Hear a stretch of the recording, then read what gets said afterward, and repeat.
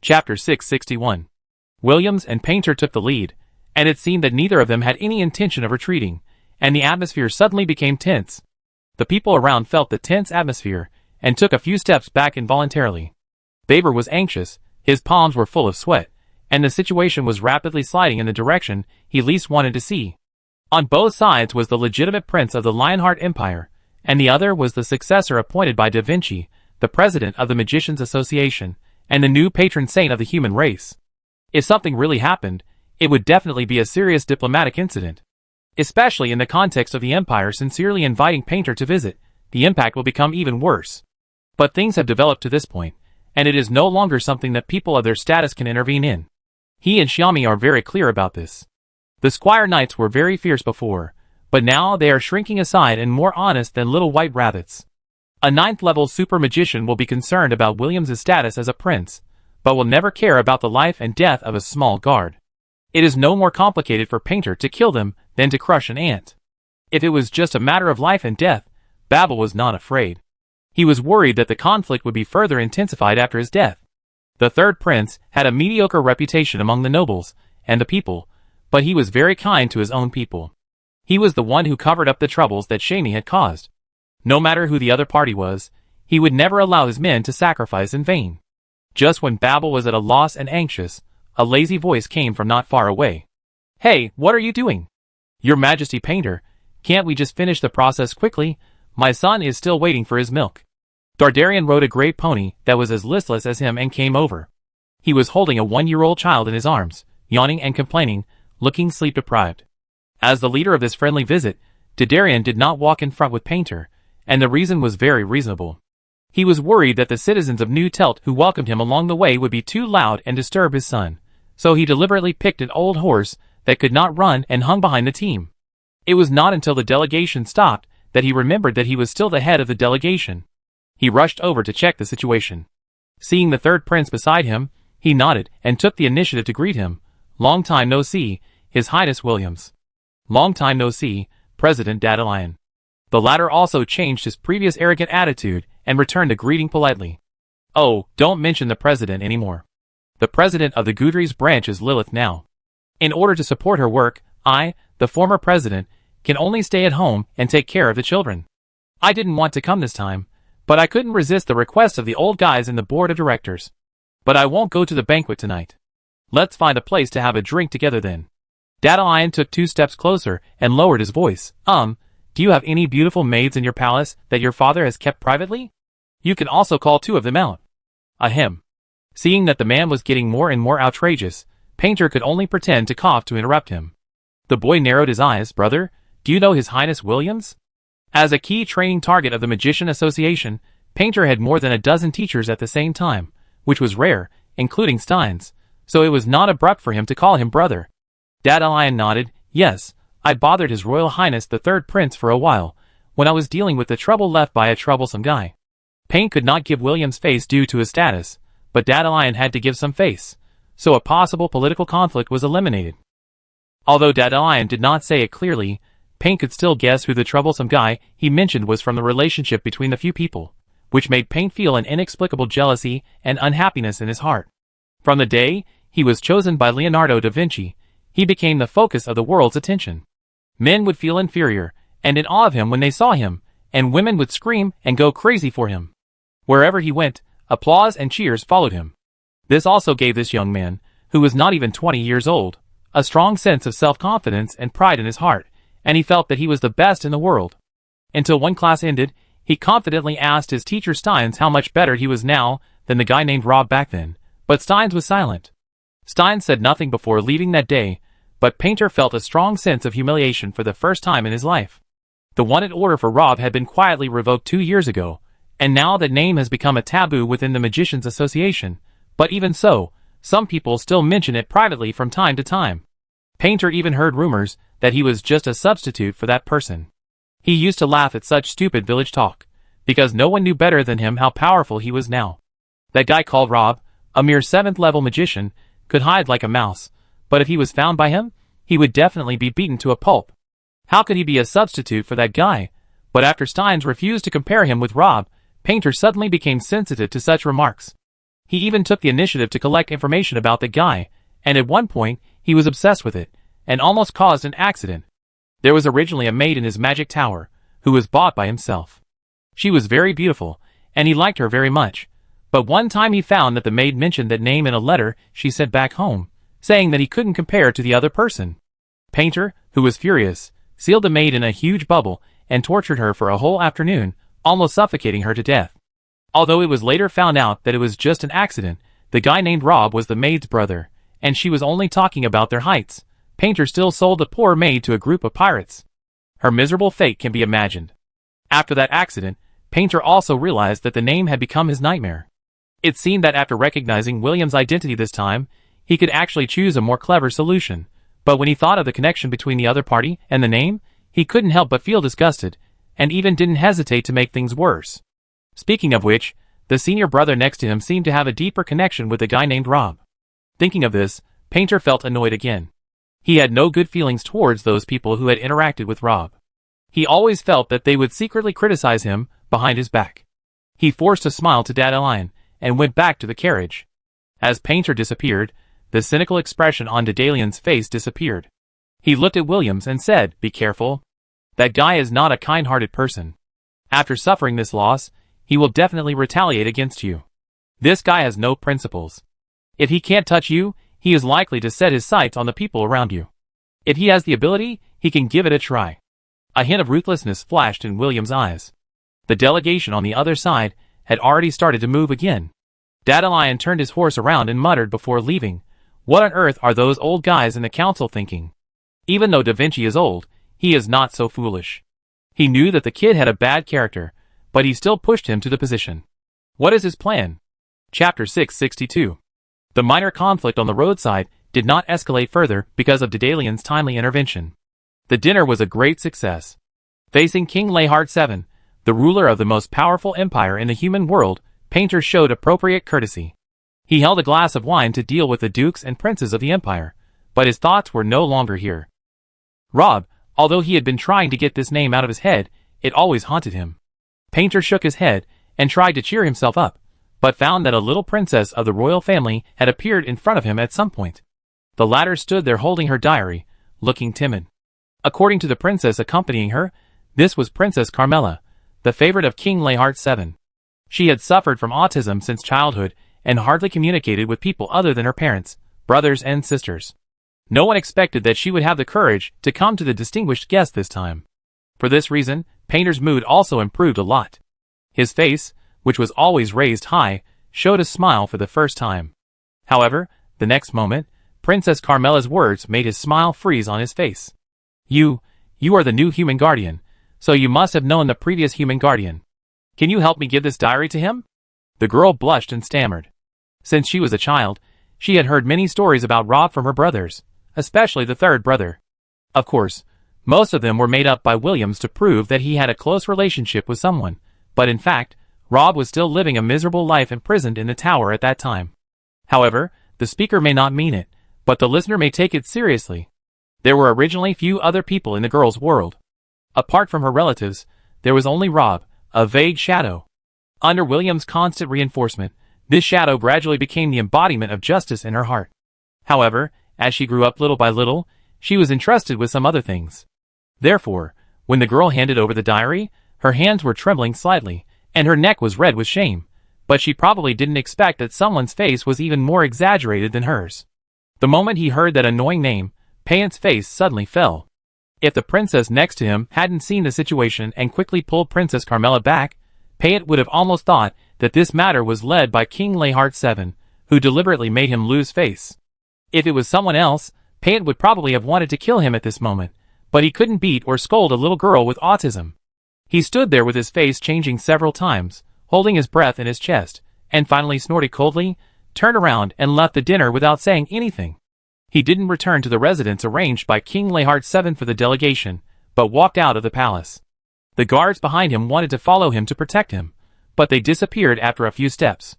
Painter strode into an ensigned tavern in the east of the city with a gloomy face. The maid at the door took him directly to a private room on the second floor after seeing him. There, a male noble with a sinister look sat in the shadows, turning the goblet in his hand. When he saw Painter slamming the door, he looked up and said slowly, "What's wrong, Your Majesty? Did someone make you angry again?" Painter closed the door of the private room behind him, his face cold. "We agreed that you would help me find that damn guy, and I would deal with him. More than a year has passed. Why is there still no news? Can you, the Matthews family, do it?" The male noble of the Matthews family put down the wine glass in his hand. "Don't let jealousy blind your eyes.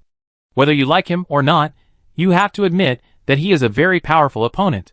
"He used to be," Paint emphasized. "Now he is just a mouse hiding here and there, and I am the hope of the human race. No one doubts this. Our Matthews family is willing to establish a long-term and stable cooperative relationship with Your Majesty."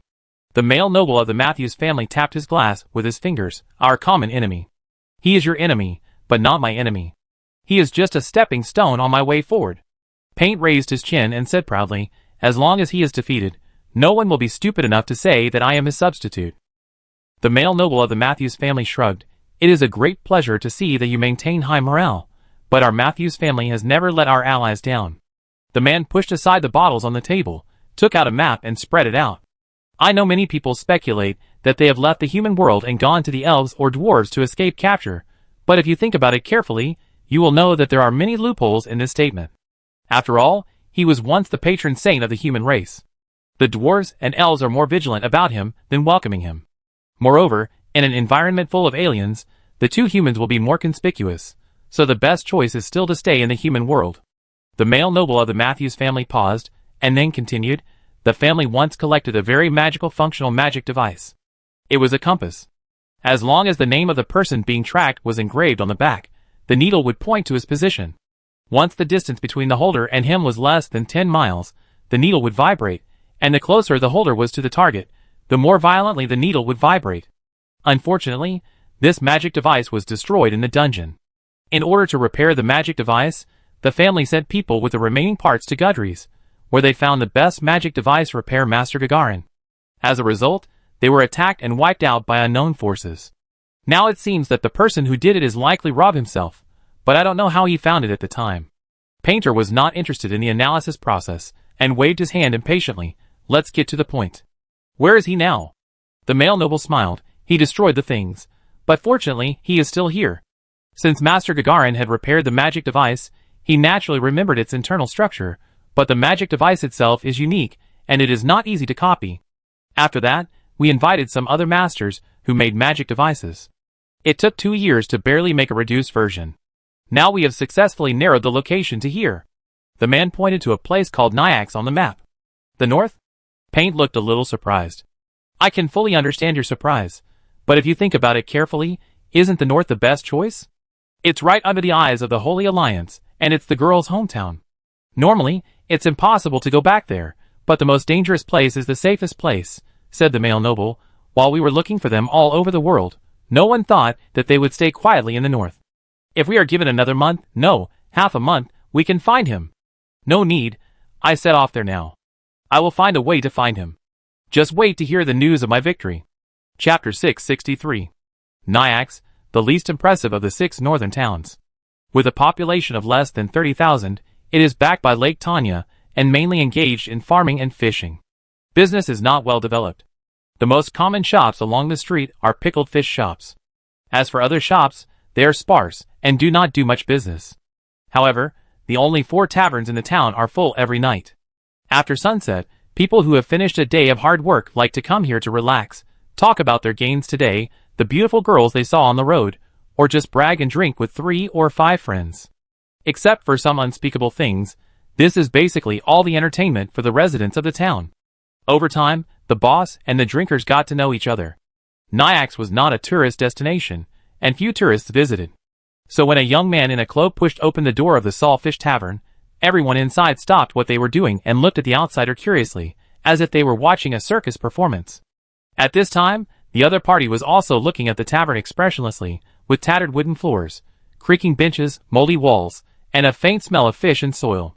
Since the moment he set foot on this land, everything here made Painter, who had been accustomed to a luxurious life in recent years, very dissatisfied. He couldn't imagine that a guy who had been the guardian of the human race would be willing to live in such a small and broken place. This made him more and more convinced that the other party had been scared, and was hiding like a mouse to avoid being hunted. Thinking of this, Painter not only did not feel any pleasure, but his dissatisfaction became stronger.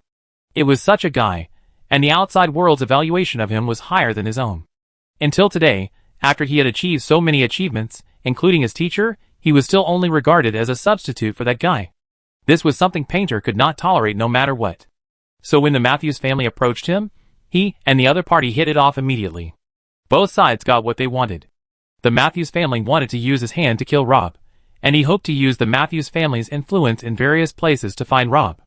Now that this matter has finally made progress, he is unwilling to wait any longer.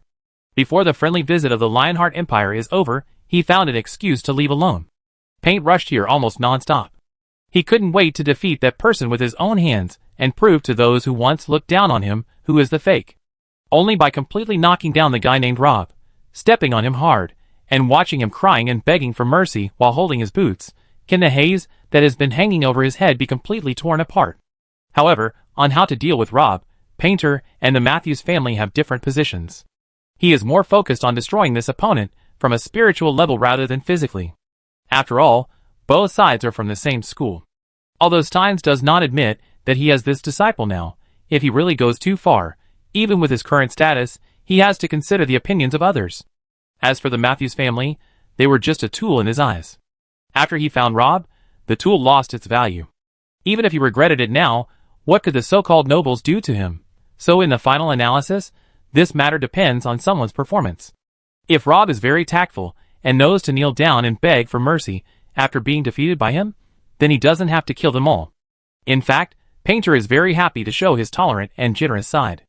Of course, if someone has no sense of being a loser, then don't blame him for being cruel. This thought just went through his mind. Painter ignored the stupid-looking townspeople around him, took off the small purse from his waist, and threw it on the bar. The purse was not sealed, and when it was knocked on the bar, golden coins jumped out of it and rolled all over the table. The breathing of everyone in the tavern became rapid.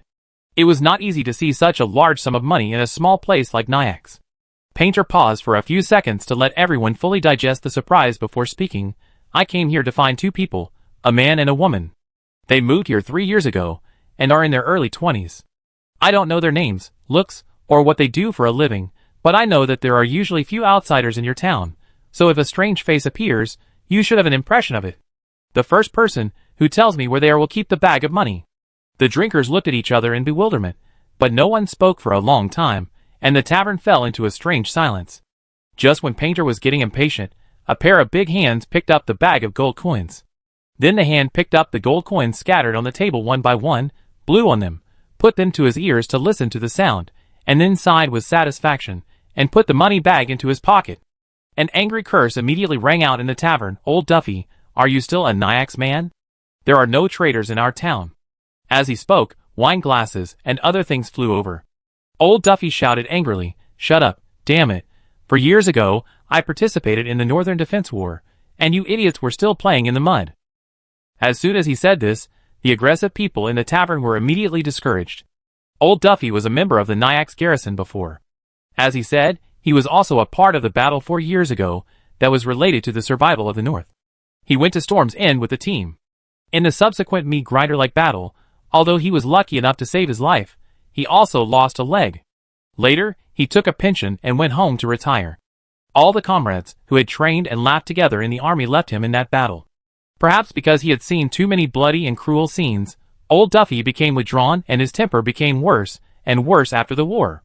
Usually when he was drinking alone in the Salted Fish Tavern, no one dared to greet him. The boy in front of him came from an unknown place, and he was generous. It was obvious that he was not a good person. No one dared to speak easily before the drinkers figured out his intentions. Unexpectedly, Old Duffy was not polite. Seeing that someone finally spoke, Painter's expression eased a little. What's your name, sir? My name is not important to a big shot like you, and strictly speaking, I have only seen one new face, not two. Old Duffy, who received the money, really told him everything he knew. Oh, one changed his appearance, and the other borrowed the identity of a local resident. This is possible. It would be safer. Painter nodded. Where is he? What do you think? Isn't he right in front of us now? Old Duffy said leisurely. Chapter 664. The tavern suddenly went quiet, and then burst into laughter. and some people who were curious couldn't help but whistle while knocking on the gong. Old Duffy picked up the bottle on the table and drank half of it. He wiped the wine off his beard and looked at the young man in the cloak in front of him.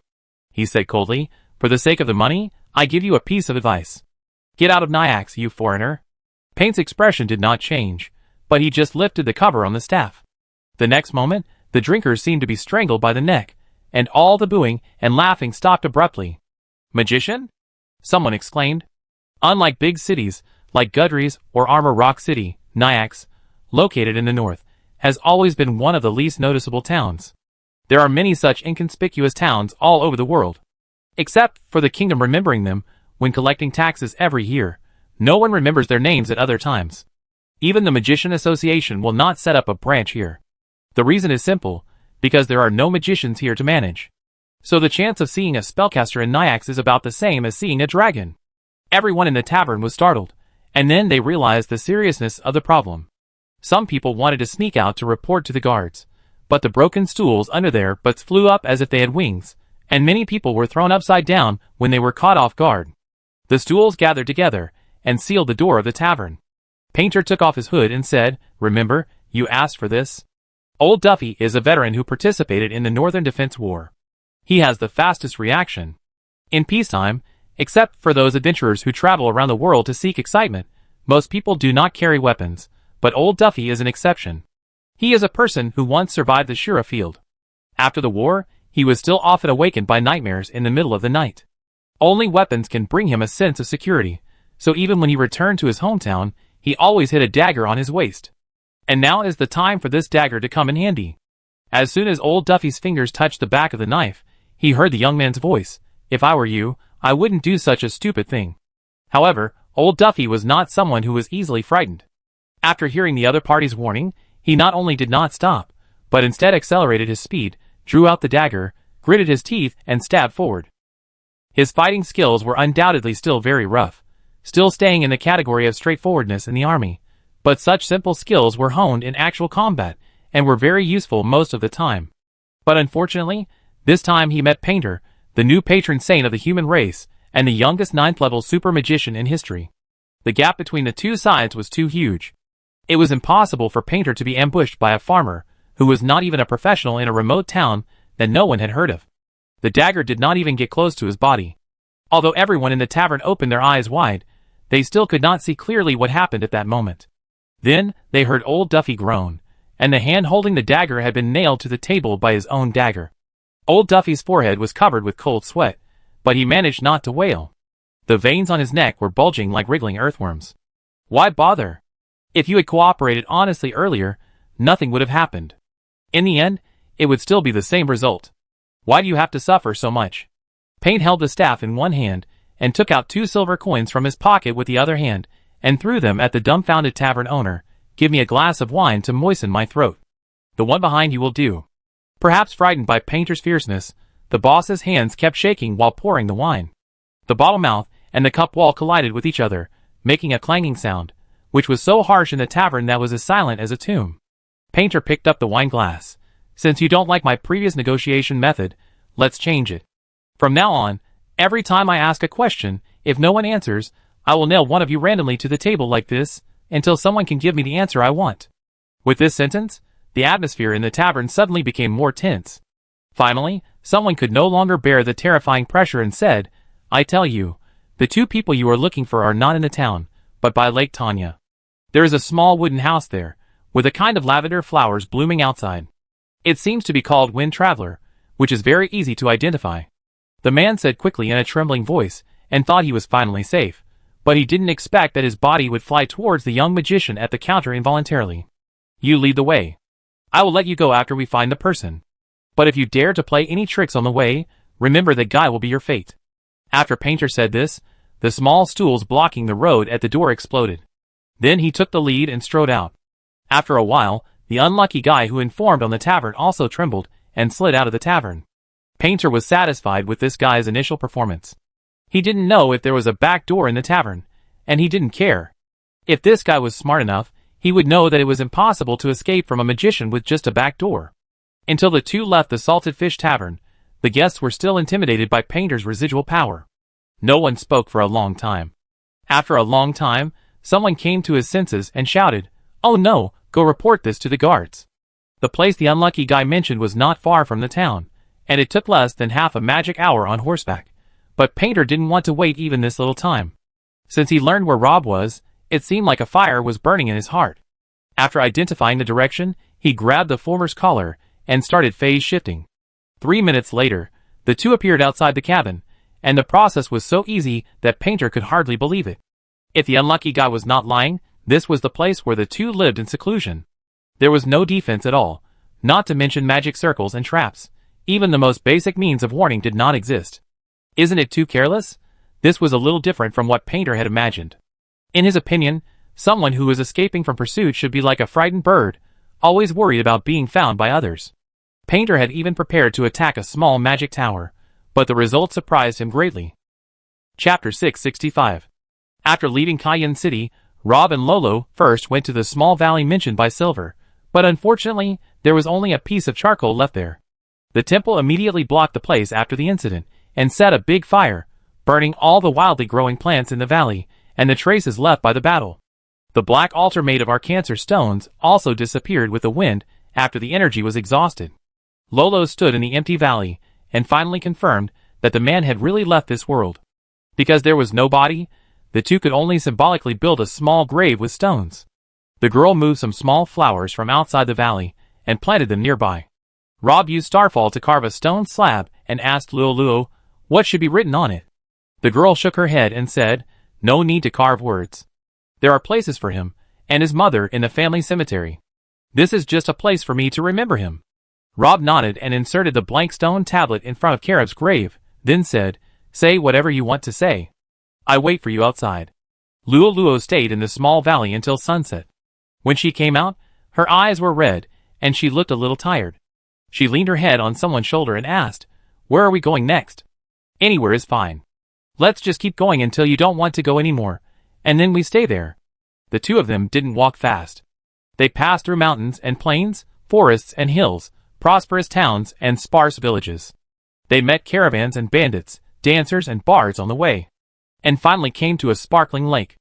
Luo saw the fishing boats returning home under the setting sun, and at that moment, something in her heart was struck. So she turned around and said to someone, "Let's do it here." "Yeah, okay." That night, the two stayed in the only hotel in the town. The next morning, Rob went to the town to handle the settlement and relocation procedures, while Luo went to the lake to visit the neighbors nearby and chose a homestead.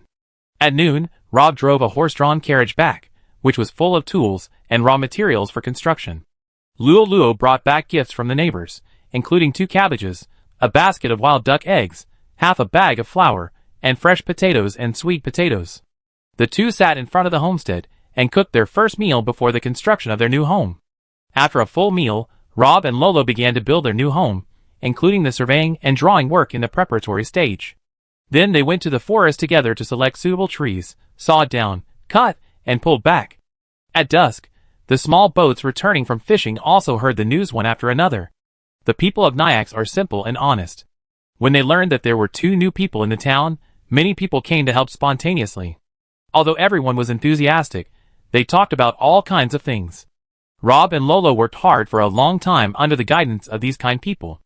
As a result, they woke up early the next morning to find that the lake had risen and washed away all the wood they stored on the shore last night, and the tools disappeared as well. Looking at the clean foundation, Luo couldn't help laughing first, and then Rob couldn't hold back his smile anymore, and the two laughed at each other.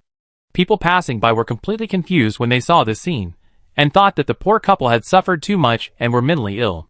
But only people like Rob and Luo, who have experienced so many things, will know how rare such a daily life is. It doesn't matter if you make mistakes accidentally, because tomorrow is still long, and there will always be time to make up for it. The two returned to the forest to select trees, and spent a week to build the 4 walls of the cabin. Lolo was thinking about what to use for the roof to prevent water leakage, while Rob put down his staff, picked up a saw and began to make furniture by hand like a carpenter. After several failed attempts with one leg longer than the other, and uneven furniture, with his excellent understanding and control ability, the furniture he made finally looked more and more like it. But Lolo still secretly collected the first uneven table made by someone. The cabin was built day by day, with the efforts of the two. A month later, the two were finally able to move from the hotel to their new home. That night, they invited the neighbors to celebrate with a drink in the tavern in the town. Someone brought an accordion. Under the encouragement of the crowd, Lolo sang a folk song from the north with a red face, but it was a rare little love song. While singing, her eyes were always on that person. So the men in the tavern couldn't help whistling. The future super magician scratched his head and took out his purse. I really can't sing, so I buy you another round of drinks. Amid the cheers and applause of the drinkers, Rob took the girl's hand and quietly slipped out of the tavern. As if realizing what would happen next, the moon also hid behind the clouds. The next morning, until the sun had climbed to the top of the head, the two owners of the cabin rarely got up from the bed. Lua woke up very early, but because she was shy, she kept her eyes closed and tried to pretend to sleep. She was thirsty, so she had to get up wrapped in the quilt. She quietly stretched out a hand to get the water cup on the table without waking someone up, but when she lowered her head, she found that the eyes were looking at her with a smile. At that moment, Lua's mind was blank.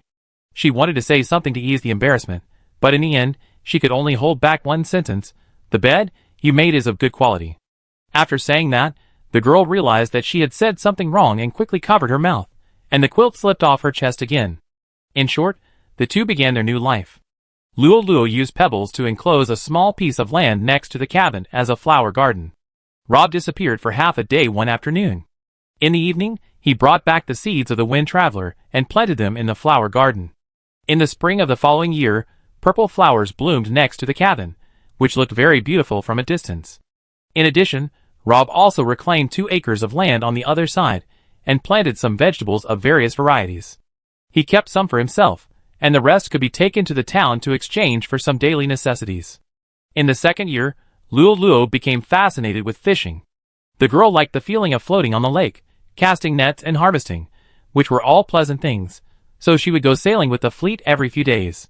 This afternoon, she happened to be away from home. Rob finished his work in the field and was watering the flower bed. Suddenly, he saw a young man looking at him outside the fence. The young man had a unique pride on his face. He raised his chin and said, "Are you that Rob?" Chapter 666. Rob raised his eyebrows, but before he could speak, the young man continued, "Even if you deny it, it's meaningless, because someone has already told me everything about you." The unlucky guy behind him drooped his face, ashamed and afraid to look up. Rob finally waited for the opportunity to interrupt, put down the wooden shower in his hand, and said calmly, "You haven't asked yet?" Paint, the new guardian of mankind, friend of elves and dwarves, honorary Grand Duke of the Lionheart Empire, defender of the Divine Code, the youngest 9th-level magician in the history of magic. The young man looked proud when he mentioned his series of titles. "Even in such a remote place, you must have heard of my name. I'm sorry, my wife, and I have been living in seclusion here for a long time. We don't know much about what's happening outside." Rob paused, but why would a big man like you appear in Nyax? Paint thought someone was pretending to be stupid and sneered in his heart. He felt that he could guess the other person's mind. The former human guardian lost everything and fell into such a small place where no one lives. He lived by farming. Even his woman had to go to the lake to fish. After seeing that he had taken away his identity and status, how could he not have complaints in his heart? He just didn't have the courage to do it, so he could only say a few sour words to vent his dissatisfaction. Thinking of this, the disdain in Painter's eyes became more obvious. "For the sake of Mr. Steins, I will call you senior brother. I came here to retrieve the thing that does not belong to you. I don't remember what I owe the Magicians Association." Rob took out the ancient book of Von Buellman from the treasure house of New Telt and sent it back to the Magicians Association after leaving the dungeon. In addition, he also wrote 2 letters to Da Vinci and Steins, describing in detail what he saw and heard in the illusion world of Matata. After doing these 2 things, he asked himself that he no longer owed Da Vinci and the Magicians Association anything. Lord of Eternal Night. Paint didn't beat around the bush and directly opened the book and uttered those 4 words. "This legendary staff is the top collection of the Magician Association and should belong to the new human guardian, but you took it away without permission. I'm here to get it back today." Finding faults also requires technical skills, especially for someone like Painter. He can't just say that I'm resentful of being treated as your substitute, so I came to teach you a lesson and see you kneeling and begging for mercy. If this gets out, he'd probably be treated as a fool. So Painter chose a relatively roundabout way. He used the excuse of retrieving the Lord of Eternal Night to attack. If Rob refused, he would have a reason to attack again. However, What he didn't expect was that the other party just said "oh" after hearing his words, and then turned around and walked back to the cabin. What does this mean? Painter was a little puzzled to be left outside like this.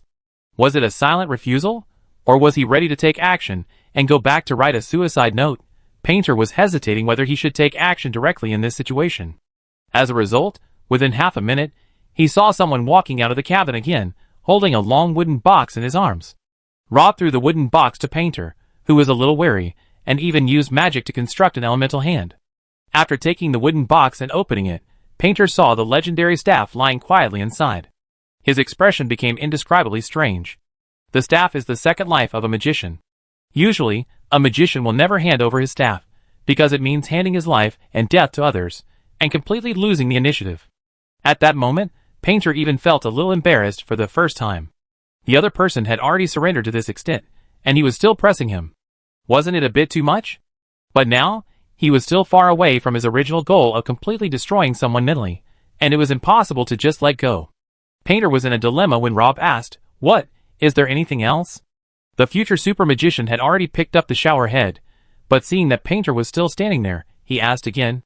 Painter couldn't give up halfway, so he nodded and pretended to be serious.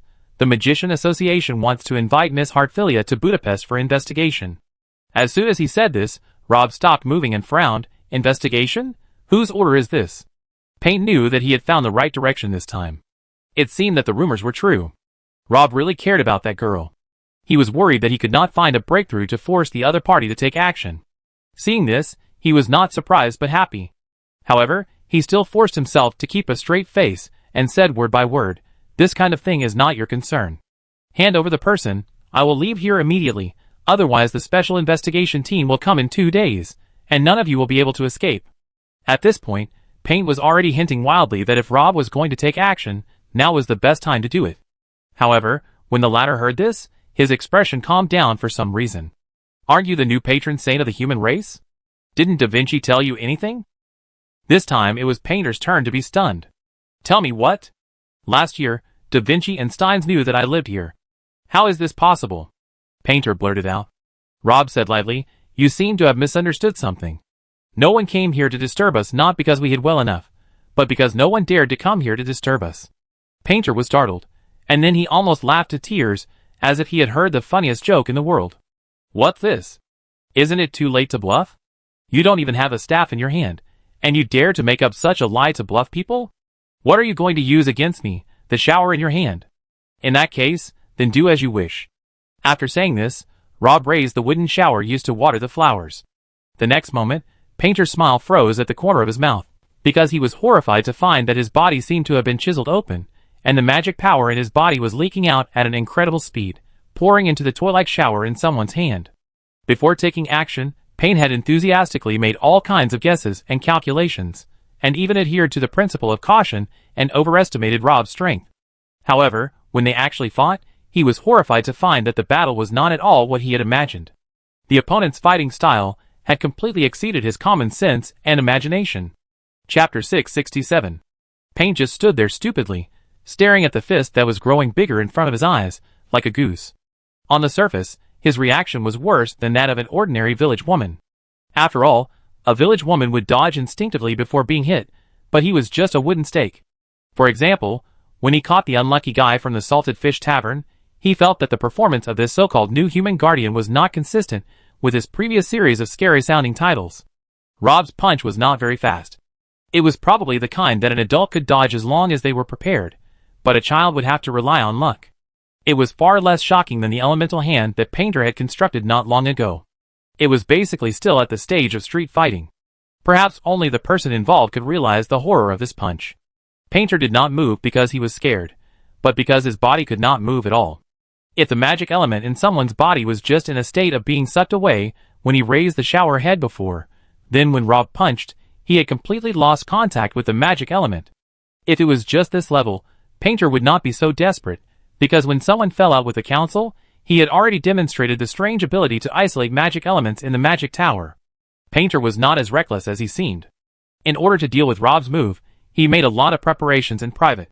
However, now he found that all these preparations were useless, because the magic elements in his body entered the second stage soon after being isolated, and were gradually controlled by the other party, which became a shackle that imprisoned him.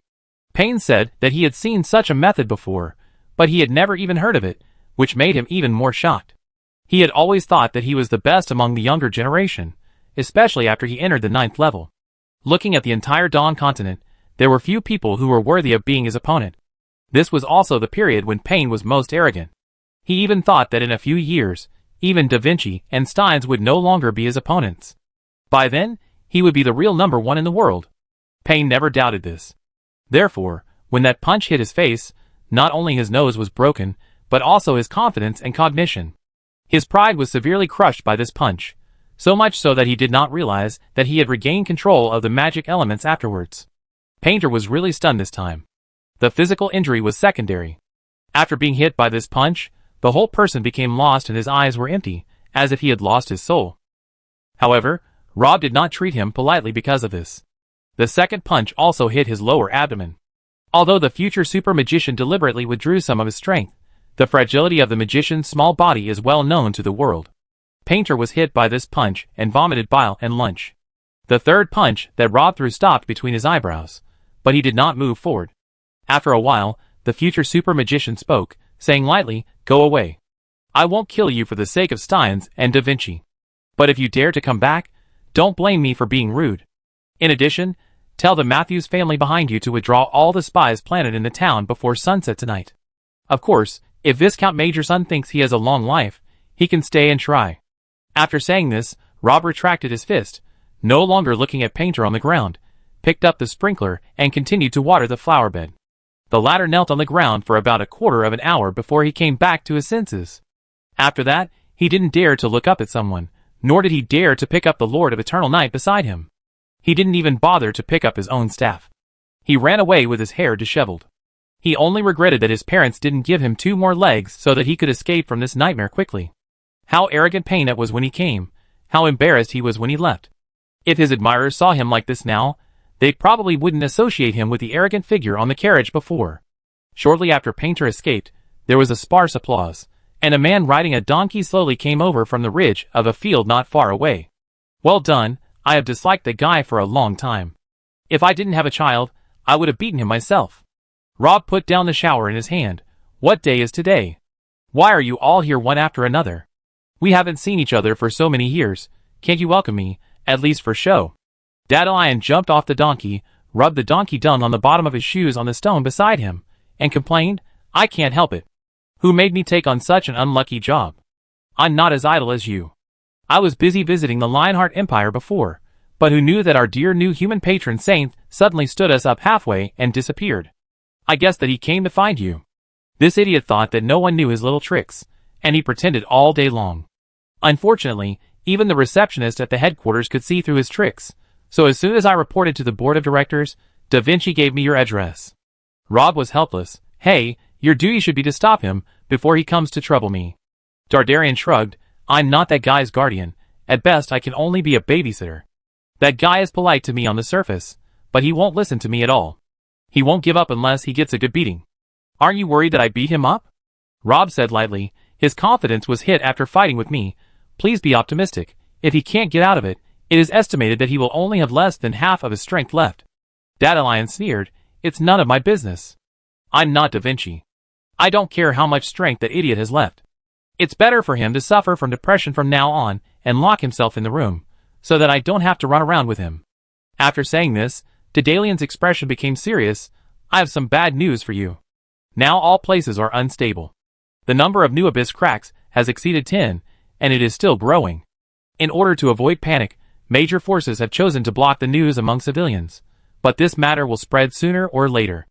What do you think?" Rob shook his head. "Senior, you found the wrong person.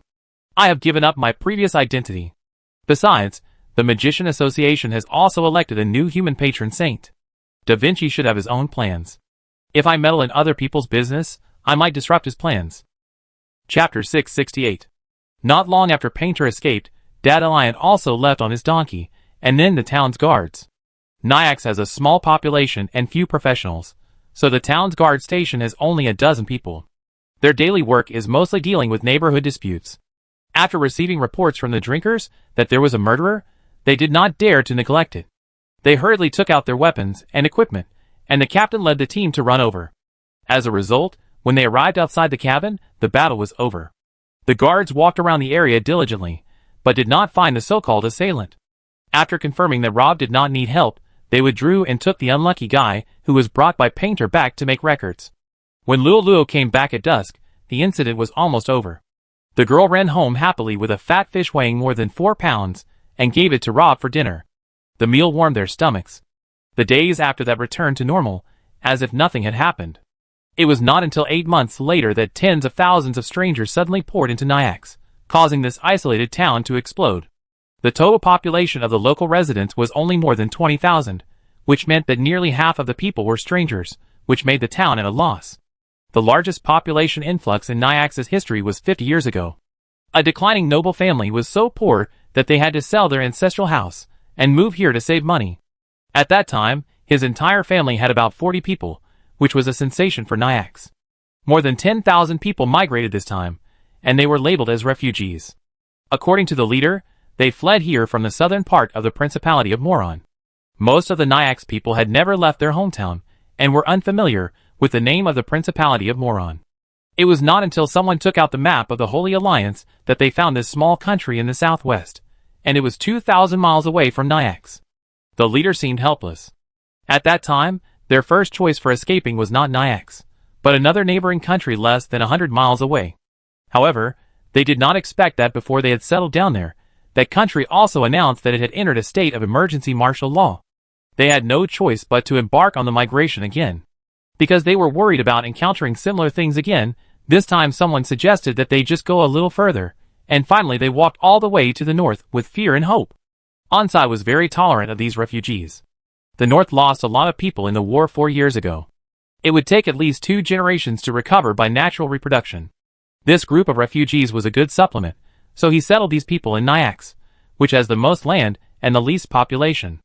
Nyax got the news 3 months ago, and began to prepare for the reception, but when they really saw the dusty refugees, the residents of the town were still very surprised.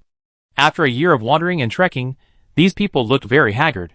Not only civilians, but also some minor nobles. However, their situation was not much better. Although they still tried their best to maintain the etiquette of nobles, the horses under their crotches looked weak. Some soft-hearted people immediately went home to get food to share with them, and some people who were of marriageable age could not wait to search for their other half in the crowd. During this period, Luo also helped outside. She and Rob built several empty houses nearby for refugees to live in. In addition, they treated the children in the team for free. Luo did not use the mimicry magic given to her by Rob, but used the Force. Someone's previous speculation was correct.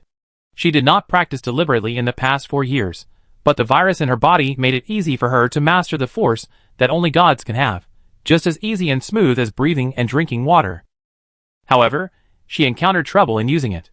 This new power system for human beings had no experience to refer to, so she could only rely on herself to explore.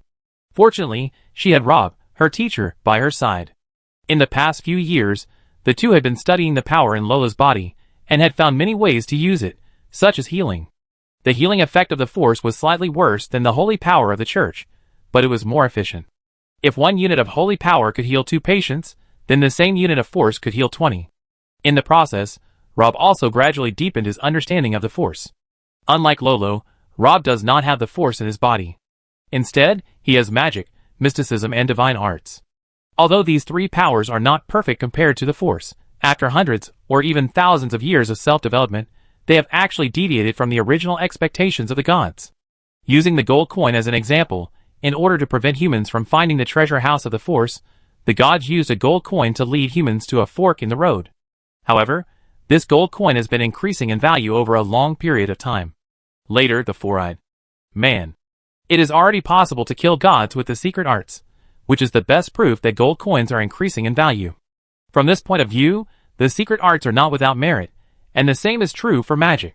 There is a clear gap between human civilization and the peak of four-eyed human civilization. In terms of rules alone, magic is half a level lower than the secret arts. But this does not mean that magic has no advantages. In terms of destructive power alone, magic is the most powerful of all power systems, and even the Force cannot compare. Therefore, Rob did not want to go the way of pure Force, which would undoubtedly waste the 3 powers in him. The future super magician had a greater ambition. He wanted to use the Force as a blueprint to perfect and integrate the 3 flawed powers in him. For ordinary people, this might be an incredible thing. Ordinary people simply cannot resist the temptation of the Force. Guarding a treasure house like Luoluo, with Rob's intelligence, he can completely cultivate the power that only the gods can use in a very short time. The path he chose now had never been taken by anyone before, and it was unknown whether it would work. But this was Rob.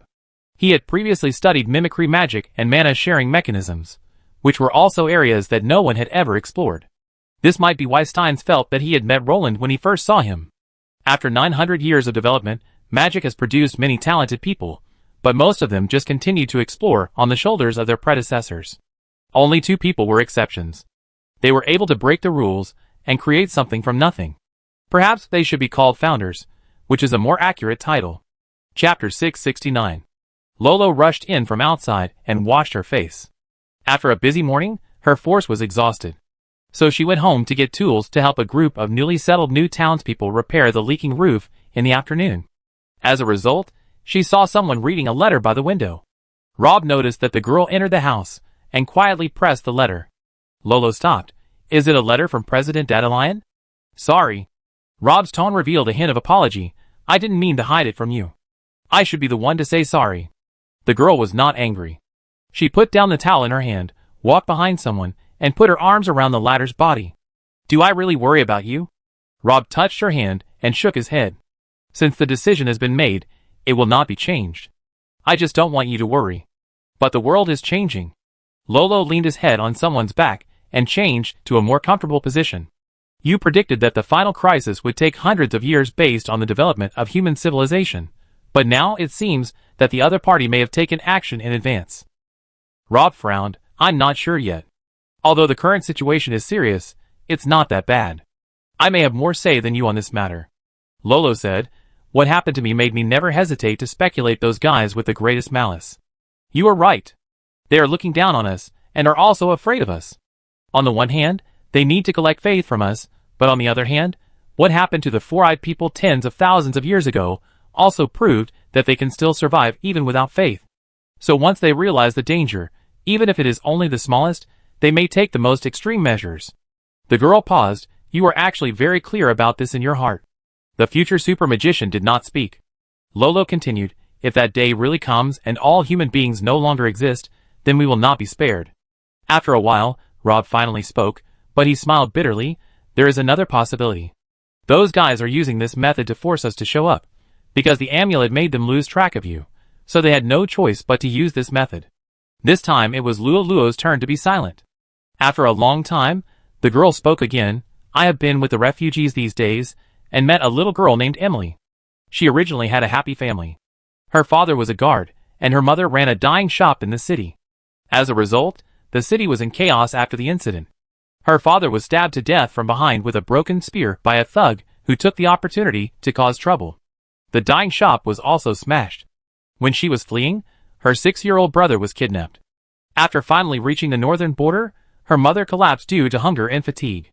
In the end, only she and her brother successfully arrived in Nyax. It's not your fault. You're right, but now we're involved, aren't we? Lolo said. Rob Edleed Richard Hallstein Rex, we are different. After so many things happened, I sometimes feel disappointed with the world, but you are different. The world has always been good to you, so you have always loved the world in your heart. Maybe you don't even realize it, but as the person who likes you most in the world, I can feel the tenderness hidden deep in your heart. You always ask me why you can still keep the kindness in your heart after knowing the truth. I think it's all because of you, because you still love human beings, so as a wife, I want to work hard to love the world you love. Luoluo paused and raised his head. I like being with you. The 4 years in Nyax are the happiest time of my life. Everyone says that feelings will fade with the passage of time, and passion will be worn away by daily trivialities. But every day in these 4 years, I like you more and more than the day before. But that's why I don't want you to be bound by this feeling. My story has ended, but your story has just begun. Williams is in a bad mood now, because that stupid beat the new human patron saint suddenly ran away in the middle of this visit, which put a lot of pressure on the Lionheart Empire. People were panicked for a while. There were all kinds of speculations about the reason why Painter left. It was in this context that someone dug up the scene that happened on the street not long ago. So the small conflict between His Royal Highness the Third Prince and painter William's words was heard by King Leihart VII. His Majesty the Emperor was very angry, and coupled with His Royal Highness the Third Prince's past record of bad deeds, finally made King Leihart VII determined to teach this son, who had always been a headache to him, a lesson. So Williams was assigned a difficult task, representing the royal family to visit the soldiers on the western border of the empire. Anyone with a discerning eye could tell at a glance that this was King Leihart VII expressing his dissatisfaction by exiling the Third Prince in disguise. After this round of condolences, he would not be able to return for at least 2 years. Williams would probably have to eat a lot of dirt in the west, but this was also a kind of protection for him. At least Painter would not be staring at him anymore. But at that time, King Leihart VII probably did not expect that Painter would become so desperate after meeting Rob, let alone Williams. Even his favorite things before, such as winning over supporters and waiting to take over the position of president of Da Vinci, he was no longer interested. He locked himself in the tower all day and all night, just constantly recalling the brief fight before, and the more he thought about it, the more terrified he became. During this period, Steins and Demand came once to try to calm him down, but it didn't work. On the contrary, Painter began to be suspicious and even felt that the two came to laugh at him. In addition, other members of the council also came to visit him. On the contrary, Da Vinci, who had been supporting him before, had a strange attitude this time. He didn't say anything and didn't come to visit his favorite disciple. This also made Painter's depression worse. However, all this had nothing to do with Williams. The Third Prince packed his luggage with a curse, took Barber, who had just recovered from his injury, his own lackey Xiaomi, plus a nominal deputy who actually presided over the condolence minister, plus the guards assigned by Leihart VII, a total of more than 100 people, and left New Telt quietly. Chapter 670. It has been 4 years since the nightmare that night, but whenever Hollins closes his eyes, he still sees the sea of blood and corpses, the burning city, and the terrified crowds everywhere, pushing and screaming, trying to escape from this hell, but not knowing that they have no way to retreat. When he opened his eyes again, it was already late at night. The yard outside the window was silent, with only the rustling sound of wild cats running under the fence. Today, Holland's hatred for Onsai has become very weak. As the master of the North, Onsai fulfilled his duties, and did what he should do in that position. Although this decision was so cruel to tens of thousands of people in White Crow City, even Hollins had to admit that under the circumstances at the time, sacrificing White Crow City might be the only choice. It's just a pity for Lord Warren, who fought for the North and the Breton family until the last moment, as well as those soldiers and innocent civilians. In comparison, Hollins hated the Temple and the Magicians' Association more, especially the former. Knowing that the monsters were targeting the North, they not only did not issue a warning in advance, but also quietly withdrew all the clergy. This behavior can be called an accomplice. As for Dinah, Hollins' feelings were a bit complicated. The Magicians' Association followed the Temple to withdraw from the North, but unexpectedly, the White Crow City branch led by Dinah made a comeback, ignoring the orders of the General Assembly, and rushed to help all night.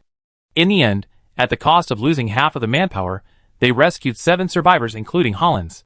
Hollins' life can be said to be saved by Dinah, but on the other hand, Hollins didn't know whether it was lucky or unfortunate for him. Maybe dying with others that night was not the worst outcome, because only the living had to bear all the pain. Hollins did not lie down to continue sleeping, but put on a coat, walked out of his room, and came to the yard, where he unexpectedly met Dinah. The female magician stood in the dark, looking up at Hollis' room, and was a little surprised to see him come out. "When did you come here?" "Just now," Dinah said. After saying these 2 simple sentences, the 2 of them fell into silence at the same time. After a while, it was Dinah who spoke first. "I'm leaving, and I may not come here again for a long time." "Oh!" The sheriff nodded woodenly. After escaping death, his round belly was gone. He was much thinner and looked handsome, but a little depressed. "The Magician Association has been arguing over my previous unauthorized actions for years. The time for the final trial has only been determined now. It will be on the 3rd of next month in New Telt. I need to be there in person, so I will leave in a few days." The White Crow City Magician chapter lost nearly half of its members. It was impossible to conceal such a thing. The council soon found out what Dinah and others had done, but they never reached a unified opinion. They argued for several years and held dozens of hearings, but there was still no consensus on how to deal with it. In the Temple, Vanner V had stepped down, but the leader of the opposition, Bishop Wenger, was exposed at a critical moment that his daughter was involved in the assassination of Mortellus, and he was unable to take over the position of pope. The new pope, Elwood, was a centrist. Although he was old enough, he was originally just a role of peacemaker, but was pushed to the stage by accident. On the one hand, he angrily criticized the former Pope Vanner V for his wrong position on the North Border incident, but on the other hand, he lifted it up and let it go lightly, not advocating to hold Vanner V responsible again. Some people even saw him visiting the latter's residence late at night and talking until dawn. Elwood claimed to be handling the handover, but those who were interested soon noticed that the shadow of Vanner V was looming in a series of new policies he implemented. For example, on the one hand, he recognized the justice of Ansie's defense of the North Border and agreed to almost all of the latter's reward requests, but on the other hand, he hoped that the Magicians Association could hand over Dinah and others who violated the agreement. But this time, the Magicians Association did not agree. Dinah was different from Lolo. She was the head of the association, a fifth-level great magician, and a member of the Magicians Association. If they couldn't even protect her, then there was no need for the Magicians Association to continue to exist. So Da Vinci's meaning was very clear. Even if Dinah was really wrong, it should be left to the Magicians Association to deal with it. At most, the temple could send an envoy to participate in the trial as an observer. Seeing that the Magicians Association was determined, Elwood did not insist and promised to send an envoy when the time came. Just as Dinah finished her words and was about to leave, Hollins, who had been silent before, suddenly said, "I go with you." The female magician stopped. "Take me with you to New Telt. I can be a witness and prove that what you did that night was right." Dinah shook her head. "I didn't report your existence to the Magician Association. If people knew that there were survivors in White Crow City, it might put you in danger. The situation in the north is already very unstable. The church will not tolerate anyone telling what happened in White Crow City. But the world has the right to know the truth of that night, right?" Hollins's eyes, which had been dead, burst into life again, as if he had found the meaning of life again. "I thought you would no longer trust the Magicians Association." "I do not trust the Magicians Association, but I believe that most magicians have their own hometowns, so they certainly don't want something like this to happen to them one day. As long as I tell them the truth about what happened in White Crow City, they will stand on our side." Dinah was silent for a long time, as if thinking about the feasibility of this matter, and finally said, "Maybe you are right, but it will still bring you a lot of risks. Have you ever thought about what will happen if you lose the bet? My life was originally picked up, and the worst possible thing is that it will be returned." Dinah was finally convinced. "I can take you to New Telth, but there is no guarantee that you can become a witness. And before we go there, we have to go to my aunt's house. She lives in a small village in the southwest of the Lionheart Empire. She is my only relative left after my father passed away. I want to say goodbye to her." Chapter 671. Do you really want to do this? Elwood, the new pope of the church, couldn't help but ask again, is there no other solution? This is the nth time he has said this today. The previous pope, Vanner V, was fishing by the pond. Hearing this, he said calmly, "I have told you the method, but it is up to you to choose. This position is not so easy to sit in." Elwood smiled bitterly. "Of course, I know this position is not easy to sit in. Isn't it because there is really no other way for me to take over? So I came to you on the first day I took over. Please be kind and show me a way. After this storm is over, won't this position still be yours? I will not be the pope again." Then Alvi shook his head and said, "The temple does not need a tainted pope. This will affect the credibility of the gods in the world. Remember, the power of God is God-given. We are the servants of the gods in the world, so all our decisions must be based on this basis." Elwood nodded like a chicken pecking at rice. He did not have the reserve of a pope at all. Instead, he acted like a student. "You are right. You know me. I am different from Wenger and those guys. I will do my best in the future, but the most urgent task now is to overcome this difficult time. You see?" Elwood rubbed his hands. Vanner V put down his fishing rod. "It seems that you still don't realize the seriousness of this matter. For years ago, we made an agreement with the gods. As long as we don't take action, then this divine punishment will be limited to the north and will not expand. However, the Magician Association broke the promise. A team of magicians sneaked back to White Crow City that night and rescued 7 survivors. They thought no one knew, but people can't deceive the gods." Elwood wiped his sweat. "But haven't you found out that it was just the personal behavior of a few magicians, and they only rescued 7 insignificant people? A promise is a promise, and it is a promise between the gods."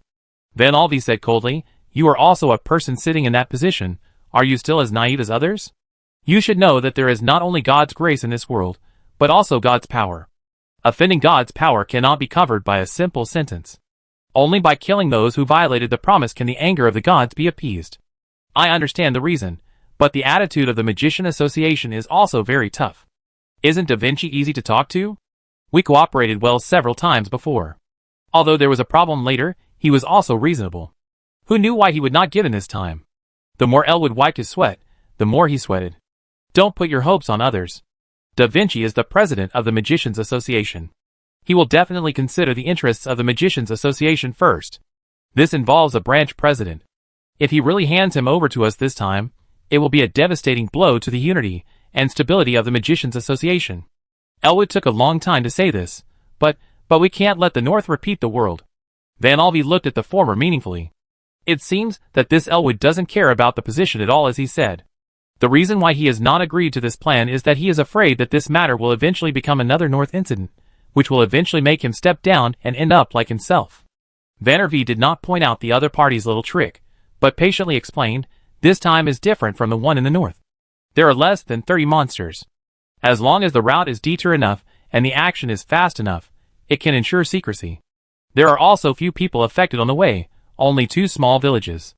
At that time, other people will think that those people have encountered banditry. You are right. How about I think about it again? There is no time for you to think about it.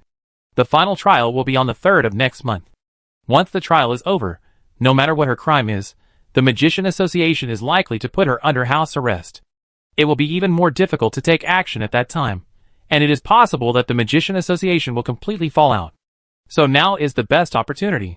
The female magician named Dinah has an aunt who lives in the southwest of the Lionheart Empire. That is her last relative. She will definitely go to see her aunt before the final trial begins. Elwood felt his throat dry and swallowed. Vandervee sneered, you don't have to worry about it. Whether you agree or not, the monsters are on their way. So you have only 2 choices. Either you pretend you know nothing and let it happen. Or if you don't want to repeat my mistakes, you can try to expose the matter. Your reputation will naturally soar, but you will have to think about how to explain it to the gods afterwards. Elwood looked a little listless when he left Vandervee's small garden. The guard team responsible for protecting his safety came up to him. The captain looked a little worried and hesitated. What's wrong, Mirotic? Your Majesty, you have been coming here recently. Wenger and his team have been criticized. Elwood snorted, those guys are so aggressive all day long and have no way to solve the problem. Do they think I like coming here? Elwood couldn't help getting angry when he said this. He was no longer as gentle and respectful as he was inside. He said angrily, the old fox Vandervee is even more hateful. He has already stepped down, but he has turned into an oracle. With the prestige he has accumulated in the church before, plus this identity, should the temple be managed by him or me? What he decided was just a symbolic notification to me, the Pope. Do you think this is reasonable? Mirotic comforted, Wenger and his men have already started to clean up the forces left by Vandervee. Saruman died strangely, and Mothlis fled to the elves. There are not many people left. Elwood sighed. Why is it so difficult to do something? He wanted to complain a few more times, but he seemed to think of something and suddenly stopped talking. He got a lot of useful information from this meeting. To be honest, he didn't care about Dinah's life or death. What really surprised him was that Vandervee seemed to have the ability to mobilize those abyss monsters. This ability was almost impossible to obtain except from the gods. This also made Elwood feel heavier in his heart. Although Vandervee lost the position of Pope, he was still favored by the gods. The gods seemed to compensate for his loyalty in this way. Elwood suddenly became a little worried. He didn't know whether Wenger and his gang were the opponents of this old fox. He, the new Pope, had a shallow foundation and was caught in the middle. It was really not easy to do. Chapter 672. Williams felt bored after only 2 months of going out. He had lost the wonderful life in the capital. Now, basically, he just traveled every day. Although he would pass through some towns along the way, he would only stop to rest. He had no time to stroll around the city before he had to set off again the next day. Williams rode on his white BMW. When he first went out, he looked very handsome and looked like a Prince Charming. But after walking for so long, his thighs were rubbed with blisters and his buttocks were almost cracked. Naturally, his personality had long gone. In the previous town, His Royal Highness the Third Prince even went to the grocery store to buy a quilt to pad his crotch. He made the horse look like a camel. Even a fifth-ranked knight like Williams was like this, so Barber and Shamey were naturally even more unbearable. However, the difference was that Barber had been gritting his teeth and persisting without saying a word, while Shamey could not help but complain. "Hey, are we going to express condolences or to escape famine, Lord Virgil? Is it necessary to rush like this?" As the deputy of the condolence delegation, Count Virgil secretly cursed the little squire knight for being too talkative, but he had to keep a friendly face, because you have to look at the owner when you beat the dog. The count smiled and spread his hands. "I can't do anything about this." The date was set by His Majesty, and he asked us to rush to Orkins within 3 months. I think he sympathized with the hard work of the border guards and let us deliver the Empire's condolences as soon as possible. At this point, Xiaomi could not continue to complain, and could only return to the team dejectedly. Perhaps because he saw that the morale of the condolence group was a bit low, Count Virgil encouraged everyone. "It will take at most 20 days for us to reach Orkins, and there will be plenty of time for everyone to rest. Let's work harder, and work a little harder." Williams heard the previous conversation between Xiaomi and Count Virgil, but he did not say anything, because as Count Virgil said, this was the order of Lehart VII, and even he, a prince, could not disobey it, so complaining was useless, and it would be better to save the energy for the journey. Just 2 days ago, the delegation officially entered the mountainous area. The terrain became more rugged, and the bumps on the horseback became more severe. Even Count Virgil, who came from the military, couldn't stand it, and had to stop and rest several times. The delegation had only walked less than 30 miles in a day. It was already dusk. Count Virgil took out the map and pointed to the 2 blue dots on it. "We are now in the walled valley. There are 2 small villages ahead. We can stay there tonight and replenish some supplies." Everyone was shocked when they heard this. They were exhausted in the wilderness, and they couldn't help but feel even more desperate when they thought about having to boil water, cook, and set up tents. Now they heard that there was a village for them to rest. That meant that as long as they were willing to spend money, someone would help them deal with these chores, saving them from the hard work. And it was well known that His Royal Highness the Third Prince was a man with plenty of money. "Sure enough," William said, "ask the village to prepare some good food and wine tonight, and I pay for it." The visiting group cheered like thunder. 2 guards with good sense had already taken the lead and rushed forward to arrange food and lodging. The rest of the people still maintained their previous speed and walked towards the village at a leisurely pace. As a result, after half a magic hour, the team was almost near one of the villages, and the 2 people who had explored the way before had not returned. "Something is wrong." Count Virgil pulled the reins and frowned. Although Williams was nominally the leader of the visiting group, he was actually responsible for the arrangements and contacts along the way.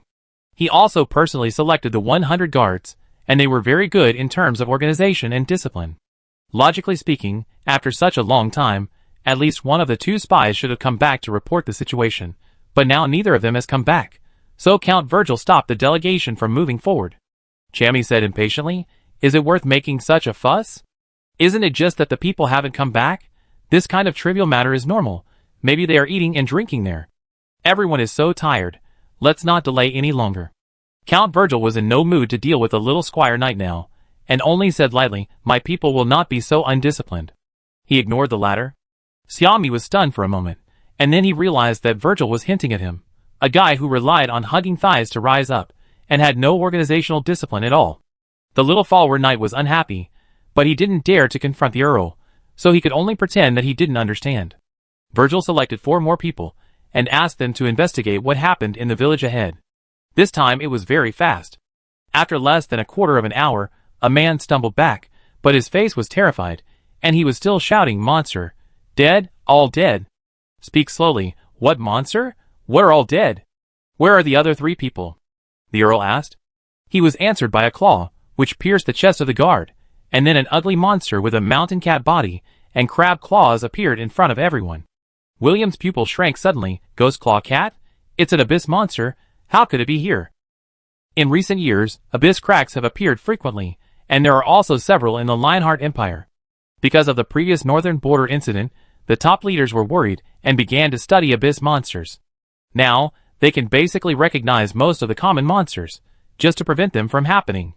However, when they saw the living creature with their own eyes, they couldn't help but be surprised. The abyss monsters had no fear. Although there was only one ghost claw cat, it still bravely charged towards the Constellation group after solving the target. At this time, everyone just woke up from the dream and hurriedly drew their weapons. The strength of the royal guards was still very good. Xiaomi, who was just a thigh-hugging person, was not counted. The worst was level 3. It was still very confident to fight against a level 4 Ghost Claw cat together. The monster was beheaded by a random sword before it could rush to Williams. But Count Virgil frowned even more deeply. Now there was a difficult problem in front of him. He didn't know how many monsters there were in the small village in front of him, nor did he know if there were any living people in it. Although the previous scout had shouted that they were all dead before he died, Count Virgil couldn't tell whether what he meant by all dead was that all the people sent out to explore the way were dead, or that even the people in the village were dead. The accurate answer to this question would determine what kind of response he would take next. As a result, while Virgil was still thinking hard, His Royal Highness the Third Prince had already drawn the sword at his waist and rushed into the village.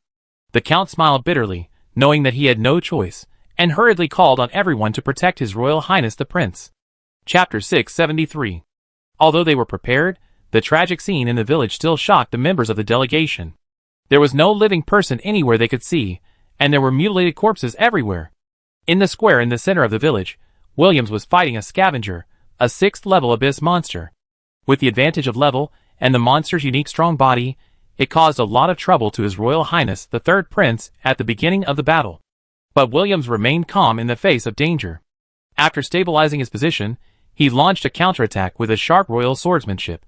When Earl Virgil and his men arrived, the two sides were fighting back and forth, and the balance of victory and defeat had quietly tilted towards His Royal Highness the Third Prince. Virgil sighed in his heart, worthy of being a man of the Leyhart family.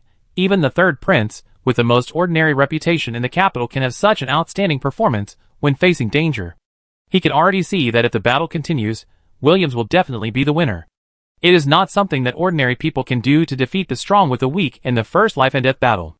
Although he sighed, the Earl did not intend to just stand aside and watch the fun. He was the deputy of the condolence group, and it was his duty to protect the prince. With an order, everyone worked together to help Williams deal with the scavenger. The Third Prince sheathed his sword and panted, "Where are the other monsters?" Xiaomi took out a handkerchief from the luggage behind him and handed it to Williams, who was stunned. "What other monsters?" Count Virgil said, "I just sent people to check this village. There are no other monsters here except the one you encountered." From the list found in the village, there were more than 300 people in this village. There should be no survivors. The specific verification results will have to wait. The Third Prince shook his head and said, "No. What's wrong? A village of more than 300 ordinary people is no match for the monsters, but if there are only 2 monsters, the corpses cannot be so concentrated in the center of the village. After discovering the monsters, the villagers should flee for their lives, unless..." Williams wiped the sweat from his face. "You just said there are 2 villages here. Where is the other village?" Count Virgil's expression also became serious. "That village is less than 6 miles away from here, and it is larger, with about 700 people. Those monsters just left not long ago. Maybe we can still make it." The situation was urgent. Williams threw away his handkerchief and was about to get on the horse, but was grabbed by Count Virgil from behind. The Count pleaded, "Your Highness, let me do this. Just give me half of the people, and you take the rest to Olkins for help. There is the 8th Knights of the Empire there." "It's too late. Olkins is too far away. It will take at least a month to go back and forth. There are no decent garrisons in nearby towns. We are the most elite Imperial armed forces within a radius of 300 miles, and the only hope for those 700 people." Virgil smiled bitterly. "This time it might be a monster wave like the one in the north before. If we rush over with such a small number of people, we may just die in vain. It's okay for others, but you are the Third Prince of the Empire. If something happens here, who can take responsibility? It is precisely because I am a man of the Leyhart family that I cannot retreat." William spoke word by word. His face no longer had the playfulness and frivolity of the past, as if he had completely changed. At this moment, he looked calm and mature, and his whole body exuded the majesty of the royal family, which made people dare not look at him directly. They are the subjects of the Leyhart family. If we can't fight for them, how can we ask them to fight for us when that day comes? William stopped talking nonsense, got on his horse, and drew his sword again. "Those who are willing to go to another village can follow me. The rest of you can follow Earl Virgil to Olkins for help. Don't worry, no matter which side you choose, you are defending the Empire. His Majesty will reward your loyalty afterwards." After saying this, he didn't care how many people responded, and rushed out of the village on a white horse. Barber followed closely behind without hesitation. Since Ursula was settled, This honest man has made up his mind to repay the third prince with his life. Xiaomi's expression changed several times, and finally he gritted his teeth and chased after him. He knew that his previous performance was not good, but he had a clear positioning of himself. He was originally a mascot responsible for the entertainment atmosphere. Williams never expected him to play any substantial role. But this time was different. The knight could see that His Royal Highness the Third Prince was ready to fight to the death. If he backed down at this time, he would definitely leave a bad impression on Williams. This would be no less than a devastating disaster for him, who lived by flattery. So for the sake of future glory and wealth, he had to bite the bullet and do it. As for the others, they fell into a brief silence. Then, I don't know who took the lead, like Earl Virgil, performed a standard royal knight salute, turned around and jumped on the horse, and then more and more people followed His Royal Highness the Third Prince. William's speech just now may not have made much of a difference to others, but it was like a thunderclap to the guards of the condolence group. You have to know that they were all selected from the first royal knights. Most of them were of noble origin, and they attached great importance to honor and chivalry. To put it nicely, these guys are a group of idealists, and to put it bluntly, they are a group of rich kids who have never suffered any setbacks since birth and have naive ideas. After encountering the monster, they were also panicked and worried, and like ordinary people, they thought about retreating and escaping, but as long as someone raised their arms and called, the blood in their chests would boil up and turn into a fire that could burn everything. In that case, let me help you too. Virgil smiled bitterly. He thought he had understood Williams all along the way, but now he realized that he was too optimistic. This prince, who had a very ordinary reputation in the capital, was much more complicated than he showed. Both his observation and his ability to incite were far superior to ordinary people. But what made the Earl even more incredible was the determination shown by the other party. Virgil felt that he could vaguely guess some of Williams's plans, and that was why he was even more surprised.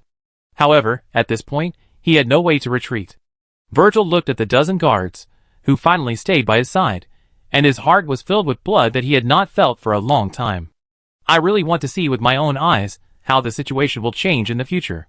It's a pity that we can't wait for that day, the Earl thought, and drew the sword at his waist. Chapter 674. Lehart 7 was meeting with Mayatov, the president of the highest chamber of commerce, to discuss the possibility of evacuating refugees by sea. At this moment, Pushkin walked in quickly from outside. He did not report in advance and almost barged in. It was hard to imagine that such an impolite thing would happen to an imperial prime minister. At this moment, Mayatov was keenly aware that something big might have happened. Pushkin did not even care about Mayatov, who was still sitting on the other side, and handed a small note to the surprised Lehart 7. The president of the Hiato's Chamber of Commerce noticed the brown blood that had solidified on the small piece of paper. The emperor opened it and took a look, then his body swayed, and he almost fell to the ground. Pushkin stepped forward and supported Lehart 7, saying in a deep voice, "Your Majesty, please accept my condolences." However, in just a short moment, Lehart 7 seemed to have aged 10 years. If Mayatov felt like he was in the same room with a Lion King before, now there was only an ordinary old man in front of him. Reinhard 7 didn't even have the courage to finish reading the small note in his hand. Pushkin whispered in the emperor's ear, and Mayatov could only hear a few intermittent words. The only survivor. 2 months later. The capital. The church. Temporarily. No. Reinhard 7 was the supreme ruler of the empire after all. After a brief loss of composure, he quickly recovered his dignity. The Lion King stood up again and looked around his territory. Everything was in submission wherever his eyes went. However, there was deep sadness between the emperor's brows.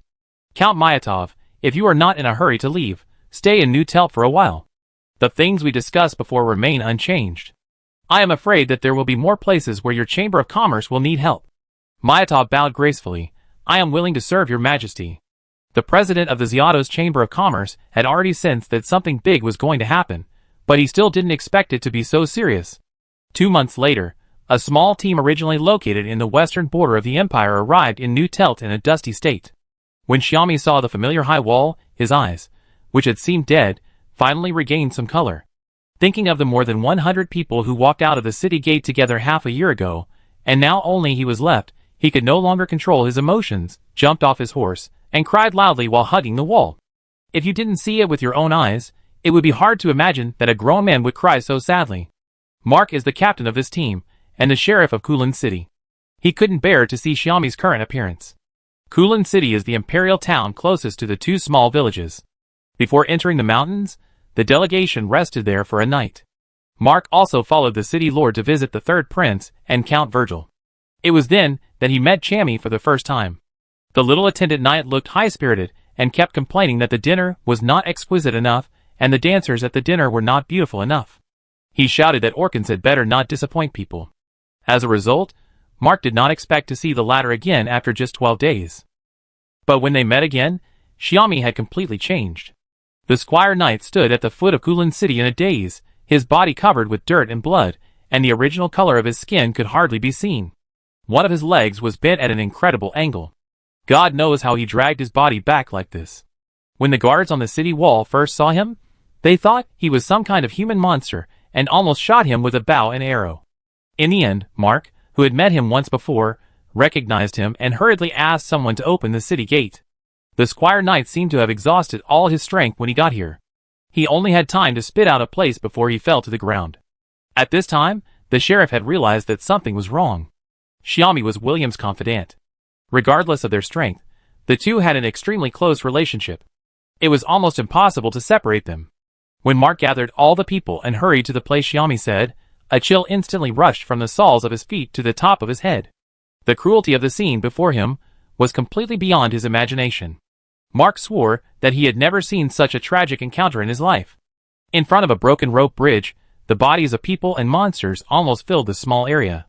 There was no reason to fight to the end, only the most primitive entanglement and biting. The bodies were tightly pressed together. Whether it was the monsters or the knights of the first royal knights, they could no longer be distinguished from each other. In the center of the battlefield, His Royal Highness the Third Prince held two swords, with the iconic golden hair of the Lehard family fluttering like a proud lion. He cut off the neck of a sheep-headed crocodile, and the other sword cut open the belly of a hell porcupine, but his heart was also pierced by a cunning shadow wolf. The latter was the best assassin in the abyss, with extremely outstanding explosive power and stealth skills. However, the valuable knight armor also helped Williams by the last bit of time.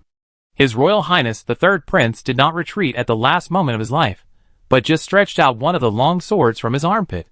The two hit each other almost at the same time.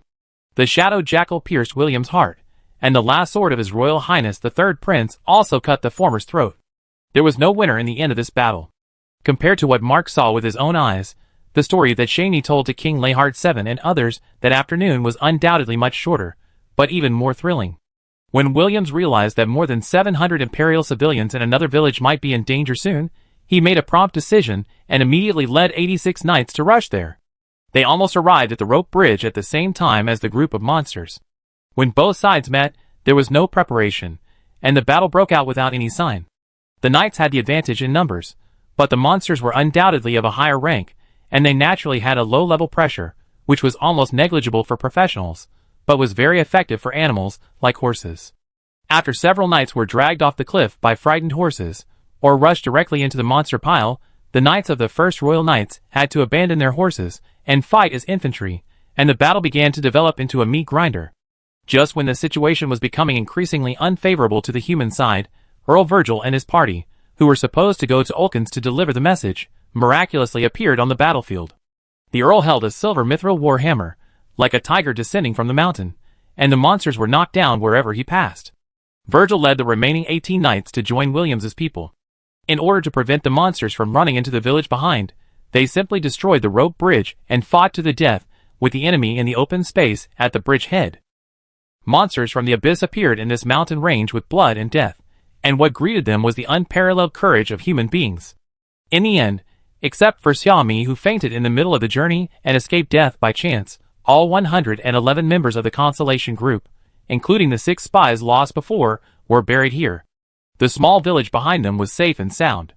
Chapter 675. While Williams led the warriors of the First Royal Knights in a bloody battle in front of the rope bridge, Rob and Lolo quietly came to the southern part of the Principality of Moron, the hometown of the little girl named Emily. The territory of the Principality of Moron is very small, less than half of the north, and there are only 2 towns in the whole country. Now the army of the Principality has all been evacuated in the capital of Halesor, and the residents of another city, Sita, have long been evacuated. The temple blocked this area, and did not allow others to enter or leave. Even those merchant groups that usually had a good relationship with the church were ordered to bypass it. Rob and Lolo stood on a small hill outside the city, with a large group of the second holy knights of the church at their feet. However, the knights patrolling nearby seemed to be blind and saw nothing. The future super mage looked in the direction of Sita. When the knights walked away, Lolo asked, "How is it? This abyss crack was formed not long ago, only 1 year. According to common sense, the range should not exceed 300 meters, but the specific situation will be known after entering the city. I asked the refugees before, and they said the first abnormal situation occurred in the east of the city. Well, let's go to the east of the city and take a look." Rob started the phase shift and took Lolo directly to the city. Sita City is now empty, and most places are still in a state of the hasty evacuation. There are many things that have not been packed and houses with open doors. Large furniture is almost still in its original state. Lolo saw a row of withered flowers and trees in front of an abandoned flower shop, and they turned into ashes when he touched them with his fingers. This is the consequence of the power of the abyss infiltrating our world. Rob said, places that come into contact with the abyss will experience serious environmental degradation, and this is the case in the Maldon Desert. Long before Roselle and Lucia investigated the disappearance of the teacher of Laurel Magic Academy, many abnormal phenomena had already appeared in the Maldon Desert, including the extinction of animals and plants, changes in sand quality, and even a large number of cattle and sheep died suddenly in nearby towns. Rob had been to the Maldon Desert and now came to Sita, so he would naturally compare the two. Obviously, the abyss crack in the Maldon Desert appeared earlier and was discovered later, but the harshness of the environment in Sita was more serious. In fact, before they even reached the east of the city, the future super magician had already noticed something unusual. The ecological environment here was closer to the abyss world, which meant that the range of the crack could not be only 200 or 300 meters. As the two walked along, the monsters around them became more and more dense, and they were basically above level 3. This was not a good sign. Even the monsters on the outermost periphery had such strength, so the monsters in the core area would only be stronger. However, the abyss monsters were just like the team of paladins outside the city before, and ignored them. It is impossible to achieve this effect with ordinary invisibility. Even if the visual deception can be successfully achieved, the sense of smell and hearing cannot be concealed anyway. However, at this moment, Rob and Lolo walked in the monster's lair without deliberately controlling their breathing and the amplitude of their movements. The future super magician even kicked a small stone away, but the monsters continued their previous actions as if they did not feel anything. This is an unexpected byproduct of Rob's use of the principle of 3 forces to simulate phase space. Strictly speaking, this is not invisibility, but more like a kind of space magic, which directly separated the two from the original world. Now the half-meter range around them is like another new world. The future super magician stopped. He had seen the narrow crack at the end of the street, like a huge blood-red eye, half of it sunk into the ground and half exposed on the ground. Even the initial estimate of the length of that thing was more than 1 mile. According to the temple standards, this is already a medium-sized abyss crack. Luo stood beside someone, a little nervous. "Didn't you say that this crack only took a year to form?" Rob nodded, and the future super magician's face also showed a rare solemnity. The abyss crack is the connection point between the two worlds. Its appearance and formation are not a simple matter. Usually, its growth rate is constant. This is why the church regularly inspects some places that are rarely visited. The earlier it is discovered, the less harm the abyss crack can cause. When it grows to a certain extent, it will not be so easy to deal with it. Then do you have a way to repair it? Well, whether it is the temple or the Magicians Association, the methods of dealing with the abyss rift are actually similar. As long as you can withstand the monsters rushing over from that side, you can repair this part of the space. However, the church uses the power of the holy artifact to repair it, and the Magicians Association has a special supergiant magic circle. But no matter which one, in essence, it is to separate the two worlds again. But now we have neither the holy artifact nor the materials to set up a supergiant magic circle. Luo said. Yes, so we can only change our thinking. The future super magician is still as calm as ever. The abyss rift was created by the gods using the force, so theoretically it should be possible to close it with the force. Huh? Luo's eyes widened, and then he waved his hands as if he realized something. No, you know, I have only been in contact with the force for a few years, and I have only figured out a few of the simplest uses. So now is your best chance to learn. Go study that abyss crack. Rob encouraged, understand its working rules carefully. I will make sure no one can disturb you during this time. Is this? Really appropriate? Repairing cracks is no joke. If I can't figure out a way, wouldn't it be a waste of time? Watching this crack getting bigger day by day, how many people will lose their lives? Sure enough, you should take action. The future super magician shook his head. How do you know? I will definitely have a way. I am a human being, and as a human being, I have my limits. Even if I can repair this crack in the abyss, what about the next one? What about the next one? This world has been riddled with holes for a long time. I believe in you. You are the only person in this world who can constantly surprise me. Even you yourself are not aware of the talents contained in your body. All you have to do is believe in yourself as I believe in you. Chapter 676. The coffins of Williams and Count Virgil arrived at the capital along with Shamey and his party. The Magicians' Association of Kulin City made a lot of preparations for this long journey, engraving magic circles on the coffins to protect the bodies to the maximum extent, making William's face still vivid until now, as if he was asleep. The slightly raised arc at the corners of his handsome face once made many noble ladies and girls in the capital feel unbearable. Reinhardt VII dismissed everyone and sat quietly in front of the coffin. The supreme ruler of the empire has 12 sons and 15 daughters, each with a different personality. Each of them has their own strengths, and they can more or less share some of the pressure on his shoulders when they grow up, except for one person. This bastard named Williams, although he has his blood flowing in his body, has not inherited the fine traditions of the Lehart family at all. He wanders around all day long, causing trouble everywhere. Not long ago, because of the matter of the new patron saint of the human race, Painter, the two had a big quarrel. Williams almost pointed at his nose, and called him the Lord of the Lost Country. Lehart VII was so angry that he directly exiled this guy to the west at that time, so that he would not be bothered by him. But unexpectedly, this would be the last time the father and son met. Williams in the coffin still had his usual nonchalant expression between his eyebrows, and the corners of his mouth seemed to be making a silent mockery, as if saying, "What do you think, old man? I will make a big mess for you even if I die."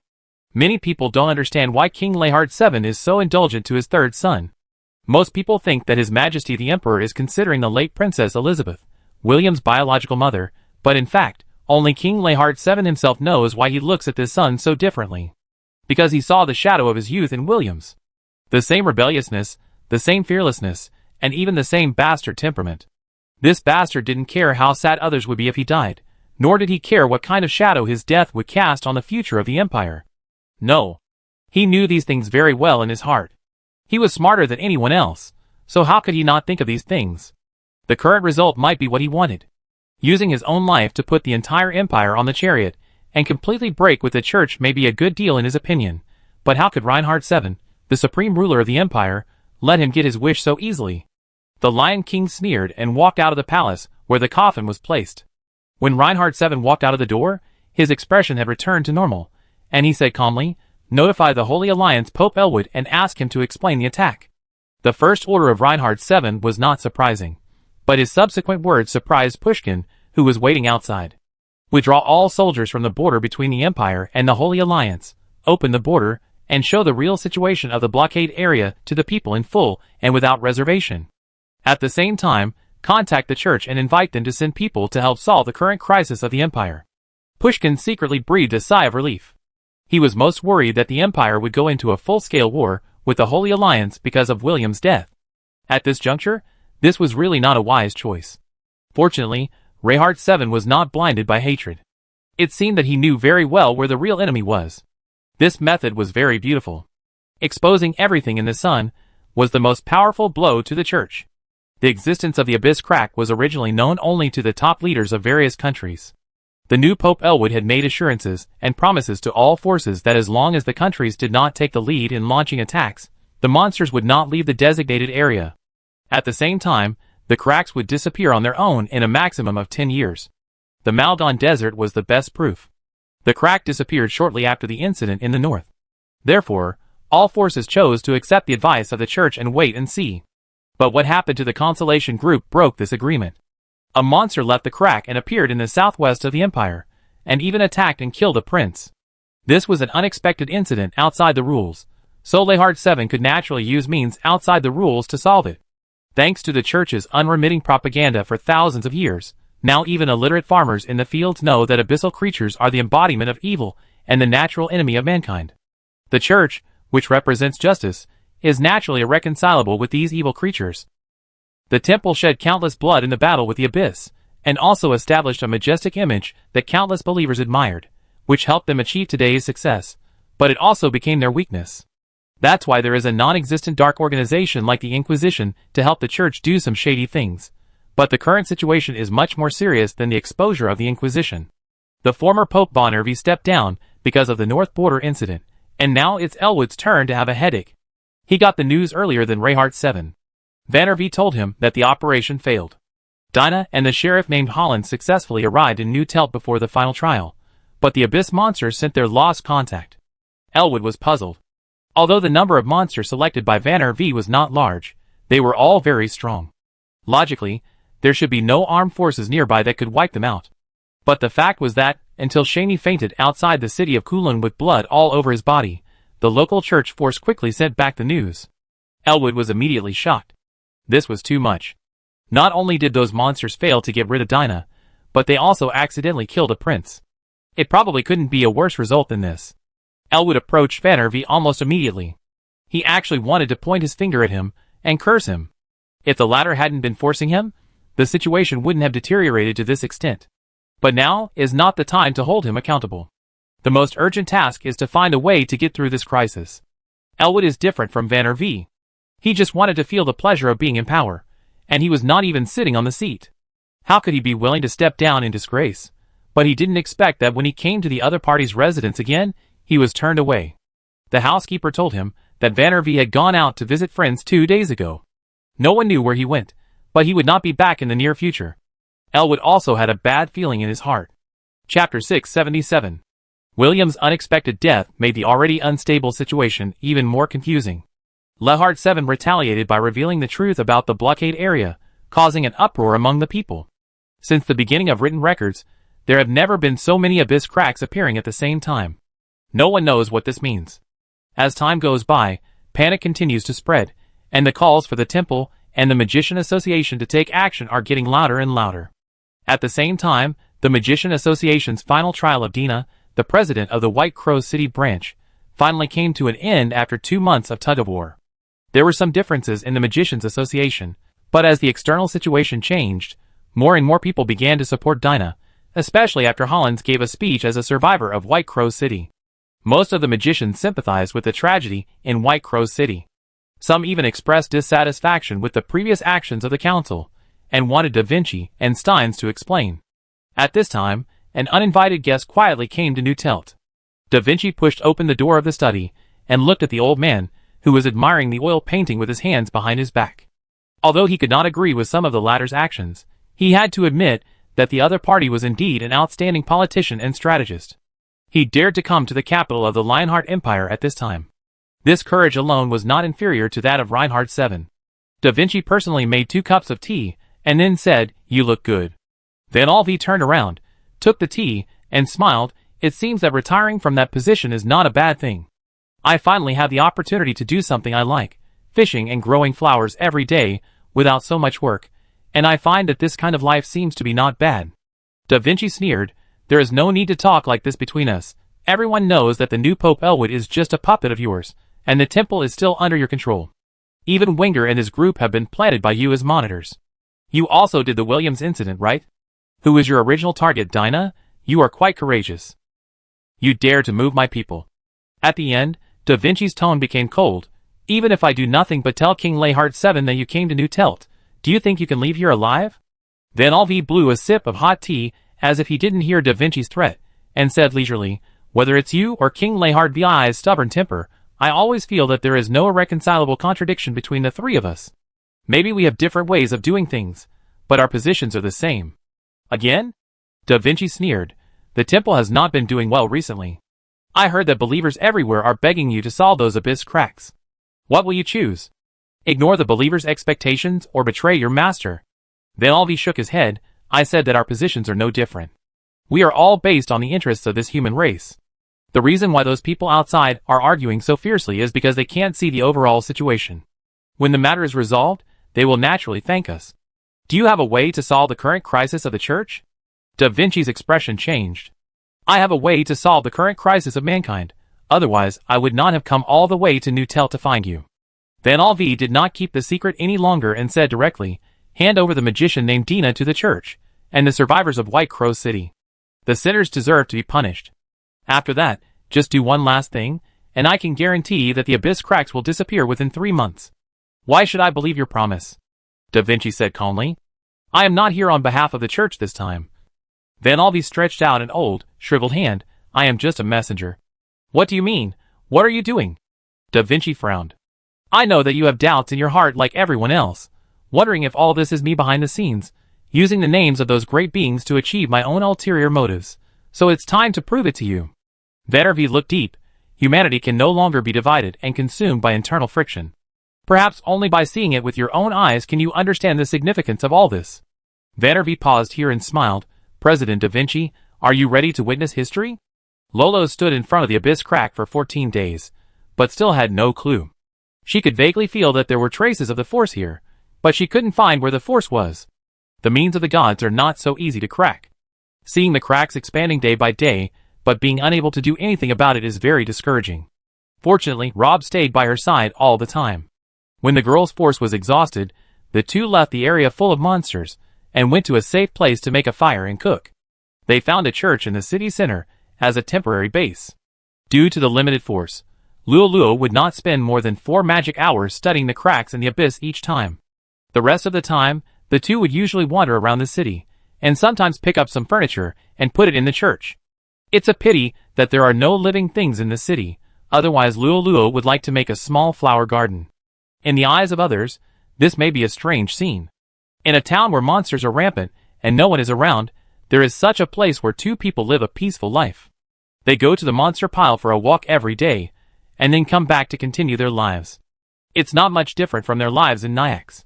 Until one day, Luo accidentally grilled one side too much when grilling fish, so he had to turn it over and eat the other side.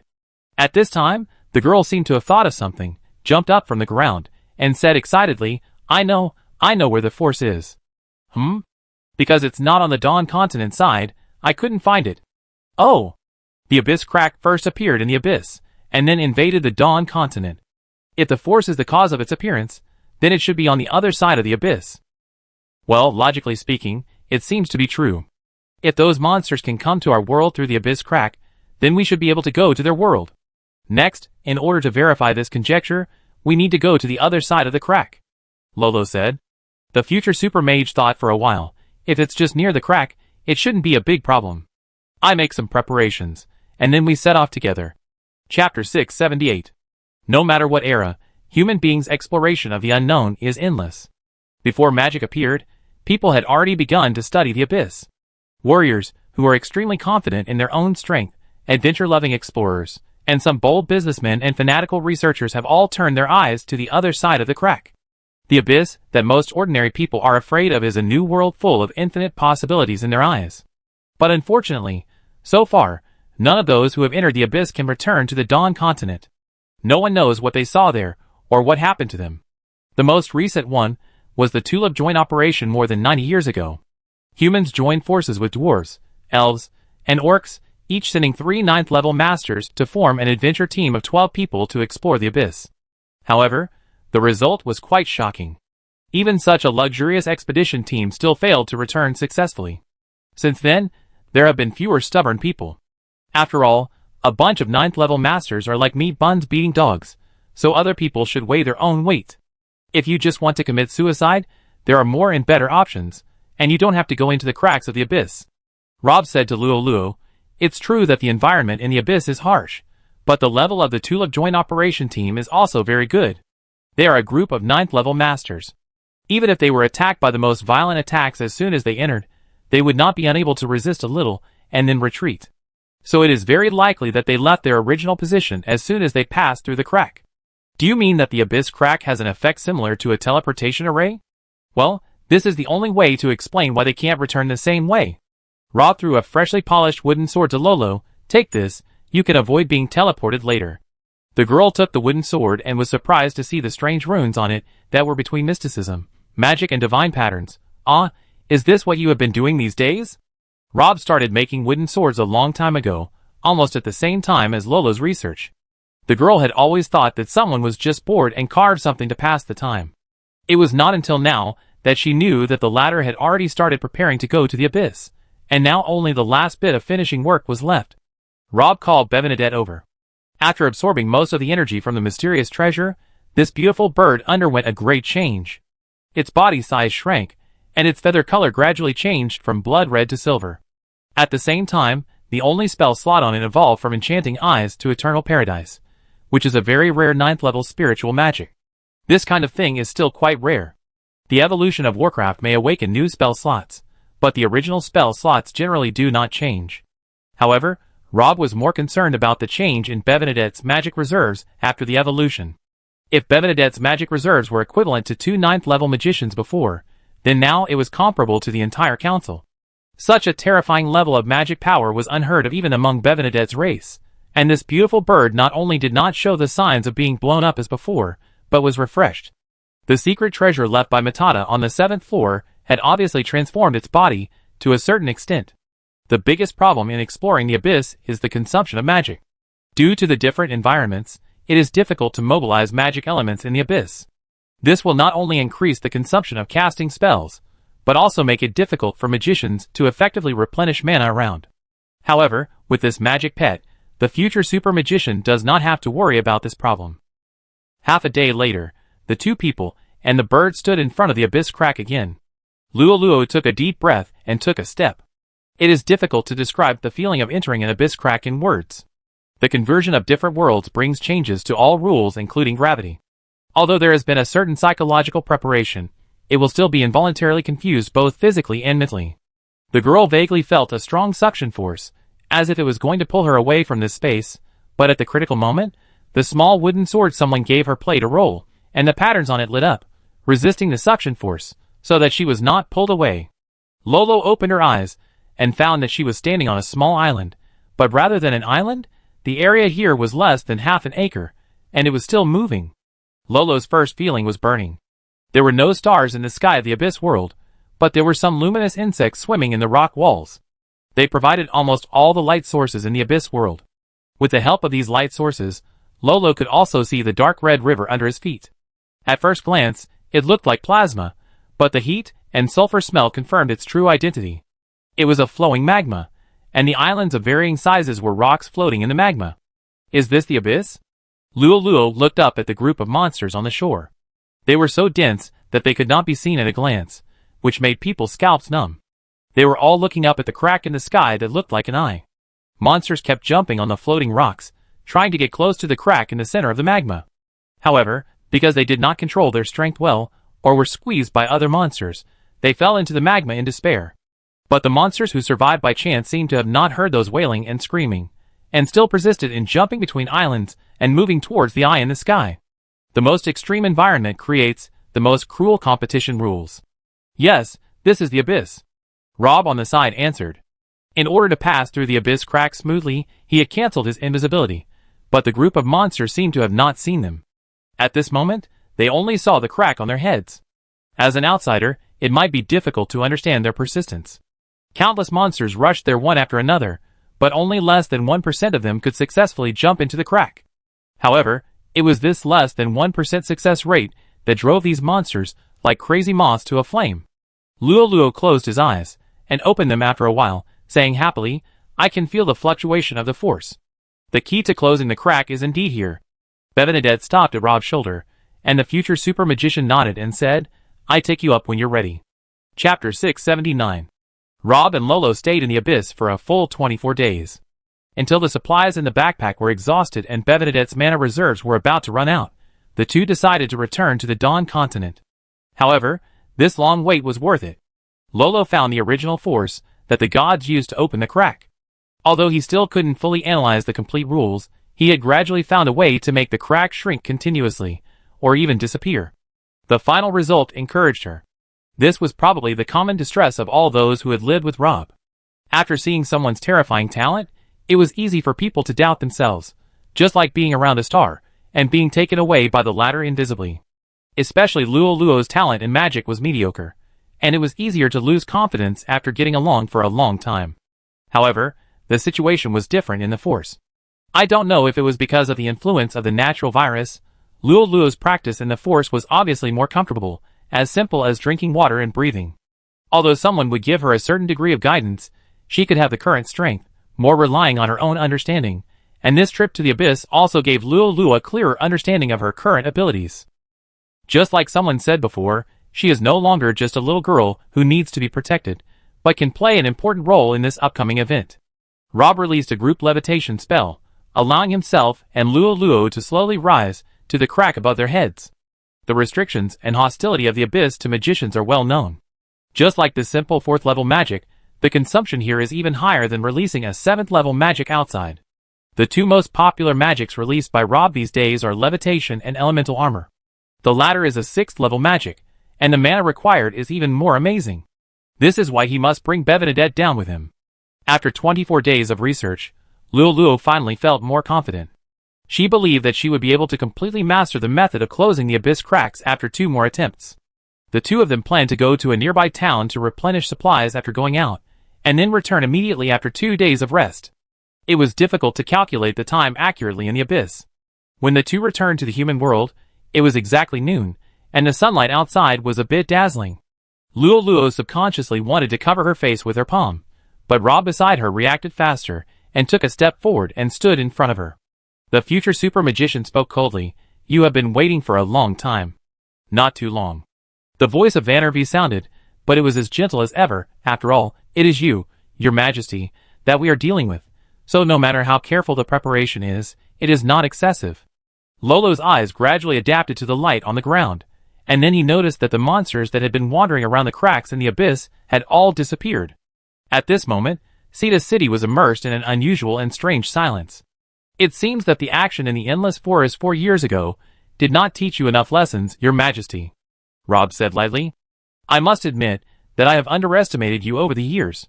Although I have repeatedly told myself to take your threat seriously, and although I think I have taken your threat seriously enough and made extremely sufficient preparations in the end, I still find that I still underestimated you." The old man stood at the other end of the street, his words full of admiration. "It was like this in Gudries before, it was like this on the top of Anarip, and it was also like this in the Endless Forest. I have never seen a magician with such a terrifying evolution speed like you. No, you are probably more than just a magician now. It's a pity that you are no longer the Pope." Then Alvi smiled slightly. "When we are at this level, how can we care about the little power in the secular world?" Rob raised his eyebrows. "Really? But after retiring from that position, it seems that you can mobilize fewer people now. Can you still gather enough people to deal with me? Although I am very unwilling, I have to admit that it is difficult to move you by relying on the church alone." Then Alvi was unexpectedly frank, so this time I had to ask for some other helpers. As he finished speaking, the 3 presidents and vice presidents of the Magicians Association Council, as well as the 9 directors, appeared at the other end of the long street. Seeing the white-haired Steins, Rob fell into silence for the first time. The man, who was standing beside him, moved his mouth slightly, but in the end, he said nothing. Rob's eyes stayed on the 2 teachers for less than half a second, and then he turned to the figure in the front and saluted. This salute was for Da Vinci's identity. As long as he was still the president of the Magicians Association, he was the manager of all magicians in the entire human world. If Rob still recognized his identity as a magician, he had to perform this salute. Da Vinci and the magicians behind him returned the greeting. This move was somewhat meaningful. Rob's series of titles had been stripped by the Magicians Association, but Da Vinci's return was the same as before, not really treating him as an ordinary magician. However, considering Rob's unfathomable strength now, he still deserved such a return. Vandervee spoke again. "The Temple plus the Magicians Association, the 2 most powerful forces in the human world, joined forces just to deal with you. What do you think of this lineup?" However, before Rob could speak, the old man shook his head again and said, "I don't think it's enough. After so many failures, if I still underestimate you, it would not be arrogance but stupidity." Then Alvi's expression became serious, and a layer of light appeared on his old face. "Neither the Magician Association nor the Temple are the protagonists today. Our duty is to ensure that you will not leave this town, and your real opponent is Pagos." When the old man uttered the name, the originally clear sky suddenly dimmed, and the surrounding clouds began to gather over the city. As they kept getting closer, the strange phenomenon in the sky became more and more obvious, and the originally white clouds were stained with a layer of blood. Lolo's pupils suddenly contracted, and she remembered that she had seen the same scene in Silver's magic crystal. Pagos, this name may sound a little strange at first, but its other name is widely circulated among believers. Even children have heard of its great name. It is the idol of countless paladins in the church. They are used to calling it the god of war. Chapter 680. Gods are older than any known creatures on the Dawn continent. When humans were still living a barbaric life in the mountains, it was the gods who first sowed the seeds of civilization and taught those savages who had not yet gotten rid of their animal nature how to use fire. However, the road of evolution has never been smooth, and any small mistake could lead to the extinction of a species. At this time, the gods came forward again to protect humans from round after round of catastrophic disasters. At that time, humans were still very weak compared to other races, but everyone had hope in their hearts. Because they knew that behind them, there were great beings who were kind and just. In the dark age shrouded in blood and fear, as long as they silently recited the names of those gods in their hearts, they seemed to have the courage to move forward. Humans have always worshipped and revered the gods for a reason. In the words of the first Pope Miltich, they created us, protected us, and are our eternal fathers. Nothing can make a believer more excited and shocked than seeing those names that only exist in legends come to this world. Even Vanner V, who once stood at the pinnacle of power, couldn't help but blush when this moment came. But Rob, on the other side, had a completely different feeling. The god of war, Pargos, one of the 12 main gods recorded in the scriptures, was famous for his powerful fighting power and hatred of evil. If those scriptures did not lie, Pargos' fighting power was the strongest among the gods. On the other hand, Rob's 3 powers have not been fully integrated, and the previous trip to the abyss has consumed too much mana. Neither he nor Bevenadette on his shoulder are in the best condition. Now, in addition to dealing with Pargos, he also has to guard against the Council of the Magicians Association and the Church Master summoned by Vanner V. The situation cannot be worse for him. No, to be more precise, this is a dead end. Rob's previous guess was correct. Sita was a trap set by the church for them. The abyss cracks that appeared in various places were to force Lolo and him to show up, because only Lolo could eliminate the impending disaster by himself. Rob just didn't expect that Vanner V would prepare such a big gift to deal with him this time. Including the incident in the Nameless Valley, 2 gods descended in their true bodies in just 20 years, which was unheard of in the entire human history. And this time was different from the last time. Although the thing injured by the Scarlet Sword also had a long life, it was still very young among the gods, and was far from the level of the 12 main gods. The future super magician had roughly estimated that with his current strength, he was not sure to defeat the opponent, let alone the famous god Pargos. This is a battle that cannot be won. But even at this moment, Rob's voice still sounded calm. He grabbed Luoluo's hand and said in a deep voice, "Close your eyes, I will take you away." However, before he finished speaking, a grand Buddhist chant came from afar. 137 people from the White Wing Choir appeared on the wall of Sita. As the hymn sounded, pure white sacred power continued to flow out of their bodies, covering the entire city. On the other side, the giant space-blocking magic circle prepared by the Magician Association also lit up, and the brilliance of magic bloomed, completely locking up this area. Even for Rob, it would take more than a short time to break through 2 barriers at once. At the same time, the blood cloud in the sky had become extremely dense. In terms of momentum and size, the blood cloud that Karev summoned in the small valley was far inferior to the one in front of him. But in a moment, the whole sky was completely dark, thunder and lightning roared, and the wind was strong. Sita's city looked like the end of the world. Vanner V opened his mouth and said something to someone in the eye of the storm, but the wind was too strong and his voice was blown away as soon as he spoke. Rob could only judge from the old man's lip movements that the words seemed to be, "You can't fight against fate." The future super mage had no time to pay attention to the former for the time being. Now he focused all his attention on the top of his head. Something was forming behind the blood cloud. Rob's warning signs in his heart also reached an unprecedented level, but he did not move a step, because the Magician Association was watching him closely. Even Rob could not ignore the danger brought by 5 9th-level super mages and 7 8th-level great mages. Back then, he fought against 12 alone in the Mitchell Magic Tower, and overthrew the entire council. To a large extent, he took advantage of the sneak attack. I believe that Da Vinci and Steins will not make the same mistake again. Even at his peak, he had to be extremely alert when facing the council, which represented the strongest fighting force in the entire magic world. Moreover, the other party's current goal was not to win against him, but simply to keep him. For the council headed by Da Vinci, this was not a difficult task. Rob did not give up hope. His mind was running fast, trying to find a ray of hope from this extremely dangerous situation, but the final result made him have to admit that this was a perfect dead end, and he could not find any way to break it. The great being called Pagos by mortals stepped out half of its body from the blood cloud and easily resolved someone's attack with just one finger. There was no ripple in its eyes, as if it had just done something very ordinary. Its perfect body slowly fell from the air. Vandervee knelt on the ground and pressed his forehead tightly against the ground to show his humility. As he bowed his body, the church also surrendered one after another, with praises and tears intertwined. Every believer felt honored and excited to witness the miracle with their own eyes. In the end, the only people standing were the people from the Magicians' Association, except Rob and Lolo. Pagos nodded to Da Vinci. If there were other people present, they would be surprised, because it seemed that it was not the first time for the two to meet. The way Vandervee chose to persuade Da Vinci was very simple. He acted as a matchmaker and let the president of the Magicians' Association talk to the gods behind him face to face, because only in this way could the former believe that after solving the troubles of Rob and Lolo, the gods would close the abyss cracks in various parts of the world. It was on this condition that the Magicians' Association joined. Things have developed to this point, and everything is almost as expected by Vandervee. Next, as long as Pagos takes action and kills Rob, the situation will be settled, and the remaining Lolo will not be able to cause any trouble. However, the next moment, the smile on his face froze there, because Vandervee saw the Magician Association Council headed by Da Vinci suddenly draw out their staffs.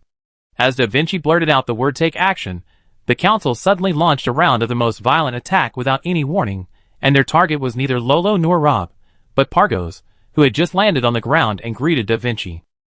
Chapter 681. For a long time, Rob had a question in his mind. What exactly was the council headed by Da Vinci thinking? After the incident in Anareep, the reaction of the Magicians' Association seemed very flat.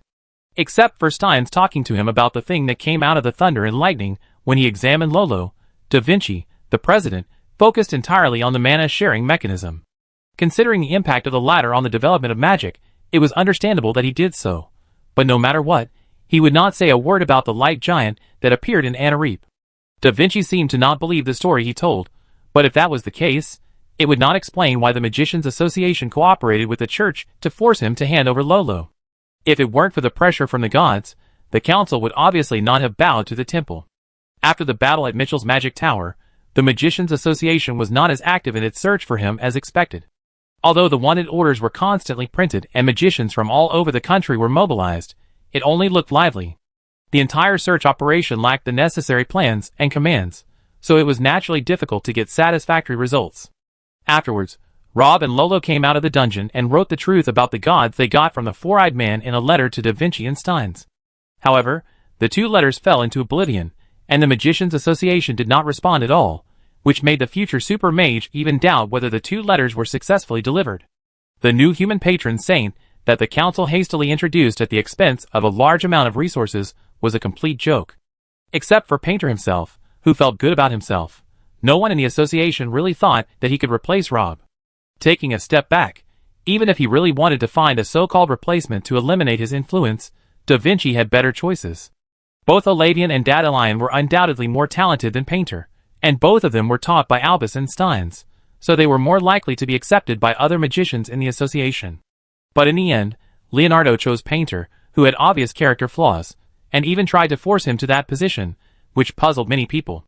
Now the mystery has finally been solved, and Rob realized that Steins had told him the answer 10 years ago. "Old man, are you hiding something from me? Why are there so few documents about the endless sea of trees?" I smell a conspiracy. You've all heard of Roland's famous saying, "Stay curious," but do you know there's actually another half-sentence behind it? But your curiosity should match your ability, young man. There are some things you shouldn't care about right now, but don't worry, when that day comes, you won't be able to stop wanting to know. No, I'm not interested in your dirty little secrets. It's been so long since the conversation that took place in the study that afternoon, so long that even Rob himself almost forgot that he was curious about why the Magicians' Association had such a special attitude towards the endless sea of trees. If that place is really the so-called burial place of the gods, does it mean that the Magicians' Association has started researching gods a long time ago, earlier than when Ryan's underground city was discovered, earlier than Rob's appearance, and earlier than when Da Vinci took over as the president of the Magicians' Association? Hundreds of years ago, a group of magicians had already started research in the endless forest. It's hard to say whether their luck was good or bad. They didn't find the four-eyed people so close. The underground city, but they successfully found the place where the gods fell. The traces left there themselves explained a lot of things. Although the group of magicians failed to see Matana, they gradually approached the truth in another way. After learning how the previous civilization perished, they did not panic or despair, but quietly packed up all the information and documents, and turned their research from light to darkness. During this long period of time, many amazing magicians devoted their life's energy to this dark and strange forest. With their talents and strengths, they should have left their names and a wonderful legend in history, but they were only accompanied by those twisted trees and countless lonely days and nights. And all this is for the continuation of the race. Now that the true God has come, it is finally time to test the results of their efforts. After a round of terrifying magic bombardment, before Pagos could react, Da Vinci had already issued a second order. His voice was as cold as a machine at this moment, without a trace of warmth. The magic god-killing plan is officially launched, and the force interference field is activated. Before he finished speaking, the 5 8th-level great magic masters behind him had already taken a half-step forward and raised their staffs. The giant magic circle that was used to prevent Rob from escaping changed, revealing its true appearance. The next moment, Lolo was surprised to find that the small amount of the force left in her body had escaped her control and became restless. On the other side, Pargos's feelings might be more obvious. Its entire body was made of the force, and it was affected more. Caught off guard, it could no longer maintain its normal body structure, and its forearms and thighs swelled uncontrollably.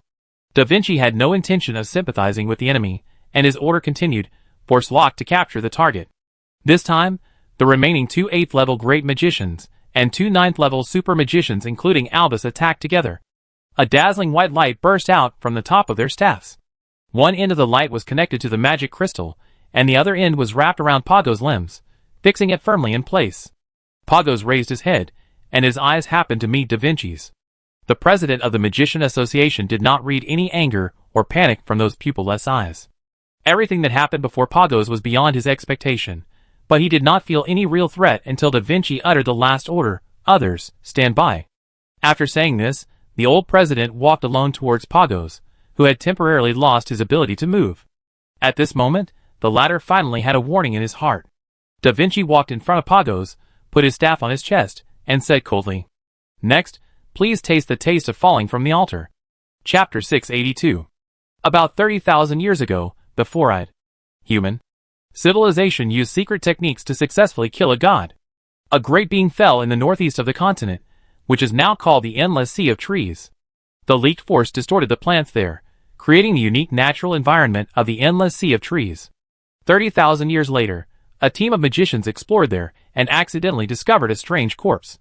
It had a nearly perfect body and bones. Even after many years of death, it still did not age or decay. The magicians were soon fascinated by this mysterious and beautiful creature. Originally, they were just curious about academics, but as the investigation went deeper, they found that this so-called mysterious creature was infinitely close to the gods recorded in church books, and then gradually revealed the most terrifying truth in human history. So from that day on, many magicians were thinking about the same question. When the horn of war was blown, how could humans resist, or how to kill these beautiful and powerful creatures? The two magic mechanisms of force interference field and force lock were created under such a background, which can limit the actions of force creatures to the greatest extent. Don't underestimate these two seemingly simple magics, because humans at that time had never seen the real force. After death, part of the power of the gods leaks out, changing the natural environment of the nearby area, and the remaining part will decay over 100 years. Therefore, magicians can only imagine and deduce this power as much as possible from the traces left by the battle, and find ways to limit it. Until today, no one can guarantee that this plan will work. But at least at this moment, fate seems to be on the side of humans. But that alone was not enough to kill a god. Although the body in the Endless Sea of Trees had many similarities to humans in terms of shape and appearance, unlike the flesh and blood of humans, the god's body did not have any so-called fatal weaknesses. Organs, nerves, and arteries did not exist, so even if you pierced their chests and cut their throats, you could not really kill them. As long as you gave them a little time, they would recover from these seemingly fatal injuries. The magician was troubled by this for a while, until von Buhlmann appeared. Before becoming the Grand Mage, the latter had been a cardinal for quite a while. Besides that, he was also an extremely rare oracle. He was the person who knew the gods best at that time, and was also the key figure in solving the last step of the god-killing plan. If you want to kill a god, you must first pull it down from the throne. Von Buhlmann put the bitten apple on the table. We magicians are good at mobilizing the magic elements in nature for our own use, but unfortunately, this time our opponents are better at using those magic elements than us. Whether we are willing to admit it or not, they have a higher level power than magic. Those magic elements will respond to our enemies first, so they must be isolated from this world. Von Buhlmann casually picked up a glass cup beside him and covered the apple. The legendary staff Roland's word in Da Vinci's hand spewed out a silver mist, which wrapped around Pargos. The latter blinked his eyes and looked at the mist curiously as it swallowed him bit by bit, like a huge bubble. During this period, the 4 force locks used to fix it kept flashing. The 4 magicians who provided mana for the force locks couldn't help but sweat on their foreheads. The 2 9th level super magicians were fine, but the 2 8th level great magicians couldn't hold on first. Their eyes quickly dimmed, and the wrinkles on their skin became more and more. However, in just a short moment, the mana in their bodies had been exhausted. However, no one retreated in this process. The 2 directors quietly used the magic source that was extremely precious to magicians. It was not until the top of the bubble closed that it uttered a light hum, cutting off the force lock. One of them even fell directly to the level of a magic apprentice. Although Pargos was still in this world, he could feel that he had lost all contact with the outside world, especially the magic elements that no longer obeyed his command for some reason. Von Buhlmann knocked on the glass, and the next moment the bitten apple reappeared in his hand. The great magician took big bites of the apple, and said in a vague voice, "Next, well, we have to consume it as much as possible. Attack indiscriminately, attack together." With Da Vinci's order, all kinds of forbidden magic appeared above Pargos' head. This round of bombardment lasted for a full quarter of an hour. The overwhelming magic almost submerged Pargos' figure. Losing the ability to control the magic elements, it could only use its own force for defense. Therefore, when the attack ended, its body shrank by a full circle. Pargos was the most impulsive character among the gods. Although Da Vinci and the directors he led did not cause fatal damage to it, the attack successfully angered it. Therefore, when the magic bombardment ended, Pargos raised his head and looked coldly at the group of ignorant humans in front of him. It stretched out 2 slender fingers and snapped them. The next moment, the body of an 8th level great magician, who was rushing to recover his magic power, suddenly exploded without warning and turned into a ball of blood mist. However, at the same time, Pargos' body also became shorter. The silver film wrapped around it obviously did not cause any harm, but it made it very uncomfortable, and it could not play the greatest advantage of the infinite endurance of the divine body. Da Vinci's expression remained unchanged. "Prepare the force lock again, no matter what, you must buy me half a minute." Albus, who had just taken a breath, did not say a word, and attacked together with another 9th level magician, fixing Pargos in place again. However, this time Albus could clearly feel that the resistance on the other side of the force lock was also stronger. The magic in his body almost poured out, but he still couldn't completely control the target.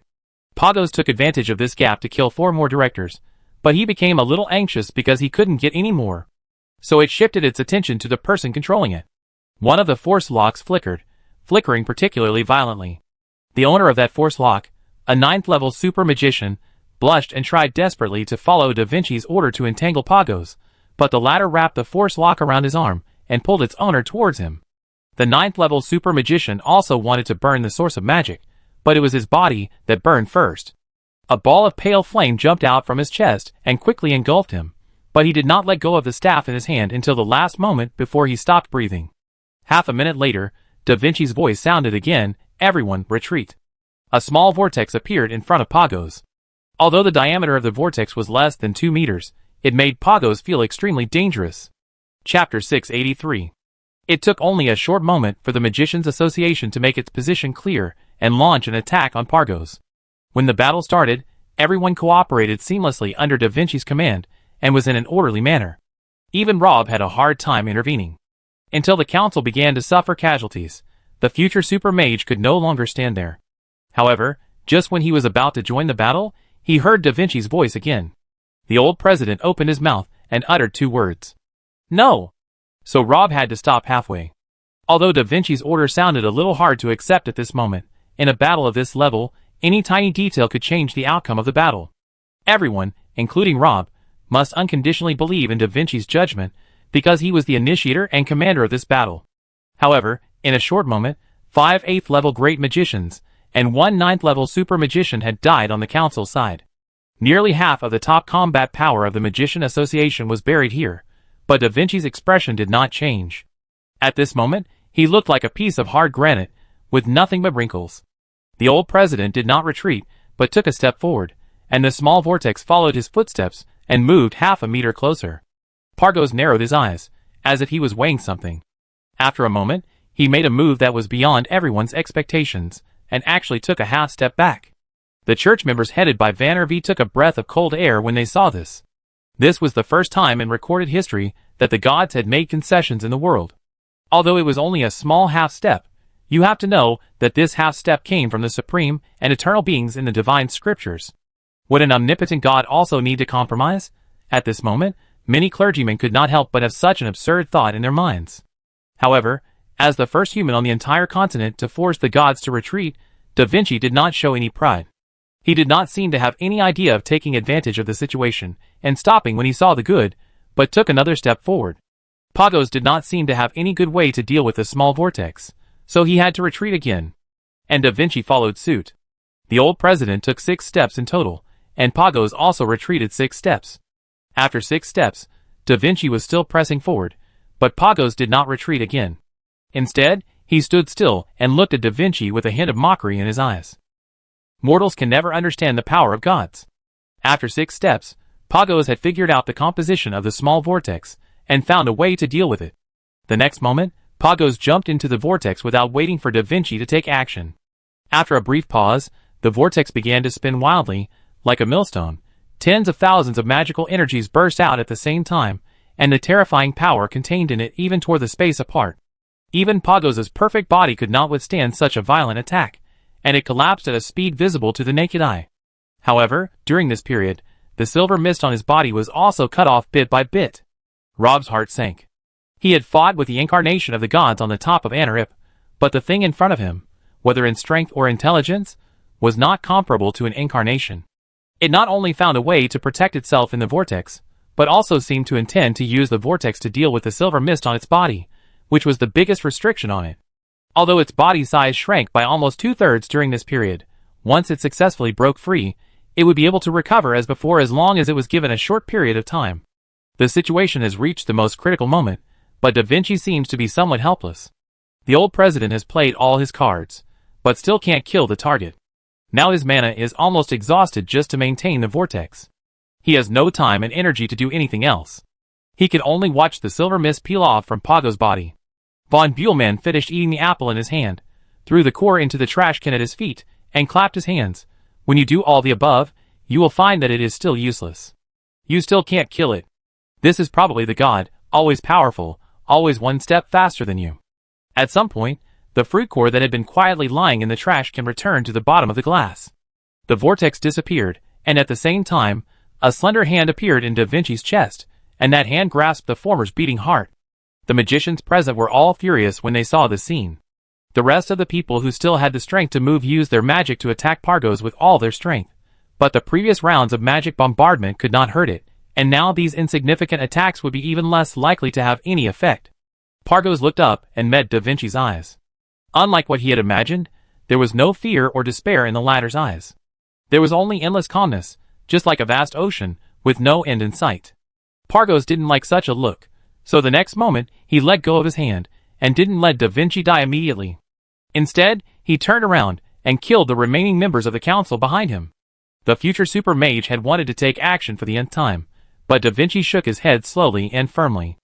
Unlike when he looked at Pargos, the old man's eyes were almost pleading, asking Rob to stay where he was, and not to interfere in the battle. So the latter could only watch as the man, who was both his teacher and father, died at the hands of Pargos. These big men who once dominated the magic world were now as weak as chickens waiting to be slaughtered in front of the gods, and had no power to resist at all. Every time Pargos made a move, someone would fall silently. After several rounds of full-strength attacks, except for Steins and another 9th-level super magician who had been on standby, the mana of the others had basically been consumed. However, now that Da Vinci had failed to kill the gods, even if there were 2 9th-level super magicians who were close to full strength, it would be impossible to reverse the current situation. Instead, it provided a great opportunity for Pargos to quickly recover his strength. The latter appeared in front of the two of them like a ghost. The next moment, The mana in Stein's body began to leak out crazily, and at the same time, Pargo's body was also constantly expanding. In just 2 minutes, it returned to the size before jumping into the vortex. Steins and the other 9th level super magician didn't even have time to make a sound before they lost all their vitality and fell softly to the ground. Pargo stood in front of Da Vinci again and held his heart. It wanted to make him feel the pain and despair of losing his companions before he died, but unfortunately its plan failed.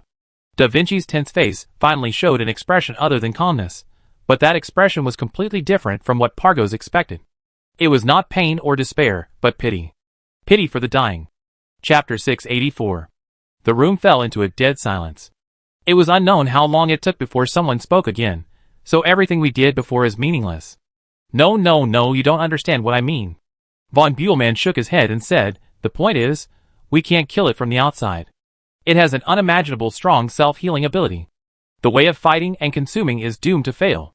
The listener frowned when he heard this. Then why do you still want to fight it?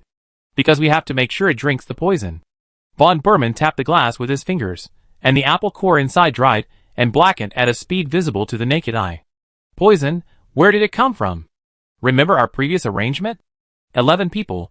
5 people open the preset force interference field.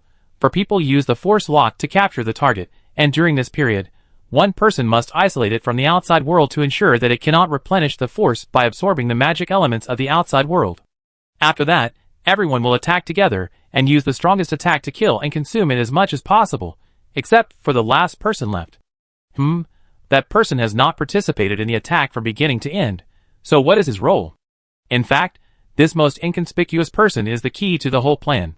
He must be strong enough, both mentally and physically, because he must watch his friends and companions die in front of him and not take action, play his role in the whole team, slack off in each round of attack, and retain his strength as much as possible, because the success of the plan depends on how much mana he can have left at the last moment, and most importantly, Von Burman paused. He must be willing to sacrifice himself. But I still don't understand. Where is the poison you mentioned? The 11th person is the bottle of poison. Von Burman said calmly, if there is no way to kill it from the outside, then we can only think of a way from the inside. Our goal is to develop a poison that can be dissolved in magic power, so that it can be carried by magicians and difficult to be detected in advance. However, once it comes into contact with the original force, it will immediately explode and release all the toxicity. This toxicity is so strong that even the gods are helpless. The so-called god-killing plan is a set of methods to make the gods willingly drink this bottle of poison. Von Buhlmann paused, and then said, although the previous rounds of consumption could not kill it, it would make it weak enough. Of course, it can gradually recover by absorbing nearby magic elements, but this requires a process after all. If there is an opportunity in front of it at this time, it can use the magic power of a 9th-level magician to quickly restore the original force in its body. I am afraid it will be difficult to resist this temptation. The audience in the room were trying to digest Von Buhlmann's crazy idea. After a short silence, someone said, such an important plan will pin its final success on speculation such as if, I am afraid? Killing a god is never an easy task. It requires not only careful planning, perfect executors, and the necessary level of technology, but also a little bit of luck.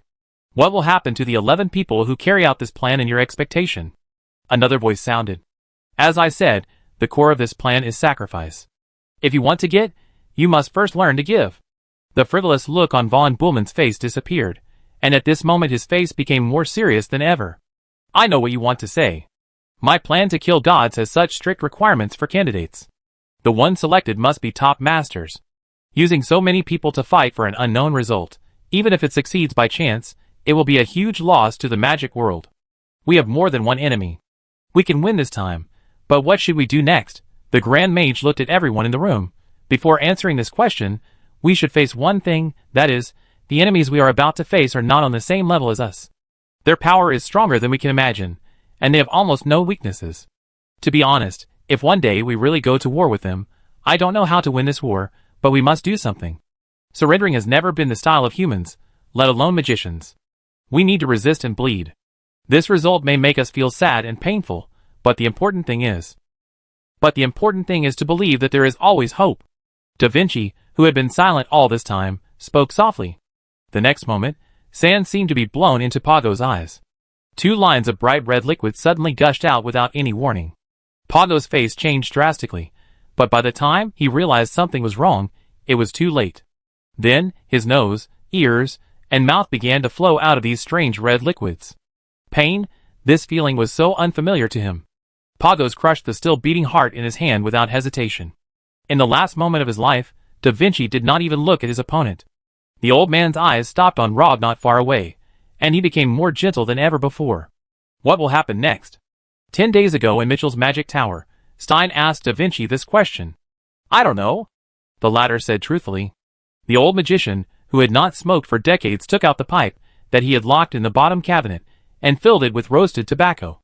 I just did what a president should do, to keep hope for mankind and kill a stupid god who showed up. The situation may be very bad next time. Those things may retaliate against us severely, but that is no longer something we need to worry about. After all, by then, all of us old arms and legs will be dead. Da Vinci, who was always serious, rarely showed humor. God Killer, well, you have to admit that this title is still very cool when engraved on a tombstone. I am the one who killed the gods. You are just a vase to attract attention at best.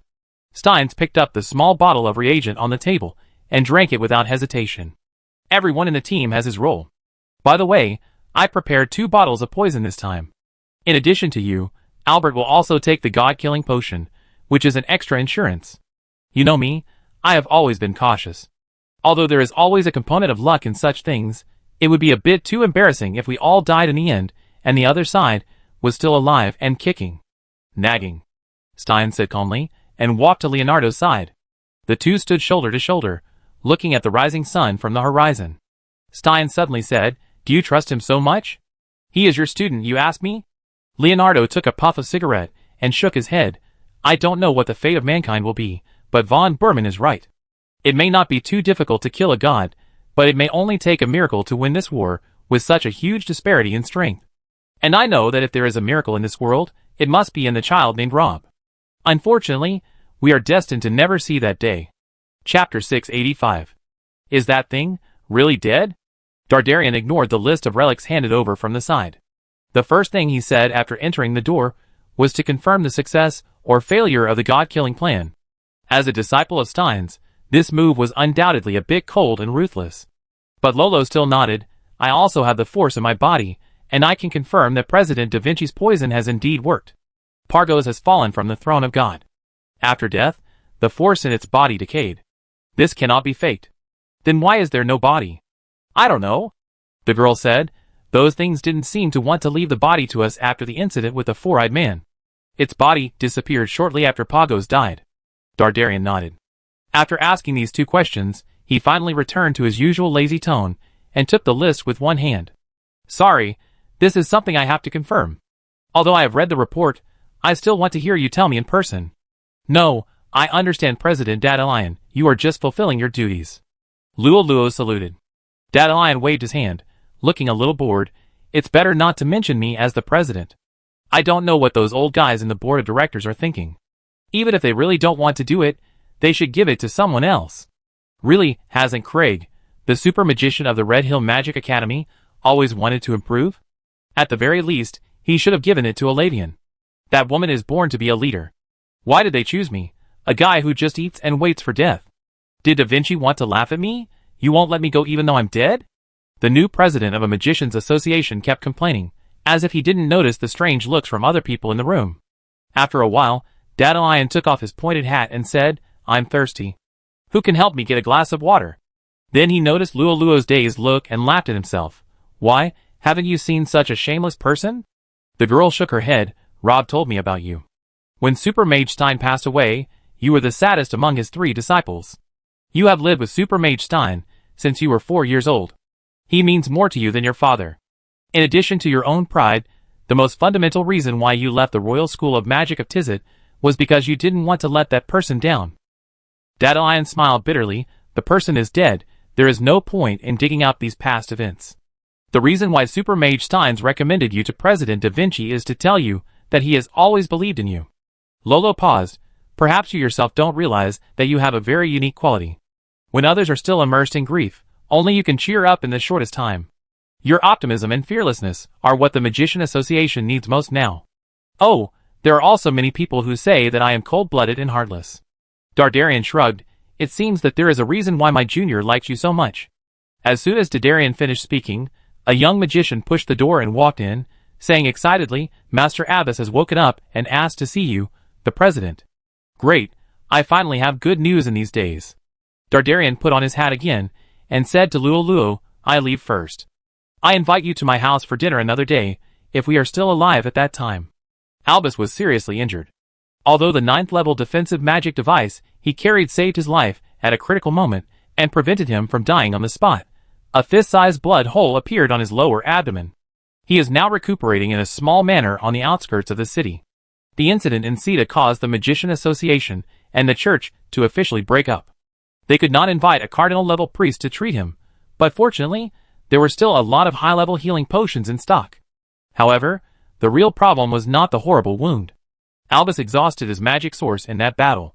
The latter is not only the source of magic power for magicians, but also affects vitality to a certain extent. This is particularly fatal for an old man who is already over 120 years old. When Rob brought Albus back, the latter had been in a coma. For 9 days and 9 nights, Oladian, Albus's most valued and proud disciple, had never left his side. When Dadalion arrived at the manor, he saw the female magician coming out of the house. The latter closed the door casually. "Please wait a moment, President. The teacher is talking to His Majesty." Dadalion noticed Oladian's slightly red eyes. "How is Albus super mage now?" The female magician looked very haggard, but she was still meticulous in her etiquette. "Thank you for your concern, President. My teacher may not survive tonight, so I asked someone to invite the President. I want to talk to the President about something." Dadarian scratched his head. "Don't call me the President all the time. I feel weird every time I hear it. Do you remember the days when we were partners? To be honest, I would rather you continue to call me an idiot like you did then. But we can't live in yesterday forever, right?" Oladian poured 2 glasses of water, and handed one to Dadalion. "Actually, I was planning to look for you. I need your help. An organization as large as the Magicians Association cannot be managed by one person. The reorganization of the board of directors is imminent. I will leave a position of vice president for you at that time. However," the female magician shook her head unexpectedly, "Lilith will help you. I just talked to the teacher. I plan to resign from all my positions in the Magicians Association." Dadalion was stunned. "What is this? A silent protest against my becoming the president? It has nothing to do with you. You know, you are not the only one who doesn't like those rules and trivial matters." Oladian took a sip of water, and put the cup back on the table. "I have submitted 7 resignations in the past 5 years, but they were all rejected by the teacher. I just persuaded myself that this is my responsibility. If this incident hadn't happened, maybe I would follow the teacher's arrangement and follow the steps until I entered the board of directors. But now I don't want to go this way anymore." Are you serious? Are you planning to quit at this time?" "I'm not quitting." Oladian patiently explained. "The Magician Association is now weaker than ever before, not only because of the organizational management, but most importantly because of the heavy losses of our top masters. From now on, I plan to devote all my energy to training, so I leave the Magician Association's affairs to you and Lilith." Chapter 686. How could this happen? How could this happen?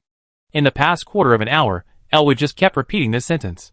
At this moment, he no longer had the vigor and vitality when he first took over as Pope. It was as if he had aged 40 years overnight. The wrinkles on his face were all gathered together, like a wrinkled orange peel. Elwood had enough reasons to feel wronged. Obviously, he did nothing, but the bad news came one after another.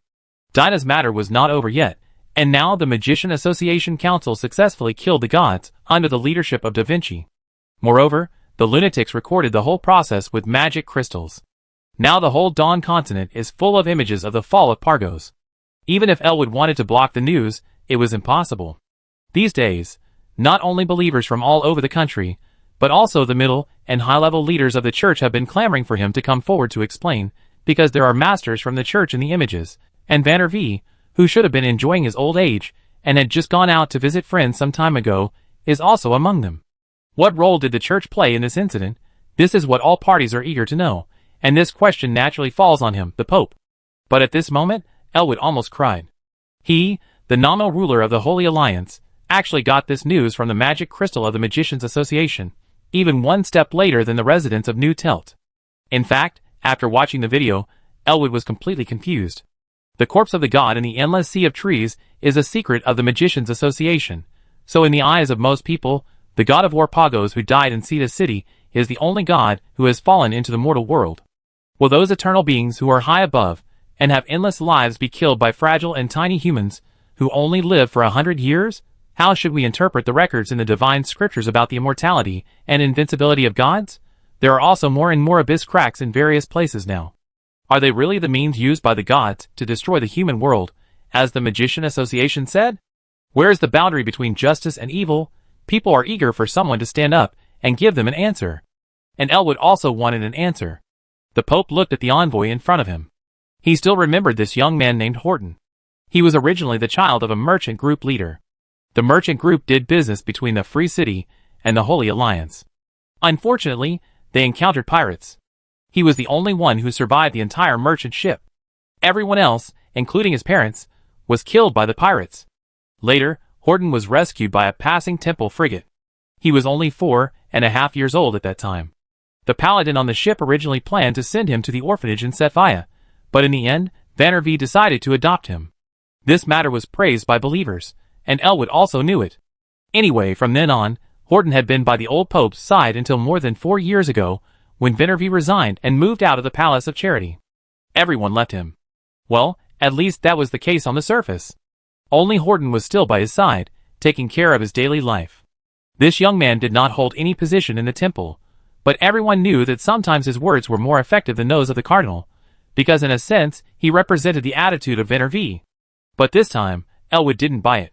He snorted coldly, "Where is Vannervee? Why didn't he come to me himself? After such a big incident, he didn't even say hello in advance. Does he still have me as the Pope in his eyes?" Elwood became more and more angry. In the past, he needed to use Vannervee's prestige and connections to help him consolidate his position, but now he found that he might have made a wrong judgment. Over the years, Vannervee brought him much more trouble than help. Elwood regretted getting on the pirate ship and said angrily, "Why didn't you stop them at the last moment? Just let them go. Even if you can't do it, just pretend. Listen, kid, I've been through a lot of bad things, so I have enough experience. The current situation looks bad, no doubt, but it is not hopeless. The Magicians Association can announce the truth about them, and we can also change the story. The church has hundreds of millions of believers, and we will eventually win this war as long as we can unite. But the key is that you can't do this anymore. You always come to me after something happens." Horton stood aside and listened quietly, without interrupting Elwood until he stopped to take a breath and said, "It's too late, it's all over." "What do you mean?" Elwood's face was dark. "Don't forget who caused this mess. Do you think I am willing to face this mess? I am cleaning your ass now. Teacher, thank you for everything you have done for us." Elwood grabbed Horton's collar. "Don't play this trick of playing hard to get and retreating to advance. Where is Vannervee? I want to see him, now, immediately, right away." The Pope emphasized the last few words, but the young man in front of him remained calm. "Unfortunately, the teacher has left." "Left? Where to? How long will it take to come back?" "The teacher left by boat 3 days ago, departing from Setvia, heading for the elf world. I'm afraid he won't come back." Holden said softly, "Like I said before, it's over, we lost, Your Majesty." "No, not yet. Even without you, I wouldn't necessarily lose to that group of magicians," Elwood said coldly. "I'm not talking about the war between the Church and the Magicians Association." Holden shook his head. "What is that, the Lionheart Empire? Given that your monster killed the son of King Lionheart VII, he might indeed take advantage of the situation at this time. Your Majesty, don't you understand? From now on, there will only be one war." The young man looked into the old man's eyes, "the war between mortals and gods, and this war has already begun, right in Sita City, provoked by the Magicians Association. We can't win at all." Elwood opened his mouth wide, looking horrified. "What nonsense are you talking about? Wasn't the incident in Sita City the fault of those magicians? What does it have to do with other people? The Church has always been faithfully carrying out the will of the gods. Impossible, they need us. They need us to help them collect faith and manage believers. If humans no longer exist, I believe there will be no believers to manage, Your Majesty." Chapter 687. "You must have a lot of questions to ask me now." Alba sat up from the bed, with the help of others, and a little girl helped him put a pillow behind his waist so that he could sit more comfortably. "Thank you, Julia." The old magician reached out and touched the top of the girl's head. "You go outside to eat some fruit and rest.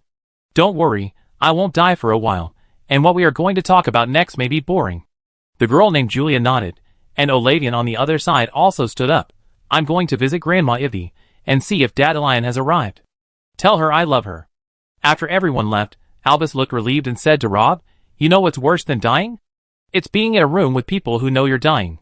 They try to pretend you can still be saved, and in order not to make them feel sad, I have to pretend I'm strong enough to live. Forget it. The old magician waved his hand. Why can't we be honest? Look at the bright side. I fought with that bastard Steins for my whole life. At least I won this time, even if it was only for a few days. Because they don't want to lose you. Oh, there will always be a day of separation. We are human beings. Our lives are fragile and short.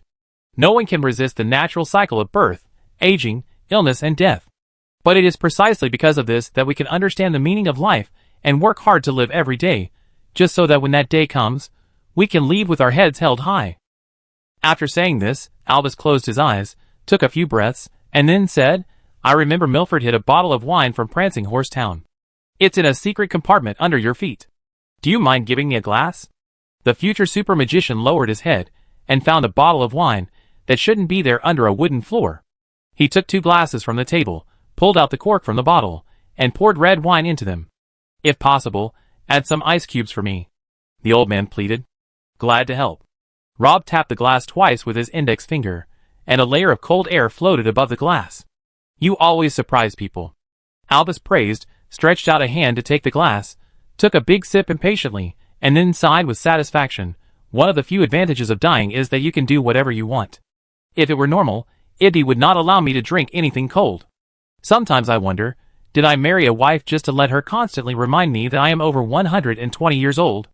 Your courage doesn't look like that of a 120-year-old man. To be honest, I still don't know whether what we did was right or wrong. Maybe just because of the willfulness of a few old guys, the entire human race will be brought into an irretrievable place. But sometimes we have to make our choices, right? Just like you chose to protect the girl named Heartfilia. The old man paused. I have wanted to talk to you for a long time. First of all, I must admit that what you did on the Mitchell Magic Tower that day changed our plan. We didn't expect to have to confront those things so early. In the expectations of Da Vinci, your teacher, and me, we should at least wait until the mana-sharing mechanism is successfully established before taking action, or more likely, we will leave this matter to future generations to solve. After all, according to the 2 letters you sent us later, we should still have a few hundred years. Fluke mentality, that's what we call this idea, but it's also part of human nature, isn't it? Then why did you do it again this time? Because we can't afford to lose you. Albus confessed, your teacher and I all believe that there is a reason for your appearance, just like every magician believes that there is a reason for Roland's appearance. In that distant dark age, humans lived a miserable life with no end in sight. Everyone was struggling between hunger and death. People at that time could not imagine the life we would live hundreds of years later. It was Roland who changed everything with magic. You know, President Da Vinci's favorite saying is that there is always hope, but we are facing a war that is doomed to fail. We have deduced it hundreds of times, but we can't find even the slightest chance of winning this war. So we old men have to play rogue and leave it all to you to solve. I think I need to say sorry to you on behalf of everyone. Albus said, your teacher is actually very happy that you have found true happiness. Even though this life is different from what he imagined before, he is still very proud of you and sincerely wishes you all the best. Believe me, he hopes more than anyone else that you can live a peaceful life in that little place called Nyax. So I'm sorry, if there is no other way, we don't want to drag you into this matter. I should be the one to say sorry. This matter was caused by me, so I should be the one to end it all. Rob said. You shouldn't take such a responsibility. No one should take such a responsibility. It's not fair to put the fate of the entire human race on one shoulder. But as I said before, we have no choice. Albus finished the red wine in the glass. Don't blame President Da Vinci. He has been trying his best to protect you.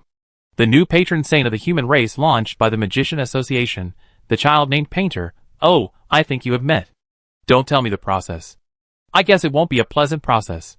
But if possible, I hope you can ignore him in the future. He is the bait we chose to help you attract the attention of the church and the gods. It's a pity that only he doesn't know about this. The child's nature is not too bad, but Da Vinci may feel guilty about it. He has been too indulgent over the years. In a sense, this has harmed him.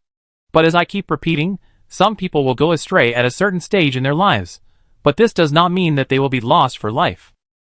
Albus closed his eyes and rested for a while. In this war, we bet all our hopes on you, But this is not just your business. If you need help, tell Dandelion, Olavian, or anyone else. Always remember that you have the Magician Association and thousands of compatriots behind you. Finally, and most importantly, I wish you good luck. What we can't do will be left to you to complete. Chapter 688. Rob and Albus talked a lot, and it was already dusk when they left the courtyard. The future super magician subconsciously tightened his collar when he walked out of the door. The next moment, a snowflake fell on his shoulder. Rob realized that it had snowed outside since when. The branches and flower beds were covered with a layer of plain white coats. The children on the street let go of their mother's hands and ran around excitedly on the snow. However, Rob couldn't help frowning when he saw the scene. Although New Telt is also considered to be in the north, it is only September now, and it is obviously not normal for such a weather phenomenon to occur. Some thinly dressed vagrants in the alley couldn't help cursing, but because of William's death and what happened in Sita, the anti-church sentiment in the city was rising, and even these vagrants were unwilling to go to the church for help as usual. Fortunately, the nearby vendors and residents also sent some warm clothes one after another, but for this sudden and unseasonal heavy snow, except for the carefree children, most people's eyes were covered with a layer of worry. This heavy snowfall was obviously not to bid farewell to Albus in the city, or to Da Vinci, Steins, and other human heroes who died in Sita. It was more like an elegy for the great beings who also fell in that battle.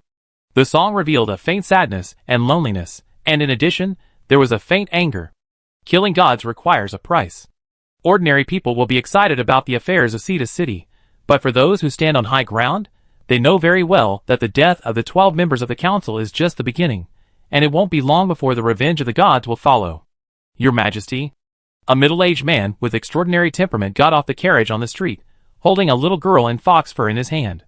She looked timid, half hiding behind the middle-aged man, but her eyes looking at Rob were filled with uncontrollable admiration and love.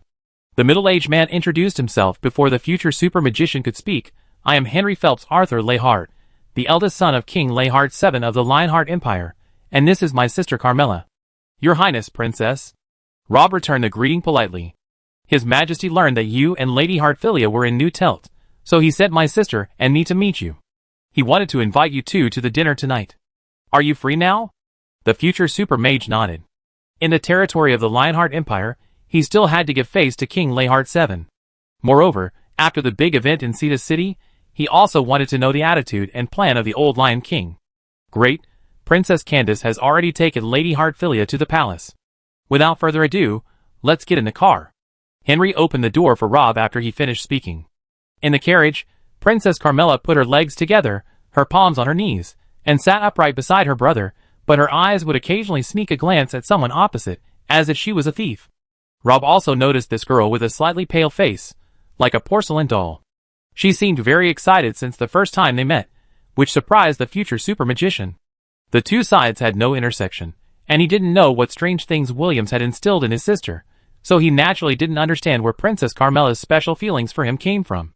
Henry saw Rob's confusion and explained with a smile, My sister heard a lot of stories about you when she was a child. Williams told her. When the name was mentioned, the carriage suddenly became quiet. Henry's smile faded a little, and he sighed, What happened in the southwest of the empire is something no one wants to see. I have never seen your Majesty so sad. It was not until 7 days later that his brother's coffin was buried. If you want to pay your respects, I can take you to the royal cemetery after the dinner. Your Highness, please. Rob nodded. Princess Carmela did not speak, but lowered her head and clenched her palms. The carriage stopped in front of the palace, the waiter opened the door, and Henry got off the carriage first. Just as he left the carriage, Princess Carmela suddenly spoke, and said firmly in a voice that only the two of them could hear, The Lionheart Empire and the Layhart family will always stand by you. The little girl's face flushed red, and this sentence seemed to have exhausted all her courage. Rob raised his eyebrows, a little surprised. There is no doubt that this sentence does not match Princess Carmela's identity. The promise of an empire and a family is not something a little girl can make, but the future super magician heard the sincerity and kindness contained in that sentence, so he also nodded and said, Thank you. Many things are like this. The hardest thing is the first time, but once you get started, everything will come naturally. Princess Carmela gradually lost her shyness and asked with her pure eyes, like gems, You will help Brother Williams to get revenge, right? Knock down all those evil guys. Rob reached out and touched the girl's head, saying seriously, Of course, I promise you in the name of the human guardian that none of the masterminds of what happened to your brother will escape. The girl's eyes lit up, and she wanted to say something else, but then Henry's voice came from outside. Carmela, your favorite honey cake is baked. Do you want to have a piece first? I believe you. Princess Carmela said this softly, lifted her skirt and jumped off the carriage, ignoring her brother's surprised eyes, and ran away like a happy little bird. Excuse me. Henry apologized to Rob, who got off the carriage. This child is not like this normally. No, Princess Carmela is pure and kind. No one would dislike her. She would be very happy to hear you praise her like this. Henry held out his hand. The dinner is ready, just waiting for you to take your seat. The banquet held by King Leihard VII in the palace tonight was more of a private invitation than a banquet. There were no other guests except Rob and Lolo, and the only people who participated in the banquet were King Leihard VII himself, the two princes, and the Prime Minister of the Empire, Pushkin. Every dish on the table showed the chef's hard work and efforts, but unfortunately no one paid attention to the food tonight. Leihard VII looked good. Although he was hit hard by the loss of a son, he still had a huge empire to manage, which made him have little time to indulge in sadness. He had to cheer up quickly. Perhaps this was also the sadness of being a politician. Chapter 689. When everyone had almost finished eating, King Leihard VII put down his knife and fork, wiped his mouth with a napkin, and said, "For what happened in Sita City, I would like to express my deepest condolences on behalf of the Lionheart Empire. President Steins and I have known each other for more than 50 years. We have been old friends for many years. Just 3 months ago, I invited President Da Vinci to watch a court competition together, but I didn't expect it would be the last time we met. Losing them is not only a huge loss for the Magician Association, but also a misfortune for all mankind." Rob nodded. "I also deeply regret what happened to Prince Williams. He was a sincere friend and a true knight who fought for his people. The people of this land will surely remember his name forever. It seems that both of us are facing a common enemy now." The old Lion King's eyes were burning, and if the information provided to me by President Dadarian is not exaggerated, then not only us, but all of humanity is now in an extremely dangerous moment. "Yes," the future super mage said bluntly, "the enemy we are facing is stronger than ever before, and there are more than one of them. Although we walked side by side 1,000 years ago, it was only because it seemed to be in their best interest at the time. In the final analysis, they do not want to see a strong human race emerge. The incident in Sita City is not accidental. There are irreconcilable contradictions between us. This is a war that concerns the survival of the race. According to their previous behavior patterns, full retaliation will probably come soon." After Rob finished speaking, the table fell into a brief silence. Although such a result was not unexpected, it is undeniable that many people still had a fluke in their hearts until the moment the answer was revealed. The Dawn continent has been away from war for hundreds of years. None of the people present have experienced that dark history that condensed countless blood and tears. Suddenly facing a war of survival or destruction, they are inevitably nervous. Only Leihard VII remained calm at the table. The old man obviously already knew the answer to this question. He actually just wanted to tell the others through Rob's mouth. After everyone had digested the information, King Leihard VII spoke again. "We still have some things to do before the war begins."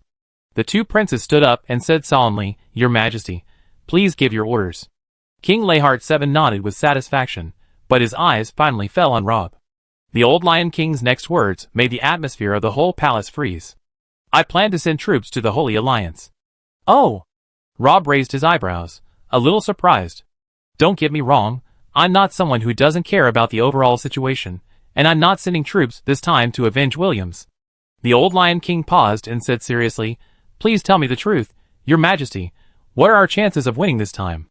"Very slim." Rob's answer made everyone's heart sink. The future super magician is now recognized as the strongest master in the Dawn continent. As a person who has witnessed the gods take action twice and escaped unscathed after fighting with the incarnations of the gods, he is undoubtedly the most qualified person to evaluate the strength of the gods. If even his answer is so pessimistic, it shows how serious the situation is. Leihard VII said, "In this case, we must seize every opportunity. As the disadvantaged party, we have a very low tolerance rate. No one knows how to fight each battle until the war really starts, but from a strategic perspective, I know what we have to do now. The human race must first complete unity and unite. I have already sent a proposal to the Parliament of the Free Cities to form a wartime union, but the Holy Alliance." Leihard VII shook his head. "The people there have been controlled by the Church for too long. Although I still believe that as long as they are given enough time, They will see who is the righteous party, but unfortunately we may not have this time, so I have to do it myself. Imperial Prime Minister Pushkin opened his mouth as if he wanted to say something, but was stopped by Reinhardt 7. The situation is not as bad as you think. The Holy Alliance is weaker than us, and the church is in turmoil. The Breton family in the north supports us, and can help us contact the local noble forces. With the help of the Magician Association, as long as we act quickly enough, our knights may be standing under the walls of St. Martha before the church reacts. So I have never been worried about whether I can take down the Holy Alliance. The old Lion King looked into Rob's eyes and said, "As you said, this is a war for all mankind. You can get my guarantee in this war. As long as there is one person in the Lehart family, they will never retreat. But at the same time, I am also responsible for managing the empire. My people live on this land, and I need to be responsible for their safety. Once the war starts, I will draw the elite troops of the empire to march eastward in 2 groups. This is also the time when the hinterland of the empire is the most empty. I need someone to help me solve it, or at least suppress the abyss cracks in the territory to prevent them from causing trouble." At this point, Reinhardt 7 finally made clear the purpose of this dinner tonight. "I can guarantee that the Union will be disbanded after the war, and the Empire's army will withdraw from the Holy Alliance's territory, but now special circumstances require special treatment. We need to cut off the hands of those things in the human world, and complete the unification process of the entire human race." After saying this, the old man closed his mouth and waited quietly for the other party's answer. And Rob looked at Luoluo, who took a few deep breaths, suppressed the tension in his heart, and said, "How many abyss cracks are there in your country now?" 7 have been confirmed, and there are 2 suspected ones, but one of them was ruled out yesterday afternoon, so let's call it 7.5. Pushkin is worthy of being the Prime Minister of the Empire. He doesn't need to look up the records to report these data. What about the size? Due to the different times of appearance, the longest diameter is more than 1 mile, and the shortest is less than 200 meters, but most of them are 300 or 400 meters. Lolo calculated in her mind. Although the number of abyss cracks made her scalp numb, except for the longest one, which was more difficult, the rest were still within the controllable range. If everything goes well, it is possible to close them within 4 months, so she nodded to the old man. "During your eastern expedition, Your Majesty, we will do our best to help you solve the troubles caused by the abyss cracks in your territory." Chapter 690. What happened in the past week is bound to keep many people awake at night. The Grand Council of the Free Cities, which has always been known for its wrangling and inefficiency, actually passed a motion to form a wartime alliance with the Lionheart Empire in just 4 days. According to the terms of the motion, both sides will fully disclose their military deployments and the movements of each army to each other, open all ports at the same time, and do not rule out the possibility of setting foot on the other side's territory to fight when the war reaches a certain stage. In addition, there are a series of joint terms including commerce, food support and refugee reception. According to Speaker McConnell, we have different political systems and philosophies from the Lionheart Empire. The people of the free cities will never give up their pursuit of independence and freedom. However, we are all part of the human world. When disaster strikes, we should work together to overcome difficulties, just like our ancestors did. Therefore, we choose to accept the proposal of His Majesty Reinhardt 7 and form an alliance with the Lionheart Empire to jointly deal with the upcoming great changes. The final decision of the free cities was not unexpected. Although it is a joint ruling body composed of multiple forces and classes, the South is the hometown of Roland, the ancestor of magic, the origin of magic, and also the traditional sphere of influence of magicians. As early as the incident in Cedar City, the Free City was the first human country to speak out. But no one expected that the parliament headed by McConnell would reach a consensus in such a short time this time. Dada Lion had just taken over the Magician Association, and it should not have been so fast. Therefore, there is only one explanation, that is, it is related to the corresponding arrangements made by Da Vinci, Steins, and others long ago, and now it has finally come into play. Then, when the royal 1st, 3rd, and 6th Knights led by Reinhardt 7 crossed the border and set foot on the territory of the Holy Alliance, the entire Dawn continent was shocked. Then the Lionheart Empire issued a 3-page declaration of attack, exposing the truth that the church forces headed by Vannervee sold out the interests of the human race, and were willing to be the running dogs of the gods. However, it is undeniable that in the entire human world, the number of believers accounts for more than half of the population.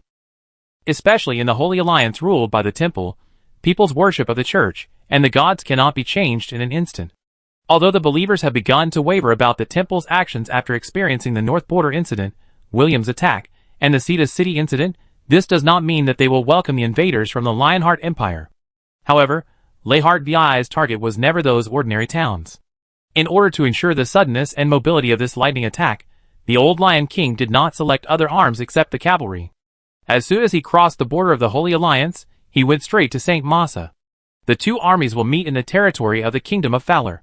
If everything goes well, it will take less than 2 months to surround the capital of the Holy Alliance. Elwood is now anxious. He is still looking for someone to discuss the church's handling and response plan after the Battle of Cedar City. Unexpectedly, Lionheart VI's army suddenly came without any signs. When he received the declaration of war, the cavalry of the Lionheart Empire had penetrated more than 200 miles into the Holy Alliance, and urgent reports were coming from all over the country. The church was in a state of panic. Elwood sent envoys to condemn the Lionheart Empire's aggression, while mobilizing troops to prepare for war. Later, as more and more news came from all over the country, Elwood was slightly relieved. The Lionheart Empire came with great momentum this time, led by Reinhard VII himself, and the troops were all the elite of the empire, but fortunately the number was not as large as expected. The 1st, 3rd, and 6th Knights led by him had about 150,000 people. In addition, there was another army led by Duke Mildef, the Red Fox, who was the most famous general of the Lionheart Empire. He had 2 knights in his hands, totaling 70,000 people. In other words, even if both sides add up, they only have a little over 200,000 troops, which is also the disadvantage of the surprise attack. Such a force may be able to defeat a small country, but the Holy Alliance of the same magnitude is still weak. Due to the frequent occurrence of abyss cracks in various places in recent years, the church has also strengthened its military reserves. Now there are as many as 16 armies under the temple, with a total of more than 1 million people. In addition, there are local armed forces used by the countries under its rule to maintain law and order. Therefore, if it really needs to be mobilized, Elwood can summon an army of more than 3 million people. But all this is based on the premise that he has enough time. Elwood roughly estimated that according to the current momentum of Reinhard VII, he should be able to organize 300,000 temple troops and 200,000 local troops before the enemy troops arrive at the city. His Holiness the Pope felt relieved. These people might not be the opponents of Reinhard VII in a real battle, but they were more than enough to build a solid line of defense. As long as the 200,000 people of the Lionheart Empire were entangled, the balance of victory and defeat of the war would naturally shift to the church. The Holy Alliance fighting on the home front can get a steady supply of reinforcements, but once the lone Lionheart VII is dragged down and loses mobility, he is doomed to be constantly eroded. At that time, even if he wants to retreat, it will be impossible. Elwood has made preparations to teach the old Lion King a profound and unforgettable lesson. After the initial panic, the supreme ruler of the Holy Alliance has calmed down again. Elwood even began to think that the Lionheart Empire's declaration of war on the church is not entirely a bad thing. Perhaps this would allow the Holy Alliance to completely break up with the Magicians' Association and the Lionheart Empire, so that perhaps those eternal and great beings would not blame the temple for what happened in Cedar City. Yes, compared to the Lionheart Empire with its army approaching, Elwood was more worried about something else. After the incident in Cedar City, the church cut off contact with that place. The number of oracles was originally very small. One of them had resigned 3 years ago because he was too old. His successor, Vader V, has now left the human world, leaving only a student here to perfunctorily deal with him. The remaining young man named Flo has recently tried to communicate with that place, but all his pious pleas have fallen on deaf ears. Elwood became more and more uneasy. He realized that his behavior had deteriorated to a considerable extent. As the highest leader of the church, he had to do something. Only by regaining the new appointment and forgiveness of the gods could the human population continue. Chapter 691. Verdache Canyon, located in the northwest of the Lionheart Empire, has a city called Myrtle built on a cliff. Early before Reinhard VII led his cavalry to the Holy Alliance, 2 special guests had already entered this city on the rock. Rob and Lolo were teleported directly here using the teleportation array of the Magicians' Association. Baron Rosita, the Lord of Myrtle, and Buck House, the commander of the 4th Royal Infantry Regiment of the Empire, received the news in advance and waited in the Magicians' Guild in this city. After the 2 sides met, they exchanged a simple greeting and immediately got down to business. Rosita spoke first. The Abyss Crack is about 70 miles west of Myrtle. It was discovered by my people during patrol 3 years ago. Since then, I have sent people to monitor it. There has been no unusual movement there recently. Buckhouse focused on the deployment of defenses.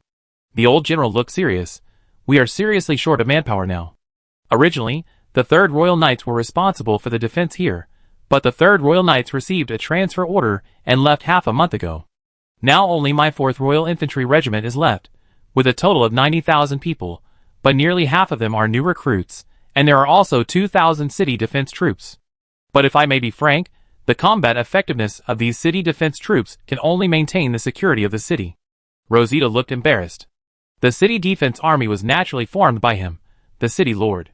Buckhouse evaluation was not an exaggeration. Mirror had a special terrain, with the Feldok Canyon as a natural barrier, and it was relatively far away from the front line. Therefore, the city defense army's usual tasks were also very leisurely. In addition to maintaining public order, they would at most go to nearby areas to suppress bandits.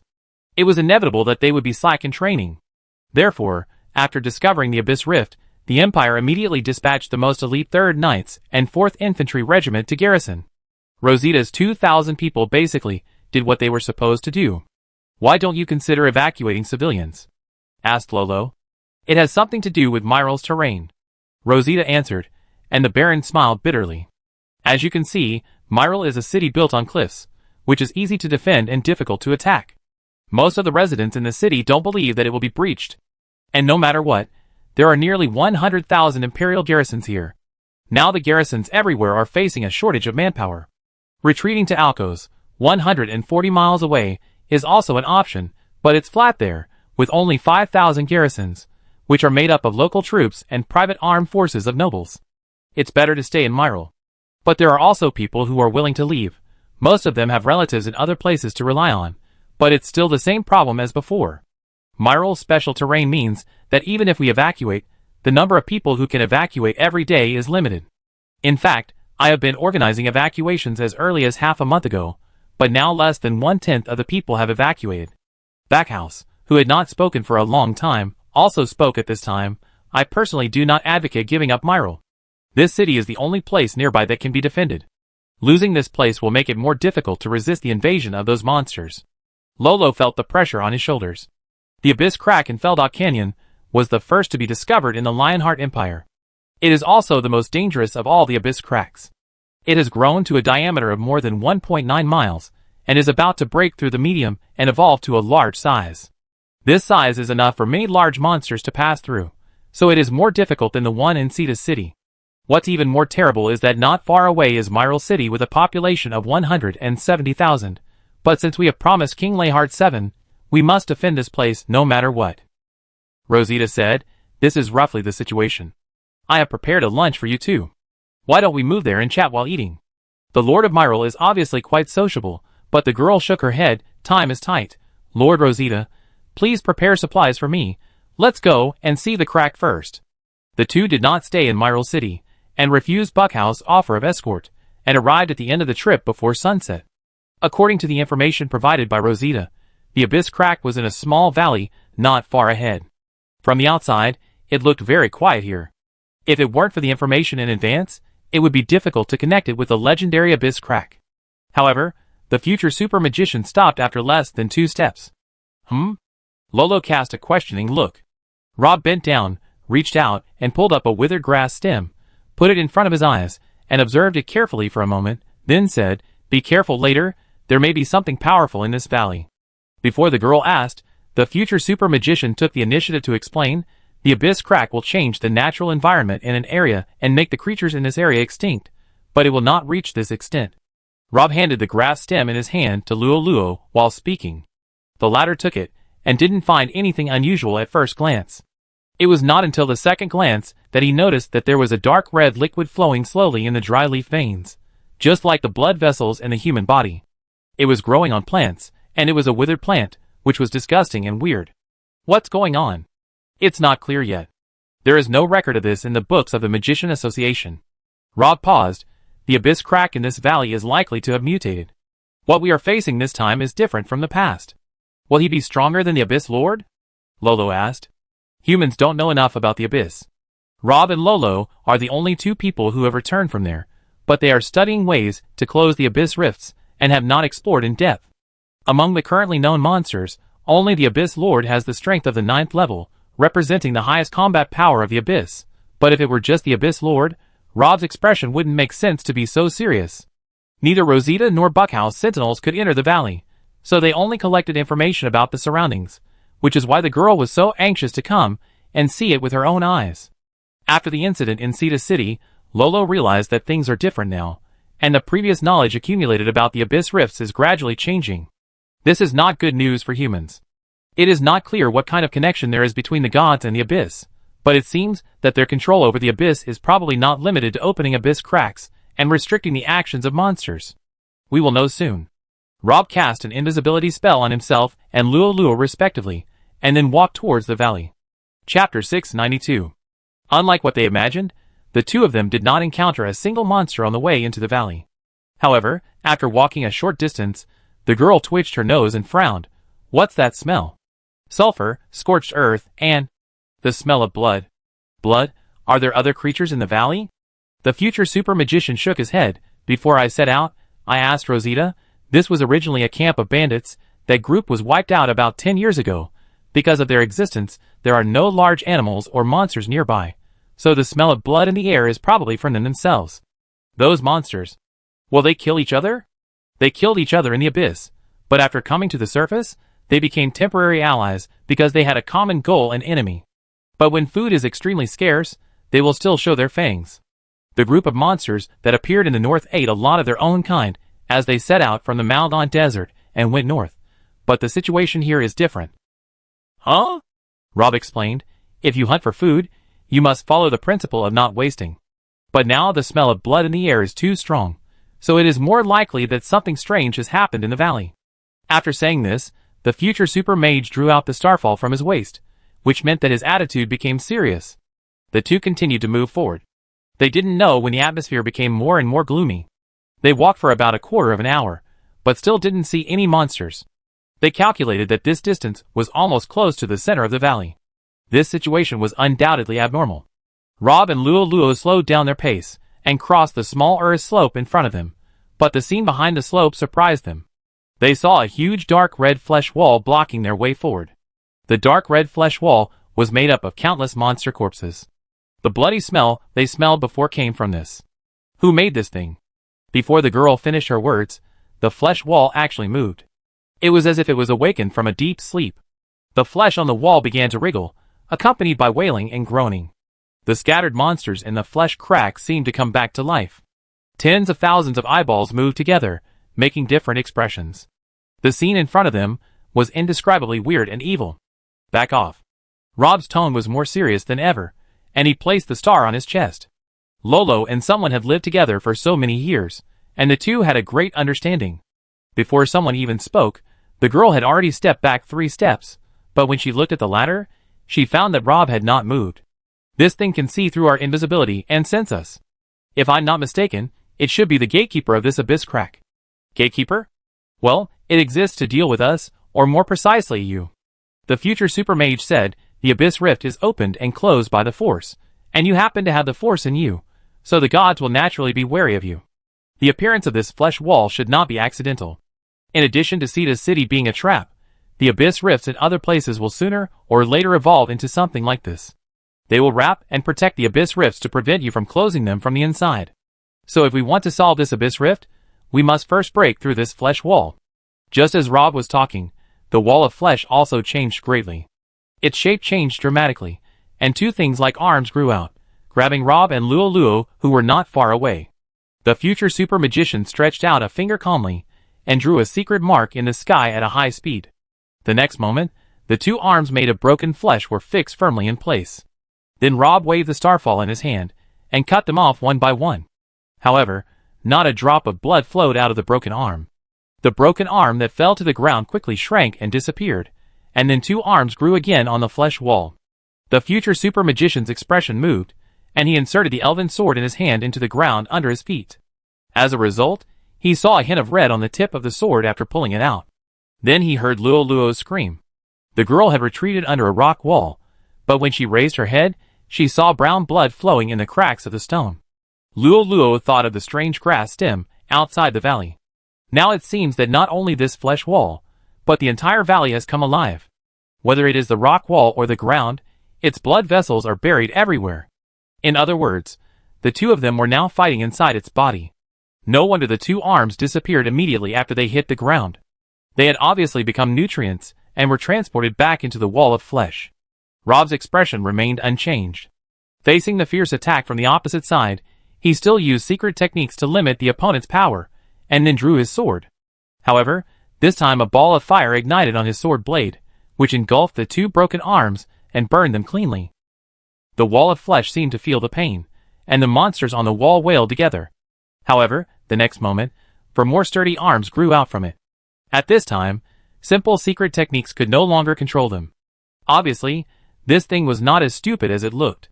In fact, from its fighting strategy, it could be seen that it had been constantly learning and improving. However, the future super magician did not look flustered, and a soft and pure white light spurted out from his palm. If there were people from the church present, they would probably recognize at a glance that this was genuine divine power. The divine power that mainly heals and improves status is probably the most gentle and harmless power system in the entire Dawn continent. However, it is precisely this power that becomes the most powerful weapon when facing evil creatures. Under the illumination of the divine power, the movements of the four arms became obviously slower. Although they can still move, they start to stagger like they are drunk. Rob, holding the starfall, calmly cuts them off again and burns them to ashes. In terms of attrition war, the future super magician has never been afraid of anyone. The opposite flesh wall seemed to be a little sluggish after two waves of attacks, and there was no movement for a while. Rob did not intend to give it a chance to breathe. Since the opponent did not move, the future super magician moved himself. Rob walked directly towards the flesh wall. This action immediately angered the latter, and the flesh on the flesh wall rolled and bulged, as if something was about to come out from it. Chapter 693. Seeing the flesh wall making new moves, the future super magician stopped immediately.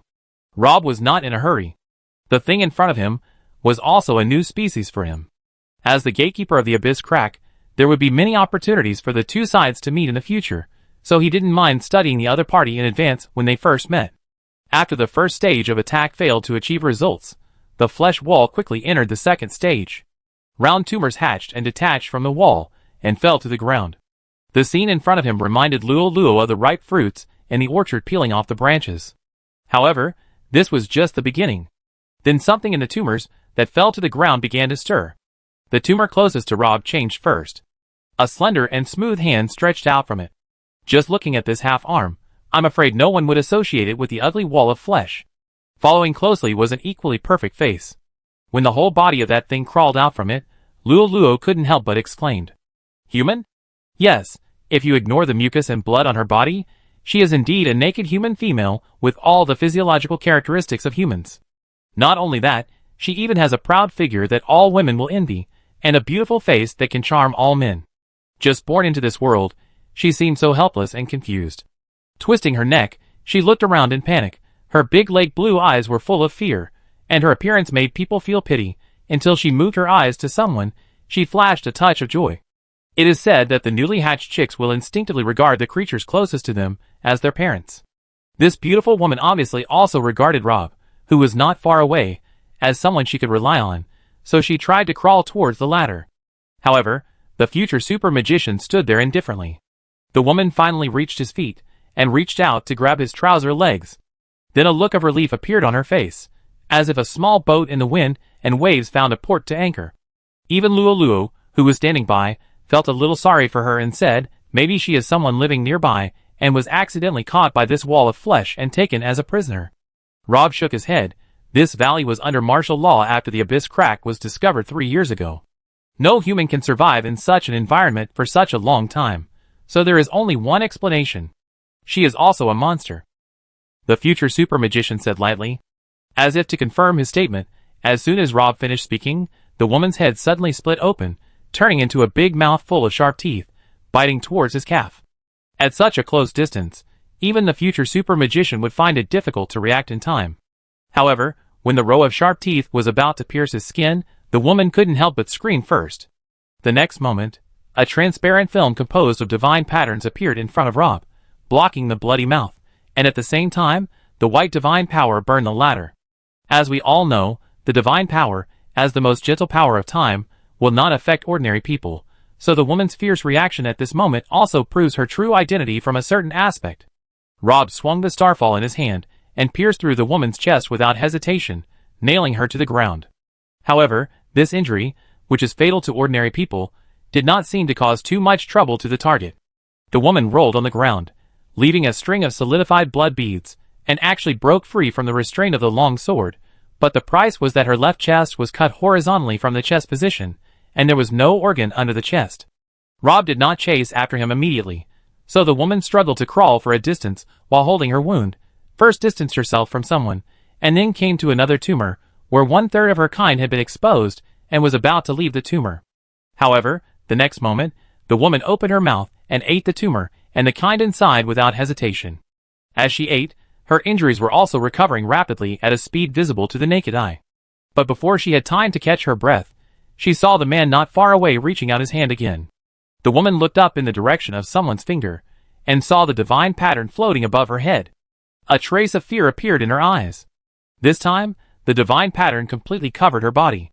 Her skin was like someone had poured a spoonful of hot oil on it. It began to burn and boil under the divine power. For a full quarter of an hour, it was as if she had experienced a torture. Her screams and wails became smaller and smaller until they disappeared. Only then did Rob close the divine pattern. The future super magician took a step and walked to the scorched black object that exuded a foul smell, but there was no joy of victory on his face. About 2 minutes later, the black filth that was thought to have died began to wriggle again, and the blood scabs fell off, revealing a piece of pure and more spotless skin.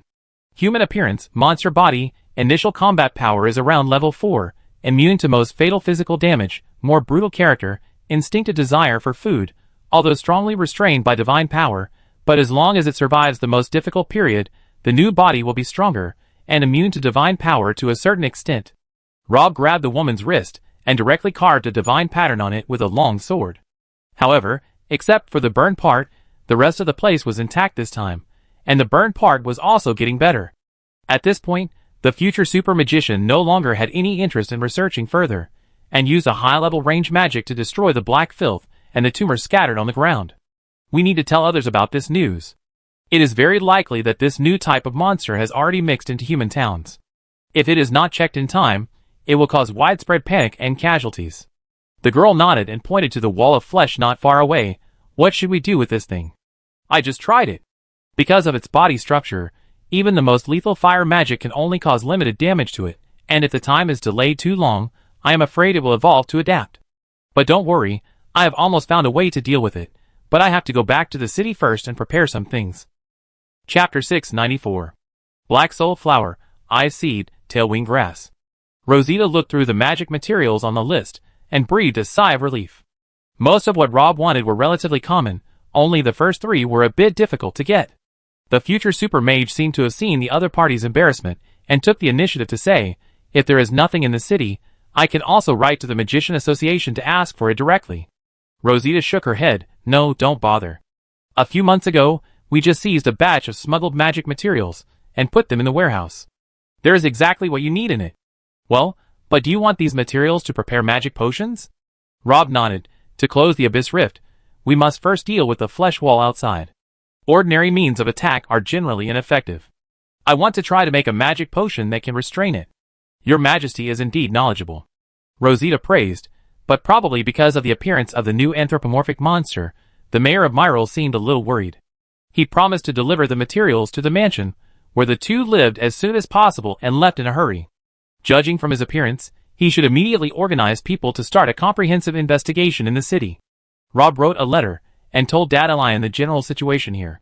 Before the batch of materials was delivered, the two of them had nothing to do for the time being, but they got a rare period of free time. Lolo suggested going out for a walk.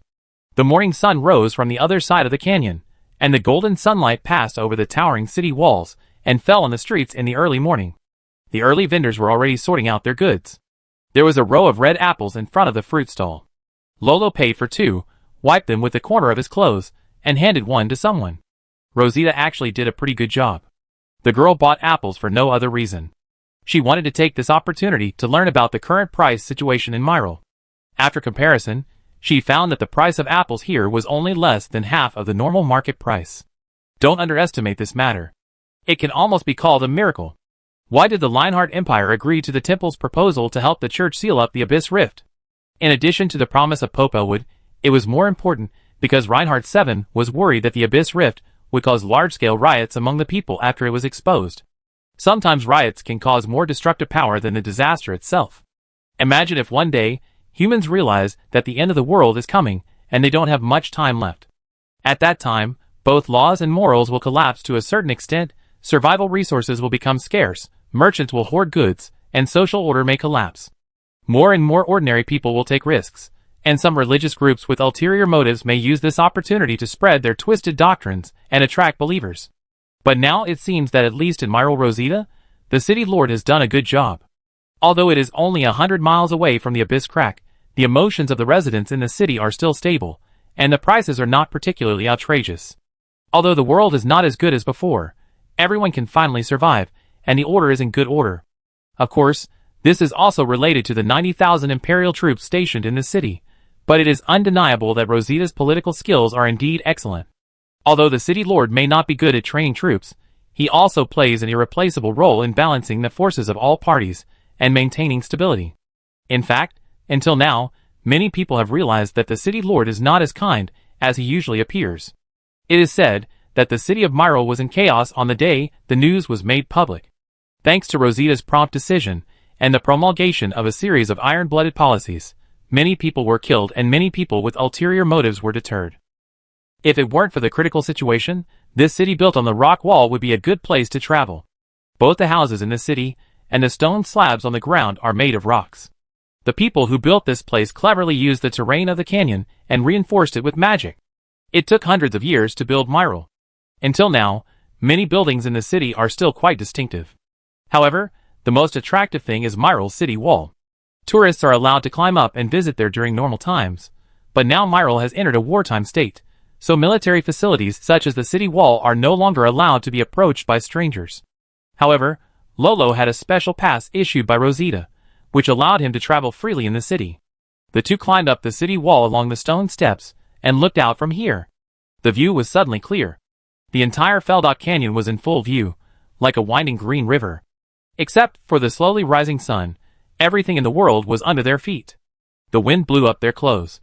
The girl closed her eyes and took a deep breath. Someone taught me before that when you are under so much pressure that you are almost out of breath, just find a high place, take a deep breath like this, and then exhale, and you will feel that there is nothing you can't solve. Luo opened her eyes, and her brows relaxed. The girl turned her head and asked Rob, "How about it? Do you want to try it?" The future super magician raised his eyebrows, seeming a little surprised. Since the death of Super Magician Stein, we haven't talked about that matter properly.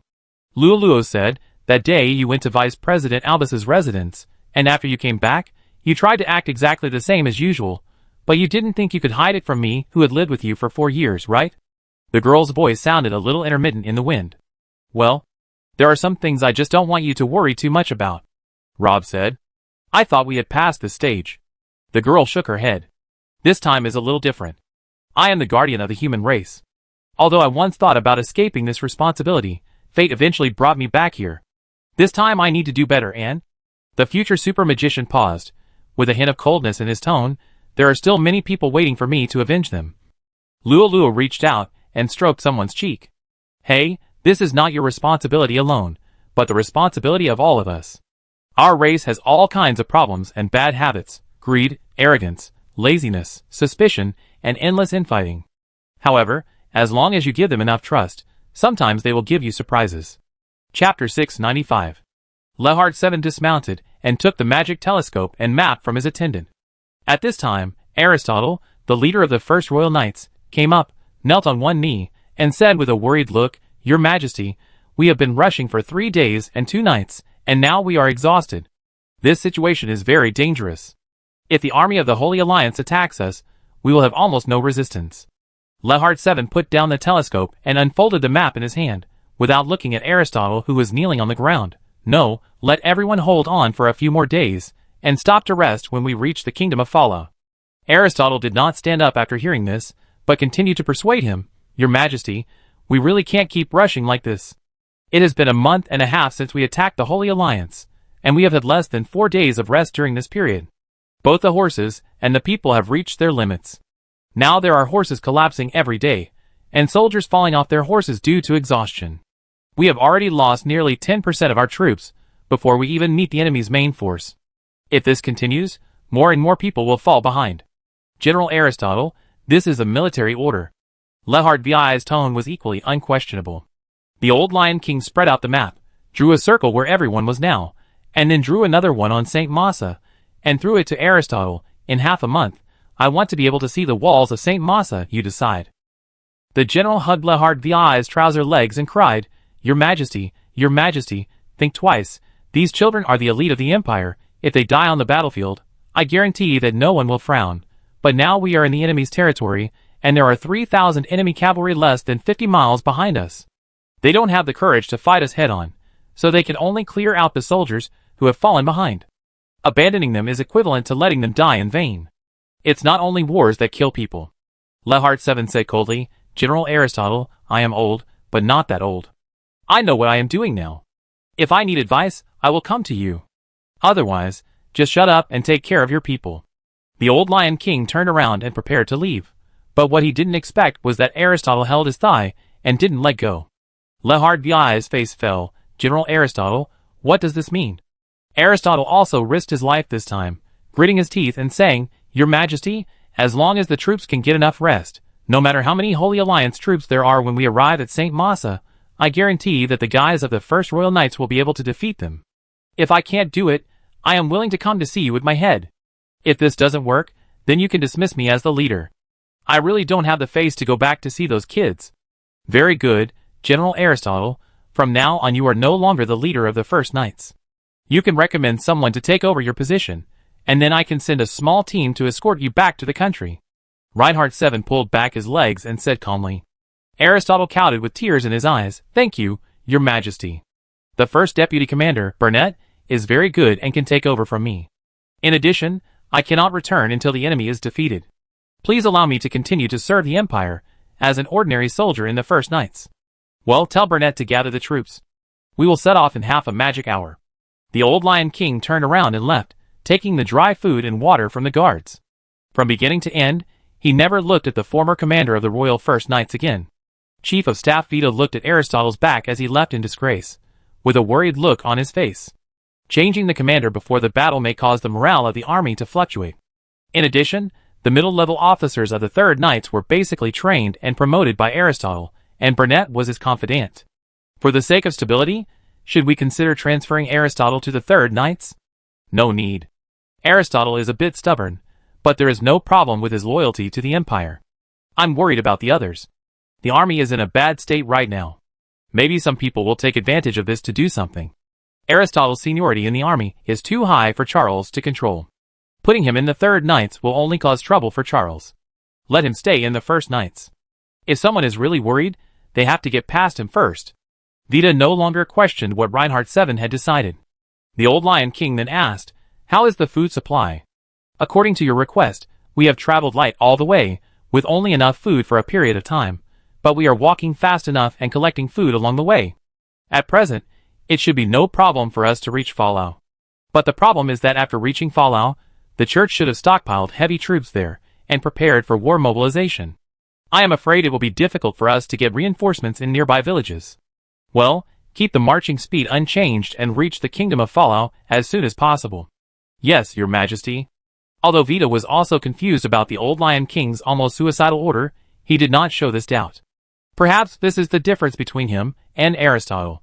For so many years, Vita has been like a machine, faithfully executing all the orders of Lehard 7. Because of this, many people speculate whether he has no feelings and self-thoughts at all. After Lehard 7 asked about the situation of food and grass, he listened to the reports of other senior military officials. Only then did he have time to chew the dry food in his hand. It was a mixed cake of black flour and potatoes. It was easy to carry and satisfy hunger, but the taste was not very good. It was especially unfriendly to an old man like Lehard 7. However, the Lehard family had an ancestral precept, which was set when the army was first launched, requiring the commander of the army to eat the same food as ordinary soldiers. This rule is still retained today. Seeing the old man swallowing the round cake in his hand with difficulty, the guards beside him looked away with some reluctance. And just after King Layhard 7 had eaten a few bites, it was the agreed departure time. The old Lion King put the remaining mixed cake back into his pocket and got on the horse. The guard couldn't help but persuade him, "Your Majesty, your health is important. It doesn't matter if we set off a little later. Fighting opportunities won't wait for anyone." King Layhard 7 shook his head and refused. "Don't worry, my body is not that fragile. The earlier we arrive at St. Massa, the more chances we have of winning. Let's send the order to set off." The old man grabbed the reins, and his body on the horse's back stood straight, as if a strong pine tree. Chapter 696. Rob and Lolo returned to the small valley again. Only 3 days had passed, and the flesh wall in the valley had grown bigger, with its diameter increasing by more than 1/3, becoming a veritable behemoth. Perhaps the last round of confrontation also made it feel threatened, so it has been growing and evolving so desperately during this period. At the same time, there are many cracked flesh tumors on the ground, but there is nothing inside. And this is the scene that the two least want to see, because it means that some new humanoid monsters have left the valley and entered the human world. Luo was not worried about Myril. City Lord Rosita had received the news in advance and paid enough attention to the possible danger. In addition, there were nearly 100,000 Imperial troops stationed in Myril. Even if a few monsters sneaked in, it would not cause any trouble. However, the surrounding villages might not be so lucky, and there were other towns to the east. Now it seems that this wall of flesh is not willing to just play the role of a guard. It is also very aggressive. The blood vessels that were originally buried underground and between the cracks in the rocks have expanded more than twice compared to before, and many of them have been exposed. The whole valley now looks like a huge chest cavity, and the wall of flesh wrapped around the cracks in the abyss is like a beating atrium. Luo was sure that what was in front of him was completely different from what they had encountered the first time. The girl was a little worried because of this, and asked someone beside her, "Will the magic potion you prepared still work?" "We will get the answer to this question soon." Rob opened the backpack behind him, and took out a small bottle made of pure mithril, which contained the results of his efforts in the past 3 days. The future super magician named it the decomposition liquid. Rob took out Xinglua, and cut off a blood vessel exposed on the ground, and then poured the decomposition liquid into it. There was no blood flowing out of the severed blood vessel, but it was reconnected in just half a minute, as if nothing had happened. Luo was amazed. What a great recovery ability. Not only that, don't be fooled by those eyes on the wall. When we came last time, it had no vision. The reason it could locate and attack was actually its extraordinary sense of smell. But this time, it seems to have been able to rely on the sub-bodies separated from its body, and use their visual system to observe the situation in the valley. After saying this, Rob snapped his fingers, and then a wind blade accurately hit a rock not far away. The next moment, the rock shattered, revealing a person hiding behind it. The latter looked exactly like the future super mage. The girl gasped, "If it has this ability, then can it replicate all the people it has met?" The girl shuddered when she thought that there might be several Lolos burning, killing and looting outside. "Don't you think this evolution speed and learning ability look familiar?" Rob used a 7th level magic to kill another self cleanly. The monster in the freshman competition? Lolo also recalled that when the two were still in Gudries, they had encountered a super monster that was cultivated by the temple through cross-species hybridization experiments. After being injured by someone, Lolo finally killed it with a combination of holy tools. After someone reminded him, Lolo also found that this wall of flesh that was strengthened by constantly devouring monster corpses did have many similarities with the evolution of the 4th generation monster. If you say that there is no shadow of the temple behind this thing, I guess no one will believe it. Rob's expression was calm, without any panic. After that incident, I have been thinking about a question. Just one super monster is so troublesome. If one day the temple goes crazy and finds a way to mass produce such monsters, what can we do to deal with them? The future super magician said, as he walked towards the meat wall in the center of the valley. The thing blocking the two people at this moment has a terrifyingly large body and multiple forms of attack methods. In terms of threat alone, it has long surpassed the super monster in the freshman competition. If you want to quantify its current strength, it is probably around 20 super monsters. When it met two people again, the flesh wall seemed to become excited. It seemed that it had not forgotten the damage caused by someone last time. Now the situation had completely reversed. With its current size, even if it stood there and let two people attack, it would be difficult to break through in 3 days and 2 nights. On the contrary, it had too many ways to deal with the two people. In fact, it was no longer planning to let the two people go. The future super magician stopped about 50 meters away from the flesh wall and raised one hand. However, this time there was no secret art, magic or divine art falling. Rob just stretched out 3 fingers. The flesh wall attacked first, pulling out 2 hideous arms covered with barbs from the wall. This time, the arms were thicker than the giant trees in the endless sea of trees, and Xinglua could never cut them off at will. However, the future super magician only retracted 1 finger. The next moment, the 2 arms slapped someone without hesitation. Rob's expression did not change. Just as the barbs on his arms were about to pierce his body, the future super magician retracted his 2nd finger, and almost at the same time, the 2 arms that were halfway through waving also froze there. This strange pause lasted for about 5 seconds. As Rob retracted his last finger, the monster remains on the wall of flesh began to peel off in large pieces, like rain, and pieces of broken flesh rotted and withered at a speed visible to the naked eye. Decomposition fluid, as the name suggests, is a magic potion that decomposes a creature back to its original state. This magic potion has no effect on ordinary animals and monsters. It targets those super creatures that can complete one or even several evolutions in an extremely short time. For example, the 4th generation monster in the freshman competition, and the meat wall in front of us now, they are all at the top of the evolution law, and because of this, they are more severely restrained by the decomposition liquid. Luo looked at the constantly collapsing and shattering meat wall, with a look of surprise on his face, and a little bit of disbelief. Is it solved just like this? Well, because its basic form is corpses and minced meat, it will completely lose its combat effectiveness once it is restored. Don't worry, we should be able to see what its core is in a quarter of an hour. After speaking, Rob held up a magic shield to prevent the dirty blood splashing in the air from falling on the 2 people. Chapter 697. The disintegration of the flesh wall lasted even faster than Rob expected. Less than 10 minutes later, the remains and pieces of flesh of the monsters all fell off, revealing the true appearance of the thing behind. This was a white soft worm less than half a meter long and as thick as a forearm. It had no bones, and more than 90% of its body was made of fat. If you hadn't seen it with your own eyes, it would be hard to believe that the flesh wall that occupied half of the valley was the masterpiece of this little thing. The future super magician stretched out his hand and lifted the white worm from the ground. The latter struggled desperately in his palm, but it was useless. Without the outer coat of flesh wall, its own strength was only about level 1, and it moved slowly. Even ordinary adventurers could easily kill it in a one-on-one fight. Is this the thing that turned this valley into this? Luo raised his eyebrows. Rob nodded, but the words that came out of someone's mouth surprised the girl. This worm is not a creature from the abyss, but from the Dawn continent. Our continent? But no one has ever seen such a thing. The future super magician pointed to the smooth abdomen of the insect. It has no reproductive organs, which is the best evidence, which means it cannot reproduce on its own and can only be cultivated artificially. Lolo thought of something and found it unbelievable. This thing was created by the church? Well, compared with other creatures on the Dawn continent, it can perfectly adapt to and utilize the environment of the abyss. This thing should have a lot of research value. As Rob said this, he took out a rope and tied it up, then threw it into his backpack. After the meat wall collapsed, the 2 easily found the abyss crack inside. Just like what Rosita said, the diameter of this crack is about 1.9 miles, and it is only 1 step away from evolving to a large size. At that time, the most powerful monsters, like the Abyss Lord, can invade the Dawn continent from the other side in groups. Luo took out the small wooden sword that someone gave her and took a deep breath. You told me last time. How much time do we have left? 1 month, or 1.5 months if we're lucky.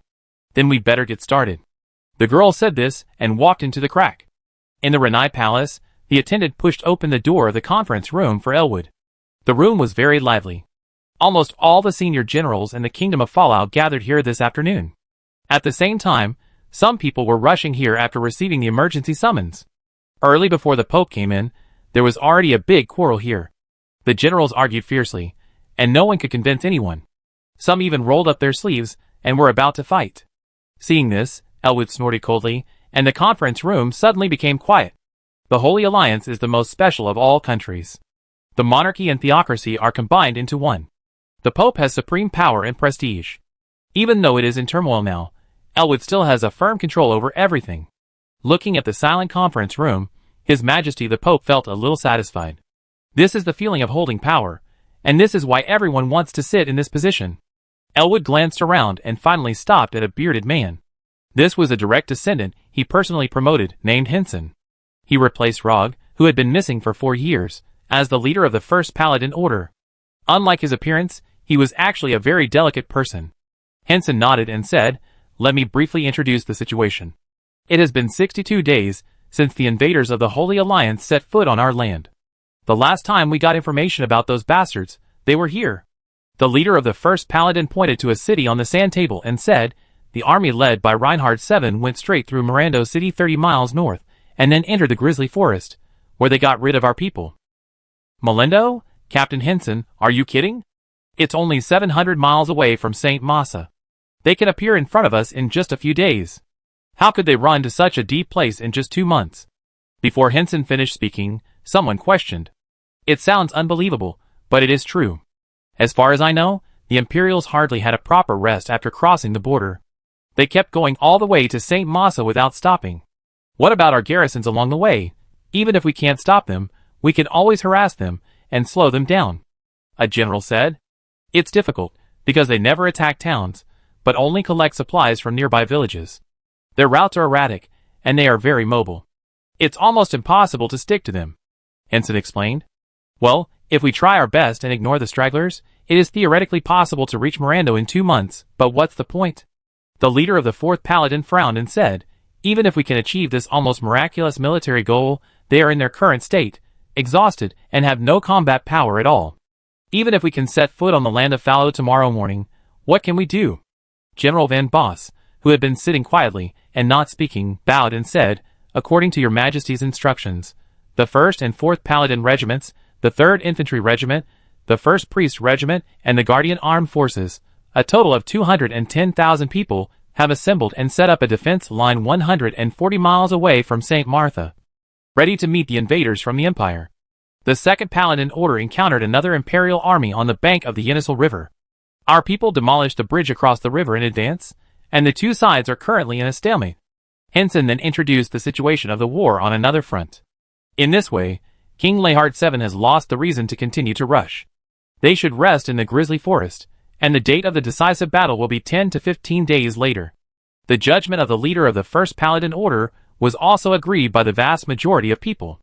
Someone suggested using this time to recruit another army from the nearby nobles. Elwood did not comment. Now is different from the past.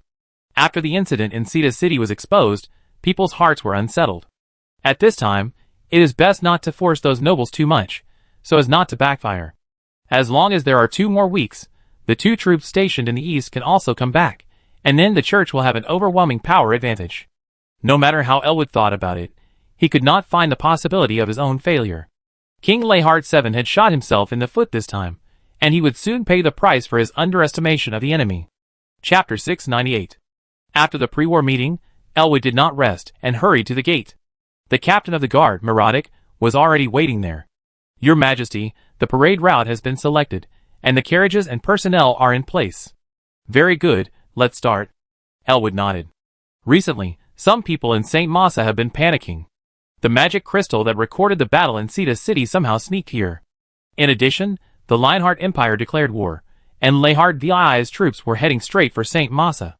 All of this made the residents living here feel like a dark cloud was pressing down on them. Therefore, Elwood had to do something. This afternoon, he walked out of the Renai Palace, stood on the golden carriage, and came to the street, facing hundreds of thousands of anxious believers. Looking at the black mass of believers on the road, Elwood showed a kind smile on his face, and said slowly, "I know you are afraid of the coming of night, afraid of barbarism tearing civilization apart, evil replacing justice. Yes, in a sense, your worries are not wrong. We are now experiencing an extremely difficult war, with 220,000 Imperial invaders standing at our doorstep. As I speak, perhaps another village will be slaughtered and looted by them."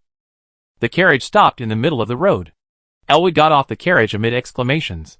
He ignored the guard's dissuasion, and came to the crowd. He took a little girl's hand and said softly, "Child, do you have relatives outside the city?" The little girl nodded, tears welling up in her eyes. "My aunt lives in Sugar Village. She is a good person. Every time she comes to see me, she brings a lot of delicious food. Grandpa Pope, will those Imperial invaders kill her?" The girl's voice was filled with tears. "I don't know, child. I don't know. Sometimes the gods will test us, that is to make us stronger and more humble." Elwood squatted down, took out a handkerchief to help the girl wipe the tears from the corners of her eyes. But I think I do owe you an apology. In fact, not only you. The old man stood up, turned his eyes, and looked at the others. I owe you all an apology. As the guardian of the Holy Alliance, I failed to protect your relatives and compatriots, allowing the enemy's cavalry to step on our land. This is my biggest dereliction of duty. After saying this, Elwood took off the crown on his head and bowed deeply to everyone. I don't know who took the lead, but the believers on the street knelt down one after another. I really don't have the face to continue sitting in this position after making such a big mistake. The old man paused, however. Given the current situation we are in, I need to continue to perform my duties, unite everyone, and resist the invaders from the Empire. Therefore, I can only continue to command this war with a guilty conscience. It's not your fault, Your Majesty, it's those barbaric Imperials. Someone shouted. They launched a despicable sneak attack. They must pay the price. He was echoed by many people before he finished speaking. The Lehart family is a bunch of butchers. We must fight back, and let them know how powerful our allies are. Elwood was very satisfied with the high anti-war sentiment shown by the people at this time. He pressed his hands down and signaled everyone to be quiet, and then continued, Our army has built a solid line of defense on the road where the invaders are marching. Our warriors will give those Imperials a head-on blow there. With the protection of the gods, we will definitely win this war, so what worries me is not the military aspect. Elwood changed his tone. I know you must have heard some bad rumors these days, like the devil whispering in the ears of humans. My children, have you ever had doubts? Have you ever doubted your beliefs? But as a wise man once said, invaders will never admit that they are invaders. They will try their best to beautify their barbaric behavior. All these lies and slanders have only one goal, which is to divide us, because they know how powerful we are when we are united. They are afraid of us, so they will use such despicable means, but as long as our beliefs deep in our hearts are firm enough, their conspiracy will not succeed. The old man's tone was sonorous and powerful. After a short silence, the crowd burst into cheers. The cheers were like waves that swept across the entire city in a very short time. The believers shouted the names of gods one by one, as if they had gained strength and courage from them. Elwood kept the light and smile on his face, and secretly breathed a sigh of relief in his heart. He knew that after this public speech, at least the troubles in the city of St. Martha were solved. As long as the foundation was stabilized, the next question was how to win this battle. Speaking of which, Elwood also has to thank King Lehart VII. If the latter had not launched a war against the Holy Alliance, it would not be easy to win back the people's hearts that were gradually fading. Now Elwood has not only found a way to explain those rumors, but also can divert public attention through this war. After that, as long as he sends people to spread the atrocities of the Imperial invaders, naturally no one will believe the previous rumors. If necessary, Elwood doesn't even mind sending people from the Inquisition to disguise themselves as Imperial soldiers to massacre 1 or 2 villages. Well, it's best to choose the sugar village mentioned by the little girl just now, which can arouse the people's hatred against the Empire to the greatest extent. Elwood was a little distracted. He was still thinking about how to better use this public opinion to change the passive position of the church after the Cedar City incident, but he didn't notice that the surroundings suddenly became quiet. Your Majesty, if you really want everyone to unite, why don't you tell them the truth? We have lost all contact with the gods a few months ago, right? Bishop Wenger walked out of the crowd. Everyone was shocked when they heard this. For a long time, the temple has always regarded itself as the spokesperson of the gods in the world, but now according to Bishop Wenger, the church can no longer get any information from the gods.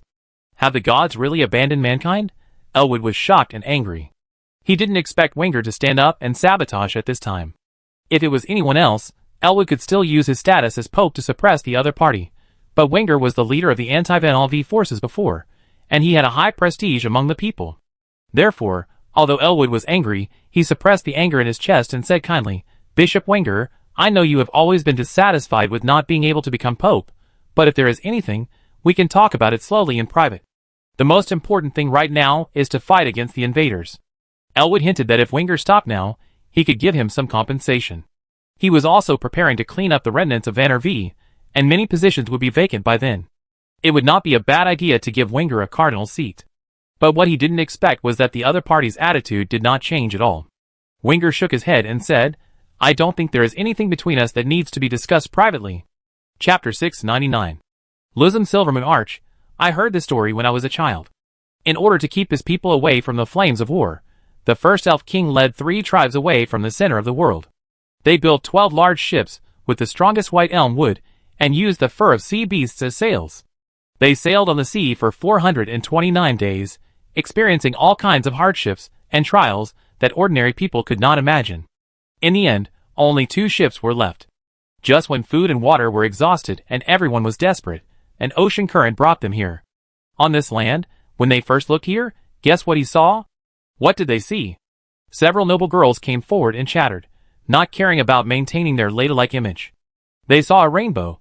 It was so beautiful and shining, but like all beautiful things in the world, the rainbow only lasted for a short while, well, about half a magic hour, and then disappeared. So when the elves settled down in this land and established their own kingdom, they decided to build a rainbow that would never disappear at the port to commemorate this great voyage. The man pointed to the giant archway in front of the port behind him, which was more than 60 meters high and inlaid with 429 moonstones. Ladies and young ladies, I am honored to introduce to you the architectural wonder of the Elven Kingdom, Lusum Silver Moon. However, the man's passionate voice was ruthlessly interrupted halfway through. Don't listen to his nonsense. Lusum Silver Moon Archway is not to commemorate any great voyage. It is a birthday gift from His Majesty Wakewood to his youngest daughter Princess Lusum on her 14th birthday. The latter is the most precious wealth of the entire elves. It is said that her beauty can make the moon pale in comparison. A female elf in mithril armor jumped onto the deck. She had long silver hair and brown eyes, which were the characteristics of the elven royal family. The 2 elven boatmen's expressions changed immediately when they saw the latter's face, and they bowed their heads and said respectfully, "Princess Promia, you have to admit that my version is more romantic, better than your story about His Majesty the King buying gifts to make his daughter happy." The man shrugged. The first elf King Wakewood has the highest reputation in the elf world, and is deeply loved by the elves. Therefore, the 2 elf boatmen were very angry when they heard someone say this. If it weren't for Princess Promia, they swore that they would definitely throw this annoying and arrogant man off the boat.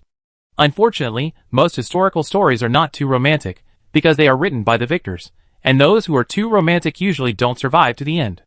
The silver-haired female elf said lightly, "Am I right, President Dadarian?" Dadalion saluted. "How are you, Princess Promia?" The silver-haired female elf smiled for the first time on her serious face, and returned the salute. "I heard that you got married, but the one you marry is not Olavian. What a pity." "Yeah, her loss." I thought you would be more thick-skinned after becoming the president of the Magician Association. As you can see, I have only taken over this position for less than 3 months, so I guess I still need some time to get used to it." The ferry docked at the pier, and Promia got off first. "Come on, my father is waiting for you in the palace." This was not the first time the 2 had met. When Dadalion first went south to challenge many masters of the Southern Magic Academy, Promia happened to be on a friendly visit to Gudrys, who was invited to be the notary for the battle between Olavian and Dadalion. The 2 also met at that time. "You look the same," the president of the Magician Association said. "I almost didn't recognize you. If you were walking down the street like this, you'd probably be arrested by the guards." Dardarian rolled his eyes. "I admit that life has done some, well, a little modification to me over the years, but it's not to this extent. The average lifespan of elves is about 200 years, 2 to 3 times that of humans." The 2 were about the same age when they first met. Over the years, Dadarian has successfully evolved from a handsome guy to a middle-aged man who changes his son's diapers and washes bottles, while Promia still looks like a girl. The silver-haired princess stopped walking. "No, it's not that simple, because your teacher and President Da Vinci did something in Ceta City, which made the current situation very tense. Father is considering ending all activities with human countries, including trade, diplomacy, and even the possibility of expelling immigrants. Moreover, more and more voices in the country are proposing to take advantage of this once-in-a-lifetime opportunity to use military force against the human race." "What does your father think?" "I don't know. He has never expressed his opinion in front of everyone, but many of the advocates of war are my father's people, so many people think that this is what my father meant." "Well, it looks like this will be an interesting journey." Dardarian took out the magic hat that symbolized the position of the president and put it on his head, then asked the female elf, Should I buy a souvenir or something before meeting your father?" "Believe me, that will only make the situation worse. Some people say that dwarves are the race with the best craftsmanship in the entire Dawn continent, but the elves have always sneered at this statement. As the oldest and noblest race on the continent, if they consider themselves second in understanding art, then no one dares to claim to be first, but sometimes the elves are too lazy and too obsessed with cleanliness. They rarely accompany the fire for life, like the dwarves, and devote their lives to those repetitive and boring work. But once they really want to get serious, they can still create amazing masterpieces. For example, the Silver Moon Arch of Lusum at the port, and the Alchemist Palace where the elf kings of all generations lived. The latter is located in the center of the city. It is a huge palace complex built on a giant tree, which can be regarded as the pinnacle of elven architectural craftsmanship. Promia brought Didarian to the wooden ladder, and the elf guards on both sides saluted her. The president of the Magician Association tilted his neck. I have always had a question. You built the palace in such a place. Don't you find it troublesome to go up and down every day? Sometimes we need to make a little sacrifice for art, don't we? Promia smiled, and the elves are a race that advocates nature. Living in such a vibrant place can keep us in a good mood. Chapter 700. Even if all the palaces in the world are put together, Alcabas is still the unique one. In the Golden Hall, the sun shines through the gaps between the branches and leaves, and the green vines are entwined on the armrests of the throne. The tall figure in the center speaks, and the low voice is obviously speaking cold words, but it sounds unusually pleasant. President Dandelion, you are so brave that you dare to come to my kingdom alone at this time. Should I say you are stupid or brave? I heard that the Magician Association suffered heavy losses in the Battle of Ceta City, and there is no successor. If I kill you at this time, I don't know if the human race can still bear such a loss. Your Majesty, you have reminded me. Now I am beginning to think that this may be the reason why the old man Da Vinci chose me instead of Alavian as the president. Dardarian stood in the middle of the hall without fear, accepting the gazes from all directions, and those gazes were not without hostility. You have excellent eloquence, President Dardarian, but this cannot hide the fact that your race is facing a crisis. President Da Vinci is gone, the Magician Association is at its weakest, and the Lionheart Empire has declared war on the Holy Alliance. In view of the alliance agreement signed by Leyheart VII and the Free City not long ago, we have reason to believe that in the near future, the Free City will also be dragged into the quagmire of war, and this is not the worst. You betrayed the immortal beings you once believed in, and now they have abandoned you. Now the abyss cracks in your territory must make you anxious. The voice on the throne paused. I know why you are here, President Dandelion, but, as an old saying of your human race says, a race that ignores history has no future. Open your eyes, President Dandelion, and look around you. This is the good thing your ancestors did for us. Even in the Alchemist Palace, there are traces of your swords and halberds. Oh, if your Majesty is talking about the time when we broke through Silvermoon City and burned half of it during the First Magic War, I can only say that it was a very beautiful battle. Even after so many years, there are still many bards who use this as a blueprint to create beautiful poems. Before Dandelion finished speaking, the elf guards in the palace had already drawn their swords, and everyone looked like they wanted to chop someone in half. Promia smiled bitterly. After not seeing him for so many years, this bastard's ability to irritate others has not decreased at all. He doesn't seem to care who is standing in front of him, but in a sense, this seems to be a unique charm. President Dandelion, I'm sorry, you seem to lack proper education and etiquette. The voice on the throne also carried a rare hint of anger. If you keep this attitude, I'm afraid you won't be able to leave here today. A sneer appeared on Dandelian's face. You want to talk about history, fine, but don't forget why the Battle of Silvermoon City started. You proud and arrogant bastards, wearing the cloak of civilization, brutally slaughtered 200,000 unarmed human civilians in Shia, but unfortunately, we are no longer pigs, sheep and pawns for you to ravage at will. Maybe you should be glad that I was not the one leading the team at that time, otherwise you would have lost more than just half a palace. The figure on the throne fell into silence, and after a while he spoke. It seems that we have nothing to talk about. Really? But I don't think so. The president of the Magician Association curled his lips. You come to ask me not to send troops to the human world at this time. I understand that you are fighting for your race, and I also have to consider my race. If the war is in the interests of all elves, I don't mind starting a war against you and taking back what once belonged to us. So unfortunately, I can't make any promises to you, but I can guarantee your safety in Silvermoon City. I will treat you as an envoy for the friendship between you and my daughter, even if you come uninvited. Dandelion shook his head. You seem to have misunderstood something. I'm not here to ask you to sign an armistice agreement. The president of the Magician Association didn't beat around the bush and said directly, I'm here to invite you to send troops and face the upcoming war with us. There was an uproar in the palace. No one expected that someone's appetite would be so big. At this moment, almost all the elves thought that Dandelion was crazy, because in the eyes of most people, it was a great blessing for the elves to remain neutral at this time, and the man in front of him even shamelessly asked the elves to send troops together to solve the dilemma faced by humans. But why should the elves clean up the mistakes made by humans? The figure on the throne seemed to raise the corner of his mouth. It seems that humans are really desperate and are pitting their hopes on friendship with us. Don't you think it's too late? Don't worry, friendship didn't exist in the past, doesn't exist now, and won't exist in the foreseeable future. The reason I'm standing here is because we both have a common goal. Oh, what goal? Survival. Dardarian uttered these two words softly. But it seems that only you are facing the crisis of survival now. Haha, you don't think that the elves can still stay in this world intact after the extinction of humans, do you? Dardarian's tone changed, and he said coldly, unfortunately, you can't provide them with the faith they need. To them, you are no more valuable than a grain of dust on the ground. If the Dawn continent is regarded as a huge pasture, do you think they will let a group of dogs occupy the most fertile grassland? Dardarian's metaphor triggered another round of dissatisfaction and protests. The atmosphere in the palace became tense again. However, someone did not pay attention to the reactions of others, but just looked at the figure on the throne. Let us take off our disguises, Your Majesty. Don't tell me that you are not worried about this matter, otherwise you will not join hands with the church to find the legendary world tree together. I don't know what you're talking about. The Elf King's voice turned cold. About 7 years ago, Vannervee instructed Motlis to secretly send the Sword of Blessing and the Shield of Apollo, 2 of the 9 holy artifacts, to the elf world. At the same time, a huge amount of money was remitted here every year from the church. This matter once confused me. It was not until recently that I gradually figured out what you were doing.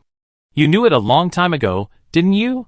Knowing that this day would eventually come, you decided to join forces with Vannervee to find a way out for the elves. Chapter 701. I've heard of the legend that Orgad, a giant tree that connects the heavens, is rooted in the netherworld, half withered and half flourishing. It is said that only the most outstanding warriors can climb along its trunk all the way to the kingdom of God, where they can be bathed in the grace of God and gain eternal life. Dardarian said, as he walked towards the throne. Seeing this, the guards suddenly became nervous, and each of them took a half step forward as if they were facing a great enemy. However, the figure on the throne did not react at all, but just sat there with an indifferent expression. Prince Obert on the side couldn't help but say, the kingdom of God that we elves yearn for is not the same as the kingdom of God recorded by your human church, okay? I thought so at first, because even ordinary people can find the essential difference between the two. The kingdom of God that you elves talk about does not have gods. In a sense, it is more like a utopian fantasy world, where there is no pain and death, and Orgad is the tool for you to reach that world. You said it yourself, it's just a distant legend. Even we elves ourselves are not sure of its existence. The Elf King finally spoke, lightly. No, you know it exists. Dardarian came to the throne, and looked into the eyes of the man on it. The president of the Magician Association raised his mouth, but the next sentence was earth-shattering. The world tree is actually a holy artifact, isn't it? Dardarian did not give the man on the throne time to deny it, and continued to talk on his own. It is said that there is a faint connection between those ancient holy artifacts, so you want to use the 9 holy artifacts in the church to find the lost organ. I should have thought of it earlier. You elves are the oldest race in the Dawn continent. How could they ignore your existence? Long before humans appeared, those things tried to communicate with you. Orgad appeared to facilitate their contact with you, but unfortunately, it found out not long after contacting you that you could not provide the faith they needed, so they quickly gave up on you, and the world tree disappeared. The stage that took a lot of effort to build, but there was no role. This is why your kingdom of God is empty, and there are no gods. Very interesting conjecture. The Elf King said coldly, without changing his expression. This is not a conjecture, otherwise there is no way to explain why Vannervee would help you elves find the world tree. Dardarian sneezed. I have always disliked Vannervee. He is too old, so old that he can no longer see the world clearly, but he still wants to control everything, and use his old methods to solve problems. So he lost and fled to your elf kingdom. Many people think that he came here to seek your protection, but I know that he came here to continue his savior game. Oh! I must admit that I made a big mistake in the matter of Aldred. I thought you had the same goal. But in fact, you two may be partners in the search for the world tree, but what you want to get from the world tree is different. Your Majesty wanted to lead your people to escape into the God realm when the situation deteriorated to a certain extent, while Vannervee wanted to use Aldred to reconnect with those things. That poor fool has not given up his dream of peace talks until today. Perhaps because this is our only chance. A voice came from the gate. Van Alvey stood at the gate in a loose robe. He looked like he had just gotten out of bed and rushed to attend a tea party with friends. President Dandelion, to be honest, I didn't expect that Leonardo da Vinci would choose you as his successor, but now I think I understand. The old man smiled and said sincerely, you have a rare keen observation and terrifying intuition, so if I win this afternoon, I will suggest that Her Majesty Dolores kill you. The latter raised his eyebrows and said, bringing you back to the country is also one of my missions this time. In fact, I put it quite high on the list. Really? Unfortunately, it seems that I have a better chance of winning now, the old man said leisurely. Oh, you are more optimistic than I thought.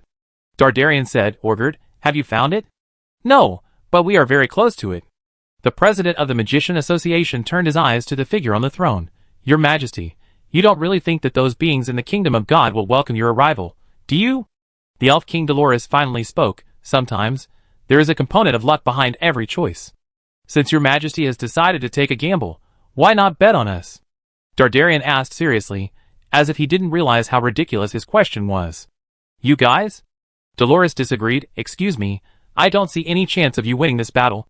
The power of the Magician Association has never been weaker, the church is in turmoil, you are surrounded by enemies, and at this time you are still fighting among yourselves.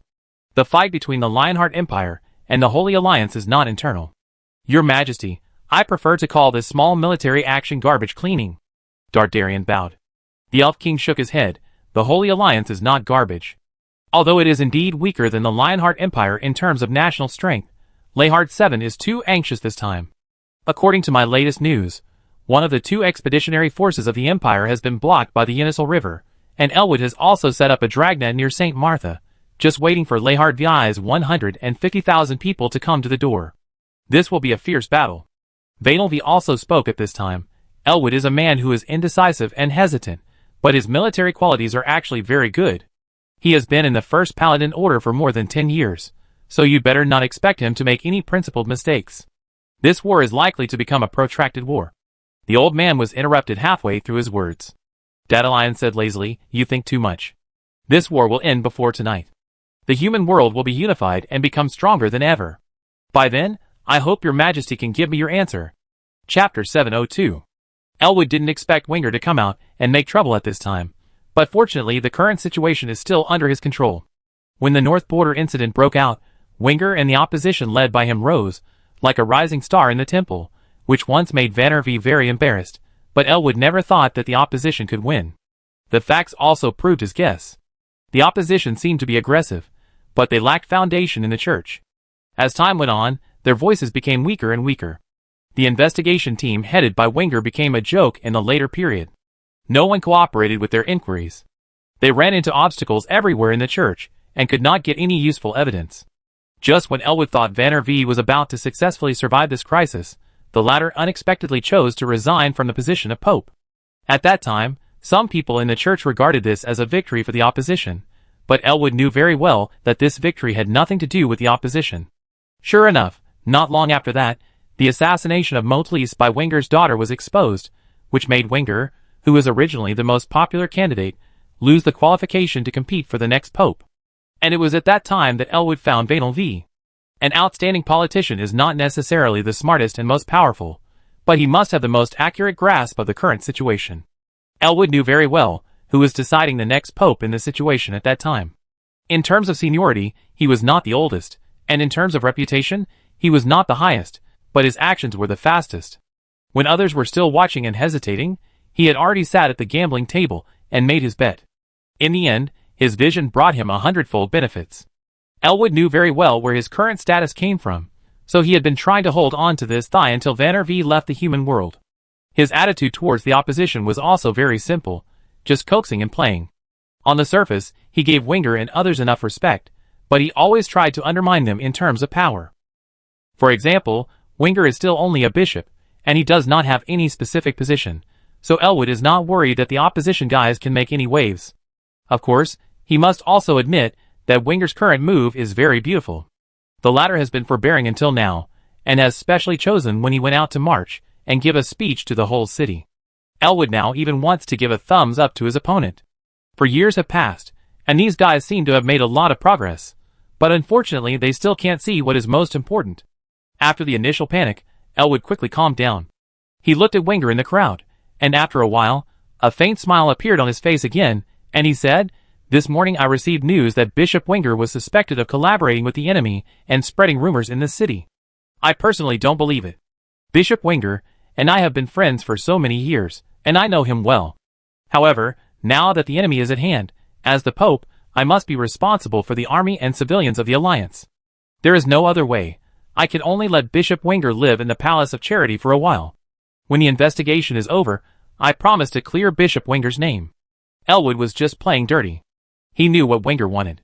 In an open debate, no matter who won or lost, the prestige of the church would be damaged to varying degrees.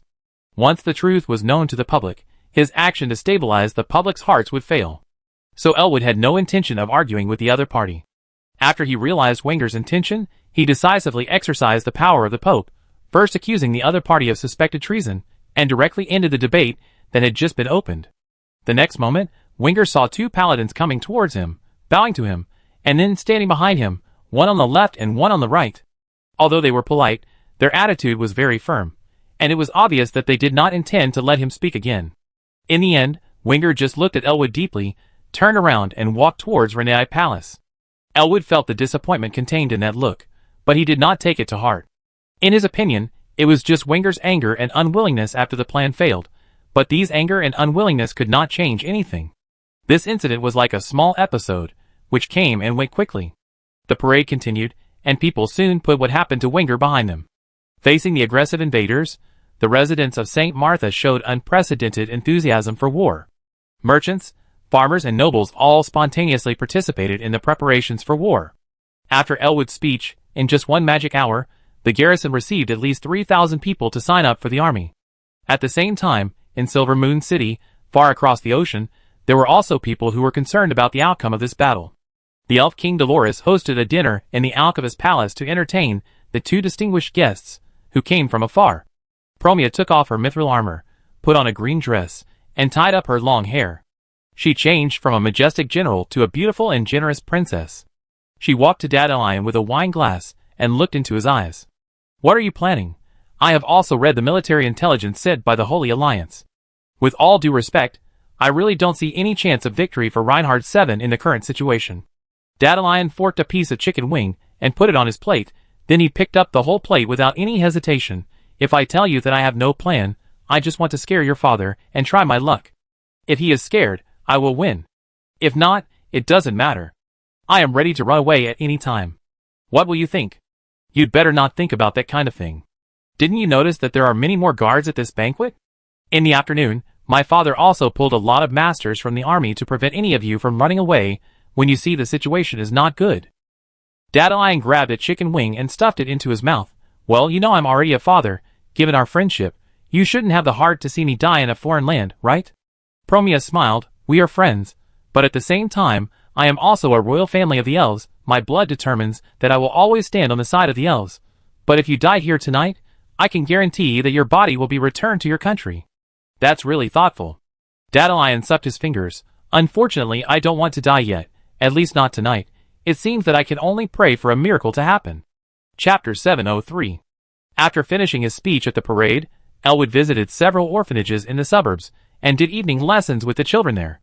He then went to the city wall to inspect the city defenses, and showed up at the grain store, the market, and the Adventurers Guild to further stabilize the people's hearts. When everything was over, he returned to the Renai Palace, and it was already late. At this time, most people had fallen asleep, and the city was quiet. There was no more noise during the day, only the rustling of the night wind through the leaves. Elwood hurriedly finished the dinner prepared by the servants, but did not go back to sleep. Instead, he resorted the intelligence at hand to see if there was anything missing. The war has developed to this point, and the Holy Alliance has gradually gained the upper hand. The more it has come to this point, the more we cannot be careless. Elwood asked people to take away the dishes and chopsticks on the table, leaving only a plate of desserts. He picked up one of them, and put it in the upper left corner. This dessert represents the Red Fox Duke Maldifo, and his 70,000 troops. This army has the second paladin to deal with it. There is also the Yenisei River between the two. Now is the flood season of the Yenisei River, so this place should be safe. Then Elwood picked up another piece of dessert and placed it on the top. This piece of dessert represented Onsai in the north, and the Breton family behind him. After the North incident 4 years ago, the nobles there had already broken away from the control of the church and reunited under the Breton family. Elwood had to admit that he had misjudged Onsai. The loyal dog, who had been gnawing bones at the feet of Vannervee, had now grown into the Wolf King of the North. With the merit of protecting the North, Onsai's reputation had surpassed the previous Scarlet Sword. Although the church still ruled the North in name, it had actually lost control of that land. During this time, when King Lehard VII traveled thousands of miles to attack, Elwood was most worried that Onsai in the North would rise up in response. So he deliberately hid a troop in the Principality of Morton, which was closest to the North, to deal with possible crisis. However, up to now, the North has been very quiet. According to the intelligence sent back by the spies left there, the local nobles have no signs of mobilizing troops, so this threat can be almost ruled out. Then, there is the problem of the Magician Guild. Although the Holy Alliance is under the rule of the Church, there are also magicians active in the territory. The number of magicians may not be as large as that in the south, but if they are added together, they are still a considerable force. If they appear at a critical moment, they may change the entire situation. This is also the force that gives Elwood the most headache. Thanks to the organizational rules of the Magicians Association, this group of people are usually scattered all over the place, but once an emergency occurs, they can quickly gather together under the call of the association. So when he learned that the Lionheart Empire was invading, the first thing Elwood did was to control the Magicians Association in various places, and destroy the teleportation arrays used for communication and assembly there. The current results of this matter can only be said to be average. Before Lehard VII took action, the Magicians Association had received the news in advance and transferred most of the personnel. The people in the temple came up empty-handed, but the second half of the work was finally completed well. With the destruction and dismantling of the teleportation array, the magicians scattered in various towns have lost the possibility of gathering together in a short time. Elwood breathed a sigh of relief and picked up the last piece of dessert on the plate. This was his biggest trouble at the moment, King Lehard VII and his 150,000 cavalry. After this period of crazy march at all costs, the 150,000 people have been reduced to 130,000, and nearly 20,000 have fallen behind. This number is very shocking. You have to know that this is before any battle has started, and there has been a loss of nearly 15%. This situation is simply unheard of. Elwood didn't know what the other party was planning, but the church had already completed the defense line with more than 200,000 troops, and was waiting for the enemy to tire. So it seems that St. Martha couldn't be safer now. Moreover, the temple troops fighting on the home front were still gathering in large numbers. Elwood's order to the army was to fight a defensive battle. He was bound to be a coward, because the longer the time dragged on, the more disadvantageous it would be for the Lionheart Empire troops, who were alone and deep in the enemy's territory. Elwood reviewed his arrangements and confirmed that there were no omissions, but for some reason, he was still a little uneasy. He called the captain of the guard, Morotic. "Where is Winger? I want to see him." The latter was a little surprised. "Now, your majesty? Isn't it too late?" Elwood shook his head. "Let's do it now." "Is there any movement from the opposition?" "It's strange," Morotic said. "We arrested Winger. According to the performance of the opposition in the past, they must have come to our door a long time ago. But in the afternoon, except for a few students, who came to give Winger some daily necessities, no one else came. Are they planning to elect a new leader? It's unlikely. Winger has a high reputation among the people. No one except him can unite the entire opposition group. Anyway, let's go over there and take a look." Elwood wiped his face with a hot towel and regained some spirit. Winger was imprisoned in a small building west of Renai Palace. Considering his identity, Elwood did not do anything too much. He chose a place with a nice view, and said to the outside world that he was cooperating with the investigation. It was more like inviting the former to visit Renai Palace for a while than imprisoning him. As Elwood expected, although it was late, Winger did not sleep. When he entered the room, Winger was still writing something under the lamp. Elwood took a quick look and found that it was a textbook for children to learn to read. Winger had copied 2 books, and was writing the third one. Elwood praised. No wonder Bishop Winger is loved by the people wherever he goes. Just killing time. Winger put down the quill in his hand, and said lightly, "How come your majesty has time to come to me? I'm here to apologize." Elwood looked sincere, and admitted his mistake straightforwardly. "I was wrong about what happened this morning. I'm sorry that you, Bishop Winger, have been wronged. I just hope you can understand my difficulties. Now that the war is coming, we first need to ensure internal stability." "I've heard this before," Winger said calmly. "Oh, although your majesty has been imitating his style of doing things, you are not the same kind of people in your bones, right?" said the bishop. Elwood raised his eyebrows. Wenger closed the book in his hand. I don't like Vanner V because he is a person who disregards rules and means to achieve his goals. I cannot agree with this concept, so I oppose him. I know that many people are used to calling us the opposition, but we are not actually a faction. We just happen to do the same thing at the same time. Congratulations on your success. We are not as stupid as you think, Your Majesty. Wenger paused. We also placed our hopes on you a long time ago. Although I know that you have a close relationship with Vanner V, I still have hope and think that you are different. This is indeed the case. Vanner V firmly believes that what he did is right. From the overall perspective, it is beneficial to the entire human race. But you, my majesty, everything you did from beginning to end was just to satisfy your own selfish desires. Chapter 704. Elwood's face darkened. What does Bishop Wenger mean by this? What have I done in the past 4 years that is not for the temple? That's because you are the temple, and the temple is you. When you protect the interests of the temple, you are protecting your own rights, Wenger said calmly. Van Alve did better than you in this regard. At least he said one thing that is very right. The foundation of the temple is here, not there. Bishop Wenger pointed to the ground under his feet. Very good, it seems that we have finally talked about this topic.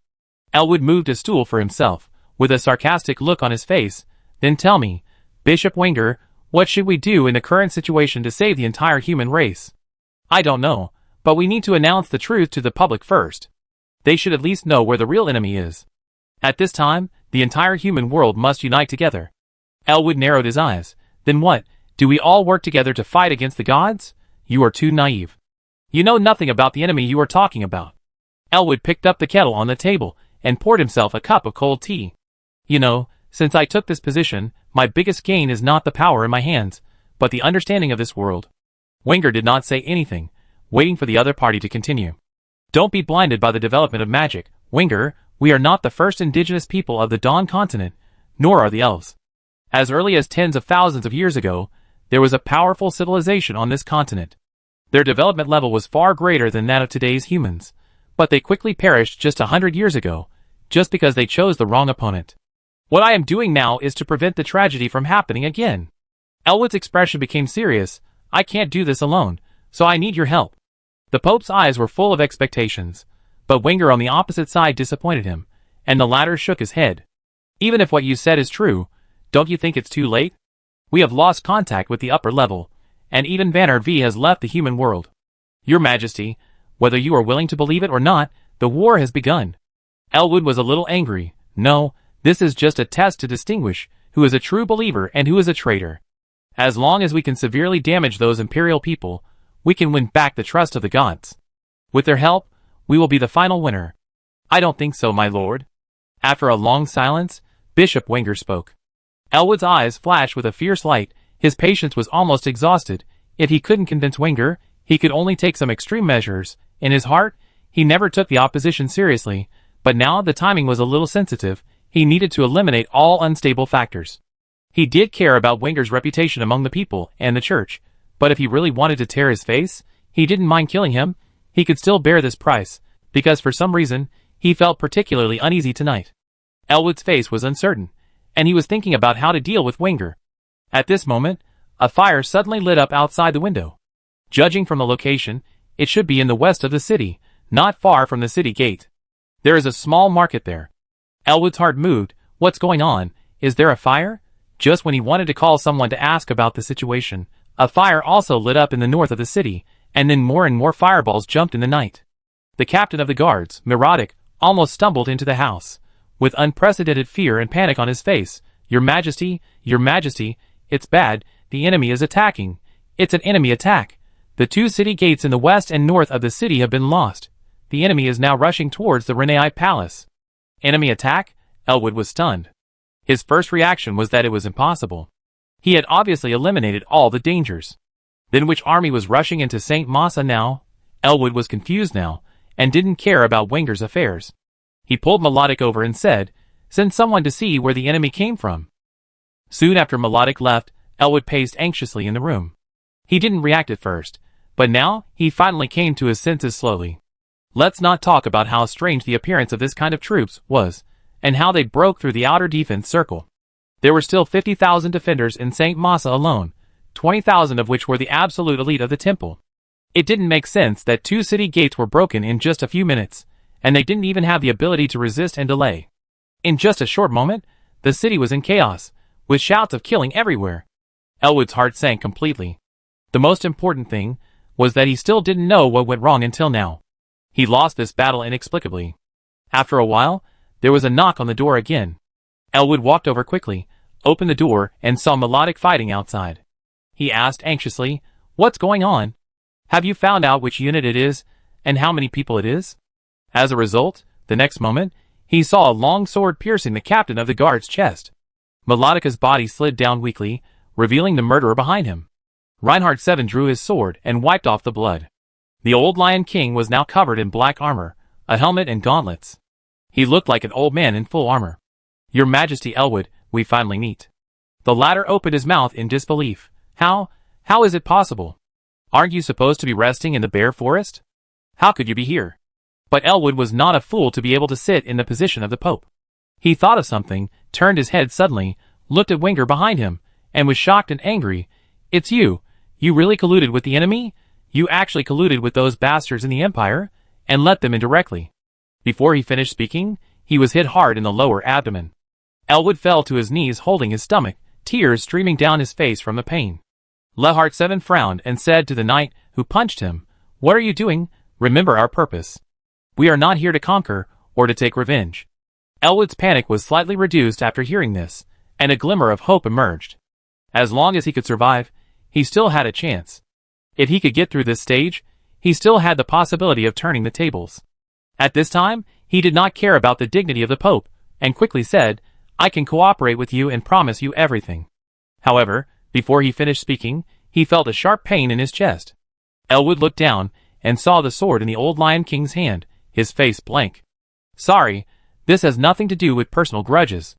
I can promise not to hurt others as much as possible, but you know how much influence a Pope has among believers. We can't spare your life." Chapter 705.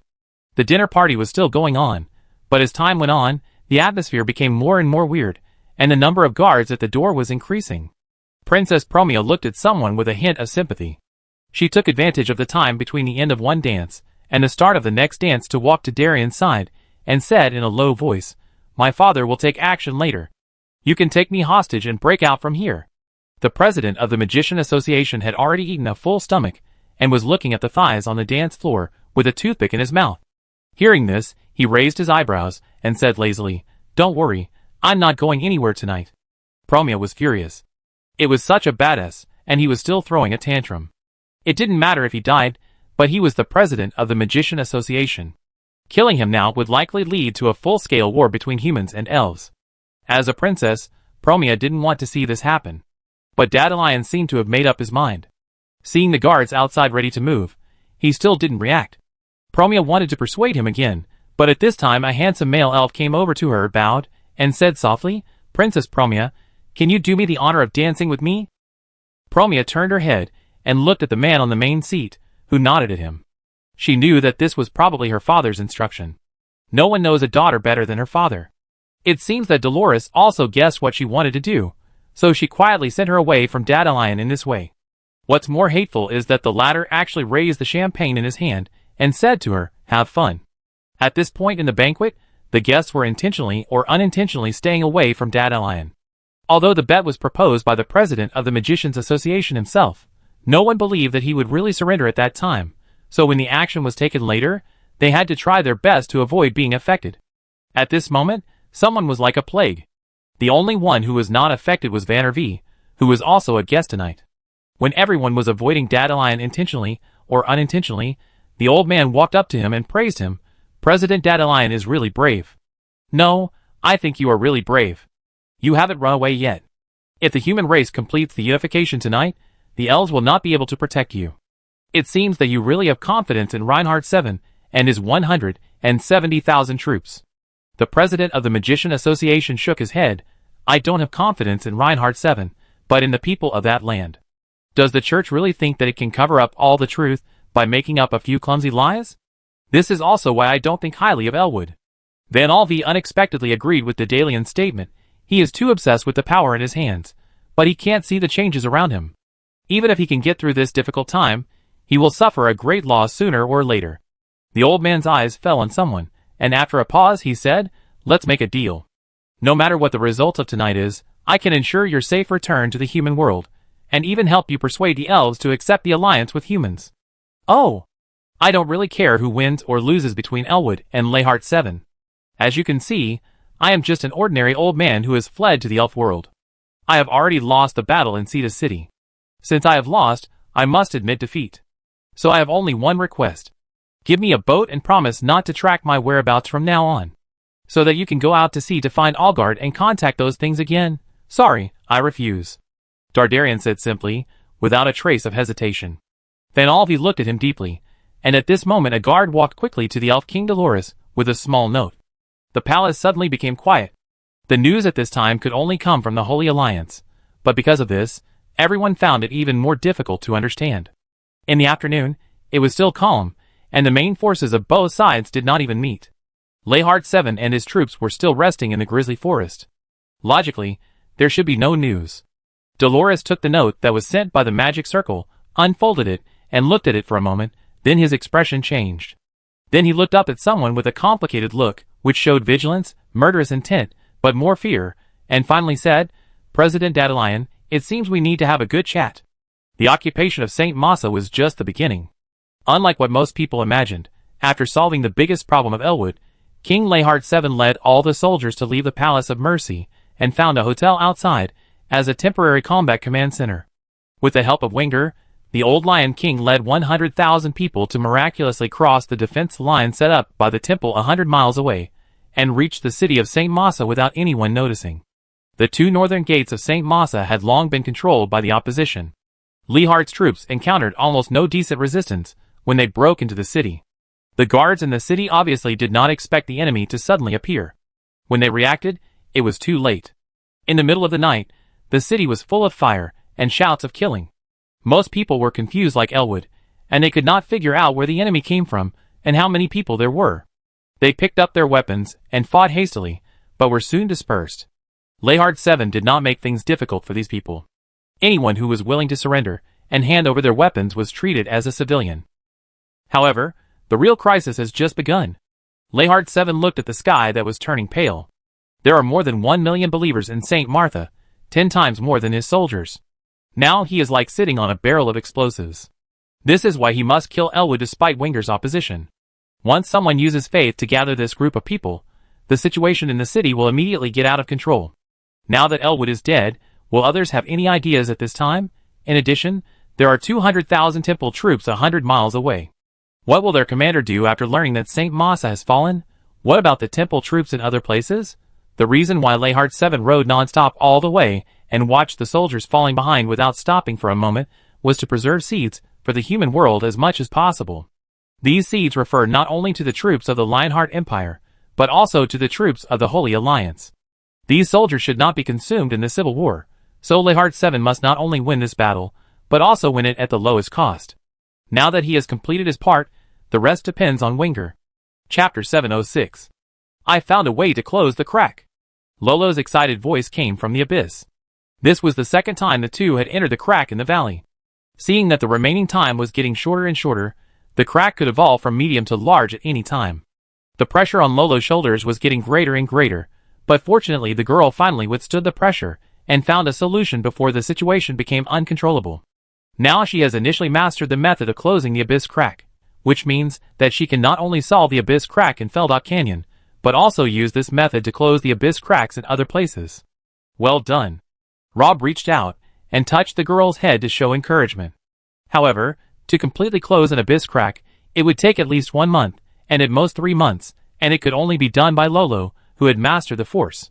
There were 7 abyss cracks in the Lionheart Empire alone, and there were also many in the Holy Alliance and the Free Cities. Lolo calculated the time and found that it was difficult to catch up. Don't worry, the small abyss cracks can be dealt with by the Magician Association and the local armed forces. We only need to deal with the ones that pose the greatest threat, Rob said. Lolo was shocked when he heard this. If that's the case, then we can close all the abyss cracks in about 1.5 years. Rob nodded, and the two walked out of the abyss cracks and prepared to go to Myril to rest for a day and replenish their supplies as usual.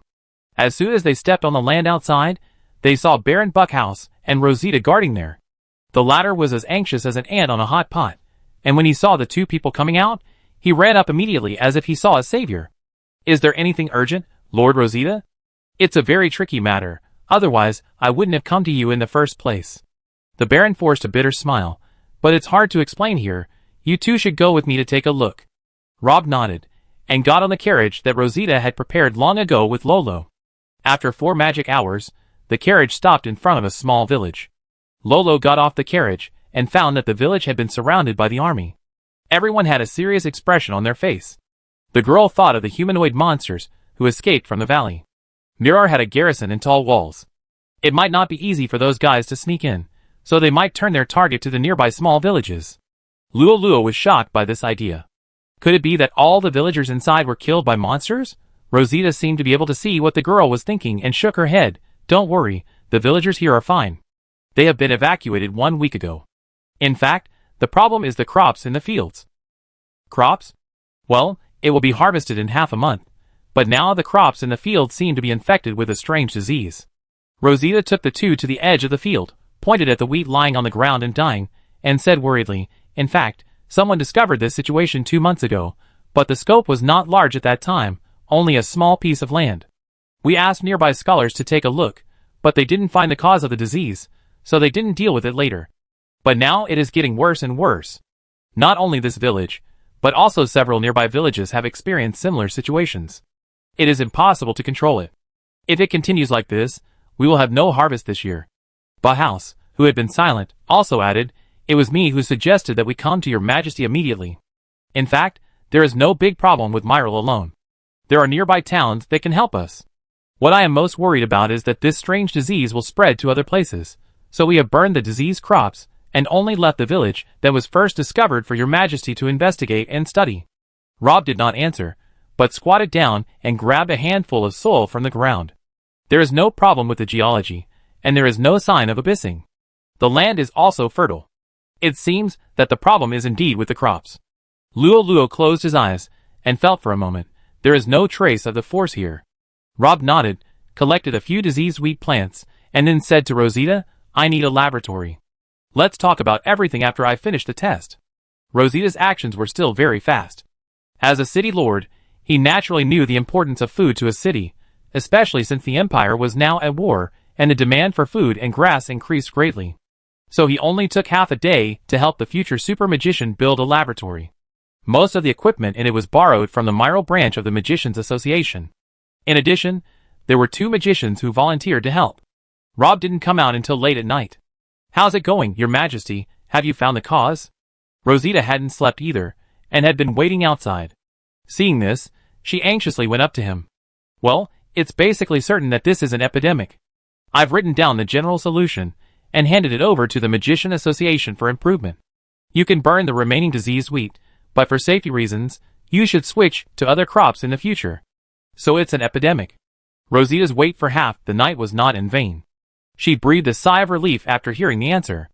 Like animals, plants can also suffer from diseases, but this situation is relatively rare. Under normal circumstances, this kind of thing can be regarded as an absolute disaster, but at this special moment, when Rosita heard those 2 words, she felt a sense of relief. There have been too many things that violate common sense in recent times. Whether it is the sudden appearance of deep cracks in various places, or the disordered climate phenomena, people have a sincere sense of uneasiness. So when Rosita found that there was a problem with the crops near Myrtle, the first thing she thought of was the upcoming war, worrying whether this was some mysterious method of the enemy. Hearing Rob say it was an epidemic, a stone in his heart finally fell to the ground. People always have the greatest fear of the unknown. Now that the cause is known, a solution can naturally be found. Once the worries were put down, fatigue came up. It was already late at night. Rosita didn't want to go back to the city, so she asked someone to clean up a house in the village. Of course, he didn't forget Rob and Lolo. After arranging the accommodation for the 2, he fell asleep. However, Rob was not sleepy at this time. He was staring at a piece of land that was burned in the distance. Lolo put a blanket on someone. "You didn't finish what you said just now." Chapter 707. This epidemic is a bit strange, and I haven't seen similar records in previous documents, Rob said. "A new type of epidemic? This is also possible. In theory, It is true, but I'm afraid it's not that simple. I hope I'm overthinking it. The future super magician shook his head and didn't continue the topic, so the incident of wheat infection in Myrtle City passed. After experiencing a false alarm, most people put their minds at ease. Because the discovery was made in time, the area of damaged wheat fields was not large, and the situation was not serious. In addition, potatoes were the most consumed food in Myrtle City, and the villages around the city also mainly planted potatoes. The wheat fields infected with the disease were burned and cleared, and there was no serious loss of food. However, for the sake of caution, Rosita wrote a letter to New Telt, briefly explaining the situation.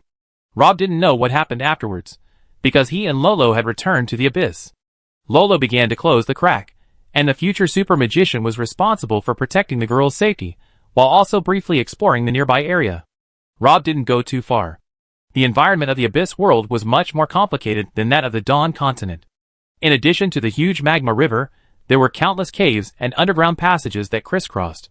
Once you get in, it's easy to get lost, and sometimes you don't know whether the bottom of the dark cave is magma or another tunnel leading to nowhere, so every step must be careful enough. Fortunately, the flesh wall had been devouring monsters crazily for a while in order to evolve, which caused the density of nearby monsters to drop sharply, reducing a lot of trouble for Rob when exploring. The main purpose of the future super magician this time was to explore the geological structure of the abyss and collect some biological samples.